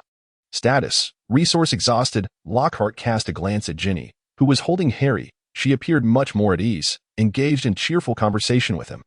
There are some low clouds over there. We can conceal ourselves within. Moody shouted. Do not traverse the cloud cover. Tonks retorted irritably. We will be drenched, Mad-Eye. It is nighttime. We can fly along the riverbank, Lockhart suggested. A group of them swiftly glided over the river, the water shimmering faintly under the moonlight and starlight. While the Ministry of Magic's building sparkled nearby with radiant lights, they occasionally altered their course according to Moody's directives, unaware of how long they had been flying. We're landing, Tonks exclaimed, and moments later, she had touched down. Where are we? Harry inquired. The headquarters of the Order of the Phoenix, Hermione, feeling weak in the knees, leaned against Lockhart. Riding a broomstick is exhilarating. I feel as though I can hardly stand. You are not riding a broomstick, Hermione. Lockhart corrected her. You are merely seated upon it, and incessantly screaming.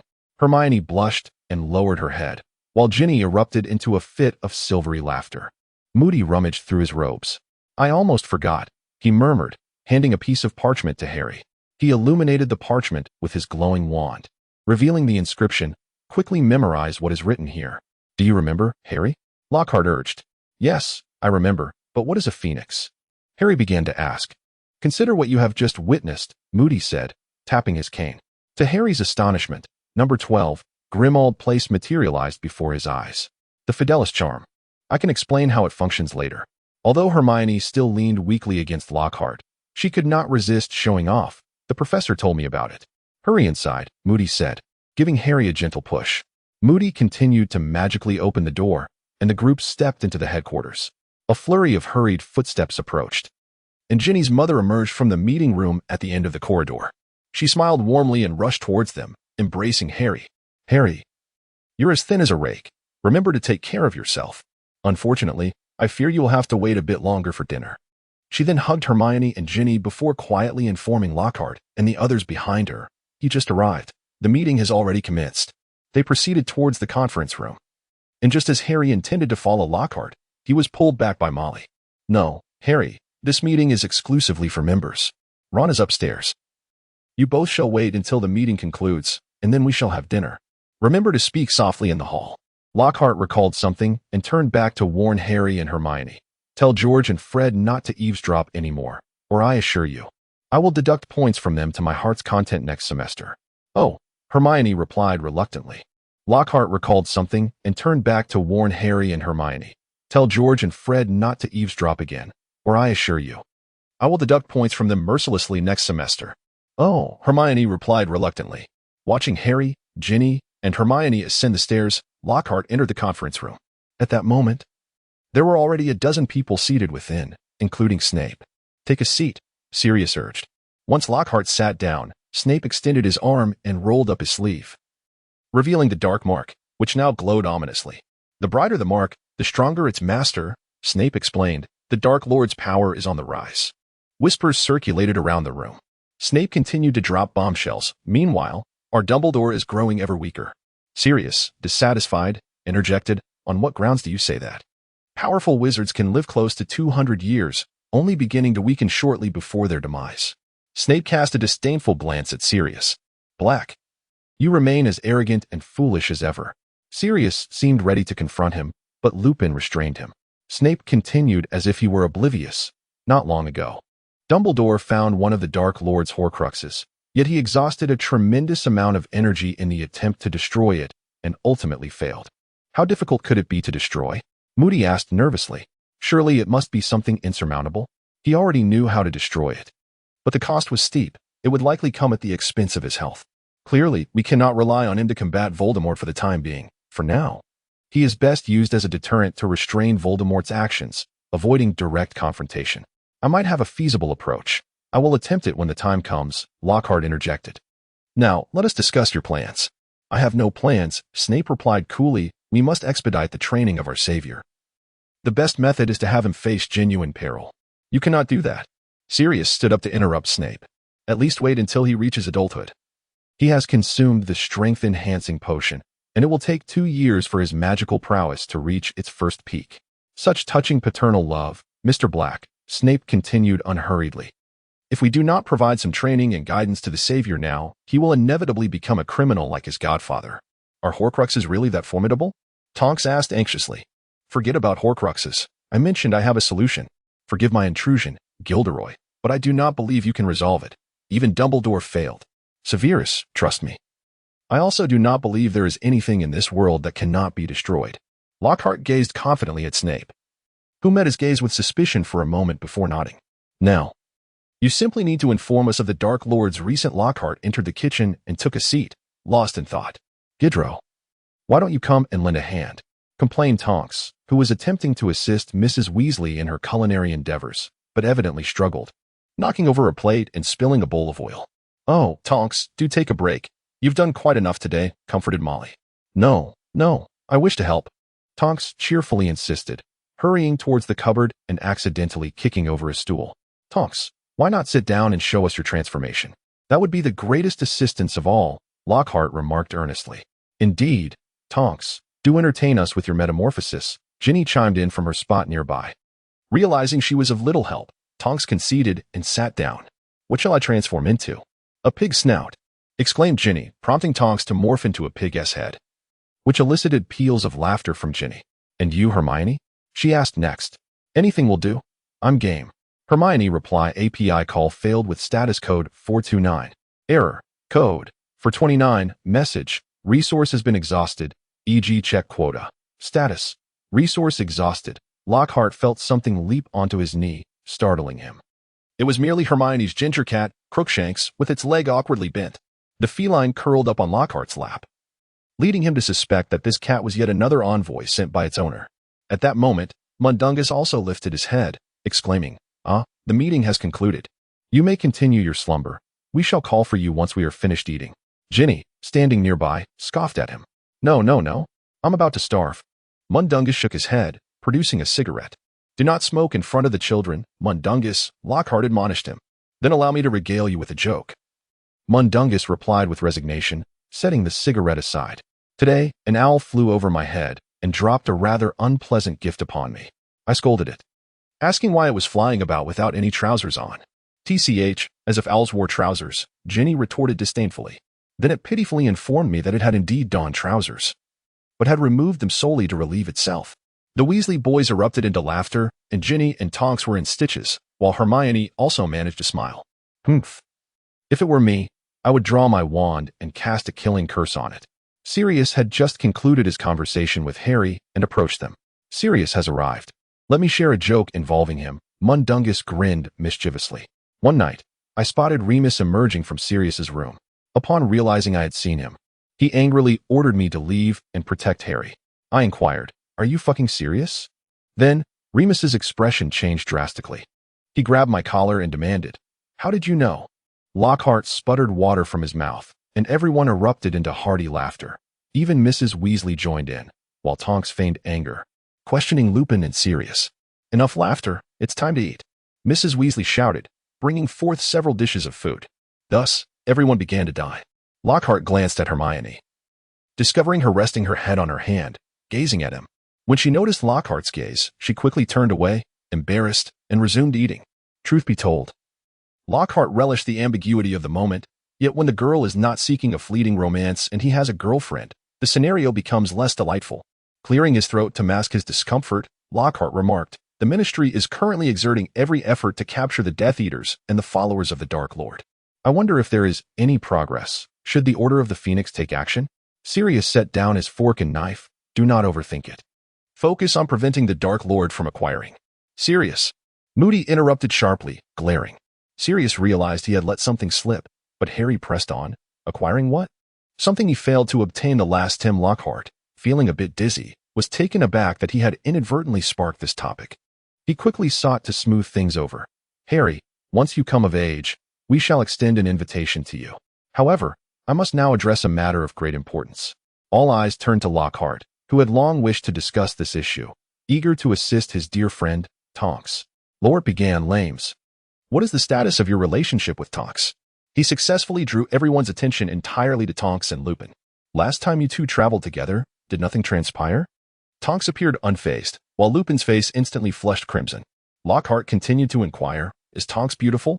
"Indeed, she is." "Is Tonks annoying?" "No, she is quite lovely." "Tonks, do you have a boyfriend?" "Certainly not." Tonks replied swiftly. "Then why, Remus, do you not accept Tonks?" Lockhart exclaimed, at which point all eyes turned to Lupin. He seemed unable to endure the scrutiny of the crowd and, through clenched teeth, uttered, "I am a werewolf." Lockhart had long anticipated his response. "Who cares if you are a werewolf?" He surveyed the surroundings. "I do not mind. In my eyes, Remus is simply a good friend, a trustworthy comrade within the order." Turning to Tonks, he inquired, "Do you care that he is a werewolf?" "Not at all." She replied. "Does anyone care?" Almost everyone echoed, "Not at all." A few children even shouted it out loud. "Then that settles it. Ultimately, it is only you who seems to care, Remus." Lockhart then addressed Lupin. "If you have previously worried about harming those who love you, Severus has already promised a steady supply of wolfsbane. You have no reason to refuse Tonks. Agree to her." "Remus," Arthur urged. "Together, together." Ginny began to chant, her brothers quickly joining in. "Together, together.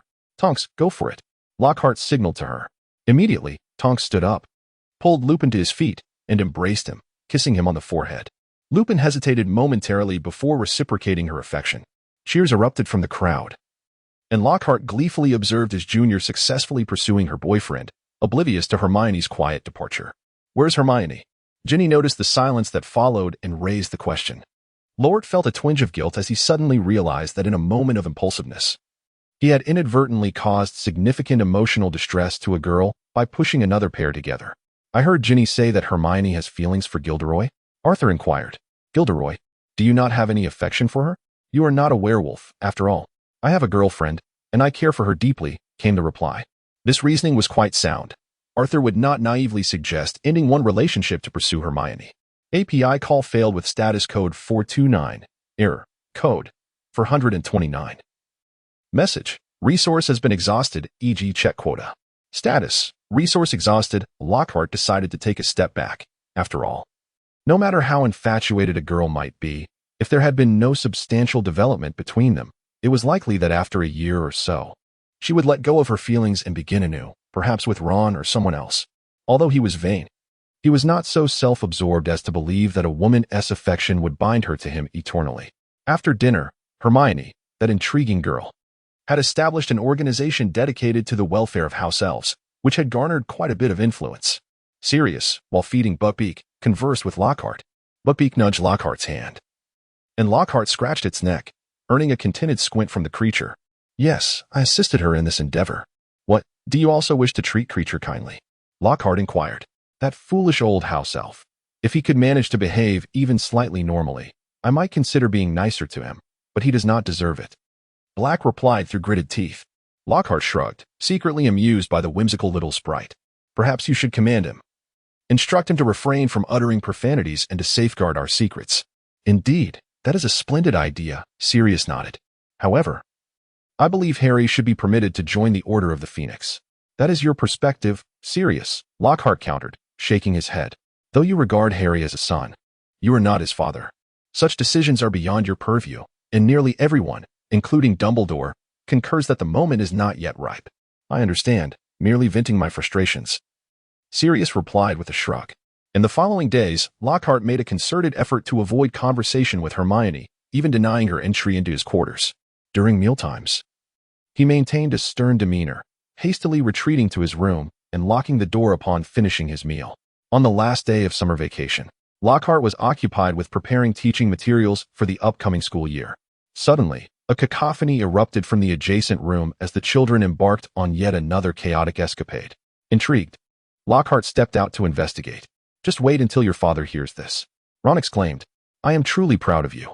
How splendid it is that you will serve as a prefect, just like Bill and Percy. This is but the first step. Who would have thought amidst all this chaos such news would emerge? I am positively thrilled." Ron's mother enveloped him in a tight embrace, showering his face with fervent kisses, rendering him redder than his badge. "Oh, Gid. You may not yet know, but Ron is now a prefect." Molly shared her delight with Lockhart. "And Hermione is also a prefect," Ron shouted, finally breaking free from his mother's affectionate grasp. "Is that true, Hermione?" "I'm overjoyed. This room is filled with prefects." Molly rushed to embrace Hermione once more. Yet, Hermione's expression remained one of deep discontent. She realized that Lockhart was intent on maintaining his emotional distance, leaving her ensnared in a state of despair. Unable to even consider him a friend, and devoid of any joy. "Child, cheer up. What troubles you? Are you unwell?" Molly noted Hermione's lack of enthusiasm. "I am not," Hermione retorted, shaking off Mrs. Weasley and darting down the stairs. "Oh, poor girl," Molly sighed, casting a reproachful glance at Lockhart. "Gid, even if you have a girlfriend, you must not treat her so coldly. When we gather for dinner, could you not display a bit more warmth? Your demeanor is quite hurtful." "Well, I thought being aloof would be the least hurtful approach," Lockhart shrugged. "How could that be? A girl's affection for you is independent of your relationship status. If you show her a modicum of warmth, as long as your girlfriend does not witness it, she will be quite pleased." "Very well, you speak from experience. I shall heed your advice," Lockhart conceded. "I will congratulate her shortly." Around 6 o'clock, Mrs. Weasley returned from Diagon Alley, laden with books and a long parcel wrapped in thick brown paper for her children. "Gid, dinner is ready," she announced as Lockhart descended the stairs. "Remember what I told you." In the kitchen, adorned with a table heaped with food, Mrs. Weasley hung a scarlet banner emblazoned with the words, "Congratulations to the new prefects Ron and Hermione." Throughout the entire holiday, Lockhart had never witnessed such exuberance in Molly. "I believe we ought to host a small celebration, rather than sitting stiffly at the dining table." Upon seeing Harry, Ron, Hermione, Fred, George, and Ginny enter the room, Mrs. Weasley exclaimed, "Your father and Bill are on their way home, Ron. I had the owl deliver a letter to them, and they are absolutely thrilled." She continued to speak joyfully. Fred rolled his eyes. Sirius, Lupin, Tonks, and Kingsley had already arrived when Lockhart descended the stairs, just in time to see Mad-Eye Moody limping in. "Oh, Moody, how delightful to see you," Mrs. Weasley declared happily as Moody removed his travel cloak. "We've been waiting for you for quite some time. Could you help me check the writing desk in the sitting room? I'd like to know what it's locked away. We wouldn't want to open it recklessly in case it contains something dangerous." "Not a problem, Molly." Moody's electric blue magical eye ascended, piercing through the kitchen ceiling. "The sitting room," he growled, his pupils narrowing. "The desk in the corner? Yes, I see it. A boggart. Shall I go and eliminate it, Molly?" No, that won't be necessary. I can manage it myself shortly," Mrs. Weasley replied cheerfully. "You simply must have a drink. We are holding a small celebration." She gestured to the crimson banner, a family with 4 prefects. She lovingly ruffled Ron's hair. "Prefects, eh?" Moody muttered, turning his normal eye towards Ron while the magical one glanced sideways, inspecting his head. Harry felt an uncomfortable sensation, as if the magical eye were scrutinizing him, prompting him to move away towards Sirius and Lupin. "Well, congratulations," Moody said, still fixated on Ron with his normal eye. "Those in positions of authority often attract trouble. But I suspect Dumbledore believes you can handle quite a bit of misfortune, or else he wouldn't have chosen you. Your perspective on matters is indeed peculiar, Moody," Lockhart remarked. "Giddo," Molly gestured towards him. "Oh, congratulations to both of you, young prefects," Lockhart said with a smile. "Now, let us raise a toast." Once everyone had their drinks, Arthur lifted his glass. "To Ron and Hermione, our new Gryffindor prefects." Everyone raised their glasses in cheers, followed by applause. "Hermione, why are you crying?" Tonks asked curiously, embracing Lupin, who radiated happiness. "Professor has been ignoring her these past few days." Ginny complained indignantly. "Giddo, why?" Tonks appeared perplexed. "It's nothing. Ginny is just being silly. I'm happy." Hermione quickly wiped her tears and smiled. "Giddo, you did say one should be polite to ladies," Tonks cheerfully remarked as she approached Lockhart, her long ginger hair flowing down to her waist, resembling Ginny's sister. "You ought to apologize to Hermione properly. Go give her a hug." Lockhart sat motionless, the effort to prepare for a cold treatment seemingly wasted. Hermione gazed at Lockhart, tears welling up in her eyes once more. "Hurry up," Tonks exclaimed, tugging at Lockhart in an attempt to lift him from the chair. Seeing Hermione with tears in her eyes, Lockhart felt a sense of perplexity. Could it be that a cold approach was so hurtful? He believed it to be the most rational course of action. Yet, Hermione's distress softened his heart.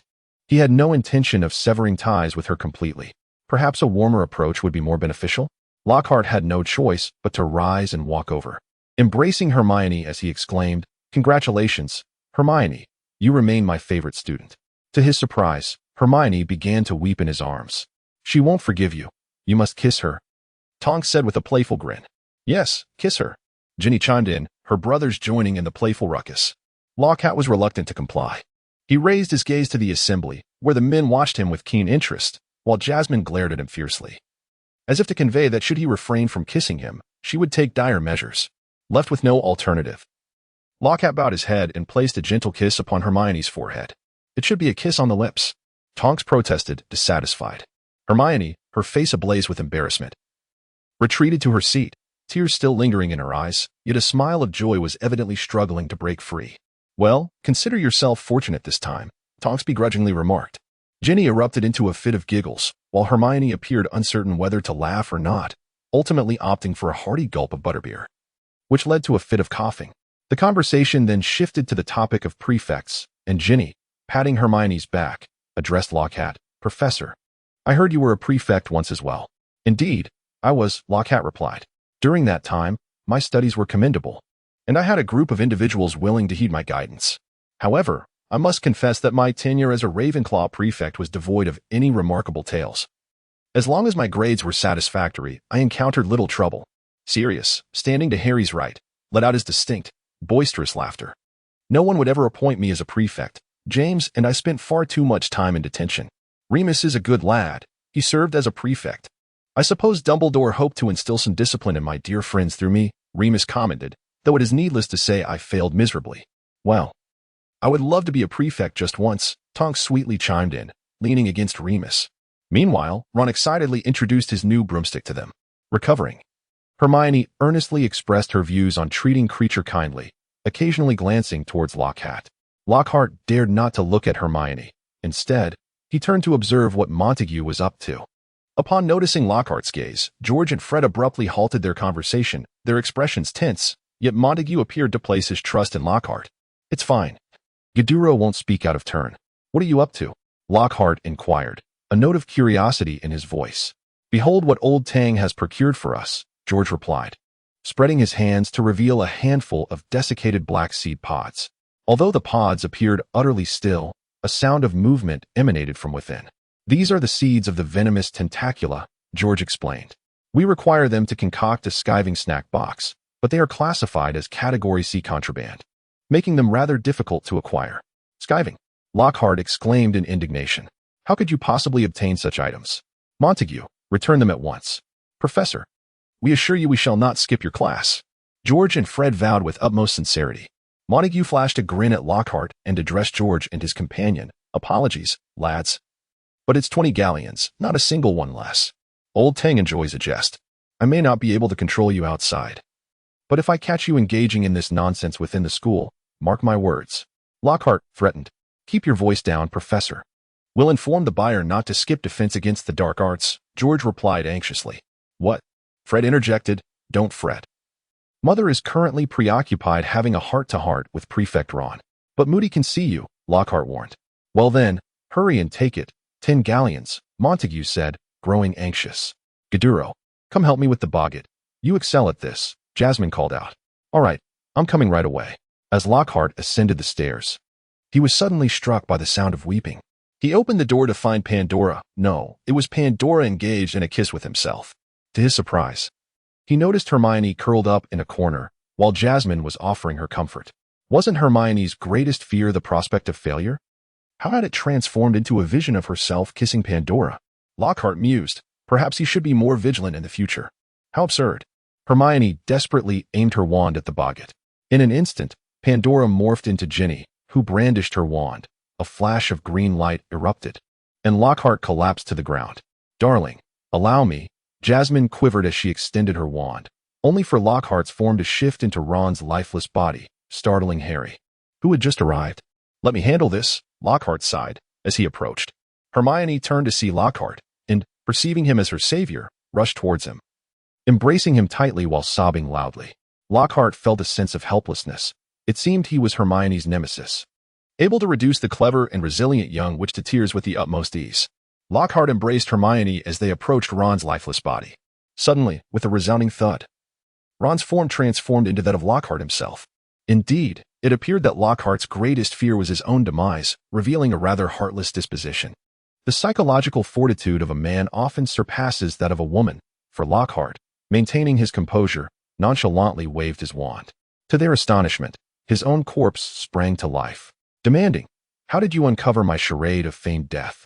Lockhart, undeterred, brandished his wand once more, vanquishing the boggart into a swirling plume of smoke. Hermione clung tightly to Lockhart, who, in a moment of exasperation, reassured her, "Do not weep. It is all an illusion. I shall not perish." Yet, Hermione retorted, "But your kiss with Pandora was all too real." Lockhart was rendered speechless. Fortunately, Jasmine approached, embracing Hermione, comforting her as she guided her back to the room. Lockhart turned to Harry. "What is the matter?" "It's time to sleep, Professor." "Hermione is truly wonderful," Harry said nervously. "She is indeed. But what has Pandora done to deserve your scorn?" Lockhart suddenly became irate, astonished that even Harry would utter such words. "Pandora is a Slytherin.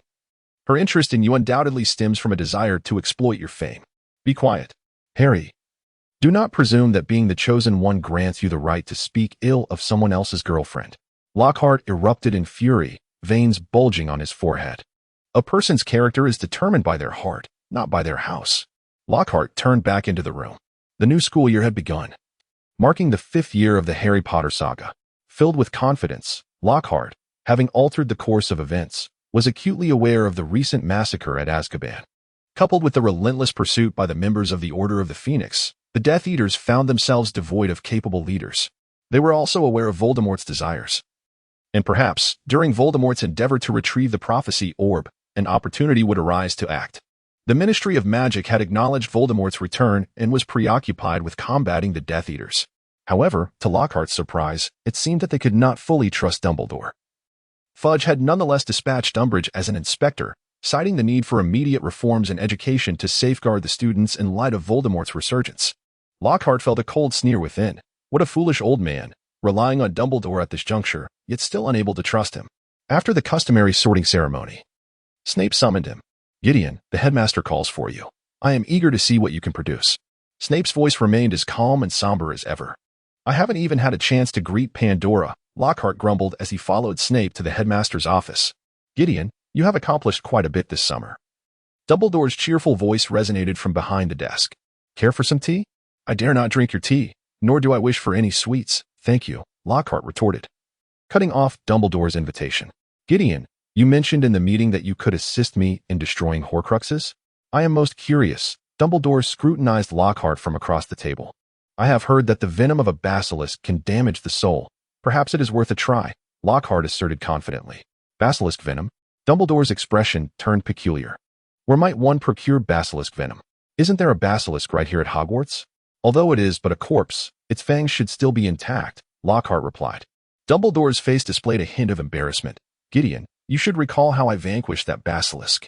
A remarkable blaze. I was deeply impressed," Lockhart responded jovially, believing that he could now withstand that very spell. A significant progress, was it not? He could now withstand the spells of the most formidable wizards. "Ah, then you must understand, as an elder, how difficult it is to control one's power during spellcasting," Dumbledore awkwardly explained. "The basilisk was reduced to mere fragments. Its venom is no longer obtainable." "What? No fangs?" Lockhart exclaimed, astonished. He had only known that the venom in Gryffindor's sword could obliterate Horcruxes, and the reason Gryffindor's sword could do so was due to its contact with the venom. A troubling thought crossed his mind as he stood up and inquired, "Then how did you destroy Tom's diary?" "You mean this?" Dumbledore retrieved a wrapped diary from his desk and opened it for Lockhart to see. "You were rendered unconscious at the time. I controlled Ginny and took this diary, but I did not discover a means to destroy it. It was all over." Lockhart felt a wave of dizziness wash over him, and that singular thought echoed in his mind. It was finished. The most significant change in the narrative lay here. He had known but one method to destroy Horcruxes. Did this mean he was utterly incapable of doing so? Dumbledore, however, attempted to console him. "Perhaps we could raise a basilisk and experiment." "Impossible. 1,000-year-old basilisk cannot be compared to a mere serpent." "Haha. Gideon, is this your grand idea?" "I sympathize with you," Snape interjected, having observed the exchange for some time, incredulous at the outcome. Dumbledore, with a resigned sigh, reclaimed the diary. Do not despair. I have indeed devised a method to destroy Horcruxes. The current issue is that my power can only destroy one Horcrux before it is rendered incapable of obliterating another. Lockhart found himself ensnared in an abyss of despair, yet Dumbledore's words pulled him back to reality. Suddenly, he recalled that the diabolical flame could be employed to obliterate the Horcrux. How to destroy it? He pondered. Dumbledore gestured towards the ring. I surmise that the method of destruction involves infusing it with magical energy, subsequently drawing the dark magical essence into oneself, and then neutralizing it with my own magic. Once this is accomplished, the Horcrux shall become inert. At that point, you shall be perilously close to death yourself, Snape remarked darkly from the side. Dumbledore nodded in agreement. The design of this Horcrux is remarkably intricate. This is the only feasible approach. This is likely Voldemort's magnum opus. Indeed, the protective measures he employed have caused me considerable inconvenience. I believe that other Horcruxes cannot all be as formidable. What about that diary? Lockhart inquired hopefully, glancing at Dumbledore. This diary is likely Voldemort's first Horcrux, hence its protections are relatively simple, comprising powerful defenses and restorative capabilities. I believe that if one can surpass its defensive and restorative thresholds, it can be destroyed. However, I lack such capacity alone. I have already attempted the Fiendfire.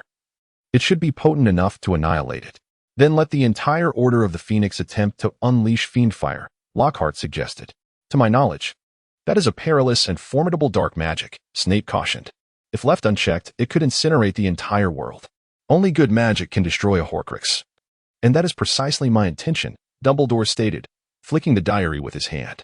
However, this is not a long-term solution. This diary was crafted by Voldemort at the age of 16, and the other Horcruxes he fashioned after rising to prominence are evidently not so easily vanquished. This is indeed my quandary. We must discover a means to obliterate all Horcruxes. I am uncertain how many he possesses, as long as but one remains. The Dark Lord cannot be slain. Indeed, thus we must devise a method to ascertain the number of Horcruxes Voldemort has, Dumbledore concurred. When shall we gather a few individuals to destroy that diary? Lockhart inquired. Perhaps when the students first venture to Hogsmeade after the school year commences, Dumbledore replied. Very well. I shall ponder other methods to destroy the Horcruxes. Have you perused all the books in the library?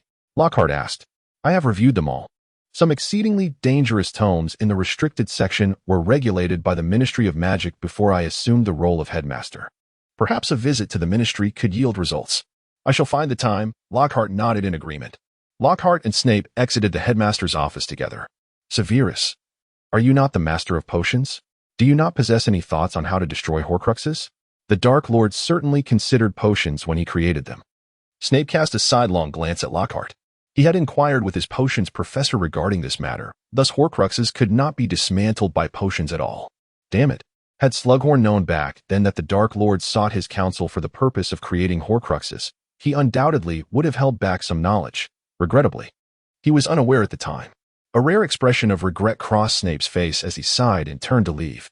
After departing the headmaster's office, Lockhart returned to his own chamber, and indeed, Pandora awaited him at the door. Professor, Pandora was growing increasingly beautiful and mature, yet she remained quite attached to Lockhart. She rushed forward and leapt into his arms, tilting her head up towards him, seeking a kiss. Lockhart feared being seen by Hermione. So he urged Pandora to enter the office. Once inside, he locked the door and pressed her against the wall, their lips fervently meeting in passionate kisses. Their tongues entwined as if striving to become one, until Pandora gasped for breath. Professor, I've missed you terribly, Pandora panted, her voice laced with longing. I've been dreadfully bored at home. I've told you countless times, at such moments, call me Gilderoy, Lockhart replied, his hands exploring her form. But I simply adore calling you Professor. Pandora retorted playfully, her eyes shimmering mischievously. As you wish, Lockhart exclaimed, embracing her and guiding her onto the sofa. Parting her delicate legs, their bodies merging harmoniously. Pandora's petite frame quivered with unrestrained passion, her enchanting eyes clouded with desire, her legs tightly wrapped around Lockhart's waist. Moving with fervor at the center of their union. Once they were satiated, they lay entwined, enveloped in the sweet afterglow of their intimacy. Professor, next holiday, I want you to take me on a trip, Pandora declared, her cheeks flushed with excitement. That sounds wonderful, but will your parents agree? Forget about their approval. Just come to fetch me, she insisted. Very well, I too wish to escape for a while. It's perilous in England. A little adventure might also provide insight into destroying Horcruxes. Yes, we shall discuss it later, but you must make it up to me this semester. Absolutely. Let the compensation begin now. After finally satisfying the spirited young woman, Lockhart felt a sense of exhilaration wash over him, his thoughts becoming clearer. This was the real world. Not a game. Horcruxes, being semi-dead objects, could not be flawless. Besides the basilisk's venom, there must be other solutions available if one were to search diligently. There existed an array of dark arts. He refused to believe they could not overcome a Horcrux. If all else failed, perhaps a Muggle nuclear bomb might do the trick. As he entered the classroom for the first defense against the dark arts lesson of the semester, Lockhart was met with a delightful sight. All the students had gathered, joyfully engaging in various magical antics, with objects soaring through the air in a whimsical display. Lockhart observed that Hermione no longer occupied the front row. It appeared that the recent blow had profoundly affected her. He felt a twinge of compassion, yet there was little he could do. In contrast, Pandora had taken the front row, and with Lockhart providing her with special attention, her grades in defense against the dark arts were steadily improving. Classmates, Lockhart cleared his throat, and the classroom fell silent immediately, the little creatures fluttering back to their respective owners. It was evident that everyone was aware of the news regarding the return of the Dark Lord. Students began to murmur amongst themselves, seemingly perplexed by the implications of Lockhart's statement. The Ministry of Magic was diligently pursuing the Death Eaters, however. The outside world continued to grow increasingly perilous with each passing day. Lockhart paused, then declared, "Thus, from this semester onward, I expect each of you to acquire a greater repertoire of self-defense skills. The material we will cover will become more challenging and, importantly, more practical. No more discussions. I urge you all to attentively engage in the lessons and practice diligently this term, for when faced with malevolence, the ability to protect oneself is paramount." Lockhart raised his hand, channeling his magical energy. From his fingertips emerged a diminutive fox glowing with a silvery light. It leaped onto Pandora's shoulder, affectionately nuzzling her cheek before vanishing. As soon as he completed this act, Lockhart felt a twinge of regret, having forgotten that Hermione was still present in the classroom. Oh my, how splendid! The classroom erupted in excitement, with many girls casting envious glances at Pandora, while a greater number of students gazed at Lockhart in astonished admiration. Has anyone guessed the subject of today's lesson? Lockhart teased. Patronus charm, transfiguration, nonverbal spells, how to impress your girlfriend. A voice chimed in, eliciting a wave of laughter from the class.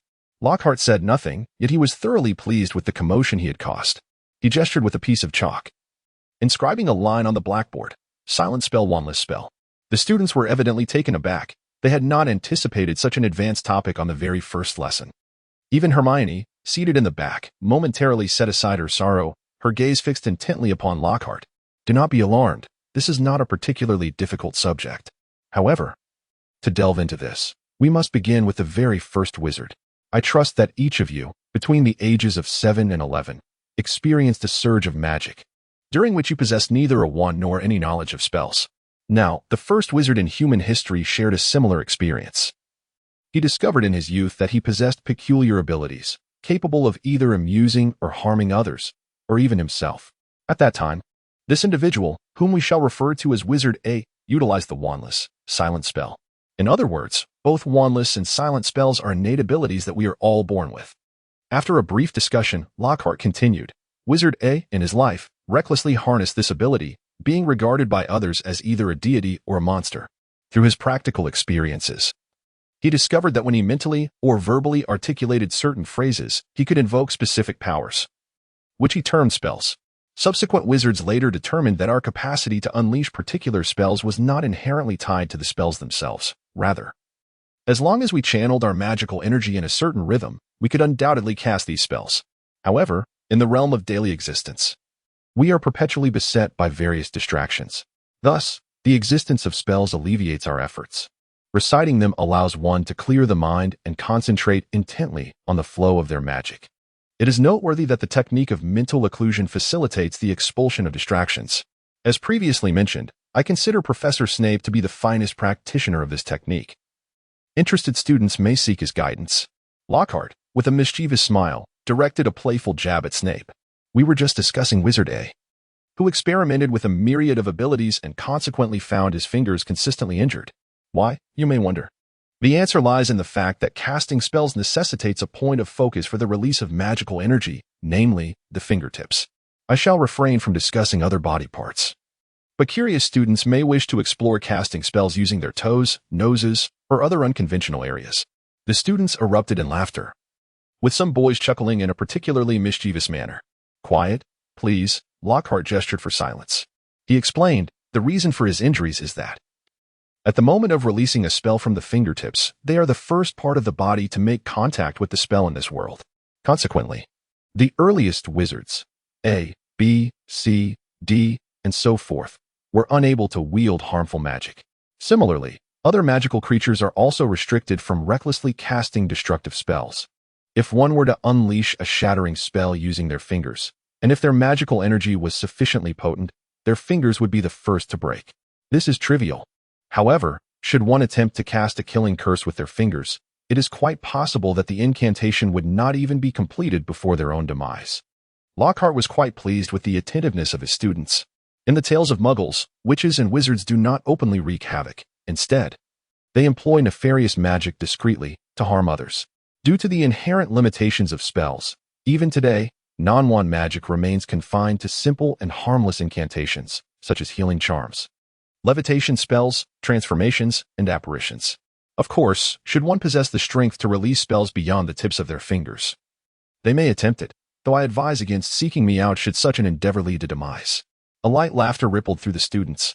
Subsequently, Wizard A discovered that he could utilize certain magically attuned branches in place of his fingers to cast spells, liberating his digits from their plight while allowing for a greater infusion of magical power to experiment with a wider array of spells.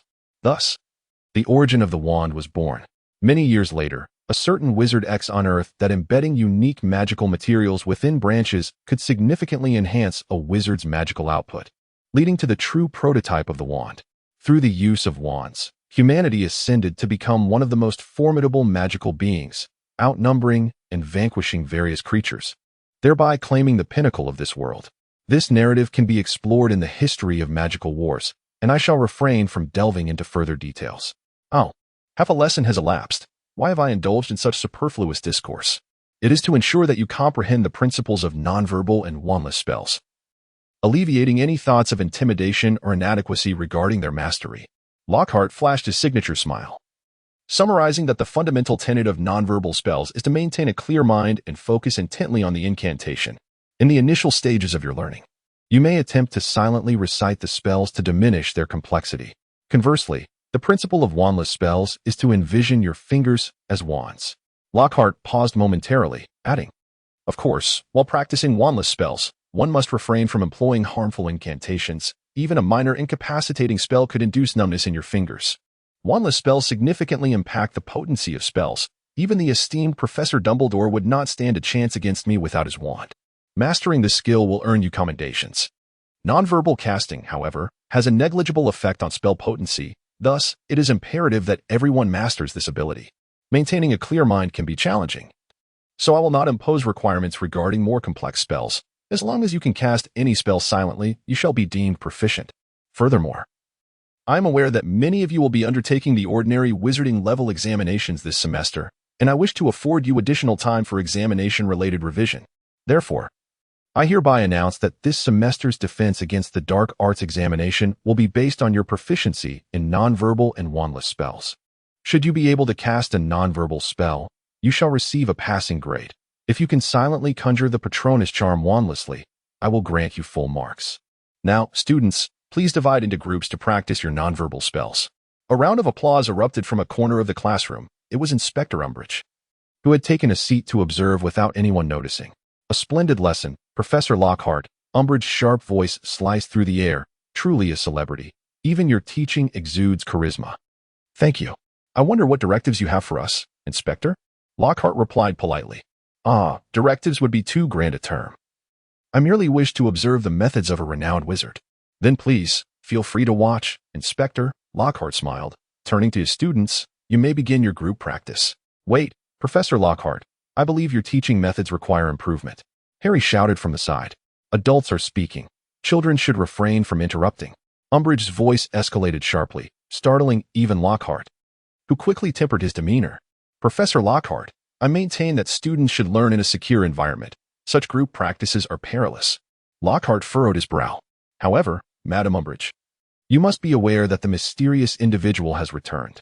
We must now enhance the students' self-defense capabilities.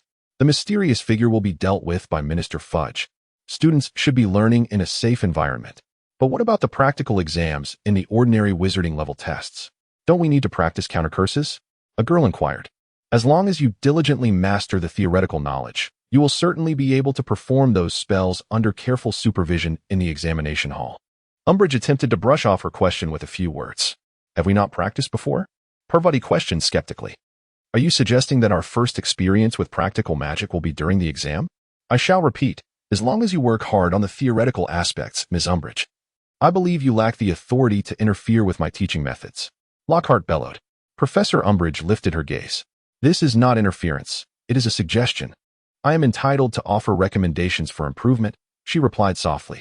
So, the students need not learn the spells to face the dangers awaiting them outside. There are no dangers lurking outside for the children, Professor Lockhart, she stated. I beg to differ, Lockhart retorted, locking eyes with her. Who do you believe would attack children like them? Professor McGonagall responded in an unusually sweet tone. Voldemort. Harry shouted. Ron inhaled sharply. Lavender let out a short scream.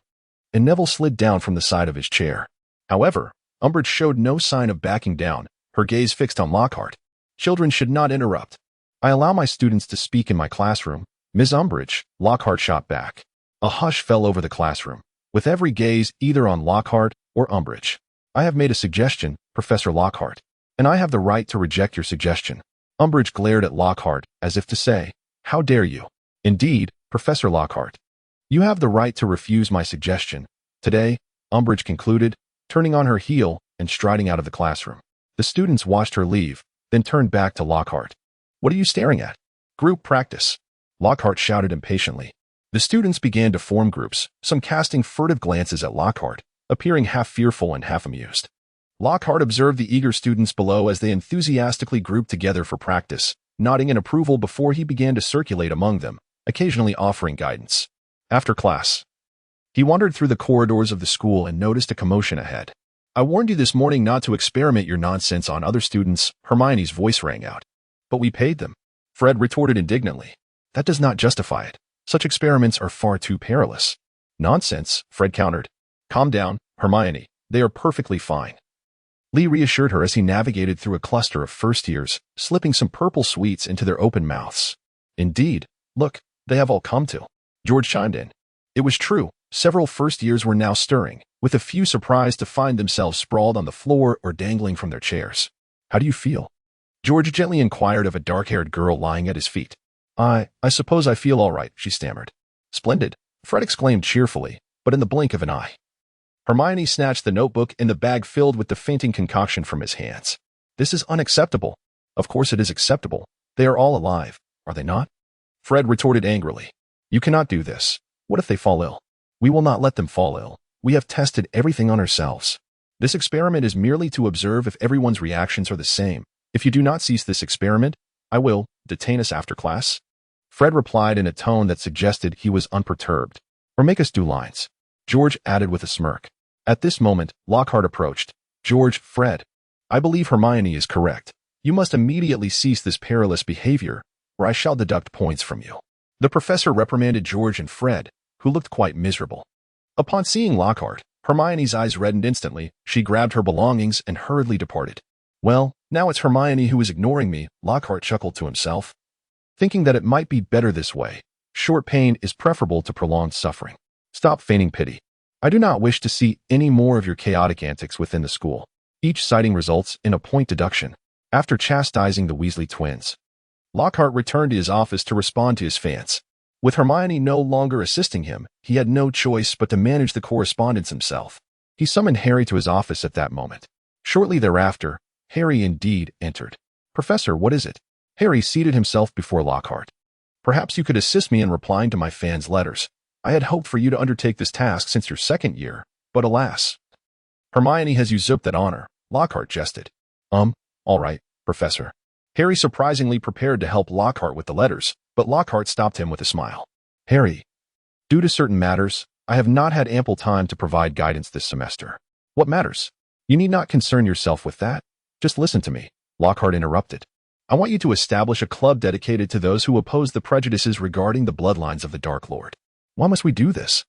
Is the Order of the Phoenix incapable of confronting the Dark Lord and requires the assistance of students? It is not that the Order cannot confront him, but rather to ensure your own safety.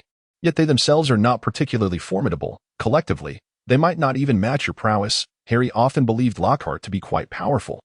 Thus, the regular activities of your club will consist of practicing dueling techniques with one another. Practicing dueling? Indeed, to be precise, it is combat, Lockhart elaborated. I shall occasionally teach you some tricks, and you will be responsible for imparting that knowledge to your friends. I don't understand. What is the significance of this? The significance lies in the fact that if one day, when you grow older and the members of the Order have aged or passed away, you will need to confront the Dark Lord. These individuals will form your foundation. Lockhart was growing impatient. He found Harry to be much slower on the uptake than he had anticipated. He couldn't help but recall clever Hermione, with whom conversing was much less laborious, of course. Not when matters of the heart were involved. What has happened? Harry inquired, alarmed. Is something wrong? Has someone died? No one has died, but you must be prepared. Do you understand? Harry felt increasingly uneasy. Professor, you will protect yourselves, will you not? Swear it. Lockhart felt a mix of irritation and appreciation. At least Harry genuinely cared about their well-being. I swear. Harry, we will take care of ourselves. You must also vow to handle this matter properly, understood? All right, Professor. But I am uncertain about what to do. Just fulfill your role as a leader. If anything is unclear, seek Hermione. She will assist you in resolving it. Harry seemed to recall something and hesitated. What about Hermione? What's wrong with her? After a moment's thought, he decided to confide in Lockhart. She has been in a terrible mood lately. Ron and I are afraid to speak with her. Is that so? Lockhart was at a loss as well. She doesn't even participate in class anymore. Whenever we have lessons with Slytherin, she just stares at Fudge.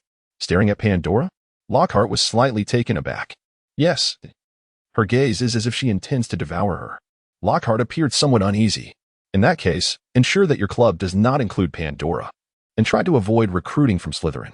Many of their families support the Dark Lord. Lockhart harbored a modicum of selfishness. He was reluctant to let Pandora take risks. Fearing that in a moment of impulsiveness, Hermione might inadvertently cast a malevolent curse upon her. Hermione may not necessarily assist, Harry hesitantly remarked. Nonsense. Regardless of her mood. If you seek her help, she will oblige. I know her well, Lockhart replied, exuding a sense of confidence, for Hermione was indeed a warm-hearted young lady. Very well. Harry acquiesced. But what about that inspector? She seems rather unapproachable. Just proceed. Should the sky fall, I shall bear the brunt, Lockhart declared with assurance. Weeks later, Dumbledore summoned several members of the Order of the Phoenix to devise a means to destroy the diary in the Forbidden Forest. Among them were McGonagall, Snape, Moody, Kingsley, Black, and Lupin, alongside Lockhart and Dumbledore himself. At that moment, Dumbledore was elucidating the workings of the protective and restorative magic inscribed within the diary to Moody and the others. The weather had gradually turned cooler, and the day was pleasantly comfortable, yet certain individuals were in low spirits. Gilderoy, what on earth have you done to Granger? McGonagall's fury was palpable, an uncommon sight for her. What? Lockhart was bewildered. Do not feign ignorance, you hypocrite, vile scoundrel, and wretched disgrace, McGonagall rebuked. Admit it. I am ashamed to associate with you. For the sake of collegiality and camaraderie, I shall refrain from sending you to Azkaban, but you must take responsibility for Granger. Responsibility for Granger? Surely, you do not think I have harmed her? Snape, overhearing, could not suppress a twitch of his taut visage. Professor McGonagall, while I concur with your assessment of Gilderoy as a hypocrite, vile scoundrel, and wretched disgrace, I assure you he has done nothing to Granger. He is utterly infatuated with Pandora. Then why is Granger so distracted, her grades plummeting? I once caught a glimpse of her weeping in the corridor, McGonagall persisted. I even inquired with her friends, who all attributed it to Gilderoy. So you believe I have assaulted her? By Merlin, I was nearly the victim of her advances. Lockhart lamented, recalling that incident at the inn, which he had almost forgiven. What do you mean? Professor McGonagall realized she might have misconstrued the situation. Miss Granger is lamenting her lack of allure, Snape drawled mockingly. She has long believed that Gilderoy is enamored with her, when in fact, his affections lie with a student from my house. Professor McGonagall appeared at a loss for words. Gilderoy, to be fair, I consider Granger a fine young lady. Stop. Professor McGonagall, while I was once your student, I must respectfully disagree with your sentiments. Ah, youth is a blessing, Minerva. You ought to feel fortunate for Miss Granger, for she can at least experience the pangs of love, Dumbledore interjected, having overheard Lockhart's discourse. However, I believe our current focus should be on how to destroy this diary. Apologies, Headmaster. Once you are prepared, we shall proceed, McGonagall stated. Dumbledore raised his wand. Protego. A golden shield emerged from the ground, encasing the diary within. Now, let us all cast Fiend Fire upon the diary, Dumbledore instructed. Sirius was the first to act. Fiend Fire. The others quickly followed suit. Among the top 10 white wizards, 2 stood here, Dumbledore and McGonagall, ranked 1st and 10th respectively. Although the others were unranked, it was reasonable to assume they would comfortably fit within the top 100. As the elite wizards unleashed the same dark magic, the inferno surged, nearly breaching Dumbledore's protective charm. The flames roiled within the shield like boiling water, transforming into a colossal serpent that assailed the barrier, threatening to topple it. Dumbledore, this is untenable. The protective charm cannot withstand it. It will set the school ablaze. McGonagall cried out. Cease. This is far too perilous, Moody concurred. Fiendfire, desist. Thus, Dumbledore was the first to halt, and all spells were dispelled. The diary lay there, emitting white smoke as Snape approached. Fresh water as a spring, he intoned, extinguishing the smoke with a flick of his wand before retrieving the diary for all to inspect. The protective magic had diminished, but was visibly regenerating, Moody observed. Dumbledore nodded. Let us move further away from the school. The group ventured deeper into the forbidden forest. Will we not set the entire forest ablaze? McGonagall inquired anxiously. I care not, as long as this is destroyed. All individuals unleashed their utmost magical prowess to invoke the dark spell, as nearly white flames erupted from their wands towards the diary. This time, the rolling inferno soared skyward, continuously transforming into the forms of phoenixes and dragons, distorting around the gathered crowd. However, with nothing left to incinerate, the flames relentlessly battered the onlookers and the diary at their center. Aimed directly at the diary, I sensed the incantation weakening. Dumbledore bellowed. Eerie wails began to emanate from the flames, and then, a terrifying event unfolded. The flames, having nowhere to go, melted the ground beneath them, rendering the earth soft beneath everyone's feet. They were compelled to divert their focus, casting levitation spells to avoid sinking into the ground. Ultimately, it appeared that the diary was entirely consumed by fire, and the soul within transformed into a dense black mist, surging outward with the demonic flames. Without time to revel in their success, everyone immediately scattered to extinguish the raging inferno. What a spectacle! I never imagined magic could yield such results, Professor McGonagall marveled. In terms of destructive power, dark magic undoubtedly surpasses white magic, yet frequent use can alter one's character, Dumbledore cautioned, seemingly addressing Lockhart. At the spot where the diary had been destroyed, the ground solidified after the flames subsided, and the area spanning several meters had completely vitrified, so smooth that it reflected the observer's images. Stepping upon it elicited a doubt of slipping. At the very center, a patch of black residue seeped into the glassy surface, indicating that the diary had been reduced to ash. How terrifying. Just moments ago, I felt as though I might be consumed by flames, Lockhart admitted. Momentarily abandoning his pretentious demeanor, genuinely shaken and even retracting a bit of his magical energy, relieved that the diary had ultimately been obliterated. Excellent. Perhaps we should seize this opportunity and immediately confront the second Horcrux, Dumbledore expressed, unusually animated with a flushed complexion. No, the depletion of magical energy is too great. There is no need to rush, McGonagall replied sternly. Let us rest for the night, then tackle it tomorrow, suggested Moody. Indeed, this ring is of utmost importance to me. Hence my impatience, Dumbledore confessed sheepishly to the group. Let us rest for a day and reconvene tomorrow. The collective magical energy had been significantly drained. It was likely that apart from Dumbledore and McGonagall, no one else could manage to fly. Thus, they made their way back to the castle. The Horcruxes are more manageable than I anticipated, Moody remarked.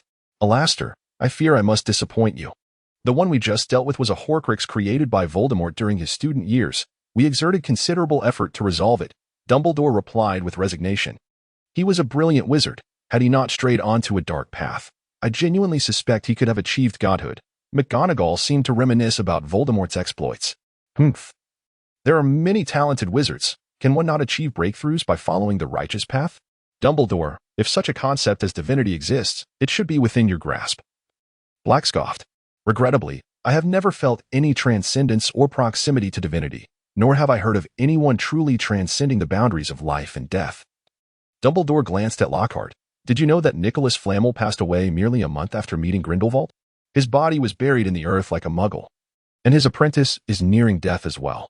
Although Lockhart had suspected this all along, he felt a profound impact. Was the boundary between life and death truly so insurmountable? Regardless of the path taken, whether good or evil, death awaited quietly ahead. Gently shaking his head, Lockhart dismissed these futile thoughts. How would they explain the recent events? We cannot let Harry know about any of this, and there's a ministry spy in the castle, Dumbledore pondered before suggesting. We could say a dragon emerged from the Forbidden Forest, and we drove it away. Will anyone believe that? McGonagall questioned doubtfully. With the commotion we caused, even 100 dragons couldn't create such a stir, not to mention the immense mark left on the ground. Humph. Moody seemed dismissive, that Umbridge is utterly incompetent. She knows nothing and merely interrogates and torments those who have erred. She is, after all, an adult witch. Lockhart expressed some concern. Little Grindelwald. I heard you had a quarrel with her? Don't be intimidated. Many in the ministry hold her in disdain too. Do you think Fudge would place someone competent to monitor the most powerful white wizard? Is that true? Lockhart seemed intrigued. Of course, the finest wizards are safeguarding Fudge. Haha, Moody openly scoffed. If Mad Eye says so, you'd better follow suit. He'll shield you should anything go awry. Black clapped Lockhart on the back. Do not go too far, Grindelwald. Dumbledore seemed to tacitly agree, just keep her from reporting. Fudge is truly bothersome. Is this wise? McGonagall and Lupin, the two kind-hearted souls, stood by in silence. Upon returning to the castle, nearly all the students were gazing in the direction where Lockhart and the others had just destroyed the Horcrux. An immense surge of magical energy had erupted, followed by soaring flames and bizarre phenomena, nearly surpassing the height of Hogwarts' astronomy tower. Even now, the area still emitted smoke, and the clouds above twisted into various shapes. Umbridge stood at the entrance, hands on her hips, and upon seeing the group, promptly approached. Headmaster Dumbledore, what transpired over there? She inquired with a haughty tone. Were you experimenting with new magic? Madam Umbridge, a vicious dragon emerged from that area, but I, along with 2 professors, have already driven it away. Dumbledore replied unhurriedly. Really? Umbridge did not conceal her skepticism. To my knowledge, dragons do not create such a commotion. That is because you have never battled a dragon, madam.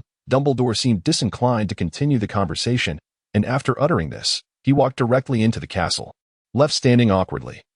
Umbridge fumed before eventually stomping away. Lockhart glanced at Moody, who winked at him, seemingly conveying that she couldn't do anything to them. After the supervisor left, a throng of students surrounded them with a barrage of questions, but Lockhart and the others deftly deflected them with prearranged excuses. Upon returning to the office, Lockhart received a message from the Order of the Phoenix, informing him that Hagrid's attempt to forge an alliance with the Giants had failed, resulting in some injuries. But he had returned to Hogwarts. Although Lockhart had suspected this outcome, he felt a twinge of irritation. He could not comprehend why.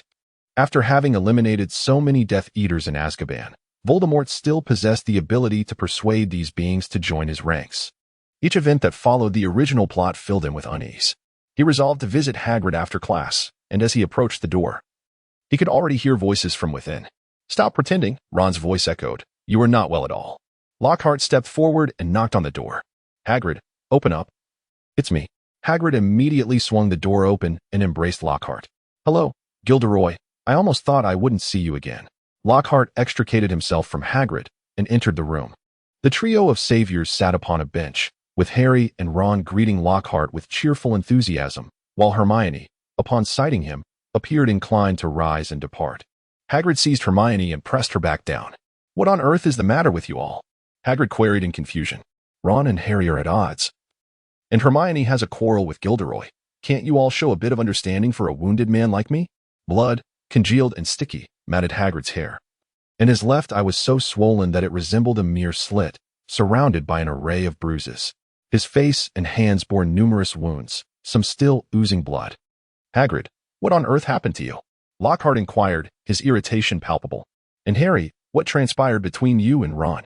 Harry kissed Ginny. Ron shouted. And what's it to you? Are you perhaps fond of your own sister?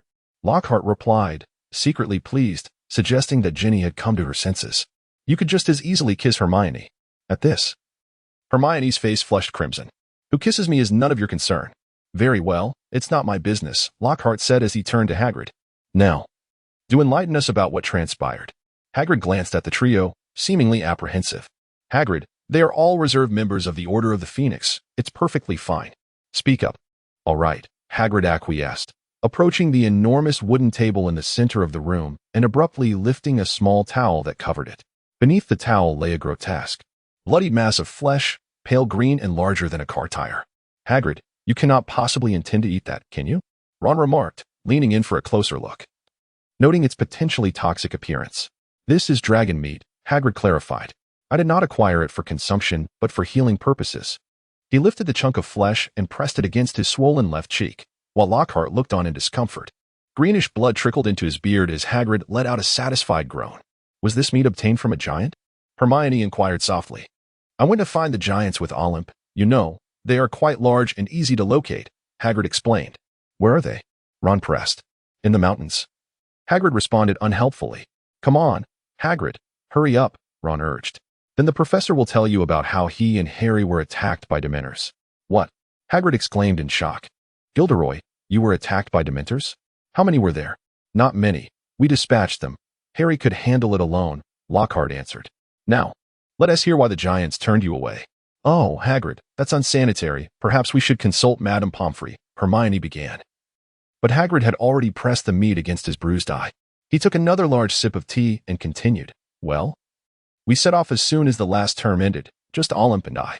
You see, she is a noblewoman, impeccably dressed. And I was concerned about our destination and whether she could endure climbing rocks and sleeping in caves, but she bore it all without complaint. You know where you were going?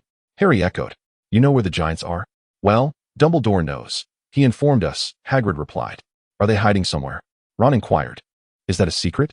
Not entirely. Hagrid shook his disheveled head.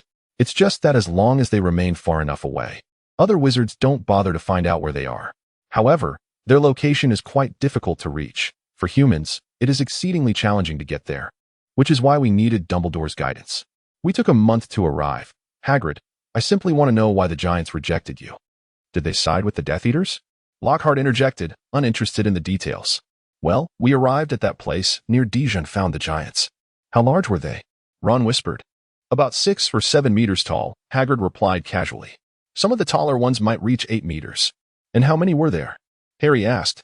I reckon there were around 70 or 80, Hagrid said. Is that all? Hermione inquired. Yes, Hagrid lamented. Only 80 remain. They used to have many more, at least over 100 different tribes scattered around the globe.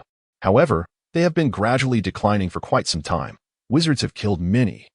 Of course, but most are due to their own infighting, and now they are perishing even faster. They cannot adapt to living so closely together. Dumbledore said it is our fault. Wizards forced them to relocate far from us, and for their own safety, they had no choice but to separate. What happened next? Lockhart urged. Then, following Dumbledore's instructions, I brought them gifts. What did you bring? Hermione struggled not to glance at Lockhart. A branch that burns eternally, crafted by Dumbledore. Hagrid answered. Eternally burning? Hermione's interest piqued. How does that work? Not truly eternal, Hermione, it merely burns for several hundred years. When its magic is exhausted, it extinguishes. Lockhart felt compelled to clarify as a professor. Weren't you paying attention in class this term? Hermione, vexed, turned away, seemingly unwilling to explain to Lockhart. Is that so? I don't quite understand, Hagrid hastily interjected. In any case, the giants were quite pleased, believing it to be eternally burning. And then what? Harry pressed. Then, according to Dumbledore's instructions, I had to return the following day with another gift. Why didn't you speak with them that day? Hermione asked. Dumbledore advised us to take our time, Hagrid explained. To let them know we are trustworthy, bring another gift tomorrow. And then we would return to present another gift. This would assure them of our reliability, understand? Additionally, it allowed them ample time to inspect our gift. And once they realized it was indeed something good, they would be eager for more. But that very night, calamity struck. What do you mean? Ron inquired hastily. It seemed a powerful Death Eater, perhaps even the Dark Lord himself, arrived, Hagrid lamented. He came to slay the original leader and installed another. After which the giants were no longer willing to see us. Hagrid sighed deeply. After that Death Eater departed, we attempted to speak with the new leader. But it was evident he was under the Imperious Curse or something akin to it. He sought to attack us. Hermione covered her mouth with her hands. How did you escape? Harry asked. Olymp attacked him, Hagrid recounted. She drew her wand. I have never seen anyone cast spells so swiftly. It was astonishing. However, we resorted to magic against them, and that is precisely why giants harbor such disdain for wizards. We had no choice but to flee, for we knew we could never return to their territory. Goodness, Hagrid, Ron whispered. But if you were only there for 3 days, why did you return so late? Hermione questioned. We did not stay merely 3 days. Hagrid replied, his irritation evident. Dumbledore was counting on us. We sought out the lone giant, Hagrid lamented. His gaze cast sorrowfully upon the group. But the new leader drove us away. Does that mean the giant is now our enemy? Ron replied, disappointment lacing his voice.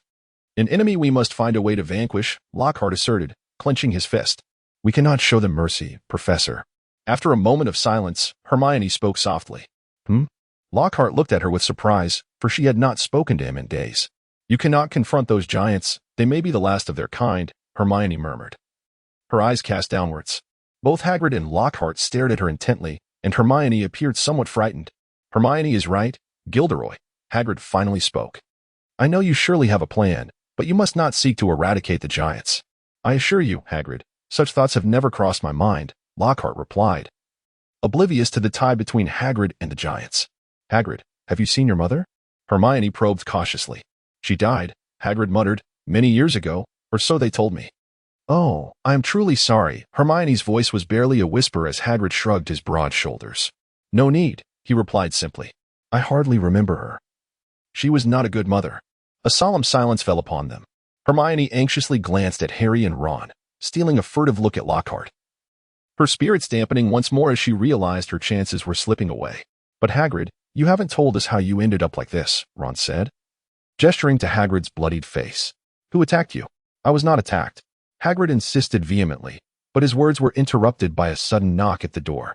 Hermione gasped, dropping the cup in her hand, which shattered on the floor, while Fong barked in alarm. The four of them hurried to the window, where a short, stout figure was silhouetted against the thin curtains. It's her, Ron whispered. Hide. Lockhart instructed them. Hagrid, conceal our cups. The trio slipped under the invisibility cloak. Hagrid hastily gathered the cups from the table, stuffing them beneath Fong's soft bedding. Fong, now barking at the door, was pushed aside by Hagrid as he opened it. Umbridge stood on the threshold, clad in a green tweed cloak and matching earmuffs, peering up at Hagrid's face, which towered over her. Well, she began slowly. As though addressing a deaf person, you are Hagrid, correct? Of course he is, Inspector, Lockhart interjected from behind Hagrid. She stepped into the room, her bulging eyes fixed on Lockhart. It's you, Professor Lockhart. What are you doing here? Is there a rule against professors visiting colleagues? Lockhart replied, unfazed. Umbridge turned to Hagrid, sweetly saying, No, but now I have the authority to intervene in teaching and dismiss incompetent professors, Mr. Lockhart. And? Lockhart raised an eyebrow. Step aside, she commanded, waving her handbag at Fong, who had approached her, eager to lick her face. For Miss Fudge's sake, I shall refrain from doing anything to you. But I find your colleague quite unfit. I don't mean to be rude, Hagrid glared at her, but who are you? Dolores Umbridge, Deputy Minister of Magic. Now the Hogwarts Inspector, Professor Hagrid. Her gaze swept across the small room, finally resting on Lockhart. What is that? Hagrid asked, furrowing his brow. I have the authority to interfere with your classes and dismiss you, Mr. Hagrid. Umbridge snapped. But as long as our defense against the dark arts professor is willing to adopt a safer teaching approach, I believe we all remain qualified. Umbridge suddenly switched to a sweet tone. I stand by my teaching methods, madam, but you may attend my class to stop me, as you now have that right. Do you not? Lockhart retorted, a scoff in his voice. That is what you said, Professor Lockhart. Umbridge appeared visibly enraged. Hagrid hastily wiped the dragon meat from his face, revealing the bruises around his eyes, not to mention the fresh and congealed blood decorating his visage. Oh, Gilderoy, do not be so impulsive, he clumsily remarked. I shall attend your next class. Umbridge darkly interrupted Hagrid, then exited Hagrid's small abode, slamming the door behind her. Hagrid moved to the window, pulling the curtains open a fraction. She has returned to the castle, he murmured. Oh, Gilderoy, why must you be so rash? You provoked her. Indeed, Harry said, lowering the cloak. Trelawney has already been put on probation. What a foolish, arrogant, power-drunk old hag. Hermione fumed. Rest assured, I will write to the Minister of Magic. Hagrid will be fine, Lockhart assured them. Hagrid, have you prepared your lessons? Right, you have such good connections with the Minister, Hermione replied, her tone oddly skeptical. Oh, Do not worry. I have prepared numerous lessons, Hagrid said enthusiastically, picking up the dragon meat from the table and patting it against his eyes. I have saved 2 creatures specifically for your intermediate wizarding exam preparations. Just wait and see. They are quite extraordinary. How are they extraordinary? Hermione asked uncertainly. I shall not say, Hagrid beamed. I want to surprise you. Listen, Hagrid, Hermione said earnestly, if you bring dangerous creatures to class, Umbridge will not be pleased. Dangerous? Hagrid looked utterly bewildered. Do not be silly. I would never bring anything dangerous. I mean, well, I admit they do have to defend themselves, Hagrid. You must pass Umbridge's scrutiny. You need to appease her, Hermione insisted. You must teach us how to care for Puffskeins, how to distinguish between Bowtruckle and ordinary hedgehogs. Those sorts of things. Hagrid, please, Hermione pleaded, her voice filled with desperate urgency. Do not fret. I will handle Umbridge, Lockhart winked at Hagrid. Then it rests upon you. Gilderoy, I am utterly exhausted, and it is quite late, he said, gently patting Hermione's shoulder, causing her to stumble and fall to the floor with a thud. Oh, sorry, he exclaimed, pulling her up by her collar. Listen, do not worry about me. I assure you, now that I'm back, I will arrange the lesson splendidly. Now, you all ought to return to the castle. Professor, how do you plan to deal with Umbridge? Ron inquired. The usual, the Cruciatus Curse and Obliviate, Lockhart chuckled. You cannot do that, Hermione firmly stated. You will be sent to Azkaban. Just joking. Thank you for your concern, Lockhart replied, extending an olive branch to Hermione. Humph. Hermione hastily pulled Harry and Ron away.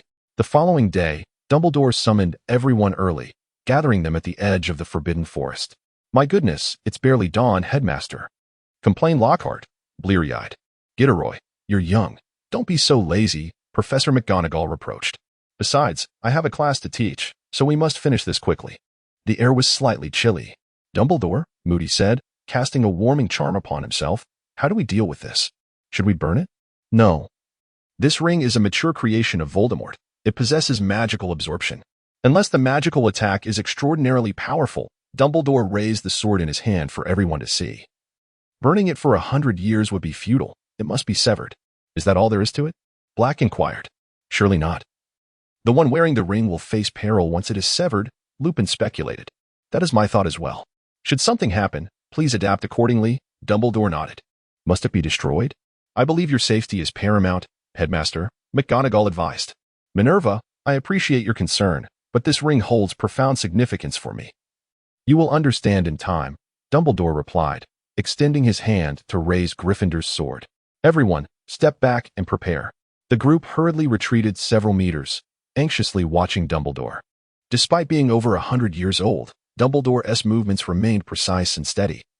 The gleaming sword struck true at the connection point of the black gemstone and the ring's base, with a resounding clang. The black gemstone shot forth like a burst of pressurized gas, and Dumbledore deftly dropped the sword, seizing the stone. At that moment, an inky black mist erupted from the gemstone in Dumbledore's hand, swiftly enveloping him. What can we do? Lockhart asked, flustered. Calm down, Gilderoy, Snape uttered. Having anticipated such an outcome, did he say what we should do? Adapt as needed. Despite gazing intently at Dumbledore, Snape's tone grew increasingly composed. Then do something. Black yelled at Snape, demanding action.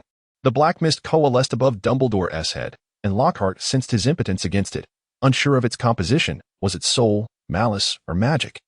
The dark vapor gradually formed the silhouette of a girl, who cried out in anguish, "You killed me." Dumbledore appeared as if he had lost his soul, trembling and staring vacantly at the girl. No, it wasn't me. I didn't want this. Please forgive me, Ariana. Tears streamed down Dumbledore's face. Headmaster, it's an illusion. Lockhart shouted at him. Stop shouting, Gilderoy. Snape disdainfully glanced at Lockhart. Dumbledore was not a fool. He recognized it as an illusion. Then why isn't he doing something? Lupin asked anxiously. To destroy it, one must become ensnared within. The figure formed from the black mist evidently had no intention of conversing with Dumbledore. She screamed and plunged into his body. The most formidable white wizard, at the moment the shadow entered him, fell to the ground in agony, writhing as if struck by a curse, weeping and sobbing. What should we do? The others encircled Dumbledore, feeling helpless. He is battling a fragment of the Dark Lord's soul, along with the curse hidden within the ring, Snape explained impassively. So what do we do? McGonagall pressed. Adapt as needed. What? Black seized Snape by the collar. Are you intending to let him die? Release your filthy hands, Snape coldly glared at Black, forcing the words through clenched teeth. "Stop it, both of you," McGonagall quickly intervened. While Moody observed with a detached demeanor. "Humph." Black angrily clapped his hands as if they were sullied, while Snape composed himself, straightening his collar. Suddenly, Dumbledore ceased his anguished cries, rising from the ground, supported by Lupin and McGonagall. "How do you feel, Dumbledore?" Moody inquired gruffly. "It can't get worse," cough cough. Dumbledore appeared as though he had aged 50 years. The gleam of wisdom had faded from his eyes. He struggled to articulate, yet he had succeeded. Tears flowed anew from Dumbledore's eyes as he extended his hands to reveal the dull ring on one hand and the black gemstone resting in the palm of the other. "You all could do nothing but offer me mental support. Severus was right. Sirius, you owe him an apology." Dumbledore looked up at Black. "I'm sorry, Severus," Black reluctantly exclaimed. "I accept your apology, Mr. Black," Snape replied without so much as glancing at him. "What is that?" Lockhart asked, feigning ignorance. Dumbledore remained silent, clutching the stone. Suddenly, his gaze fixated on a distant point, struggling to move towards it, with Lupin and McGonagall nearly unable to support him. Fortunately, that which was invisible to all seemed to approach quietly, halting before Dumbledore. He stared blankly at the empty air before him, while Black, filled with anxiety, nearly drew his wand. "Ariana," Dumbledore tremulously reached out, as if to caress the face of the unseen figure. Clearly, everyone watched in disbelief as his hand fell limply. Having touched nothing. "You have always been here," Dumbledore murmured. "Will you forgive me?" "Please forgive me." Dumbledore seemed to wish to kneel, but with Moody grasping him firmly. His attempt faltered. Evidently, the invisible figure forgave Dumbledore, who now covered his face with his hands, weeping like a child. "Thank you, Ariana. I have always loved you." "Who is that? Dumbledore's first love?" Black quietly asked Lockhart. "I suspect she is a relative," Lockhart reasoned. "That makes sense," Black nodded. Dumbledore wept incessantly. "My dear, I shall soon join you. We will be together forever." "Stop speaking nonsense, you old fool," Moody scolded, pulling him away. "Let us go back to the castle." Dumbledore attempted to turn back to address the non-existent figure. "Ariana, wait for me." "Stop talking nonsense, you old fool," Moody repeated, dragging him onward. "Let us go back to the castle." The group hurriedly escorted Dumbledore back to his office. Fortunately, it was still early, and no one witnessed their passage. Dumbledore sat in his chair, appearing utterly incapacitated for an extended time before regaining his authoritative demeanor. "Severus, can you discern what this is?" Dumbledore weakly inquired. "It appears to be a life curse, an ancient malevolent spell that requires a portion of one's own soul as a price to wield." Snape paced the room. "Typically, few would dare to cast such a curse. However, it is evident that the Dark Lord is untroubled by such trivialities." "Are you implying that the principal, in addition to his wounded soul, has been cursed physically?" McGonagall inquired anxiously. "Indeed, while the harm to the soul might be somewhat reversible, the curse upon his vitality is quite dreadful. Although Dumbledore's magical prowess remains largely unaffected, his body will continually weaken, age, and ultimately, he may find himself unable to wield his wand," Snape remarked with a sardonic grin. "I genuinely look forward to witnessing the most powerful wizard in the world struggling to lift his wand." Black appeared ready to confront Snape, but was restrained by Lupin. "How much longer can I survive?" Dumbledore seemed unfazed. "Perhaps a few months, maybe a year," Snape replied in a flat tone. "I might be able to brew a potion that suppresses the curse and stimulates the life force within you, allowing you to barely survive for another 2 years. Dumbledore nodded, lost in thought. "There is no need for such complications." I.C.A. Lockhart produced a crimson gemstone, instantly recognized by Dumbledore, Snape, and McGonagall, while Moody regarded it with suspicion, and Black and Lupin appeared utterly bewildered. "What is this? Gilderoy, how did you acquire it?" Dumbledore's gaze sharpened in an instant, and a formidable mental force surged forth, ruthlessly casting a crude legitimacy upon Lockhart. Lockhart took a few steps back, struggling to employ his mental blocking technique. "It was bestowed upon me by Nicholas Flamel." Moody advanced several paces to position himself in front of Lockhart, obstructing Dumbledore's gaze. "Calm down, you mad old fool." The immense mental force instantaneously retracted into Dumbledore's being, leaving Lockhart in a foul mood. "Dumbledore, just when I began to view you as a sympathetic elder, you have ruined my sentiment. I sincerely apologize, Gilderoy, but this matter is of utmost significance. I must ascertain the truth. Blame it on me. I have been muddled by Voldemort's soul. I should have considered that if Nicholas had indeed created another, he would certainly have entrusted the last individual who aided him in erasing memories Dumbledore earnestly expressed his regrets to Lockhart. Lockhart wore a solemn expression as he placed the Philosopher's Stone upon Dumbledore's desk. Moody and Snape rushed forward, with Moody cradling the stone in his hands, scrutinizing it. Is this truly the Philosopher's Stone? Moody's avarice was unmistakable. He could hardly contain his desire to seize it and flee. Let me see, Mad-Eye, he urged. Snape, equally unable to mask his excitement, marveled at the pristine stone. Calm yourself. Nicholas Flamel will provide it to me, and I shall reveal its tremendous flaw that you cannot yet fathom. Lockhart settled back onto the sofa. What flaw? Pray tell, little Gellert. Moody turned his gaze toward Lockhart, with Snape following suit. It will cause a permanent decline in magical ability, something Professor Dumbledore ought to be aware of. Dumbledore nodded in acknowledgement as Moody reluctantly handed the stone to Snape, who admired it for a moment before passing it to Dumbledore in admiration. Is this truly the Philosopher's Stone? Lupin and McGonagall inquired with curiosity. Indeed, it is authentic, Lockhart replied, disinterested in elaborating. Then, the simplest plan I had just conceived may need to be abandoned. Instead, let us first assess how much power remains to dispel the entire curse. Dumbledore grasped the stone, and a brilliant crimson light erupted from it, enveloping him, visibly restoring his vitality at an astonishing rate. Cease once the curse is dispelled, Dumbledore. Do not revert to your 20-year-old self, for then you would truly become a muggle, Lockhart cautioned. Had you not mentioned it, I might have succumbed to that very impulse. Dumbledore chuckled, placing the stone down. It is indeed genuine. The evidence is irrefutable. Moody's gaze fixated on Dumbledore's visage, which appeared even more vibrant than before the destruction of the ring. Despite his white beard and hair, he radiated an aura of youthfulness. What was Lockhart nodded thoughtfully, picking up the magical stone. Its luster had dimmed considerably, yet its aura remained formidable. Gilderoy, may I take a look? Perhaps it could dispel the dark mark that Voldemort bestowed upon me. Snape gazed eagerly at Lockhart. I fear it cannot. The dark mark is a matter of contract, not mere physical affliction. Lockhart tossed the stone to Snape, who, upon receiving it, infused it with his magic. Regrettably, it only appeared to have made him slightly younger, and he set it down in disappointment. May I study it for a while?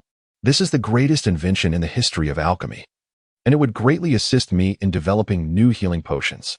First, restore my leg. Moody growled, seizing the magical stone from Snape's grasp. I cannot guarantee the restoration of a mutilated body, Lockhart attempted to explain. Moody roughly tore off his prosthetic leg and directed his magic into the stone. Huh, it works. Moody exclaimed joyfully as his leg gradually began to lengthen. Be mindful of your magic expenditure, Alastair. This is a permanent drain and will not replenish. Dumbledore admonished loudly. Within an acceptable range, Moody retorted nonchalantly. Moments later, a plump, pristine new leg appeared before all. How much magic was consumed? McGonagall inquired. Far less than Dumbledore's. Perhaps 1/10. At least my combat capabilities will significantly improve, Moody replied cheerfully, noting that restoring a limb required less energy than prolonging life. Why didn't you reveal this sooner, young Gilderoy? It's truly miraculous. Lockhart desired to reclaim the magical stone, deeming it a remarkable healing artifact. However, Black interjected, reminding them that wizards seldom fought with missing limbs, rendering it of limited use. Lockhart conceded, momentarily feeling that the stone was somewhat superfluous. Are you not restoring your eye, Alastair? Dumbledore inquired with interest. No need. My magical eye is far superior to a mundane one, Moody gruffly replied, demonstrating a small trick with his magical eye. Dumbledore, procure me some trousers and shoes. What a waste of treasures. Snape lamented, snatching the magical stone to assess how much energy remained. Gilderoy, may I borrow it for some time? Feel free, Lockhart shrugged. Just return it before summer break. I feel safer traveling with it. It's settled then. I owe you a favor, Gilderoy. Snape cradled the magical stone as he exited the headmaster's office. Lockhart had never seen him so exhilarated. He truly was an academic enthusiast. We have now destroyed 2 of Voldemort's Horcruxes, yet we do not even know how many remain, let alone their whereabouts, Dumbledore stated. Continue searching until we uncover them all. Moody declared excitedly, pacing around the office on his new leg. I will. I shall seek out clues and will not remain at the school. You handle matters here, Minerva. Dumbledore nodded, appearing highly motivated, eager to unearth all of Voldemort's Horcruxes immediately. Rest assured, I will manage everything at the school, especially with Severus and Gilderoy assisting me. McGonagall assured him, having long been accustomed to fulfilling the duties of a headmaster, while Dumbledore resembled more of a spiritual leader. Thank you all immensely. I now hold greater faith in our ability to defeat Voldemort once more. The hour grows late. Everyone should return to their respective tasks. Do not keep the students waiting. As the group dispersed, McGonagall hurried off to her class. Class, today I shall not lecture. Instead, practice silent casting. The first few students to succeed will earn extra points. Lockhart announced at the front of the classroom. Just as the students began to form groups to practice, the classroom doors swung open. Umbridge strode in, chest puffed out. And Lockhart anticipated her disruptive arrival, observing her quietly. Professor Lockhart, students, according to the newly enacted educational law, I possess the authority to intervene in the professor's teaching methods. Umbridge proclaimed sweetly, her tone laced with pride. At this moment, I deem your defense against the dark arts class to be exceedingly hazardous. And I demand it be converted into a theoretical course. But we have always conducted it this way. Harry protested. Students wishing to speak must raise their hands. Umbridge ignored him. Hermione immediately raised her hand, but Umbridge pretended not to see. But there is a practical component in our ordinary wizarding level exams. Hermione exclaimed, dissatisfied. A solid grasp of theory greatly aids practical application. Furthermore, this student spoke without raising her hand. 10-point API call failed with status code 429. Error. Code. 429. Message. Resource has been exhausted, e.g. check quota. Status. Resource exhausted. Lockhart disdainfully noted that the Deputy Minister of Magic had not even mastered the art of mental occlusion. It was beyond him how she had ascended to such a lofty position. Not wishing to behold her tedious and sordid memories, Lockhart promptly employed a memory modification spell. Ron, do you truly believe that incessantly shaking your wand will enable you to cast a silent spell? What a farce. Lockhart instructed his students, emphasizing that the essence of a silent spell lay in the correct flow of magical energy. Considering you are a novice, you may now silently recite the incantation Expelliarmus in your mind while allowing your mouth to move, but refrain from producing any sound. Wait a moment. Have you forgotten how to wield your wand after silently reciting the spell? Lockhart impatiently grasped Ron's hand, instructing, on the count of 3. You will silently recite the disarming spell. Do you understand? All right, Professor, Ron replied in a fluster. 1, 2, 3. With a deft flick of his wrist, Lockhart sent the wand of a classmate flying across the room. Well done, Ron, though there are no points awarded for that, Lockhart remarked, nodding in satisfaction as he moved on. Classmates, if you truly struggle to find the right feeling, you may first verbalize the spell to familiarize yourselves with its essence before attempting to cast it silently. Lockhart continued as he roamed among the students. Simon, the wand movement for a silent spell is identical to that of a regular spell. What on earth are you doing? Conducting an orchestra or attempting to stab your classmate? Mr. Potter and Ms. Granger have already mastered it. 10 points to Gryffindor. Lockhart announced. Professor, what are your plans for Ms. Umbridge? Harry quietly inquired, having already succeeded. Ms. Umbridge merely finds our class exceedingly dull, so she took a brief nap, you see. Once you have practiced, assist your classmates without further questions. Harry meekly acquiesced. Neville, what on earth is wrong? You can't even manage a verbal spell? Lockhart exclaimed in exasperation. It seems you've joined Harry's club. Perhaps you require extra tutoring. Harry invited me. Neville replied innocently. Then do not miss the activities. Miss Pandora is also commendable. 10 points to Slytherin. After guiding Pandora through the spell, Lockhart did not disguise his favoritism towards her. Did you know? Once you master the silent spell, you can recite one incantation while casting another. Lockhart elaborated as he observed the students practicing. Ultimately, the effectiveness of spell casting depends on your control over the magic, rather than the incantation itself. Professor, could you demonstrate for us? Pandora raised her hand, eager for a showcase. Certainly. Would any other students like to see? Lockhart winked at Pandora. Yes. Many students paused their activities in anticipation. Very well. I believe our dear Professor Umbridge would be quite willing to assist with my little experiment. Lockhart approached Umbridge, then instructed. Now, everyone, return to your seats and open your books to any page at random. Umbridge remained oblivious in her slumber, prompting students to hurriedly stow their wands and resume their seats. Books open. I trust Ms. Umbridge has had her rest. When she awakens, we shall feign engrossment in our reading, understood? Professor, you still need to demonstrate casting one spell while reciting another. A voice called out loudly. I have not forgotten, Lockhart assured, waiting for everyone to settle before pointing his wand at Umbridge, proclaiming, observe the pinnacle of silent spellcasting, the art of duplicity. Avada Kedavra, with a resounding incantation. A beam of white light shot towards Umbridge, causing her to twitch briefly before falling still once more. The classroom erupted in commotion, but fortunately, the students recalled that the professor was merely illustrating the lesson. Lockhart elegantly retracted his wand and swiftly turned to resume his seat behind the podium. "Read your books," he commanded. Umbridge gradually stirred from her slumber, blinking in confusion, only to find all the students, including Lockhart, quietly engrossed in their texts. Satisfied, she rose to her feet, recalling only that she had entered and requested the students to cease their training, after which Lockhart had engaged in a brief debate with her before acquiescing to her request. Subsequently, the students had commenced their reading, and she was unaware of when she had drifted off to sleep. "Very well done, Professor Lockhart," Umbridge declared as she paced around the classroom. "I shall write to the Ministry of Magic to commend your teaching methods." Once Umbridge had sashayed away, the classroom buzzed with life. "Professor, how did you manage that?" Ron asked incredulously. "Professor, is Ms. Umbridge all right?" Pandora inquired with concern. Was that the Cruciatus curse or a memory modification? Hermione immediately speculated, although the textbooks warned that those whose memories had been altered often exhibited adverse reactions, or even retained fragments of their recollections. Lockhart chuckled inwardly, pondering that if his memory modification possessed such flaws, he would have long since been disgraced. This was neither a soul-stealing curse nor a memory charm. It was simply a foolish spell. The students stared vacantly at Lockhart as he continued to weave his tale. This particular incantation could temporarily render a person a fool. It was an exceptionally intricate spell. During its effect, one could make the victim believe anything. The students nearly erupted in excitement. "Professor, you must teach us this spell. Should you be interested? Once you all excel in your advanced wizarding examinations, I shall impart this knowledge to you." Lockhart nonchalantly set a target for them, adding, at this moment, "Even if I were to teach you, you would not grasp it.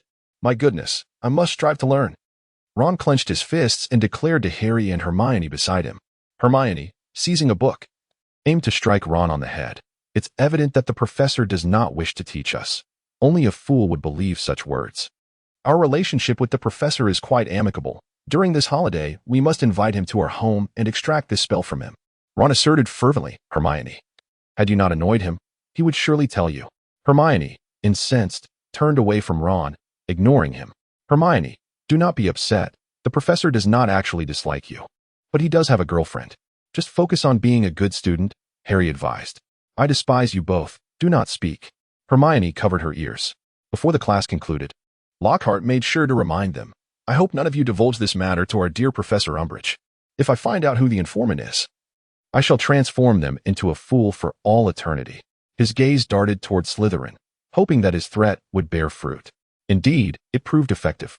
At the tender age of 15 or 16, the students could hardly discern truth from fiction, and they were thoroughly intimidated by his mystical display. Umbridge remained blissfully unaware of having fallen victim to this spell throughout her tenure at Hogwarts. The notion of the fool's curse quickly spread among the students, with nearly every day seeing someone approach Lockhart to inquire about it, much to his annoyance. Just a few nights later, a message appeared on Lockhart's parchment. "The Department of Mysteries has been breached. Report to headquarters immediately." He instantly realized that Voldemort was prepared to seize the prophecy orb. Departing his office, he arrived at the door of the headmaster's office, producing the note, which prompted the door to swing open. Ordinary individuals required a password to enter the headmaster's office, but bearing a note from Dumbledore granted direct access. "Headmaster, why are you still awake?" Lockhart inquired, astonished. "Did you foresee something occurring tonight?" Dumbledore looked up, a serene smile gracing his face. "I am drafting a route map of all the places Voldemort may have visited throughout his life, and it is not yet midnight. I cannot sleep." Handing a kettle to Lockhart, he urged, "Take this and hurry along. Do not keep them waiting." Lockhart took the kettle, activated the key, and after a dizzying whirlwind, arrived at the headquarters of the Order of the Phoenix. The meeting room was already filled with light and the murmur of discussions. "What is happening? Is the prophecy ball unharmed?" Lockhart inquired hastily as he sat down. "Do not fret, Gilderoy. Everything is fine," Tonks reassured him. "Indeed, all is well. The Ministry has placed a charm on the prophecy ball, allowing only the individuals concerned to handle it," Arthur explained, clearly indicating that the Dark Lord dared not venture into the Ministry himself. What transpired then? This evening, it was Amelie Vance's turn to keep watch, and an unidentified individual breached the Department of Mysteries. When she went to investigate, she saw a masked figure using a key to escape, Arthur replied. She remains there to monitor the situation and will promptly inform us of any developments, Lupin added. Lockhart's spirits plummeted, indicating that the Ministry of Magic was alarmingly susceptible to infiltration. This is unavoidable, Giddo. The foot traffic is simply too heavy, Tonks remarked. Consider yourself fortunate, Giddo, that the Department of Mysteries cannot be accessed via the portkey, Black interjected. I suspect this is merely reconnaissance. Next time, they will come with intent, Lupin speculated. Do you have any idea who it might be? Surely, it must be personnel from the Ministry. Arthur shook his head in resignation, as you know. The Department of Mysteries is typically unguarded at night. I cannot even report seeing anyone breach its confines, as I had no business being there, let alone conducting an investigation. What can we do then? Lockhart inquired. Perhaps we should remove that prophecy orb? That would require Hagrid's assistance, Black replied. What secrets does that prophecy orb hold? I suspect it harbors no profound mysteries, yet we cannot allow the mysterious figure to seize it easily. We must seize this opportunity to our advantage. Moody rapped the table. The dark figure must have someone infiltrated within the Ministry to retrieve the orb. Otherwise, it would be impossible. This individual must possess some degree of power. Indeed. And it is highly likely that this person is an operative embedded within the Ministry, Arthur noted, and probably not an ordinary staff member. Lupin quickly grasped Moody's implication. Are you suggesting we use the prophecy orb as bait to eliminate the Death Eaters and the spy infiltrated into the Ministry? Excellent idea, Black exclaimed with enthusiasm. Then, Lockhart recalled, is the fireplace Arthur mentioned previously connected? Does the portkey lead to the Ministry? Yes, it is the number 1 fireplace, quite close to the Department of Mysteries. Arthur confirmed. That simplifies matters. Arthur, continue to rotate shifts with Tonks and the others guarding the Department of Mysteries, Moody commanded, if anything occurs. Promptly inform Dumbledore via note, and we shall immediately use the fireplace and portkey to spring into action. What if the dark figure arrives in person? Lupin asked anxiously. Moody cast a glance at Lupin. Did Dumbledore not inform you that tearing the note signifies a call for assistance? He will find a way to arrive on the scene. He did not tell me. Lupin retorted, but how do we explain our presence to the Ministry? Lockhart interjected, disgruntled. We are causing quite a commotion on their territory. I never concern myself with such matters, Black scoffed. I position myself as Dumbledore's enforcer. Lockhart fell silent, looking to Moody for his thoughts. It is best to leave the scene as soon as possible. If not, let Dumbledore handle the explanation, Moody concurred unexpectedly. Very well, then I shall be Dumbledore's enforcer. Lockhart acquiesced, resigned. Moody rose. Then it is settled. Return and prepare yourselves. Following this, the entire Order of the Phoenix was enveloped in a tense atmosphere.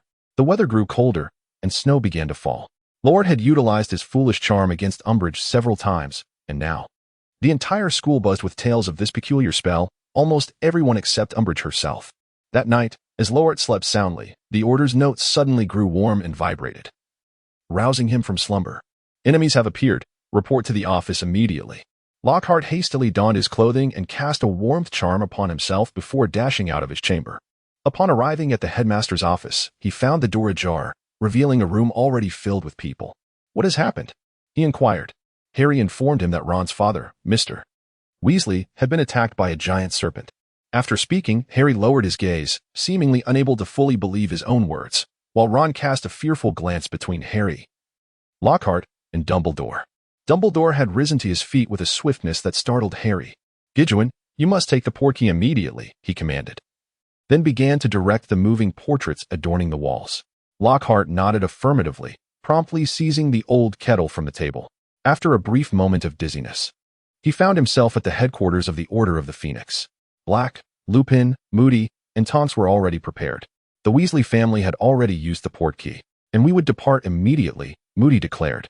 The 5 of them plunged into the fireplace, traversing the illicit flue network, arriving at the Ministry of Magic. This way, Moody urged, hastily navigating the hall with the others, arriving at the entrance of the Department of Mysteries. Mrs. Weasley and her eldest son were already inside, cradling the injured Mr. Weasley on the floor. The snake is over there, Mrs. Weasley shouted. A snake? Moody queried skeptically as he rotated his magical eye. Molly, you take Arthur to St. Mungo's. The rest of you, come with me. The group dashed toward her indicated direction, spreading out to search meticulously between the shelves. The crystal balls on the shelves. Lockhart smiled pleasantly as he gazed at the 2 individuals rushing towards him, their wands in hand. Mr. Lockhart, what are you doing here? One of them shouted, clearly indicating that they were not elite Aurors. but mere security personnel. This made things simpler. Voldemort! Lockhart exclaimed, looking behind them, and seizing the moment of their distraction, he declared, "Faint, faint." Lockhart's speed of action has now reached an extraordinary level. He deftly tilted his head to evade a counterattack from one assailant, swiftly incapacitating two adversaries. Crouching beside them, he erased their memories before rapidly turning and dashing towards the hall. He returned to the Order of the Phoenix through the first fireplace, where everyone awaited his arrival. "I knew you wouldn't be thwarted," Tonks said cheerfully as she embraced Lockhart. "Arthur is all right, isn't he?" Lockhart inquired. Our response was so swift. "As long as there was no immediate fatality, he is surely fine," Lupin reassured him. "Dumbledore asked me to return the key to let them in," Lockhart said apologetically, displaying the note to them. "No need for that. Just hurry back," Lupin replied nonchalantly. Lockhart transported back to the headmaster's office, where Dumbledore was conversing with Harry. "Gilderoy. What happened?" Dumbledore inquired, gazing at Lockhart. "It wasn't a Death Eater. It was a snake, protected by powerful enchantments, and it escaped." Dumbledore nodded. "What about Arthur?" "He has already arrived at St. Mungo's. He should be fine." Dumbledore glanced at the note in his hand, and then said, "He is out of danger now. Let us go visit him." "Gilderoy, you have done well. The Ministry is unaware of the situation." "How do we get there?" Fred asked, trembling slightly. "The fireplace?" "No," Dumbledore replied. "Using the fireplace is too perilous at the moment. The Flu network is being monitored. You will use the port key that Gilderoy is holding." He pointed to the old kettle in Lockhart's possession. "Have you all used a port key before?" They nodded, and each placed a hand on a part of the charred kettle. "Good. Then on the count of 3, 1, 2, 3. In that instant, Lockhart looked at Harry and noticed his face contorted, eyes flickering with a red glow, as if he wanted to attack. As their feet touched the ground, Lockhart hastily drew his wand and stepped back. They had arrived in the dark kitchen of number 12, Grimmauld Place. The only source of light was the flickering candle in the fireplace. Creature was leaving through the door to the hall, adjusting his belt and casting a resentful glare at them. Sirius and Remus, along with Moody, were drinking while waiting for their arrival. "Gilderoy, what's wrong?" Moody asked suspiciously. "How did you find out?" "Harry," Fred said. "Tell us, Harry." Tonks winked at him. "Yes, I want to hear it too," George added. Everyone turned to Harry, and outside, Creature's footsteps paused on the stairs. "Well," Harry began. "I had a vision." He recounted everything he had seen, although he altered the narrative to make it sound as if he had witnessed the events standing beside the snake rather than through its eyes. Ron remained pale, casting a quick glance at Harry without saying a word. Once Harry finished, Fred, George, and Ginny continued to stare at him for a moment. "Dumbledore, do you know what this means?" Moody asked. "I have some ideas. I will discuss them with Gilderoy and Severus shortly," Dumbledore replied calmly. "Where's Mum?" Fred turned to Sirius. "She is at St. Mungo's looking after Arthur," Sirius responded. "Once Arthur wakes up, we will go visit him." "Let's go now?" Ginny urged, turning to her brothers, who were still in their pajamas. "Could you bring us cloaks or something?" "All right, I'll fetch you some clothes," Lockhart said as he stood up. "Thank you, Professor," Ginny said, embracing Lockhart before running to kiss Harry. "And you, Harry, you saved our dad." Harry flushed. He had never kissed Ginny in front of so many adults. "When did you two get together?" Tonks inquired with interest. "I just told Harry I liked him at the start of this term," Ginny declared proudly. "Harry doesn't dislike me, right?" Ron appeared to be still quite upset, utterly unaware of when Harry and his sister had begun their relationship. "That's the spirit," Tonks encouraged. "Gryffindors should date like that. Just look at Hermione. She's a step behind." "Don't talk about that." Lockhart, descending the stairs with a pile of clothes, seemed exasperated by their topic. Harry took a drink from the bottle on the table. If not for him, they would all be sleeping soundly in their beds, although his warnings ensured they found Mr. Weasley in time. Repeating this to himself did little to ease his discomfort, especially given the inescapable truth. He could very well be the one who attacked Mr. Weasley. "Harry, what are you thinking?" "Hurry and get dressed. We are going to see Dad," Ginny said, looking at him curiously. Harry continued to feel uneasy, and he also felt an urge to attack the headmaster and Professor Lockhart. "Tonks is taking the Weasley children to St. Mungo's. Harry will stay," Moody interjected. "Why?" "Harry saved Dad. He should go too," Ginny protested. "Arthur isn't awake yet. We can use this time to understand the situation," Moody replied, glancing at Ginny. "Come on, children." Tonks led the Weasley children away. The remaining ones entered the meeting room and took their seats. "Harry, tell us what happened. What about the snake?" Moody's magical eye was fixed on Harry. "What situation?" Harry said anxiously. "Harry, Whatever happens, we will stand by you. Lockhart attempted to sound reassuring. He succeeded. As his long-standing positive image in Harry's mind surfaced, especially with Harry's godfather, Sirius Black, present, prompting Harry to confess, Harry unveiled every detail of his vision, not shying away from admitting he was the snake that attacked Mr. Weasley. Don't be foolish, child. You cannot be that snake. Sirius sighed in relief. But that's not all. Harry said, his voice barely above a whisper. I felt like I was going insane just before we grasped the portkey in Dumbledore's office for a moment. I thought I was that snake. I felt like I was a snake. I could feel the pain in my scar as I looked at the headmaster and Professor Lockhart, especially at Lockhart. I felt an intense hatred toward him. I wanted to bite him. Is that true? Lockhart gasped, wondering if Voldemort had regained his memory. Yet perhaps accustomed to being a member of the Order, or perhaps due to Dumbledore's influence, he did not immediately consider fleeing. It must be a residual reaction from the vision, that's all, Sirius said. You were still thinking about that dream, or whatever you call it. And then, it's not like that. Harry shook his head. I'm that snake. Harry, I know what this is. Trust me, Lockhart said firmly. You are not that snake. We will find a solution soon, but for now, you need to rest. After Harry left, Black seized Lockhart's arm. Gilderoy, you have a way to resolve this, don't you? I should be able to, Lockhart replied, attempting to sound speculative. I suspect that the attack from years ago left a mental imprint of Voldemort in Harry's scar, which can influence his emotions. Legilimency, Moody interjected. Since the incident with the Longbottoms, the Department of Magical Law Enforcement had mandated that all Aurors master legilimency. As far as I know, Dumbledore, Snape, and you, little Gilderoy, have all trained very well, haven't you? Black gazed at Lockhart, seemingly awaiting his response. Indeed. Severus excelled in his studies, as you are aware, for he must conceal his thoughts before the Dark Lord when necessary. Black released his grip on Lockhart, undoubtedly. Harry would prefer to learn from you, Gilderoy. I implore you. If Harry is willing to learn, I shall dedicate myself entirely to teaching him, Lockhart assured Black. Very well. Let us take a respite, Moody yawned. Next time, it shall not be a mere snake.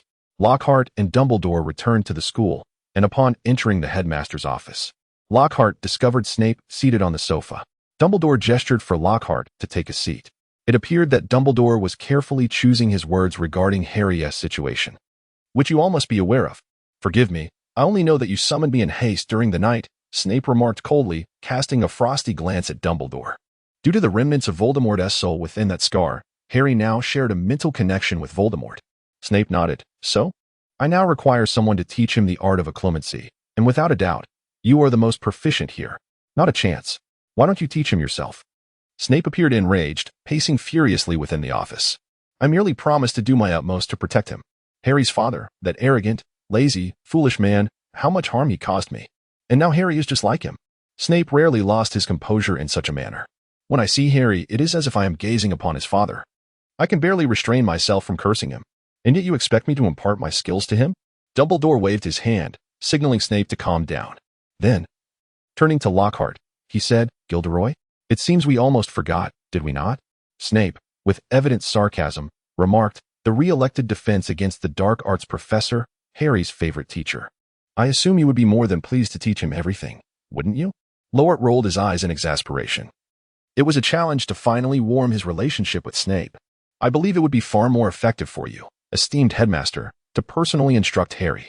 Your mastery of the Patronus charm is unparalleled, while I remain nearly dependent on my wand. Lockhart couldn't resist a jibe at Dumbledore, harboring significant resentment towards the headmaster's audacious use of the charm. I sincerely apologize for my rudeness, Gilderoy, he continued, though Dumbledore seemed impervious to the verbal assault. However, I must venture out to continue my quest for Horcruxes. Time is of the essence, and the Dark Lord's power grows ever stronger. I can almost sense his presence as I sit here, and I feel myself inexplicably weakened at this moment. Most troubling is my fear that Voldemort could monitor me through Harry. This would be the worst-case scenario. Dumbledore gazed anxiously at the ominous clouds outside. So, I implore you, Gilderoy. What? Voldemort can see you through Harry? Lockhart gasped, horrified at the notion that he might be unwittingly broadcasting his teaching sessions to the Dark Lord. I doubt Voldemort would find such mundane matters entertaining, Dumbledore reassured him. For safety reasons, I recommend that Harry refrain from wielding his wand during lessons. With the conversation reaching such alarming depths, Lockhart, despite his trepidation, resigned himself to the situation. Leave it to me. Thank you, Gilderoy, Dumbledore responded. Now, you may return to rest. There are classes to attend tomorrow. Having hastily concluded his lessons, Umbridge had scarcely attended to her own classes, believing Lockhart had dutifully complied with her directives. Upon returning to his office, a knock echoed through the air. "Come in," Lockhart called weakly, only to find Hermione entering. "Hello."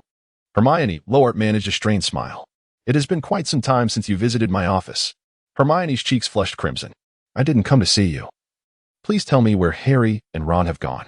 Lockhart found it amusing and thought to ask whether it would be better to consult McGonagall or Dumbledore. The little girl clearly wished to seek him out, yet she remained obstinate. "Don't just stand there. Come in and take a seat." Lockhart gestured toward a chair. Hermione seemed reluctant to sit down, as this was her usual spot, yet she could no longer occupy it with such ease and familiarity.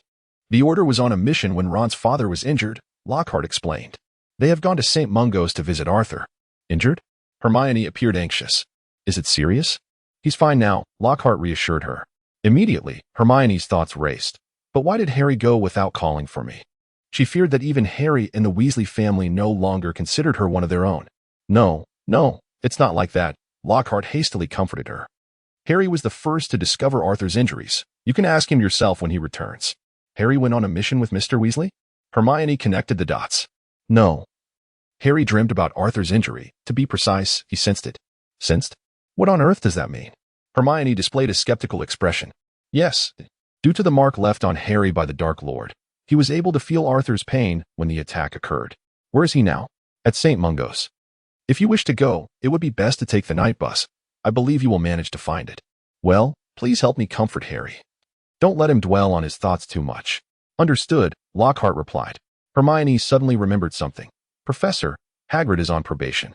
"Is that so?" Lockhart frowned slightly. "I will have a word with the Minister of Magic. You need not worry." Hermione sensed there was little reason or topic left to remain, so she stood up. "Thank you, Professor. I shall take my leave." "Don't mention it. Hagrid is also my friend," Lockhart smiled. "Will you not stay for a while longer?" "Your Pandora would not be pleased," Hermione retorted with a hint of sarcasm as she exited the office. Shortly after, Harry and the Weasley children returned to school to continue their lessons, and Lockhart immediately called for Harry. "Harry, to prevent such incidents from occurring." Lockhart fixed his gaze on Harry. "You must commence training in the art of occlumency at once. Do you understand?" "Yes, Professor. The headmaster believes you should learn occlumency from me. However, I must be honest, Harry," Lockhart continued. "Professor Snape is far more proficient in this discipline than I am." "Perhaps you could." "Absolutely not. I will not learn occlumency from him," Harry protested. "Professor, I believe you can teach me." "Very well, Harry. Starting tonight, you may come to my office during your free time, and I will instruct you there." "All right. Now, you may return to your class." The weather grew colder, and the outdoor wind howled. Lockhart perused a book on the origins of ancient dark magic while awaiting Harry's arrival for occlumency lessons. A knock sounded at the door. "Come in. I've been waiting for you." Lockhart set the book aside. However, two individuals entered. Lockhart wished to inquire, "What brings you here, Hermione?" but reconsidered, deeming it too impolite, and instead greeted her with a smile. "Ah, Hermione has come as well. She wishes to learn occlumency, Professor," Harry said bashfully. "I suggested she could learn during the club activities, but she insisted on coming here." Hermione blushed and hid behind Harry. This was a rare opportunity she could not miss. "I should be grateful you didn't bring Ron along, Harry," Lockhart teased.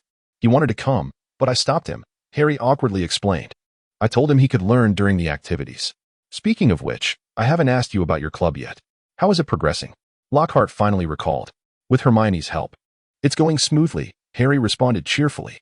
"And Hermione has been in much better spirits since she found something to do." "Oh, really?" Lockhart felt a bit shy. "What is the club called, and how many members do you have?" "It's called H.A.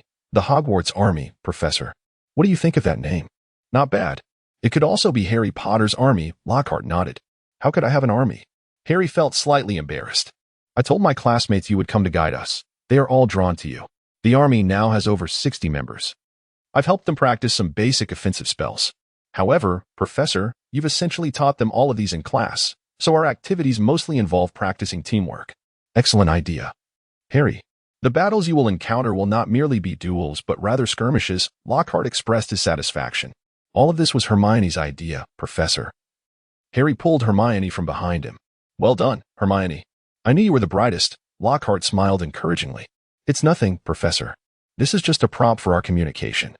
Hermione solemnly presented Lockhart with a fake galleon inscribed with spells for contacting one another. What a clever little device. Lockhart marveled as he examined it. You've practically established a miniature Order of the Phoenix. Professor, we're running out of things to practice. I'm preparing to teach them the Patronus charm. It's time for you to make an appearance. Harry looked at Lockhart eagerly. Very well, I shall attend the next meeting, Lockhart considered. Wonderful, Professor. We will await your arrival, Harry exclaimed with excitement. Now, we can begin practicing occlumency. Lockhart stood and moved to the edge of the office. You too.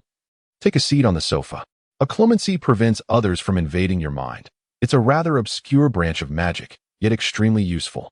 Lockhart looked at the two earnest children with satisfaction. I've mentioned its significance to you more than once in class. I trust you remember, don't you, Hermione? Yes. You have said that occlumency can effectively resist legilimency, as well as counter spells related to memory, such as the Cruciatus Curse, Obliviate, and Memory Modification, even diminishing the effects of the Cruciatus Curse. Oh, and you also mentioned that occlumency can enhance one's focus, making it easier to perform complex magic and nonverbal spells. A thorough response, Hermione. It's a pity this ISNTA class. Otherwise, I would certainly award you points, Lockhart praised. In fact, its benefits extend far beyond that. At its highest level, it can even accelerate the accumulation of everyday magical energy. Of course, that is exceedingly difficult to achieve. I am merely close to that level. I suspect Dumbledore and Snape have already attained it. The curse that failed to kill you forged a connection between you and the Dark Lord, one that makes you more susceptible to his mental influence. The headmaster believes this connection should not persist, which is why I am here to teach you. But why does Professor Dumbledore wish to prevent this connection from continuing? Harry asked, puzzled. Although I dislike it, isn't it useful?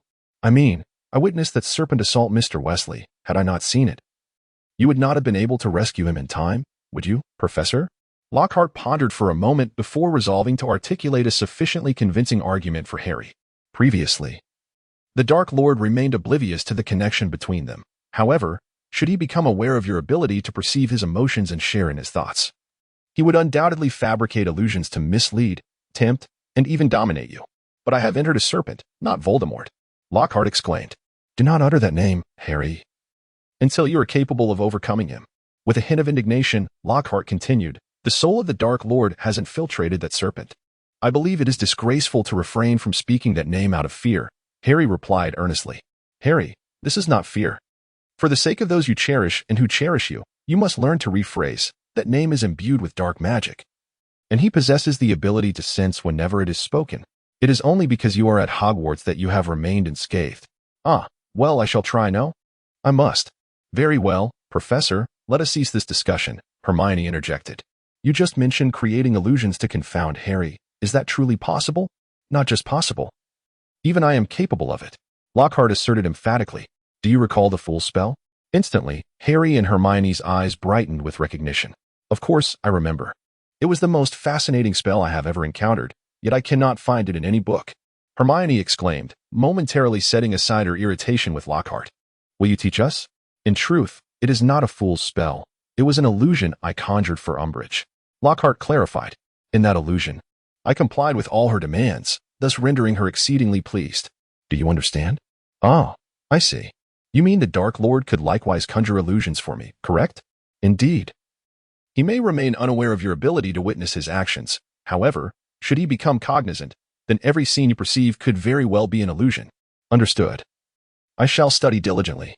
API call failed with status code 429. Error. Code. 429. Message. Resource has been exhausted, e.g. check quota. Status. Resource exhausted. API call failed with status code 429. Error. Code. 429. Message. Resource has been exhausted, e.g. check quota. Status. Resource exhausted. Lockhart set down his wand and began anew, advising Harry to clear his mind, for the thoughts swirling within him were most easily discerned. Very well. Now, legilimency. At 5, Harry watched as Dudley rode his brand new red bicycle, a pang of envy threatening to explode within him. At 9, he was pursued by the ferocious dog-like creature, scrambling up a tree while the Dursleys laughed heartily below. He remembered sitting there with the Sorting Hat perched atop his head, which foretold his promising future in Slytherin. Then came Hermione, lying in a hospital bed, her face marred by thick, dark hair. By the edge of the inky lake, hundreds of Dementors drew closer. Ginny confessed her feelings for him, and then no. As memories of Ginny approached, a voice echoed in Harry's mind, forbidding him to look, asserting, "This is my private matter." Finally, Harry broke free from legitimacy, nearly collapsing to the ground, but Lockhart reached out to catch him, helping him back to the sofa alongside Hermione. "It's perfectly normal, Harry," Lockhart encouraged. "I think I understand that feeling now," Harry replied bitterly as he rose from the floor. "Indeed," Lockhart continued, "I just saw Ginny. Did I not? You would rather I not witness the moment she kissed you." Harry's face flushed crimson, while Hermione stifled a smile beside him. "Did you see everything I saw?" Harry inquired, uncertain if he truly wished to know the answer. Though it was brief, yes. Lockhart responded. "Remember that feeling, the urge to guard a secret or to resist revealing something. Clear your mind. Legitimacy."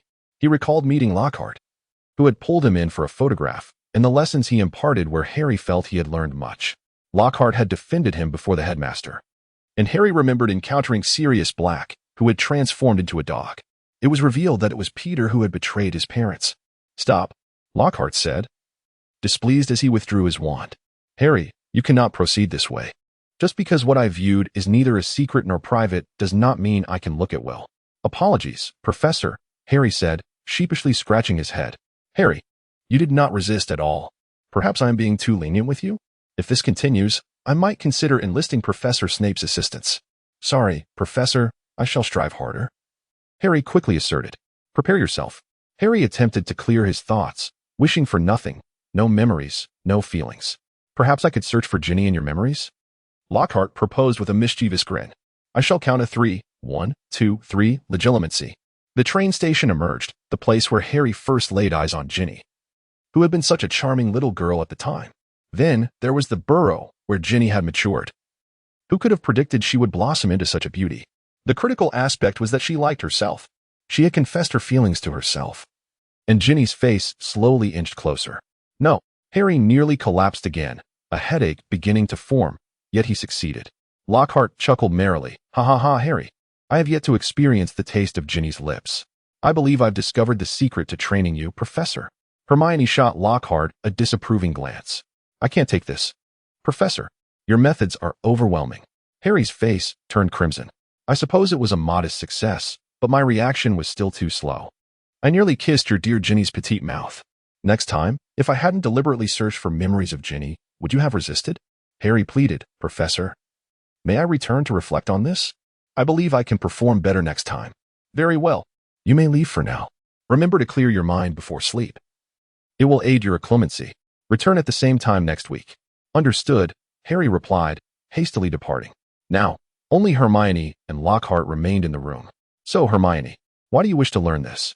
"As a close friend of the Chosen One, I must learn to protect myself, mustn't I?" Hermione raised her head to answer. "Well, learning this certainly has its benefits," Lockhart nodded. "Now, are you prepared to resist me reading your memories?" Lockhart raised his wand and exclaimed, "Obliviate." In her childhood, Hermione was an exemplary student at a Muggle primary school, yet she lacked friends. Upon discovering Lockhart's books, she instantly fell in love with the character he portrayed. Subsequently, she received her acceptance letter to Hogwarts, where she encountered Harry and Ron, joining forces to confront the enchantments guarding the Philosopher's Stone. API call failed with status code 429. Error. Code 429. Message. Resource has been exhausted, e.g. check quota. Status. Resource exhausted. Lockhart gazed at Hermione for a moment, granting her a brief respite. "Are you ready, Hermione?" he inquired earnestly, raising his wand. Legilimens. To her astonishment, she had encountered her idol in Diagon Alley. Not only strikingly handsome, but also captivating in class. The joy of sitting beside Lockhart as he penned letters was overwhelming. He had even defended her against the basilisk. The perilous situation had nearly frightened her to death. "Hold on a moment, Hermione," Lockhart said, his frustration evident as he halted his spell. "Are we here to learn the art of memory concealment, or to indulge in a romantic declaration?" Regardless of her slow reactions after such a duration, she should have developed some resistance. "You are not resisting me at all. Continuing in this manner will yield no results." "Forgive me, Professor," Hermione murmured, her head bowed, her voice barely audible. "The mere thought of my favorite professor delving into my memories extinguishes any desire to resist." Hadn't she been stoic just a few weeks prior? Now she openly confessed he was her favorite professor. Truly, she was but a young girl, harboring no grudges, Lockhart thought with a hint of exasperation. Hermione. Perhaps you should take a break. Consult with Harry. He has managed to succeed, albeit with difficulty, Lockhart suggested. No, let us continue. Hermione insisted stubbornly. I fear that after having witnessed so many of your memories, proceeding further may strain your spirit, Lockhart explained. You still care about my well-being, Hermione exclaimed, rising abruptly as tears streamed down her cheeks. Hermione, you are such a resilient young lady. You must not cry so often, Lockhart said, his tone laced with helplessness. Despite his reluctance, he had unknowingly caused her tears on several occasions. He offered her a handkerchief. Hermione snatched the handkerchief and wiped her tears, yet the more she contemplated, the more aggrieved she felt, unable to suppress her sobs. As an adult, Lockhart certainly could not sulk with a young girl. He gently embraced Hermione, soothing her back. At 16, Hermione stood shoulder to shoulder with Lockhart, her slender form pleasantly soft in his arms. However, Lockhart knew he could not simply comfort her to silence her tears. He needed to clarify his stance. I'm sorry, Hermione. You will always be my favorite student, but I cannot neglect Pandora simply because you have feelings for me. You should broaden your social circle. You will discover many fine young men. I understand, Professor, Hermione choked out. Pandora is a good girl, even if she is a Slytherin. But she treats everyone kindly. Yet, even so, reason cannot compel me to love another. Please don't ignore me. Hermione, in situations like this, the best course is to remain calm. Almost everyone in the Order believes that the men of the Order should court the women of the Order. I cannot accept this. This is how it must be. If I have hurt you, I am willing to make amends in any way you desire. Professor, I regret this. Can't we return to our previous relationship? I respect your feelings for Pandora, but you are still my favorite professor, and I am still your favorite student. Can we make this work? With tear-filled eyes, Hermione looked up at Lockhart, realizing that continuing this way would yield no results. It was time to put an end to this miserable situation. Of course, that would be best for both of us, wouldn't it? Lockhart replied, surprised that a clever person could resolve emotional matters so rationally. I promise you, and you must promise me to seek a peer for a normal relationship. Perhaps someone like Ron. That is none of your concern, Hermione exclaimed, both furious and anxious. You must promise me one thing, and then I will no longer bother you. All right, as long as it is within my power. This was Lockhart's first encounter. Lockhart breathed a sigh of relief, knowing that Hermione would undoubtedly keep her word, bringing an end to all the ambiguity and entanglement. As a man, he certainly wished for as many admirers as possible, especially someone like Hermione, hoping they could maintain a cordial relationship. However, he could not allow such a fine young lady to become his mistress. He felt a twinge of melancholy and reluctance.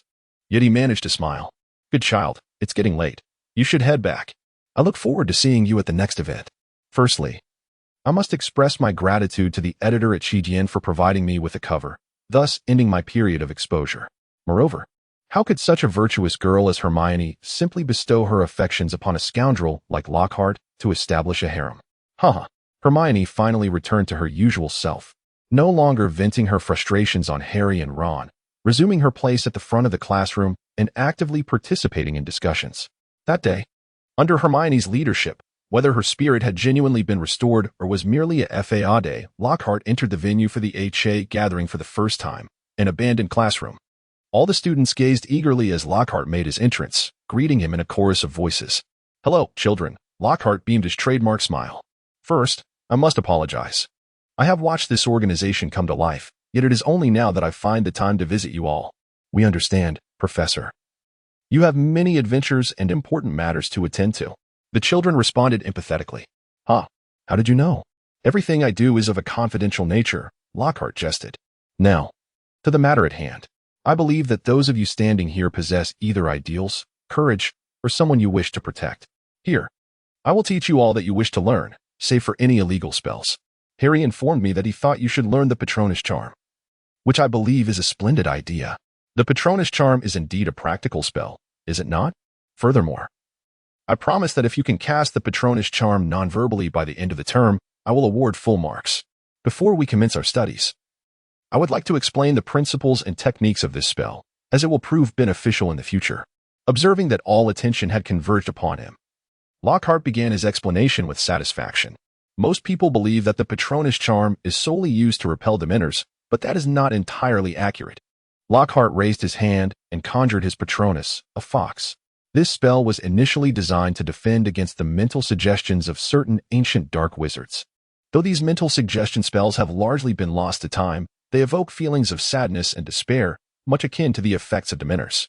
The connection between the two remains a mystery to me, but let us set that aside for now. The fundamental effect of the Patronus charm is to erect a shield, protecting wizards from dementors and attacks stemming from mental dark magic. Almost every book states that happiness makes the casting of this spell easier. Lockhart paused to allow the students a moment of reflection before continuing. Of course, I am not suggesting that this is erroneous. However, it is evident that one cannot simply conjure joy amidst the chaos of battle.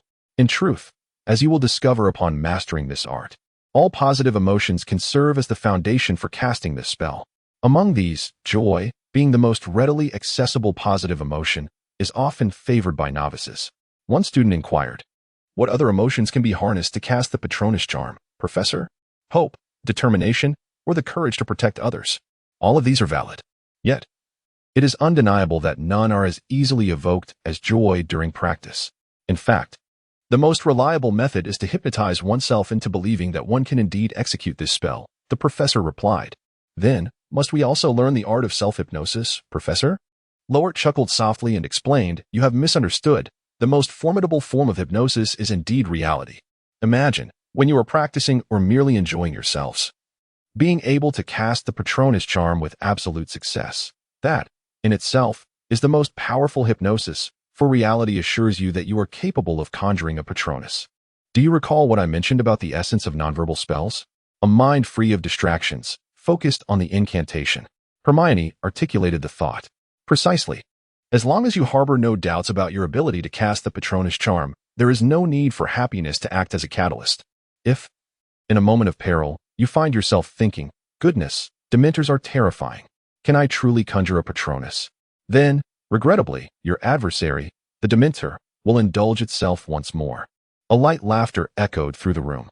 "Your first task is to summon a shield-like Patronus, and once you have mastered that, you may attempt to manifest your own animal Patronus. You can direct its attacks, even utilize it to convey messages. Now, observe closely. Lockhart's Patronus, a charming little fox, soared into the air. "Greetings, everyone. I am the most adorable little fox in the world." The room was instantly filled with sounds of admiration and envy. Ultimately, when you become a formidable wizard, you can even cast the Patronus charm over a vast area, safeguarding all within it. I am proud to announce that your peer, Harry, has achieved this final step. Lockhart grasped Harry and proclaimed to the crowd that this feat requires extraordinary courage and magical prowess. "You are truly remarkable, Harry." "I had no idea," Ron exclaimed, unable to comprehend. "I witnessed it with my own eyes." Hermione assured the audience. Could the professor deceive us? After all, being the savior, it is only natural for him to succeed. Once everyone had sufficiently admired Harry and his Patronus, Lockhart revealed the incantation for the Patronus charm, allowing them to practice while he observed from the side. "Harry, take those capable of conjuring a shield-shaped Patronus over there to teach them how to manifest their animal Patronus," Lockhart instructed. "As for the others, I shall guide them." "All right. Seamus, do you not possess any joyful memories? I perceive you to be a rather intriguing child," Lockhart inquired. "Professor, I am uncertain which memory would be most suitable, perhaps a recent one?" "Like the time I caused a significant explosion," Seamus suggested. Lockhart's eyes twinkled at the thought. A silver mist emanated from the tip of Seamus's wand. "Progress indeed. Keep it up. George, Fred, have you two rascals truly not enough joyful memories? We merely bring joy to others." "What a noble sentiment," Lockhart sighed, exasperated by their banter. "Neville, you have indeed arrived. I must provide you with some thorough guidance," he said upon noticing Neville. Having met his parents, former Aurors under Lockhart's mentorship, he continued, "Let us examine where your challenges lie." Lockhart approached and placed a hand on Neville's shoulder. "Your magical abilities are certainly on par with your peers. What you require is confidence." "I am trying, Professor," Neville replied, feeling somewhat embarrassed. "What is your happiest memory?" "My grandmother bought me my first pet." "That is wholly insufficient." Lockhart glanced towards Harry's direction, where a group had successfully conjured their patron muses and were attempting to make them speak. "Luna, could you come here for a moment?" "Professor, what is it?" Luna floated over with an air of tranquility. "Neville here needs a more joyful memory. I believe you wouldn't mind giving him a kiss, would you?" "Of course." Luna answered without a hint of shyness, standing on her tiptoes to plant a gentle kiss on Neville's cheek, causing his face to flush bright red. Neville, are you happy now? If that isn't enough, I have some splendid news that you might not yet be aware of. The one who tormented your parents has been slain by the Aurors. Really? Neville, momentarily forgetting his embarrassment, asked eagerly, why didn't anyone tell me? Actually, it was reported in the papers. You simply failed to pay attention, Lockhart teased. Do you remember the mass breakout from Azkaban before school started? Yes, the Ministry managed to eliminate nearly half of the escapees, but a few still got away, Neville replied. Puzzled, you must have noticed that the name of the one who tormented your parents is absent from the wanted list. Do you understand why? Neville pondered for a moment. Then his eyes lit up. The absence of her name means she hasn't escaped. Sharp thinking, my boy. Does that count as good news? Thank you, Professor. This is incredible news. Tears of joy welled up in Neville's eyes. The inability to avenge his parents had long troubled him, and now he felt a sense of liberation. Now, let us continue practicing. Expecto Patronum.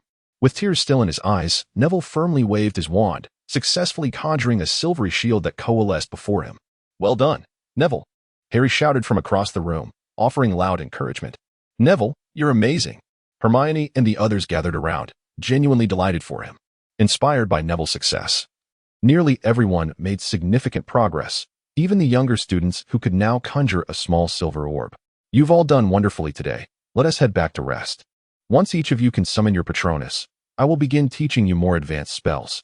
Lockhart was not inclined to frequently participate in the activities of H.A. After all, he did not require such gatherings to elevate his reputation. His strategy was to befriend Harry, knowing that when trouble arose, Harry would naturally rally his companions to assist. Harry's training in occlumency was progressing steadily each week. Lockhart spared no effort in this regard. Aware of the potential threats posed by Voldemort through Harry, do you still often dream of becoming a snake, slithering before a door? Lockhart inquired with concern. It seems we must expedite our occlumency training. What does that dream signify? Hermione asked from the side.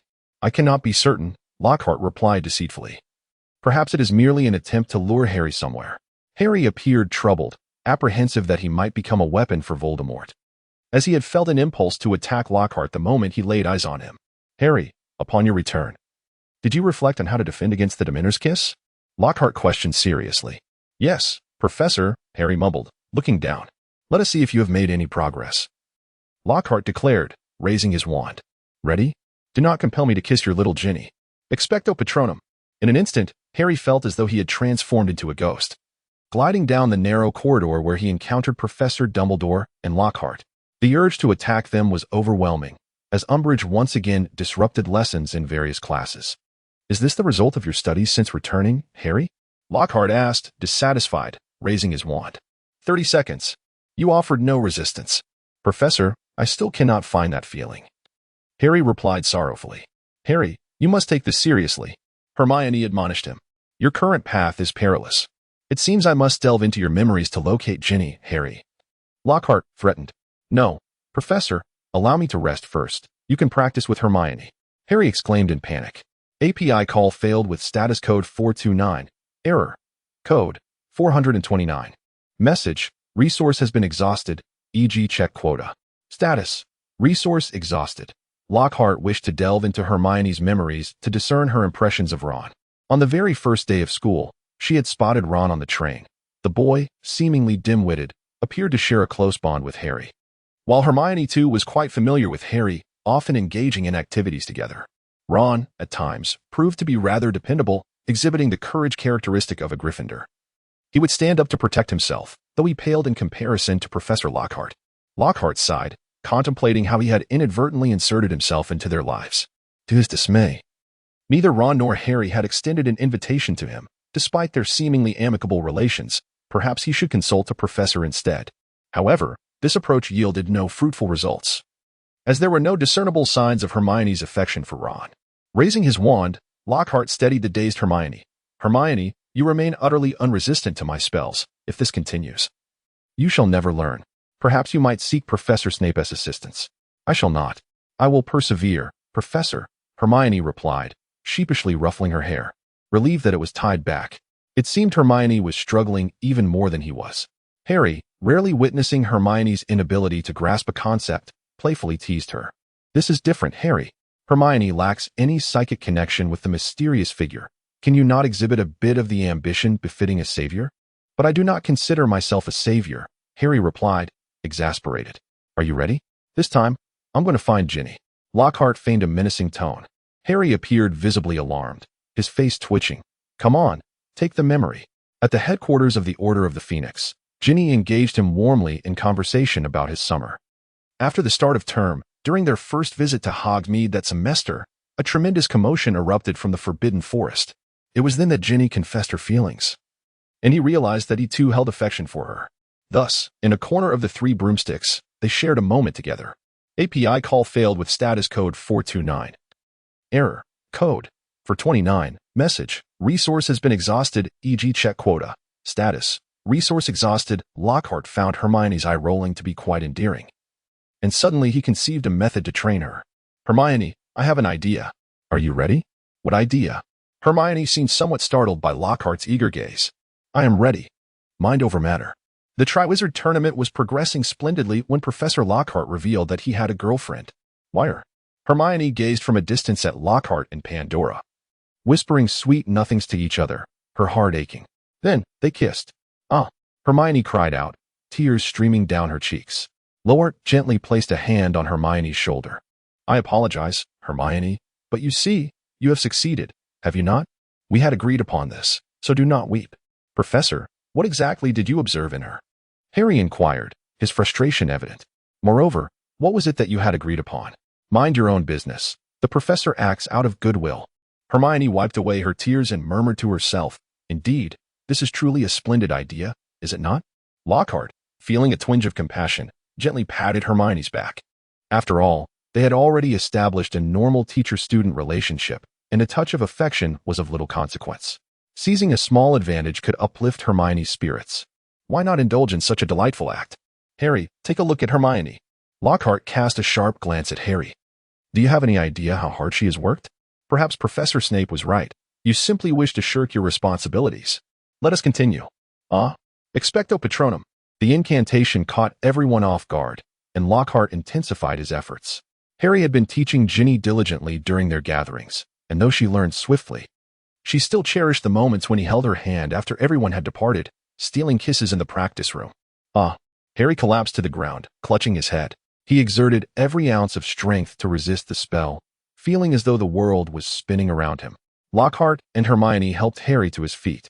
Harry, the mysterious figure will only become more brutal during an invasion, and he cares not whom you kiss. He will swiftly breach your defenses and manipulate you into harming those closest to you. Professor, he is in distress now. Let us leave it for today, Hermione said, supporting Harry with concern. He has completed his task for the day. What about you? Will you take him back, or shall we practice once more? One more time. I can manage, Harry replied. Very well, then prepare yourself, Lockhart said gently. Believing that Hermione had grasped the basics well enough, and that it was unnecessary to delve too deeply, as it would be quite taxing. Conjure the thoughts. During summer vacation, Lockhart accompanied Hermione for a night of revelry in London. She longed to intoxicate herself and surrender to Lockhart's whims, but before she could drink too much, the professor retired to his room. However, Hermione found herself unable to sleep.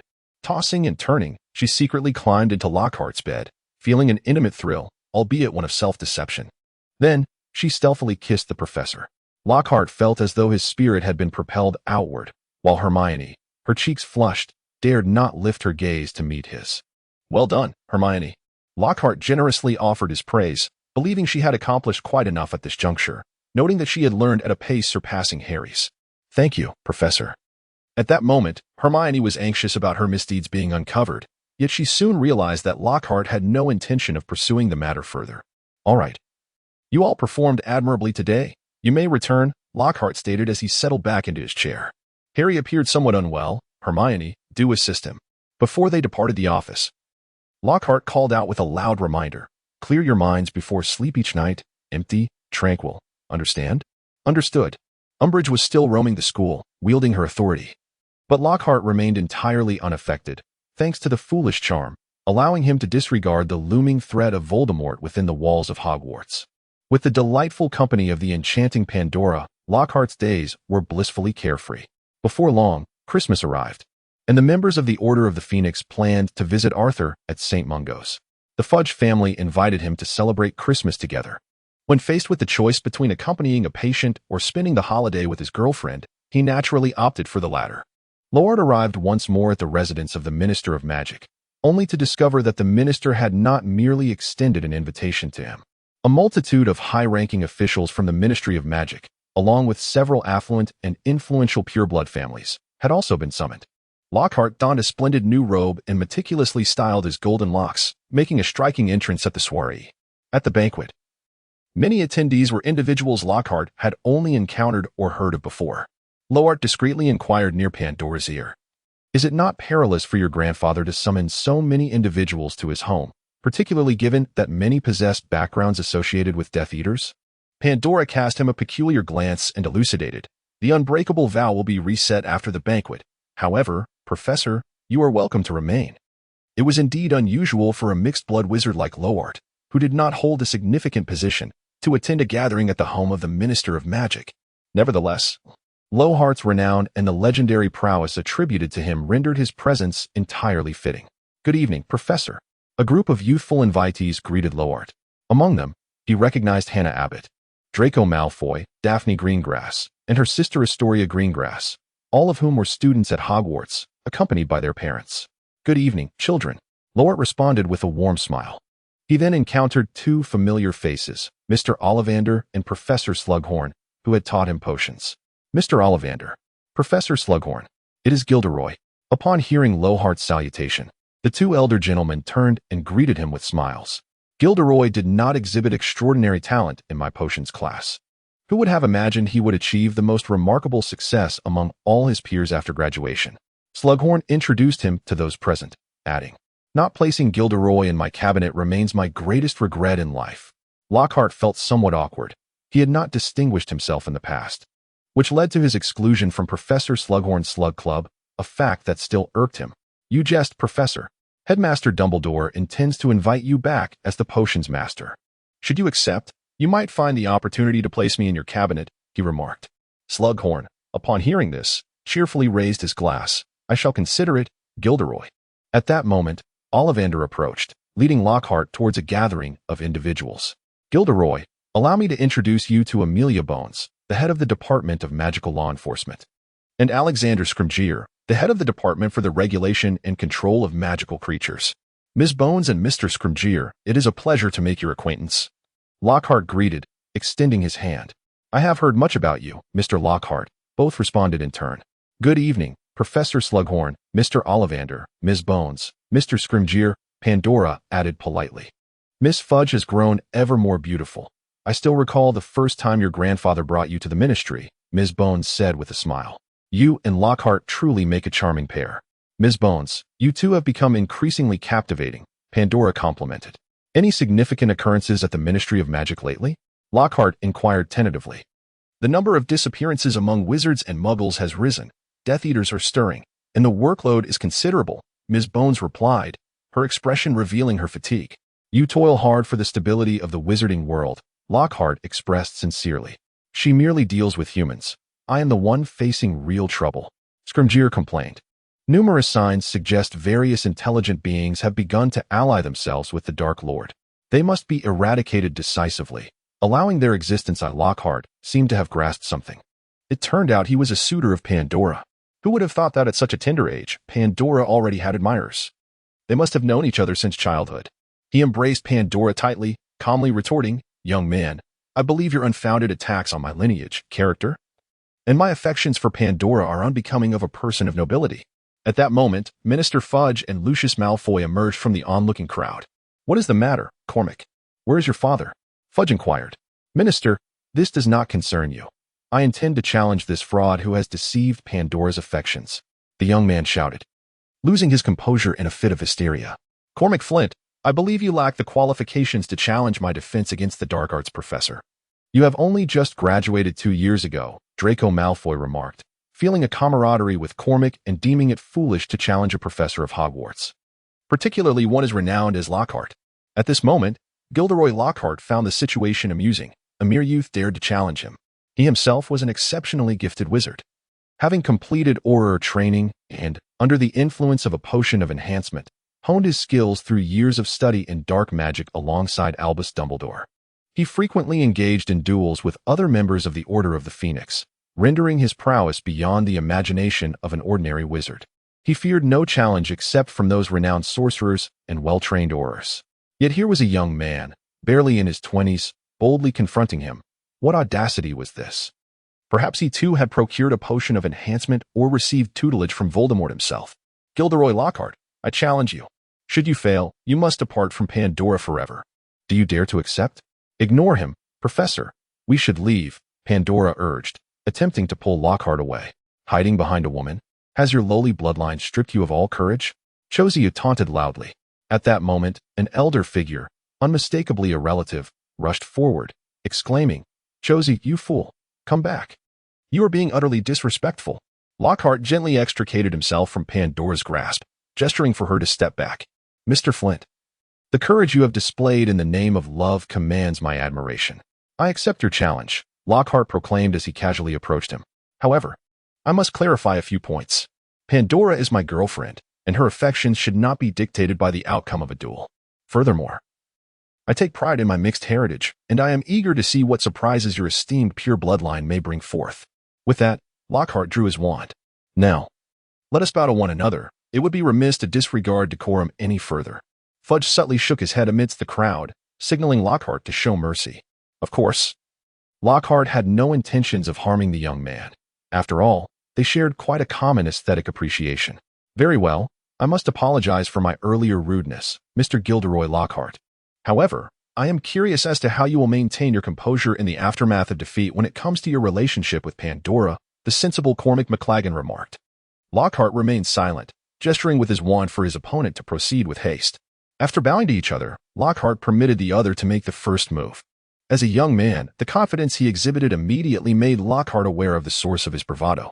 Flint's spellcasting speed and power far surpassed that of his peers, however. When compared to Lockhart's years of experience in ambushing others, he fell slightly short in speed and power. Lockhart, disdainful of uttering incantations, merely waved his hand, unleashing a more formidable disarming spell that sent Flint's attack ricocheting back. Shattered bones. Repelled back. Forceful strike. Returned once more. Unleashed strength. Still sent back. Petrification. Yet again. It was deflected. This was hardly a duel. It resembled a live demonstration. Every spell Flint cast was met with an identical counter from Lockhart, albeit with a fraction more potency, arriving before Flint's spells could find their mark. Ironically, Lockhart never uttered a single spell throughout, merely waving his wand in place. Flint, now caught in a predicament, resorted to employing obscure dark magic. The mark of death. He retaliated. Shadow tremor. He countered. Dragon emerges. A larger black serpent devoured his foe. Devil's flame. This incantation stirred a commotion, causing the surrounding crowd to retreat nervously. To some extent, Flint succeeded, for this spell could not be countered with the same incantation. Lockhart waved his wand once more, extinguishing the fierce flames with a spell of extinguishment. That is our dark arts defense professor, Chursiwo, someone exclaimed. I believe using dark magic against him is a foolish notion. Even Draco Malfoy could not restrain his mocking laughter at the sight of his acquaintance. From the sidelines, Pandora could no longer bear to watch. Chursiwo, enough of this nonsense, quickly concede. API call failed with status code 429. Error. Code 429. Message, resource has been exhausted, e.g. check quota. Status, resource exhausted. Lockhart ambled leisurely before him, his wand aimed at Flint. Sir, you have lost. I shan't demand that you remain eternally distanced from Pandora. Perhaps you may simply become acquaintances. With that remark, Lockhart turned to rejoin the crowd. Yet, at that moment, behind him, the irate Seamus Flint defiantly picked up his wand once more. Sensing the surge of magical energy behind him, Lockhart felt a flicker of anger. The other party had audaciously flouted the rules of dueling. He had merely intended to dissuade the boy, yet he proved to be quite incorrigible. Lockhart resolved to impart a lesson. He deftly sidestepped the incantation and declared loudly, Avada Kedavra. The spell, a torrent of emerald light as thick as a barrel, surged inexorably towards the boy, striking him squarely and propelling him several meters away, leaving him dazed upon the ground. This was, of course, not the true killing curse. Even Voldemort could not conjure a spell of such magnitude. It was merely a potent repelling charm enhanced by the vivid green light. But Lockhart believed it would leave a lasting impression. A cacophony of terrified screams erupted from the crowd, and Minister Fudge's face turned ashen. Pandora gasped, covering her mouth. Seamus Flint had been her friend since childhood. The Flint family brandished their wands, seemingly poised to charge forward in a frenzy. However, they soon realized he was merely sitting there, pale and evidently shaken. "Oh my, Professor, you nearly frightened me to death," Pandora exclaimed, patting her chest as Lockhart returned to the throng. "Are you close with him? Rest assured, he is unharmed. I have known him since we were 6. But I have no fondness for him," Pandora quickly clarified. "That boy has potential. Were he a tad more courteous, I might even like him," Lockhart chuckled. At that juncture, a senior member of the Flint family approached. "Mr. Lockhart, Seamus is fine. Thank you for your mercy. That child was exceedingly rude. You were too kind. However, he publicly employed dark magic in the presence of the minister and flouted the sacred dueling code, so he certainly requires reflection," Lockhart replied nonchalantly. "Indeed. Thank you once more for your leniency, and I apologize on his behalf." The elder bowed sincerely and departed after Lockhart returned the gesture. "Professor, what a spectacular display. Now all my friends are aware of the prowess of a Hogwarts professor." Draco Malfoy exuberantly approached Lockhart, accompanied by a throng of classmates. "Mr. Malfoy, true strength is what one should take pride in. I hope you will dedicate yourself to your studies with greater fervor." Lockhart smiled at him. Although he found Draco's demeanor disagreeable, he had always been respectful, and with a mother who shared a connection to Lockhart, the professor had consistently treated him kindly. "I assure you I will, Professor," Malfoy replied with determination. "Well done, Gilderoy," exclaimed the robust figure of Kingsley Shacklebolt as he appeared beside Lockhart. "Kingsley, I thought you would be at St. Mungo's attending to Arthur," Lockhart remarked, surprised to see him. "I am currently the minister's bodyguard. He lacks a sense of security," Kingsley explained. "Well, to be honest, while the Flint boy possesses commendable skill, I believe even an average Auror could handle him," Lockhart shrugged. "You cannot compare everyone to Aurors. When we Aurors engage, we cannot simply unleash any spell as you did. We would certainly have knocked him back immediately, haha."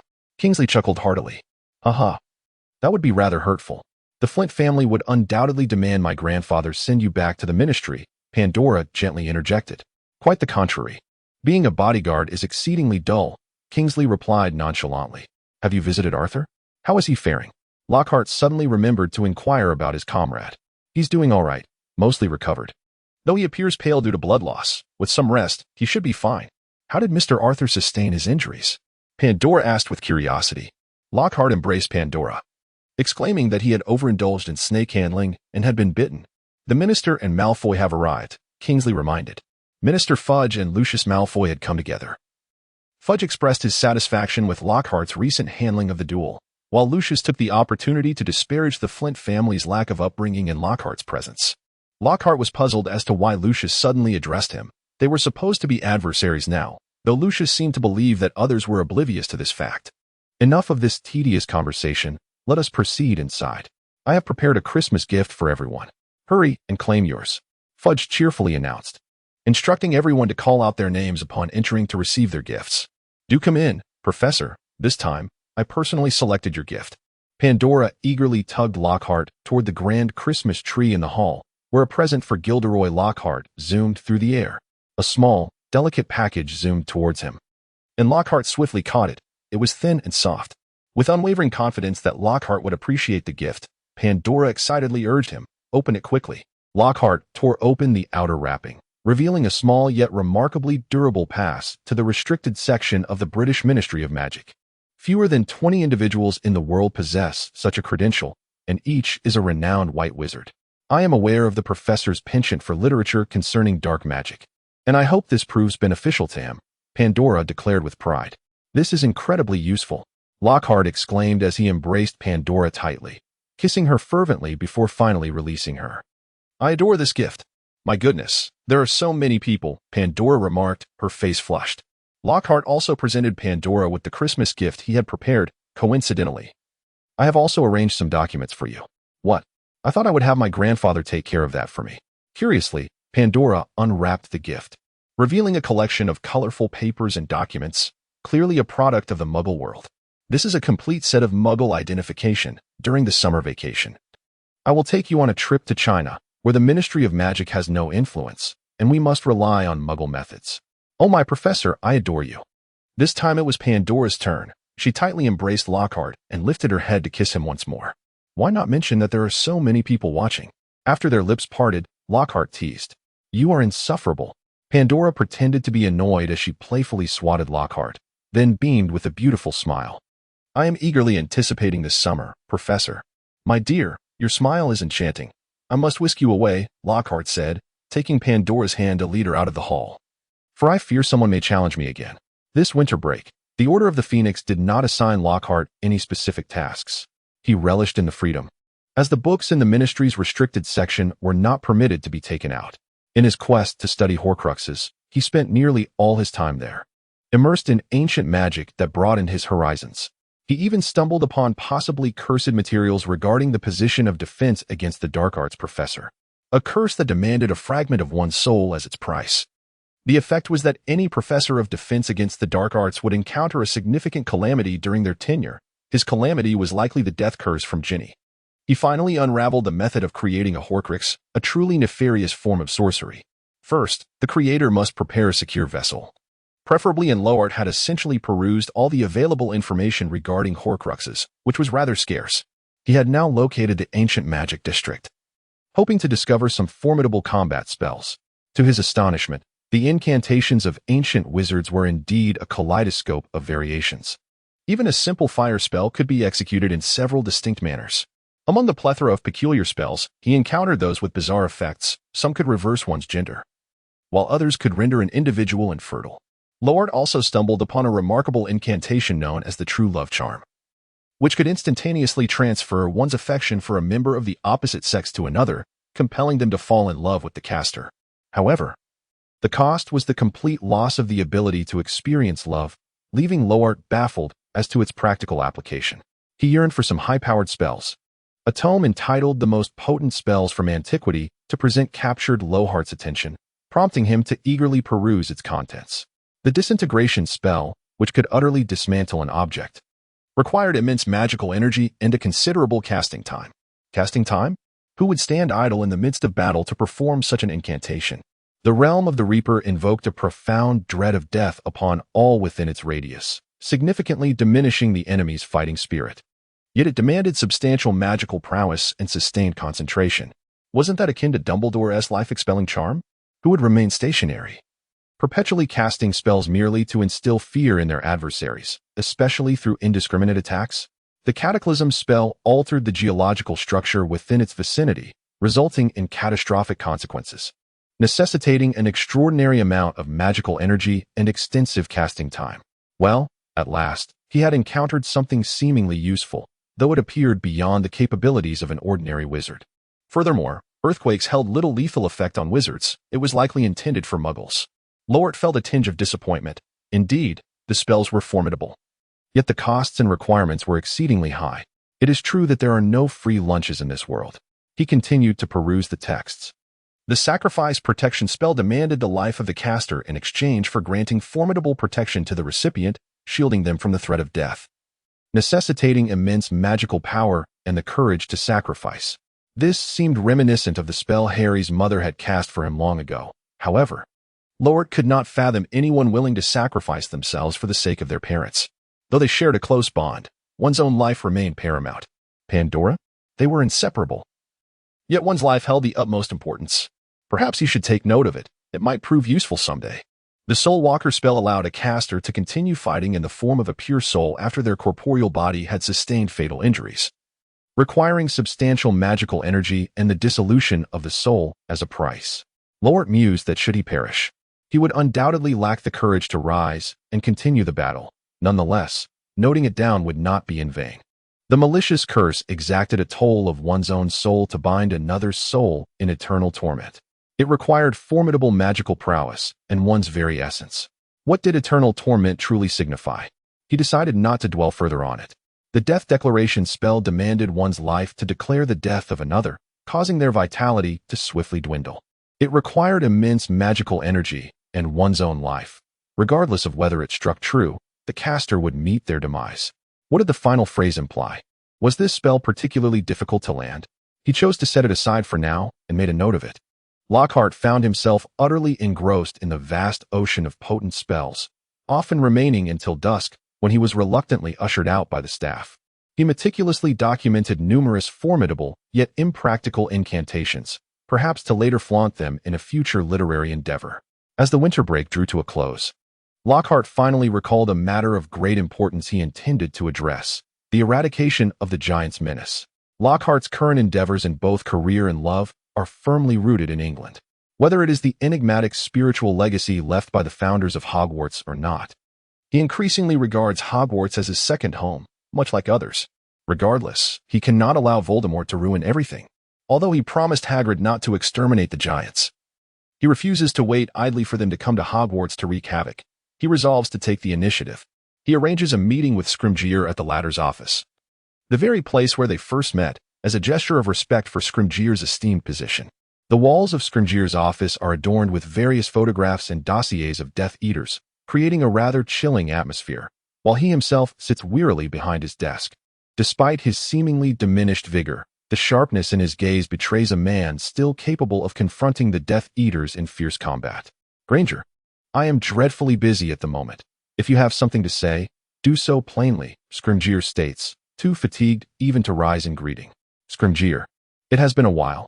I trust you are in good health," Lockhart replies, exchanging insipid pleasantries as he takes a seat. "Can we dispense with the formalities? Speak plainly." "Dear Granger," Scrimgeour retorts, perusing a dossier on a Death Eater. "API call failed with status code 429, error, code, for 29, message, resource has been exhausted, e.g. check quota.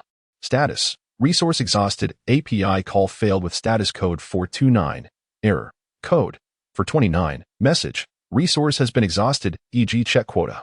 Status, resource exhausted, API call failed with status code 429, error, code, for 29, message, resource has been exhausted, e.g. check quota."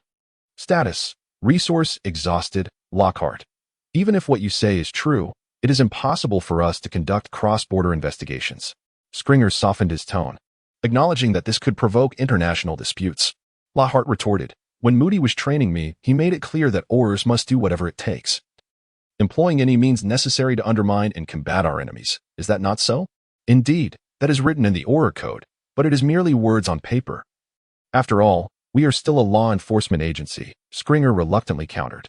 "However, a well-trained Auror possesses 1,000 methods to carry out operations without anyone knowing who is responsible," Lockhart persisted. Scringer and Lockhart exchanged glances for a considerable time. Lockhart realized that Scringer was unwilling to proceed with his intentions, and Scringer understood that they could not continue this argument indefinitely. "Gilderoy, I have known you for over 10 years, and I do not wish to conceal the truth any longer. Let me be candid with you," Scringer sighed. "The Ministry of Magic is currently incapable of handling such matters. We are struggling to manage domestic issues. I have not scrutinized the personnel from other departments, but there are only a little over 70 registered hit wizards in the Department of Magical Law Enforcement, and the current Aurors number merely over 30. Recently, we lost more than a dozen individuals during the Azkaban incident, and with several top Aurors assigned to protect key figures, our manpower is severely stretched." "Is that so?" Lockhart furrowed his brow. "I recall that during the year I obtained my Auror qualification, there were over 50 Aurors, and the number of hit wizards exceeded 100. That was during the end of the war, and now the conflict is merely brewing. No one has successfully qualified for the Auror examination in the past 2 years." Scringer lamented. "Therefore, I regret to inform you that I cannot confront the Giant." Lockhart felt a tinge of disappointment. He had presumed too readily. Not everything can be accomplished smoothly, and the Ministry of Magic is indeed facing certain challenges at present. He rose to his feet and bid farewell to Scrimgeour, saying, "Well then, Mr. Scrimgeour, I apologize for the intrusion." As Lockhart approached the door, preparing to leave, Scrimgeour suddenly detained him, saying, "Gilderoy, please wait. I have a few inquiries to make." "What is it?" Lockhart asked, slightly perplexed. "Have a seat," Scrimgeour insisted, his demeanor grave. Reluctantly, Lockhart returned to his desk and sat down. "What is the matter? Do you have a solution? You work under Dumbledore. What is your relationship with him like?" "Fairly ordinary. I hold a measure of respect for him," Lockhart replied. "That is a falsehood." Scrimgeour's piercing gaze suddenly locked onto Lockhart's eyes. In that electrifying moment, Lockhart instinctively activated his mental shielding, only to realize after a fleeting pause that Scrimgeour was merely observing him, devoid of any further action. Gilderoy, you have joined the Order of the Phoenix, haven't you? Lockhart felt a twinge of anger. I recall that the Order of the Phoenix is not an illegal organization. Mr. Scrimgeour, do you have any remarks to make? Then you concede. Scrimgeour's sharp gaze relaxed momentarily as he leaned back against the chair. He had merely been testing Lockhart, and it appeared that Lockhart was somewhat naïve. The Order was indeed a legitimate organization. However, its existence made the Ministry of Magic quite uncomfortable. Do you comprehend? As a grassroots organization, the Order boasted a multitude of distinguished wizards, yet it neither shared information with the Ministry nor adhered to its directives. Given the strained relationship between Dumbledore and Fudge, it was entirely reasonable for the Ministry to harbor disdain for the Order. Thus, Lockhart, feeling flustered by his earlier faux pas, was irate. The Ministry's discontent with the Order was their concern, but the Order had not committed any acts detrimental to the Ministry. The Order had indirectly caused the demise of several hit wizards, albeit while performing a commendable deed. Scrimgeour interrupted Lockhart's tirade. Lockhart felt a pang of alarm. He had believed that the matter concerning Azkaban was executed flawlessly. Could it be yet another test from Scrimgeour? Lockhart resolved to feign ignorance. I do not comprehend what you are saying, sir. Let us speak plainly. Lockhart, Scrimgeour interjected once more. I require intelligence regarding the Order of the Phoenix. I am aware that their sources of information are extensive. That is impossible, sir. Even if you were once my superior, your request is excessive. Lockhart firmly rejected. Lockhart, you misunderstand. I am not seeking information about the Order of the Phoenix itself, but rather the intelligence they have gathered concerning Voldemort and the Death Eaters, Scrimgeour clarified. Furthermore, in return, I will lend you assistance against the giants and share, within reasonable limits, the intelligence acquired by the Ministry of Magic. Lockhart hesitated, considering the seemingly favorable proposal, yet wary of potential pitfalls. Skiving, a formidable character like Scrimgeour, raised concerns within him. Gilderoy, I understand your apprehensions. Rest assured, I shall not demand any binding contracts or written agreements. This is merely a conversation between friends. Feel free to share any intelligence you wish, and I shall reciprocate based on its value. It is a mutually beneficial arrangement, is it not? The office fell briefly silent. Agreed, Lockhart added. But let it be clear that I shall divulge information only when I choose to, not at your prompting. Relieved, Lockhart appreciated this unencumbered exchange of intelligence, with both parties holding the reins of control, devoid of any lingering worries. Deal, Gilderoy. I have long desired to collaborate with such a powerful and enigmatic organization as the Order of the Phoenix. This partnership could enhance the overall effectiveness of the Auror Department while reminding the Aurors that they cannot arrogantly regard themselves as the most formidable wizards in existence. The Auror Department is merely one of the most secretive organizations in the world, Scrimgeour remarked with a smile as he stood to shake Lockhart's hand. I shall assign 10 Aurors to accompany you, but I insist that this endeavor must be executed flawlessly, without causing any trouble for the Auror Department. Is that acceptable? Rest assured, you should recall that I excelled in covert operations, Lockhart replied, equally satisfied as they shook hands. Thus far, he had not suffered any losses. The matter of intelligence could be addressed later. Upon exiting the Ministry of Magic, Lockhart returned to the headquarters of the Order of the Phoenix, where Arthur was about to be discharged from the hospital. The Order had gathered to welcome him back. Nearly all members without active missions were present, including the trainees. Arthur, you appear to be in good spirits, Lockhart remarked with a smile, congratulating Arthur, who sat at the forefront. All credit goes to Harry and your plan, Arthur humbly responded. Had it not been for Harry, no one would have known of my attack, and without our prepared strategy, you could not have arrived so swiftly. It was nothing, Harry said shyly. What actually happened? What about the established channels of communication? If you had notified us promptly, we might have even been able to eliminate that snake. Lockhart inquired with a hint of reproach. Arthur, somewhat embarrassed, ran his uninjured hand through his hair. I nearly dozed off. And then the magic in the Department of Mysteries was unexpectedly triggered. I ventured in to investigate, saw no one, only a snake. Even if it were a dragon. You should have informed us immediately. Moody grumbled from the side. Do not be so harsh. My father nearly perished. Ron protested indignantly. Let us change the subject, Sirius interjected. No, it was my fault. Arthur waved his hand. When I saw it was a snake, I released my grip on the Order's note and prepared to confront it. Then I was bitten by the snake. Quite a pleasant experience, wasn't it? Moody scoffed.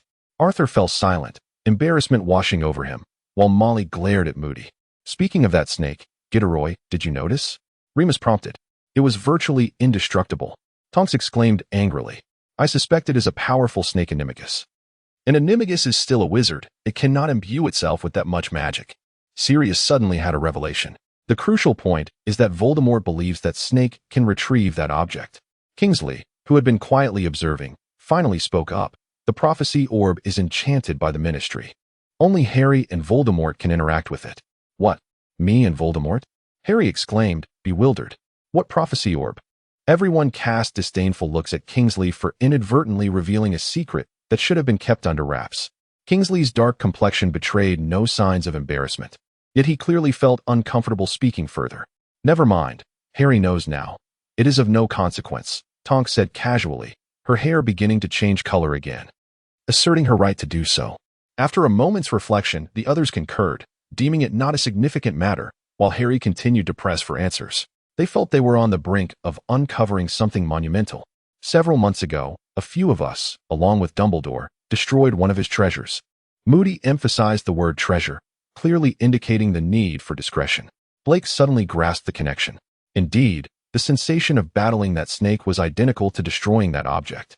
Both possessed formidable defenses. Moreover, as we noted earlier, Voldemort believes that Snake can retrieve the prophecy orb. Remus's thoughts crystallized as he seized upon the essence of the matter, realizing that the snake might harbor a fragment of Voldemort's soul. Indeed, my soul is intricately linked with that snake. Harry interjected, only to be promptly silenced by Hermione's admonishing glance, signaling him to refrain from causing further disruption. Clearly, Lockhart had been facilitating their discourse, although he had long been aware that the snake was part of Voldemort's treasures. What a pity, Arthur, you fool. Moody glared at Arthur, who recognized that he had missed a monumental opportunity. Enough, Mad-Eye. Molly interjected, her concern evident. Arthur has only just been discharged. Can we not discuss something more pleasant? Ron stepped in to defend his father. I believe we should raise a toast to Harry. You saved my dad. Harry, feeling somewhat awkward, replied, no. The professor rushed over as soon as he learned. To Harry, Lockhart declared, uninterested in vying for uncelebrated credit. To Harry, Hermione was the first to echo Lockhart, who turned to her with a smile. Hermione returned the gesture with a playful wink, and Lockhart sensed a newfound ease in their purely academic relationship. To Harry, all raised their glasses as Tonks transformed her hair to match Harry's and clinked her glass against his, while Moody reluctantly lifted his glass in agreement. The door swung open suddenly, and Ginny entered with her brother Percy. What are you all doing? Ginny asked cheerfully. Percy shyly approached Arthur, inquiring about his injuries. Percy, you still remember to check on your parents, Lockhart remarked discontentedly. Percy, seemingly oblivious to Lockhart's presence, awkwardly defended himself. The Ministry's work has been exceedingly demanding. Regardless of the Ministry's burdens, one must not forget family. Lockhart intended to chastise him no further, for he recalled Percy's increasingly dismal behavior after the Ministry's rift with the Order. At least he was here now, making an effort. You're right, Professor. I will be more mindful, Percy nodded earnestly. Please, take a seat and enjoy some food. Mrs. Weasley promptly offered Percy a chair. Children, how have you been preparing for your intermediate wizarding examinations? Arthur casually inquired as Percy settled in. I feel I might fail divination, Harry admitted, but I believe I should manage the rest. Lockhart shook his head at him. Mere passing grades are insufficient, Harry.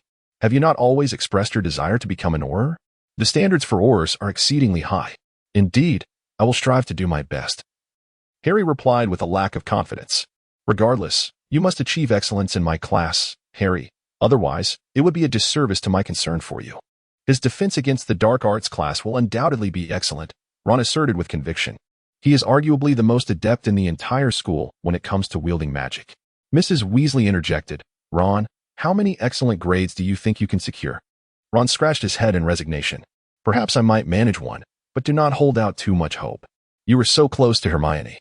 Why can't you learn from her? Mrs. Weasley lamented. Hermione, how many excellent grades do you anticipate? Hermione, momentarily lost in thought, was suddenly jolted by the question and stammered, I don't know. I just hope to pass all of them. Oh, come now, Ron exclaimed loudly. I dare say Hermione aspires to achieve all excellent grades. Even if she falters, she is bound to surpass expectations. Goodness, Hermione, you truly are remarkable, George remarked. My performance in defense against the dark arts has always been rather mediocre, Hermione confessed, feeling disheartened. Several individuals at the table glanced at Lockhart, making him feel rather uncomfortable, especially with a cat perched on his knee. Lupin interjected, Hermione, have you not noticed that this room houses two of your former defense against the dark arts professors? I would be more than willing to tutor you privately. Indeed, Gilderoy, if Hermione fails to achieve excellence in defense against the dark arts, it is undoubtedly due to your inadequate instruction, Mrs. Weasley said, fixing her gaze on Lockhart. It seems that you and Hermione have managed to cultivate a good rapport. This is encouraging. When your little girlfriend is not around, could you not assist Hermione with her studies a bit more? Hermione quickly defended Lockhart, saying, the professor has always been supportive. It is simply that I lack the talent. Lockhart felt somewhat uncomfortable and swiftly diverted the conversation. Harry, if you aspire to be an Auror, should you not strive for excellence in potions? Professor Snape is quite stringent on this matter. Everyone was aware of Snape's bias against him, Harry said dejectedly. It's Professor Snape. Lockhart corrected him. Though he may not favor you, he certainly imparts knowledge without reservation. If you have questions, do not hesitate to ask him. He may merely mock you, yet he will provide answers. Gilderoy was right. However, let us hasten to eat before the food grows cold, remarked Molly as she served Percy a portion. Indeed, let us dine. Tonks cheerfully transformed her hair back to a vibrant hue. Thus, everyone began to partake in their meal, engaging in lively discussions with those nearby. Mrs. Weasley pulled Percy aside, inquiring about various matters, while the twins were engrossed in hushed conversations with Mundungus, concocting peculiar items. Tonks enchanted the people around her to resemble what they wished to see, while Kingsley sat aloofly, partaking of his meal in solitude. Lockhart lifted a piece of meat and brought it to his mouth, glancing up to see Ron indulging heartily across from him, while Harry gazed at Ginny, and Hermione, with pursed lips, observed her own plate. Lockhart smiled at her amiably, and upon confirming their teacher-student relationship, the atmosphere transformed into one of ease and joy. Hermione no longer blushed or averted her gaze from Lockhart, who felt free to engage her in light-hearted conversation. Simultaneously, Lockhart felt a twinge of remorse for unintentionally causing the end of Hermione's first love, and he had been striving to make amends for her loss. How does one swiftly win a woman's heart? By assuring her of your commitment. Likewise, how does one easily approach a man? By making him believe that neither of you is accountable for any romantic entanglements. In this regard, Hermione had unwittingly succeeded. Professor, where were you on Christmas Day? Why didn't you join us to see Ron's father? She inquired. Lockhart had received an invitation from the Minister of Magic, but was not inclined to share this with Hermione. What about your L.K.? He asked. Hermione set down her fork and replied with enthusiasm. Professor, I believe we are ready to enter the second phase. After a prolonged period of public discourse, coupled with Rita Skeeter's investigative efforts, I think the wizarding community is no longer abusing house elves. The second phase? Are you suggesting you will begin advocating for the welfare of the elves? Isn't that a bit too ambitious? Lockhart pondered, envisioning that such a plan would take decades to yield results. Indeed. First, I believe we should fight for the right of house elves to wear proper clothing, followed by rights to rest, holidays, and healthcare. Hermione was completely engrossed in her visions for the future, her eyes sparkling as she gazed into Lockhart's. Perhaps within a few years, house elves could attain their freedom and earn wages. My goodness, Lockhart exclaimed, somewhat astonished. Are you certain the time is ripe? Absolutely. Not only I, but even Rita Skeeter believes so, Hermione said joyfully. Setting aside her character, she is truly a brilliant journalist. Professor, she has been immensely helpful to me. And it seems she has also begun to invest herself in this cause. As she puts it, this endeavor could secure her place in history. Lockhart was momentarily speechless, having casually offered her a rather impractical suggestion out of irritation, only to be astonished by her vibrant execution of it. Professor, we are all part of this endeavor, Hermione exclaimed with exuberance, relishing the joy of accomplishing something significant alongside someone she admired. Surely, you wouldn't mind if Rita Skeeter also had her name included, given her efforts?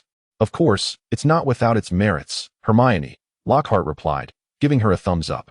Suddenly recalling something, Hermione lowered her voice. Professor, your Christmas gifts have all arrived via owl and are currently in your room upstairs. Oh, understood. Thank you, Lockhart nodded. Did you enjoy the Christmas gift I sent you? Absolutely. I adore everything you give me, Professor, Hermione replied cheerfully, and I have been yearning for that book. After dinner, Lockhart retreated to his room upstairs, where he found it filled with Christmas gifts, all from admirers and students. He plopped down onto the bed and summoned the house elf, Jim, instructing him to unwrap all the presents. Most students had sent snacks and cards, while some of the more devoted fans had given him slightly more extravagant gifts. Harry had gifted him a roll book inscribed with the names of all the students, likely a nod to Lockhart's frequent struggle to remember their names. The Weasley family had sent him a sweater emblazoned with his initials, which Lockhart vowed never to wear in public. Hermione had gifted him a scarf, perhaps knitted by her own hand. Fortunately, it bore no distinguishing marks, making it wearable. George and Fred had presented him with an assortment of peculiar trinkets whose purposes he could not fathom, and he dared not experiment with them in this setting. Having perused all the gifts, Lockhart rose and entered the adjacent room. Ginny and Hermione were watching Harry and Ron engage in a game of wizard's chess, while the twins muttered to each other, plotting some new invention. "Harry, how's your practice with the mental shielding going?" Lockhart inquired. Harry looked up at Lockhart and replied, "Well, Ron mentioned he still has frequent nightmares." Hermione unceremoniously divulged. "Ron mentioned he still has frequent nightmares," she reiterated without hesitation. Lockhart immediately turned to gaze at Harry. "Is it true?" Harry, feeling quite disheartened, replied, "I believe I have a fair grasp of it, but I cannot maintain the mental shield while sleeping. You must practice the mental shield until it becomes instinctual. Do you understand?" Harry was unable to fend off Voldemort's intrusion, which also posed a threat to Lockhart himself. He drew his wand and uttered, "Legilimens." Lockhart effortlessly delved into Harry's memories, witnessing Voldemort's furious wrath after nearly losing Nagini. His astonishment at the swift response from the Order of the Phoenix and his frustration at being unable to obtain the prophecy ball. "Harry, you see. You believe you have a firm grasp on this, but it is solely based on my informing you each time that I intend to legitimize you," Lockhart remarked, stowing away his wand with dissatisfaction. "Once I withhold that information, you are virtually defenseless." "Professor, this is rather abrupt. I was just about to annihilate Harry on the chessboard," Ron boasted. At that moment, Harry realized he had not truly mastered the art of mental occlusion and lowered his gaze in embarrassment. Ginny, with curiosity, inquired, "Harry, what did the professor see in you?" "This cannot continue," Hermione expressed her discontent. "I observed the entire process of what the professor taught you, and I suspect that since you left his office, you have not practiced on your own, have you? Mental occlusion? We want to learn that too." Lockhart, somewhat impressed by the twin brothers' ability to communicate seamlessly, even pondered whether a true mental connection existed. Yet, he impatiently declared, "You two, step aside. If you wish to learn, come to my office after class. They're just busy making money." Ron seemed quite displeased, lamenting that even his own brother was profiting. Blood brothers. Clear accounts. After the twins departed, Lockhart settled onto a nearby bed. "Harry, do you know how Moody trained me to become an exceptional occlumens? How did he do it? Please, do share," Ginny eagerly inquired. "The foundational training was arduous, marked by the brutal practice of legilimency. I quickly learned to resist it, and then came the nightmarish internship." "Nightmarish?" Hermione asked, her curiosity piqued. "Indeed. I accompanied the esteemed Moody in apprehending various criminal wizards, yet the greatest threat I faced was not from those dark sorcerers," Lockhart recalled, shuddering at the terrifying experiences of that time, but rather from Moody himself. Harry, incredulous, asked, "Did Moody mistreat you?" "In his quest to refine my occlumency skills. During our missions, he would frequently cast legilimency on me," Lockhart lamented. "While it was somewhat tolerable during travel, the most absurd instances occurred when we were on the cusp of capturing a criminal. Just as I had the perpetrator restrained, he would unexpectedly unleash a flash of legilimency on me." "What a rigorous training method," Ginny exclaimed, her eyes sparkling with admiration. "Such a practical approach. No wonder the professor's skills are so formidable," Hermione remarked gravely. "Those memories are truly distressing." Lockhart fumed. "All my secrets were laid bare before Moody, every weakness, every fleeting thought. He even mocks me by calling me little Gilderoy, as I often found myself gripped by fear in the presence of dark wizards." Harry seemed to find this revelation quite amusing, responding with enthusiasm. "So the professor had moments like that too." "No one is born auras or professors, Harry," Lockhart asserted with seriousness. "Now, I intend to employ the same methods to train you." "What?" "Legilimency." Lockhart's sudden ambush once again successfully infiltrated Harry's consciousness, revealing the memory of his recent humiliating defeat in chess against Ron, as well as his embarrassment in front of Ginny. After several agonizing seconds, Harry finally managed to shake off Lockhart's intrusion. "Professor," Harry said with evident dissatisfaction. "I was quite gentle with you, Harry," Lockhart cheerfully replied. "At least you didn't resist completely." What a bizarre training method, Ron remarked in disbelief. Hermione then playfully tapped both Harry and Ron on the head. Professor, this is a technique employed by the Auror department. It's the fastest and most effective training method. Professor, please don't feel sorry for Harry, she added. He is such a brat. Without a bit of rough treatment, he wouldn't realize the weight of his responsibilities. Lockhart glanced at Hermione with a hint of surprise, pondering the reason behind her scarce friendships. At times, her tone seemed far from that of an ordinary child. Could it be that Hermione was, in fact, a time traveler? Ahem, Harry, from this day forth, you need not come to my office anymore. Each time we meet, I shall ambush you. Do you understand? What? Harry's expression shifted immediately. Professor, must I truly endure this? Can't we do it differently? I find this training method quite fascinating, Ginny exclaimed with excitement, shaking Harry's arm. Now you must remain vigilant at all times, dear Harry. Then it is settled. You shall maintain your alertness at all times. Lockhart added, do you not aspire to be an Auror? Vigilance is the foremost principle to uphold during an Auror's missions. Professor, what about me? Must I still visit your office? Hermione asked anxiously. Let me think, Lockhart mused. He believed that frequently being alone with a charming young lady who admired him could lead to complications, even if nothing occurred. It would not bode well if Pandora found out. How about this? I shall often attend HA gatherings, and if you wish to continue practicing the mind closure technique, you may join me then. Oh, Hermione replied, a trace of disappointment in her voice. Now, Harry, how is your HA progressing? Lockhart deftly shifted the topic. Lockhart was intently observing Lockhart, seemingly apprehensive of a covert attack. After a moment of surprise upon hearing Lockhart's inquiry, he replied, the number of members is gradually increasing, and everyone has nearly mastered the Patronus charm. Even those who struggle the most are beginning to conjure a shield-shaped Patronus. Harry hesitated for a moment before continuing, however. It seems that Umbridge was quite displeased upon discovering this and has demanded that we disband such gatherings. Professor. API call failed with status code 429. Error. Code. 429. Message. Resource has been exhausted, e.g. check quota. Status. Resource exhausted. Lockhart winked at Ginny and cheerfully remarked, well then. You two carry on. I shall take my leave. Where are you headed, Professor? Hermione inquired. Lockhart approached the door, glanced back, yet chose not to respond to Hermione's inquiry. Instead, he swiftly drew his wand and cast a memory charm. Poor Harry, who was on the verge of bidding farewell to Lockhart, was unexpectedly ambushed. In the forsaken classroom, Umbridge stormed in, demanding their disbandment. Hermione, after a sharp retort, faced a deduction of points, while everyone retreated to their respective dormitories. Neville stumbled upon a magical place known as the Room of Requirement.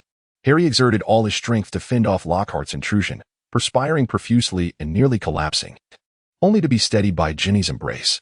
Well done, Harry, but rather tardy. Clearly, you have forgotten my advice to remain ever vigilant. Lockhart finally sheathed his wand and addressed Hermione's query. I must step out to attend to some matters. You are of no assistance. Prepare well for the upcoming term. Upon returning to his chamber, Lockhart discovered that the George brothers had followed him inside.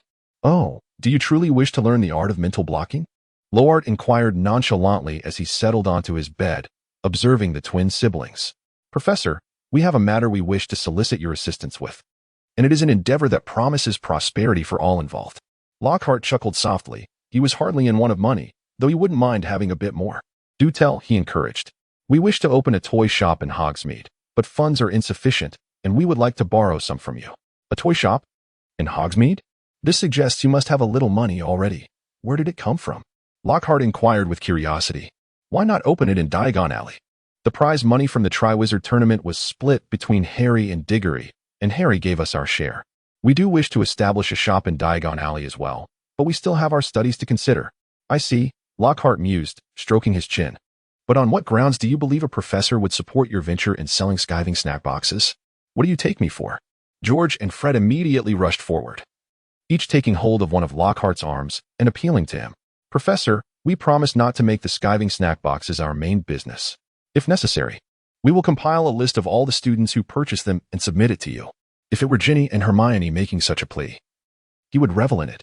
However, being confronted by these two less than adorable boys sent a shiver down Lockhart's spine, prompting his swift capitulation. All right, how much do you need? See, we knew the professor was a good man. 1,000 galleons will suffice. That much, Lockhart exclaimed, retrieving a piece of parchment to issue them a magical invoice.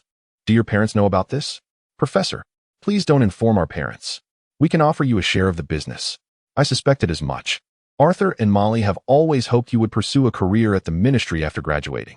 Lockhart handed them the check, adding, but should your grades suffer significantly, I shan't care about my shares going down the drain. Understood? Understood, Professor. You are welcome to visit any time. Lockhart was not particularly supportive of the endeavors of the two brothers. However, now that they were both of age, he had little justification to deny a mere 1,000 galleons.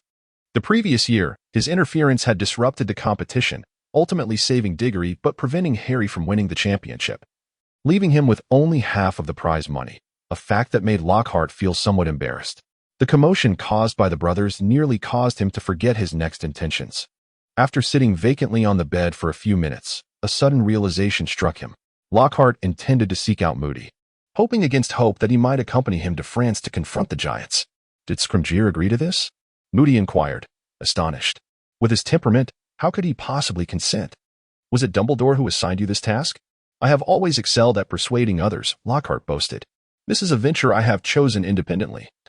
That old coot Dumbledore would never allow me to harm the giants. I am fundamentally in support of you, young Gilderoy. Matters that threaten our careers and safety should not be judged through the lens of morality, nor should we exhibit any leniency. However, traveling to France does seem rather extravagant. Are others joining? Moody referred to the remaining members of the Order of the Phoenix. No, this expedition consists entirely of Aurors. They lack the requisite training and would only hinder our efforts. Well then, I have never been to France, so I might as well accompany young Gilderoy for a bit of fun, Moody remarked, adjusting himself in his chair for comfort. This is hardly a mere outing. Lockhart weakly protested, aware that in Moody's eyes, he would forever be that 18-year-old Auror applicant. Subsequently, Lockhart made several visits to the Ministry of Magic to familiarize himself with the person a few days ago. Lockhart was quite astonished to learn that Dolohov was leading the team. After all, he was the only individual in the Auror department who had achieved exemplary results in both the advanced wizarding level assessments and the Auror examinations. For several years, he had served as Fudge's personal bodyguard, only recently transitioning to Kingsley. A party of 12 boarded the vehicle arranged by the Ministry of Magic to the Muggle airport. The Muggle department had meticulously prepared all necessary documentation for the Muggle world for everyone. Dolohov explained to the group while handing each person an envelope bearing their name, containing a complete set of credentials, tickets, and pounds. The tickets had been purchased in advance, and all these items were genuine, allowing them to behave naturally as travelers heading to France without the need for furtive caution as if they were thieves. Lockhart glanced through the envelope, appreciating the thoughtful arrangements. Indeed, the names had to be fabricated. However, to Muggles, these identities would be authentic. Moody expressed his satisfaction with Scrimgeour's meticulous planning. Upon arrival at the airport, everyone was instructed to refrain from using any magical means, avoid staring at anyone, and steer clear of areas frequented by Muggles. The French airport had designated passages separating Muggles from wizards.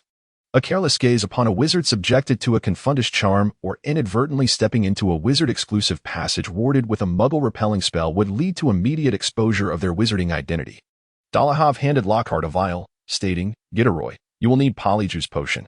Your fame is rather overwhelming, and even as a former Auror, you must exercise greater caution.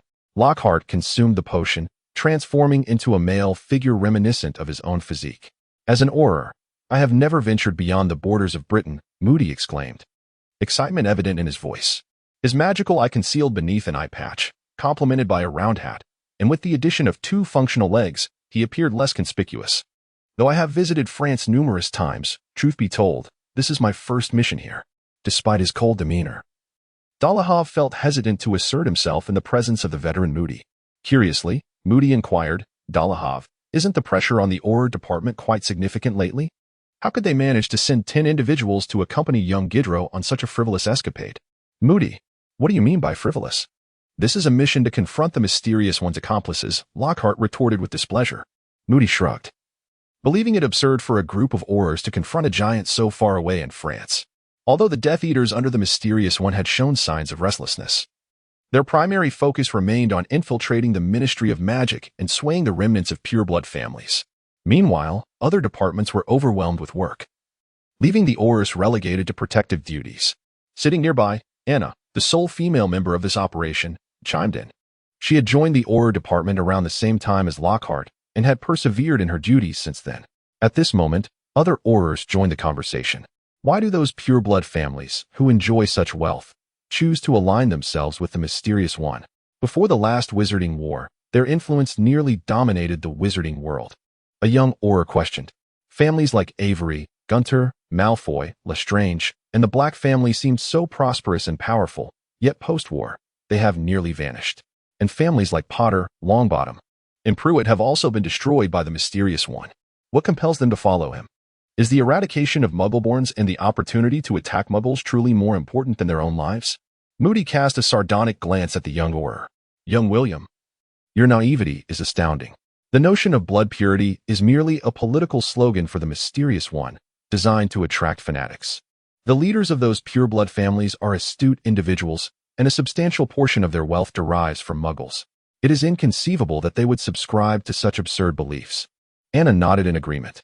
Indeed, particularly the Malfoy family, which has historically maintained connections with Muggle royalty while seizing lands near their estates. Then why do some pureblood families support the mysterious one? Moody continued, a small faction, like Antonin Dolohov, likely seeks power through him. Others are undoubtedly swayed by his claims of discovering the secret to immortality, Moody exclaimed, asserting that the promise of immortality would be bestowed upon them once he seized control of the entire wizarding realm. Immortality? Does he truly possess the knowledge? William queried, intrigued. Do you really believe that? If he did, why wouldn't the entire wizarding community rally behind him? Moody scoffed. He lacks the ability to substantiate his claims of immortality. Or it may be that such a method is fundamentally impossible, prompting individuals like Dumbledore and us to rise against him. You must know his immortality method, right, Moody? William probed cautiously. I do, and I can assure you, it is not viable. Everyone who has attempted it has perished. Moody glared at William, warning him. You would be better off not knowing. William recoiled slightly, innocently replying, I was just asking. I have no intention of siding with him. Disembark now. Remember, from the moment we step out of the vehicle until I declare it safe, you must refrain from employing any magical abilities or revealing even the slightest trace of magical energy, Dolohov reminded the group. Everyone proceeded to remove their concealment and Muggle-repelling charms before exiting the vehicle and entering the airport. At that moment, they were all Muggles. They arrived far too early, leading to a rather tedious wait. Apart from the mysterious one, dark wizards, and Quidditch, there was little to discuss, and speaking in the presence of Muggles was ill-advised. They settled on discussing the weather. It's dreadful today. The sun is nowhere to be seen. Though typical for British weather, such persistent gloom felt abnormal. Many years ago, during the height of the mysterious one's power, it had been similarly overcast, allegedly linked to Azkaban's affairs. Let's not mention that. Dolohov shot a stern glare at the one who had inadvertently let it slip. At last, they completed their registration. Most of them were experiencing a plane for the first time, let alone flying one. Fortunately, Dolohov guided them through the process, exchanging boarding passes, passing through security, and after a brief wait, they successfully boarded the aircraft. Goodness, this contraption can fly? Stop asking questions. Muggles will regard you as country bumpkins, Moody snapped. Though he too was filled with curiosity. And they even provide complimentary refreshments, which are surprisingly palatable. Silence. The flight took them directly to Dijon-Bourgogne Airport in France, saving considerable time. Under Dolohov's guidance, they found a hotel to rest for the night. The following day, a vehicle arranged by Scrimgeour transported them to the northernmost mountains of Dijon, a region nearly devoid of populace. All right, we should be free from the ministry's surveillance here, Dolohov declared, but refrain from using overly powerful spells until preparations are complete. Goodness, I can hardly contain myself, Lockhart exclaimed as he brandished his wand, casting a few cleansing charms. Moody, meanwhile, removed his magical eye, washing it vigorously in the water. Gilderoy, do you only know he's in Dijon? How long will it take to find him? Anna inquired. No, actually, I thoroughly questioned my friend. While he wasn't entirely certain, he distinctly mentioned that Gilderoy is in the northeastern mountains that appear the highest, Lockhart replied. Excellent. Our objective is clear. Let us head northeast. And upon spotting the noticeably taller mountains, we will disperse to search, Moody instructed. Although the operations leadership was nominally in the hands of Dolohov and Lockhart, the others readily complied with Moody's orders, illustrating the veterans' undeniable authority. Upon identifying several notably elevated mountains, Lockhart surmised they had arrived at their destination. From that point onward, They formed pairs and ventured into the mountains to search. Lockhart teamed with Moody, as he was unfamiliar with the others, and felt a sense of security with Moody by his side. Unable to use broomsticks, they employed the levitation and swiftness charms, swiftly traversing the hills towards the highest peaks. Observing their surroundings closely. Quite impressive stamina, young Gilderoy, Moody remarked, slightly out of breath despite the magical assistance, even resorting to using his original staff to aid in climbing. As Lockhart surveyed the surroundings, he deftly applied a magical tracking powder along the designated path, marking it with the Aura Department's specific symbols. Should anyone detect the giant's presence, they would summon their Patronus to follow these markers and alert the others. The scenery atop the mountain was indeed breathtaking, with trees painted in vibrant hues and mist weaving through the landscape, reminiscent of a celestial paradise. The only drawback was the presence of a Muggle-repelling charm. Any Muggles unfortunate enough to wander in had met their demise at the hands of the giant, leaving no escape route. The Aurors could only forge ahead, clearing the path as they went. Despite their training, few dark wizards resided in such remote areas of England, and the Aurors had never conducted a search in the mountains. Fortunately, they were wizards. Lockhart mused that if he ever retired, he would bring his family to such a serene locale. The air in England was dreadful compared to this pristine environment. Bah, Moody scoffed in response. What's with your dismissive attitude, old man? Lockhart retorted, irritation creeping into his voice as they leaned on their staffs, continuing their trek through the mountains. Come on, Gideon, can you stop pretending? Moody taunted. You, who have been so coddled and have never faced hardship, plan to live in seclusion in the mountains. Where will your food and drink come from? Weekly shopping trips? What's the difference between that and living among Muggles? Remember, all wizards procure their sustenance from Muggles. He continued. Don't assume that mere wilderness survival training qualifies you for a life of seclusion. Damn it, Lockhart exclaimed, though he begrudgingly acknowledged the truth in Moody's words. Forget it. I won't indulge this old man any further. It's quite the mood killer. How long do you think it will be before we find the giant? There was no response. Turning back, Moody suddenly adopted a serious expression, signaling Lockhart to remain silent. Lockhart tensed. What's wrong? Have you spotted something? Moody gestured for him to stay quiet, pointing at the ground beneath their feet. Unbeknownst to them, they had been walking along a nascent dirt path for several hundred meters, oblivious to how much easier the terrain had become amidst their conversation. In such mountainous forests, large herds of animals were absent. The evidence of a path trampled into the earth could only belong to a giant. Moreover, the trees surrounding them had noticeably shrunk, many evidently newly sprouted, and Lockhart could even see tree trunks uprooted and cast aside by the giant. Do they really uproot trees? Lockhart asked, disheartened. Moody remained silent, raising his hand to summon his Patronus, a majestic lion, and uttering a few incantations before sending it back along the path they had traversed. Lockhart conjured a fox, instructing it to locate the target and regroup swiftly, allowing it to follow the lion to notify the others. Without lingering, they pressed onward in their search.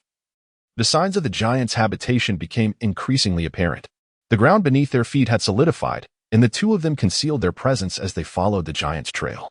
Along the way, they encountered several caves, likely temporary resting places for the giant, littered with the skeletal remains of creatures it had consumed. As they advanced, they could even hear the sounds of the giant moving. That's enough. Let us wait for the others here.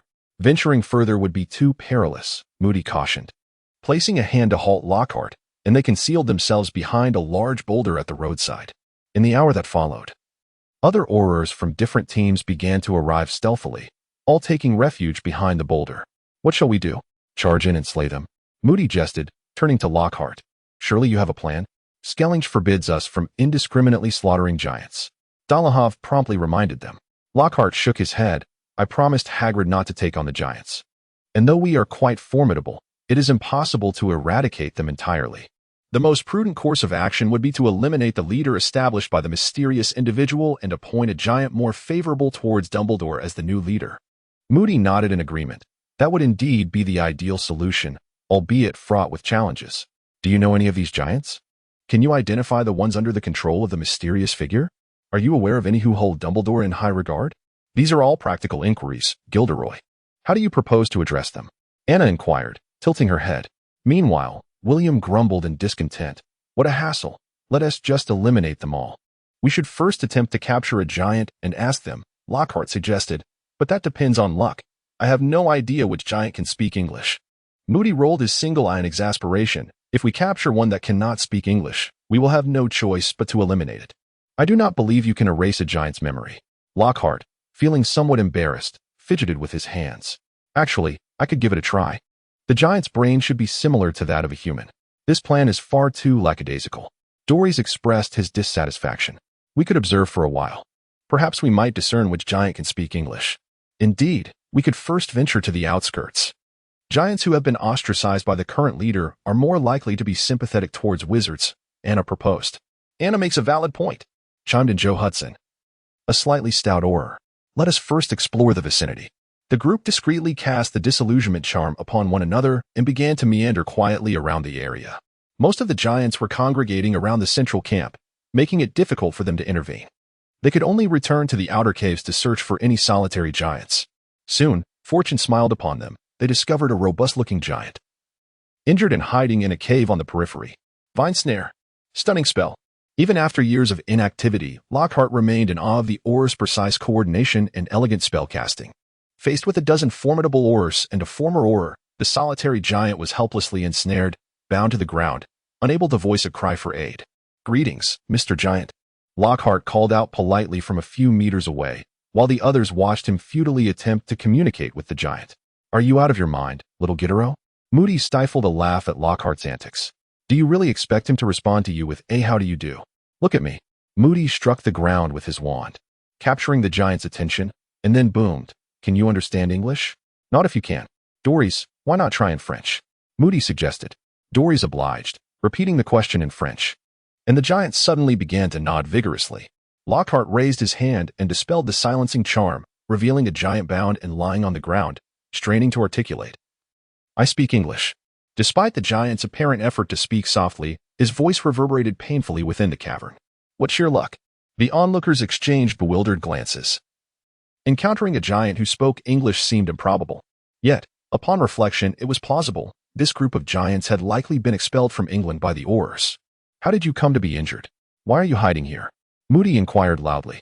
The giant took some time to comprehend Moody's words and, after a pause, managed to formulate a response. The leader has been controlled and intends to take us back to England. I know Dumbledore. This is dangerous, and I sought to stop him. Ah, pacifist. And you know Dumbledore? Anna exclaimed joyfully, gently unbinding the giant with a counter-charm. Darius cast a disapproving glance at Anna, seemingly disapproving of her compassion. Well, we are here to prevent the giants from invading England. What is your name? Gaguda. Gaguda? Lockhart stifled a laugh. Very well, Gaguda. Can you lead us to your leader? We shall drive him away, and you can guide your kin away from here. Is that agreeable? What? Gaguda struggled to grasp such complex instructions. Moody stepped forward and succinctly stated, kill your leader, and you shall lead the giants away. To Lockhart's astonishment, such bluntness elicited a nod of agreement from the giant. What peculiar values? The healers among them remained behind to assist Gaguda in regaining his basic mobility while Lockhart and the others prepared anxiously outside. The entire mountain was ensnared by a muggle-repelling charm set by the French Ministry of Magic, which required no further intervention.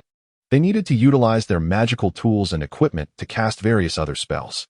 Lockhart and the Aurors encircled the mountain, establishing magical nodes every few hundred meters, incorporating a series of spells including magical shielding, sound and light concealment, confusion charms, and spatial binding. After considerable effort, they created a small world that was nearly undetectable by the French ministry, where the fluctuations of magic would scarcely escape. Simultaneously, this barrier would temporarily sever the flu network, preventing the ministry from immediately operating to the scene.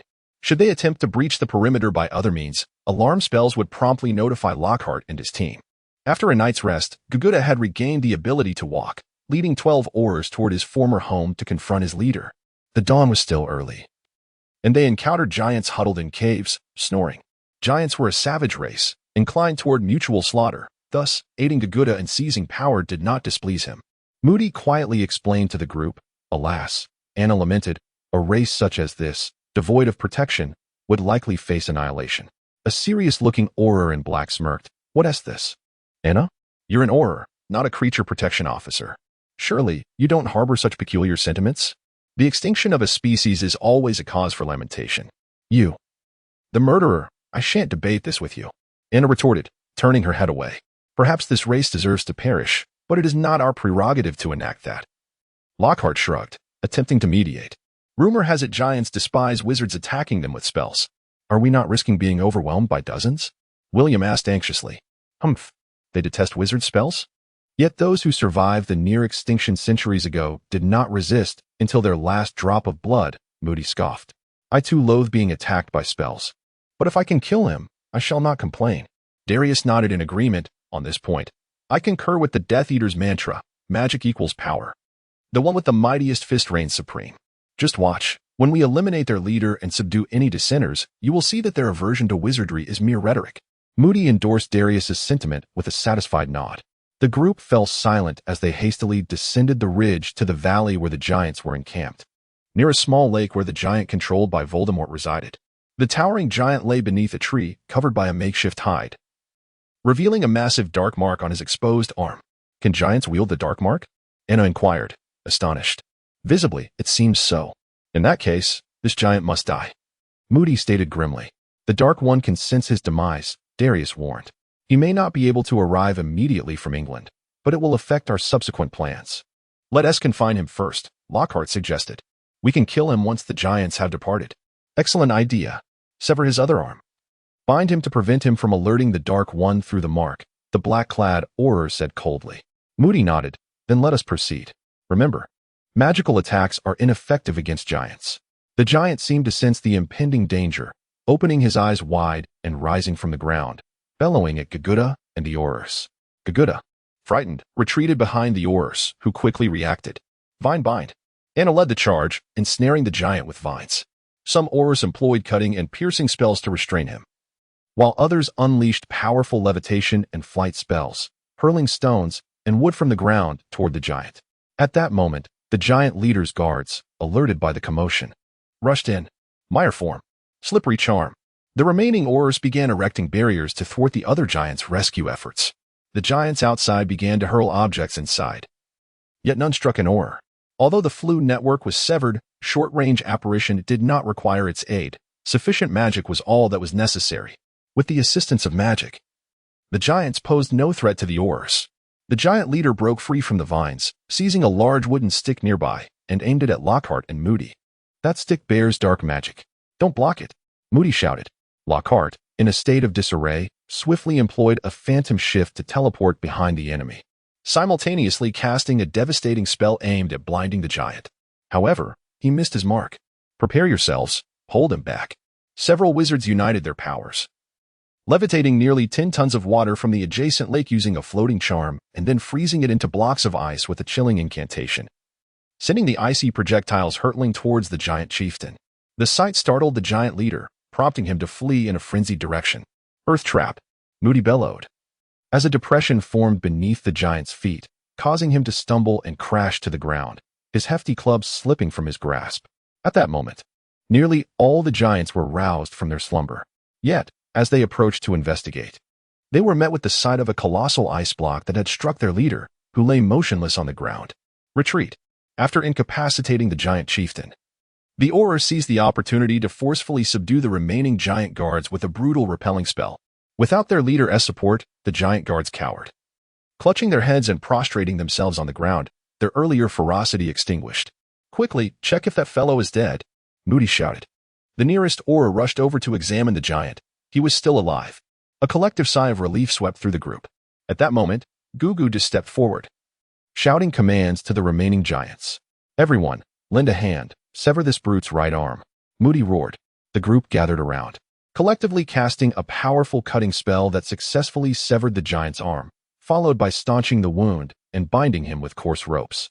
Guguda, according to our agreement, lead all giants north immediately, Moody reminded him loudly, adding, if you encounter the French Ministry of Magic, assert that you are migrating of your own volition. Leave your former leader here to fend for himself. Guguda, preoccupied with claiming the position of chief, merely nodded at Moody, ignoring him thereafter.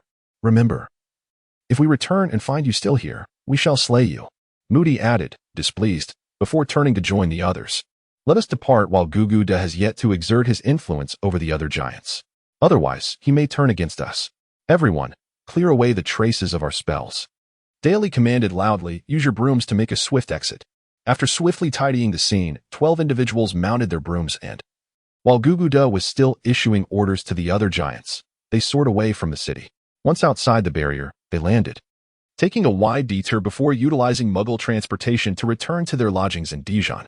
In their room, everyone hurriedly organized their belongings, preparing to leave at once.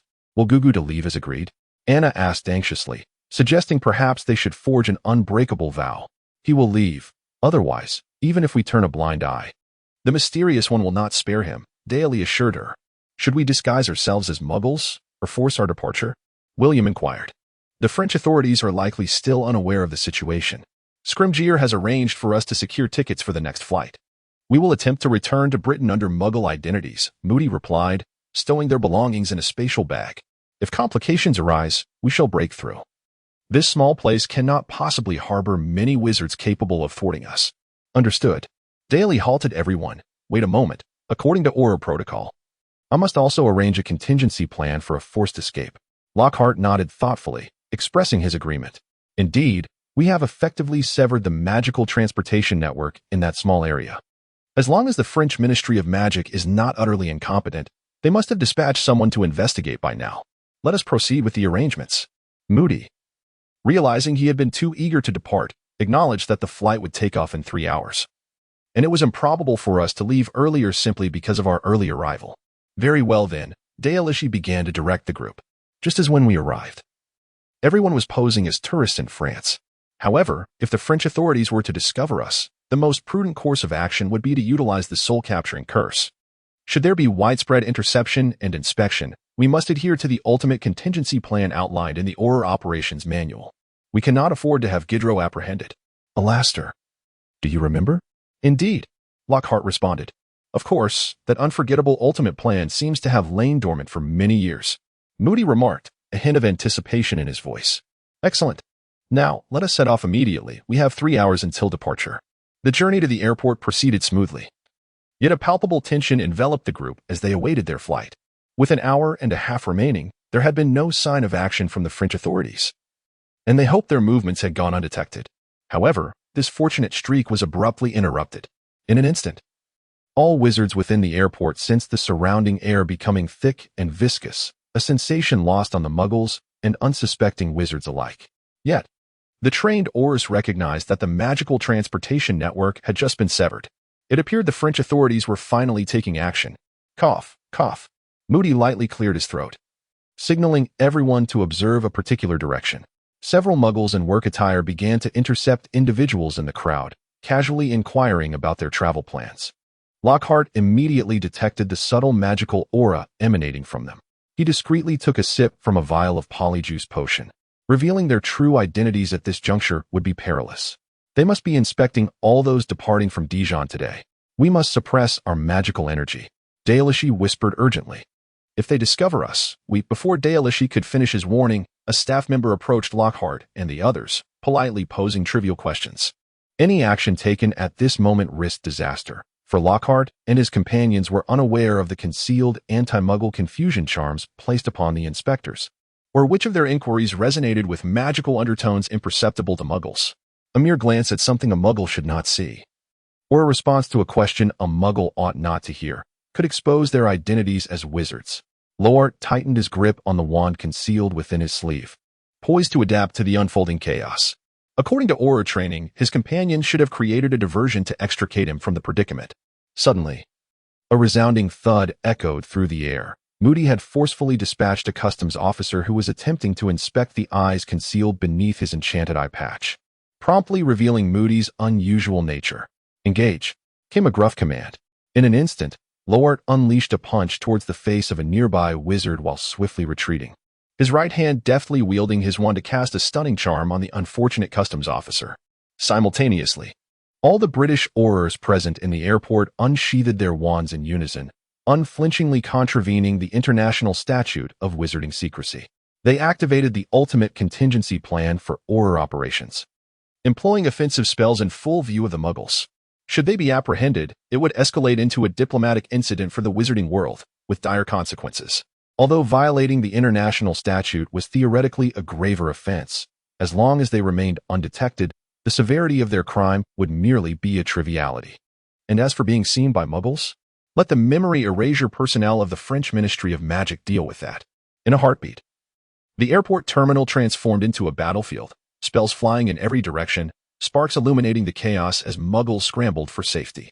Among the customs officials dispatched by the French Ministry of Magic were not without skill, yet they fell before the 12 Aurors like children, collapsing to the ground. All the Aurors clutched their bags and hastened towards the boarding gate, with no choice but to hijack the situation. Another wave of intercepting wizards emerged. These were the entirety of the wizards from the French Ministry of Magic stationed in Dijon. Should they vanquish this group, reinforcements would be summoned from Paris. Meanwhile, the airport's flight network had been shut down. By the time the next contingent of French wizards arrived, their adversaries would have already fled. Scatter. Explode. Split left and right. Although the opposing wizards were not of Auror caliber, their numerical superiority was evident. A barrage of spells wreaked havoc, shattering the doors of the airport terminal. Lockhart concealed himself behind a table, accompanied by a terrified Muggle airport employee who cowered, trembling in fear. With her soul momentarily displaced, Lockhart exerted control over the Frenchwoman, compelling her to peek out. As anticipated, she was swiftly struck by a stunning spell, collapsing limply to the ground. Seizing this opportunity, Lockhart extended his arm and unleashed a fierce burst of devilish flames towards the source of the spell, prompting several wizards to emerge from that direction, shouting in alarm. The other Aurors took advantage of the chaos, swiftly incapacitating these wizards. They're outnumbered, push forward. Moody bellowed. All Aurors braved the onslaught of flying spells, forcing their way to the enemy's cover, engaging in close combat. Several unfortunate Aurors were hit by opposing spells. Yet the advantage of speed and power soon became evident as they dispatched their foes. Most of the Aurors remained combat-ready, with only 2 rendered unconscious. Take these 2 and let's move quickly. We'll hold the rear. Moody shouted towards Lockhart. Consequently, Lockhart and several other wizards levitated their injured comrades, making their way toward the tarmac, while Moody and Dolohov provided protection from behind. So loud, so loud, so loud. From the airport hall to the aircraft. The few uninjured Aurors wielded the soul-stealing curse repeatedly, surpassing the number of wizards apprehended throughout the previous year in Britain for employing such magic. Along the way, every obstructing Muggle security personnel and staff, even innocent wizards, were subdued. Some were escorted to the aircraft, while others assisted in bringing the fleeing pilot back. Moody, brandishing his wand, compelled him to return to the plane. Take off. Immediately. Right now? At this moment, Moody discarded his hat, removed his eye patch, and fixed his magical eye sternly on the pilot, shattering his water cup with a spell. Okay. Don't kill me. The Muggle pilot trembled intensely, pleading in English. Scrambling to operate the aircraft. Use the soul-stealing curse to silence those women. Moody shouted back towards the passenger cabin. Lockhart complied, casting the curse on the French flight attendants. The aircraft's door closed, engines roared to life, and it began to taxi toward the runway. Outside, the wailing sirens of French police cars echoed. As the Ministry of Magic personnel, having severed the flight network, were outpaced by the Muggle authorities. We have hostages. Stay calm. Dolohov reassured the bewildered Aurors. The Muggles won't attack this plane. Lockhart gazed out the window, observing a multitude of flashing police cars surrounding them, while Muggle officers crouched behind their vehicles, brandishing weapons in their direction. The French police inside the cars began chattering over the loudspeakers in French, but Dawes did not provide a translation this time, deeming it unnecessary. The aircraft accelerated down the runway, ascending into the clouds above France, and a collective sigh of relief swept through the cabin. Wake those fellows up, Anna, Dawes said, slumped in his seat. What spell have they fallen victim to? Anna examined the 2 unconscious Aurors with care. One was under a sleeping charm and would awaken shortly. The other appeared to have been stunned and would require a period of recuperation. Dawes nodded, satisfied. That is good to know. Will the French continue their interception? Lockhart inquired, a hint of anxiety in his voice, as they had not yet fully departed from French airspace. The wizards have no means to intercept us now, Dawes replied. The Muggles might deploy Air Force units, but we have hostages. I am not entirely certain. After all, I am unfamiliar with Muggle methods of handling hijackings. He shrugged. Silence enveloped them, as they hung suspended in the air, their fate not entirely in their own hands. A disconcerting sensation indeed. Half an hour after takeoff, Dawes finally received a message from Scrimgeour. He read it aloud. The French authorities have requested that the British Ministry of Magic sever our airspace and airport routes, while our colleagues in London have completely taken over the airport. All is well. We shall put on a fine performance shortly. And by evening we can return home for dinner, Moody said cheerfully. How exhilarating! Anna exclaimed, relieved that all was well. The Aurors shared knowing smiles. For the French would never suspect them to be anything but bona fide agents of the British Ministry of Magic. Once they entered British territory, they would be as comfortable as fish in water. The relaxed Aurors began to engage in light-hearted conversation. William and another young Auror scrutinized the restrained flight attendants, debating which among them was the most attractive. After a while, Lockhart could not resist joining their discussion. To be candid, the French flight attendants were indeed quite lovely, with figures that were rather appealing. Ignoring Anna's scornful glances, Lockhart and the young Aurors argued while surreptitiously flirting with the attendants, for they would soon erase their memories. And why not take advantage of the moment? Some older Aurors, free from the scrutiny of muggles, casually discussed the quality of the complimentary meals and beverages served on the flight. Ultimately, the renowned gourmand among the Aurors, Joe Hudson, declared that the in-flight fare was superior to the ministry's working lunches, a sentiment that garnered unanimous agreement. We're nearly there, you lot. Stop your mischief, Anna exclaimed, rolling her eyes in exasperation. Just erase their memories already. As Lockhart, the preeminent expert in memory magic, effortlessly erased the memories of several flight attendants. He rose and made his way toward the cockpit, intent on erasing the pilot's memories once the plane had safely landed. The aircraft gradually descended and through the window. Lockhart observed the tarmac, nearly devoid of muggles, but teeming with alert wizards. The minister's voice boomed from the cabin. My colleagues will only be using false spells against us. We must refrain from any harmful incantations. Remember. Finally, the plane came to a halt, and Lockhart rendered the pilot unconscious before erasing his memories. He then turned and followed the others, helping the injured disembark. As soon as they alighted, they were met with a rousing welcome, surrounded by numerous Ministry of Magic personnel. In accordance with their plan, they staged a thrilling Hollywood-style gunfight on the tarmac using stunning spells and stunning charms, battling fiercely from the tarmac to the airport entrance. After incapacitating dozens of Ministry enforcers and memory erasers, 12 Aurors commandeered a Muggle bus and drove off into the distance. The Daily Prophet reported, the Ministry of Magic of France in the United Kingdom recently confirmed that on February 6th of this year, a Muggle flight from Dijon to London was violently hijacked by 12 dark wizards disguised as Muggles. Fortunately, neither crew nor passengers were harmed, and the perpetrators escaped after overwhelming the British Ministry's capture team at the airport. A spokesperson for the Auror office stated that this operation was likely orchestrated by an individual whose name cannot be uttered, indicating a resurgence of Death Eater influence and plunging the resistance against them into a more perilous phase. The Ministry calls upon the entire wizarding community to unite against the Death Eaters. Is it you two who collaborated with the Ministry? Black inquired, lowering the newspaper with a hint of dissatisfaction. Was it really necessary to travel such a distance to confront giants? Have you nothing better to do? Why do you not assist in protecting Harry? TSK, Sirius, your awareness is woefully inadequate. Must we wait for the giants to tread upon British soil and confront Harry before we take action? Moody remarked sternly as he sipped from his drink. In a certain sense, our recent endeavor has greatly enhanced Harry's security. It's just good to have returned safely, Lupin said gently. This time, however, you have certainly provoked the French Ministry of Magic. Their memory erasers have been working around the clock, erasing the memories of thousands to distort the incident into a tale of armed terrorists hijacking a plane. Tonks, visibly indignant, complained. You didn't even take me along for such an exciting event. You've only been fully qualified for a year. Such high-profile cases are not suited for novices. Lockhart replied with a smile. Rest assured, next time something like this arises, I shall definitely bring you along. Then it's settled, exclaimed Tonks, her face lighting up as she high-fived Lockhart in agreement. At Lockhart's behest, the British Ministry of Magic dispatched personnel under the pretext of an investigation back to the Dijon region, confirming that the giants had departed, leaving behind only the corpse of a giant marked by dark magic. A satisfied Lockhart shared some information about the destruction of Horcruxes with Scrimgeour, which he found immensely valuable, and both returned in high spirits. As the winter break concluded, Lockhart returned to Hogwarts, where 5th and 7th year students were preparing for their O, W, L, S, and N, E, W, T, S.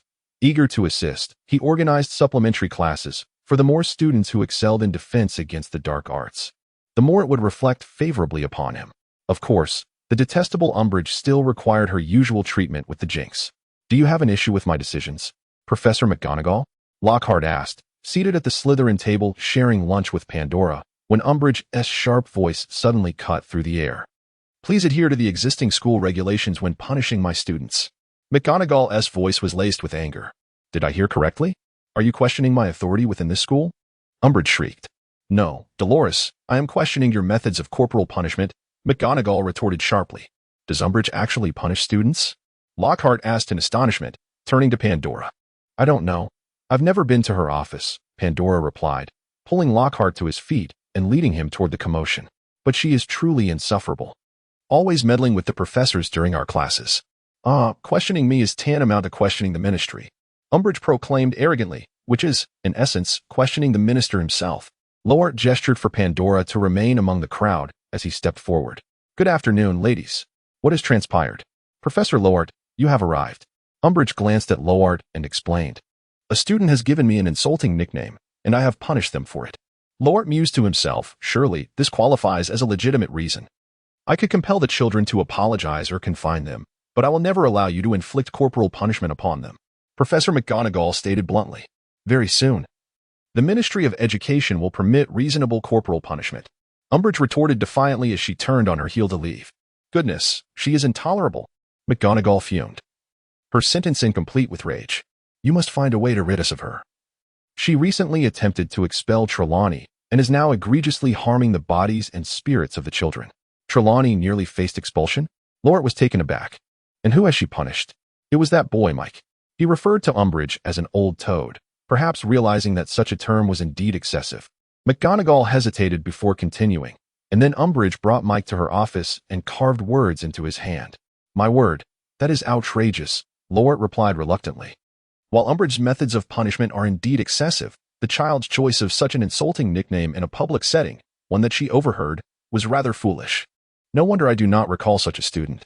Lockhart, I know you are well connected, McGonagall whispered urgently. You must find a way to remove this woman. It is utterly repugnant. I shall endeavor to do so, Lockhart nodded. If Umbridge crossed his line, he certainly would not hesitate to find a means to rid them of her. After all, he was in good standing with both the Ministry of Magic and the Order of the Phoenix.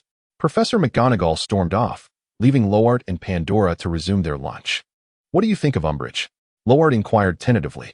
An insufferable old hag. Pandora replied with disdain. I truly do not understand why my grandfather sent her here. Draco, seated nearby, interjected, that wretched old woman dares to claim she is pure blood. API call failed with status code 429. Error. Code 429. Message. Resource has been exhausted, e.g. check quota. Status. Resource exhausted.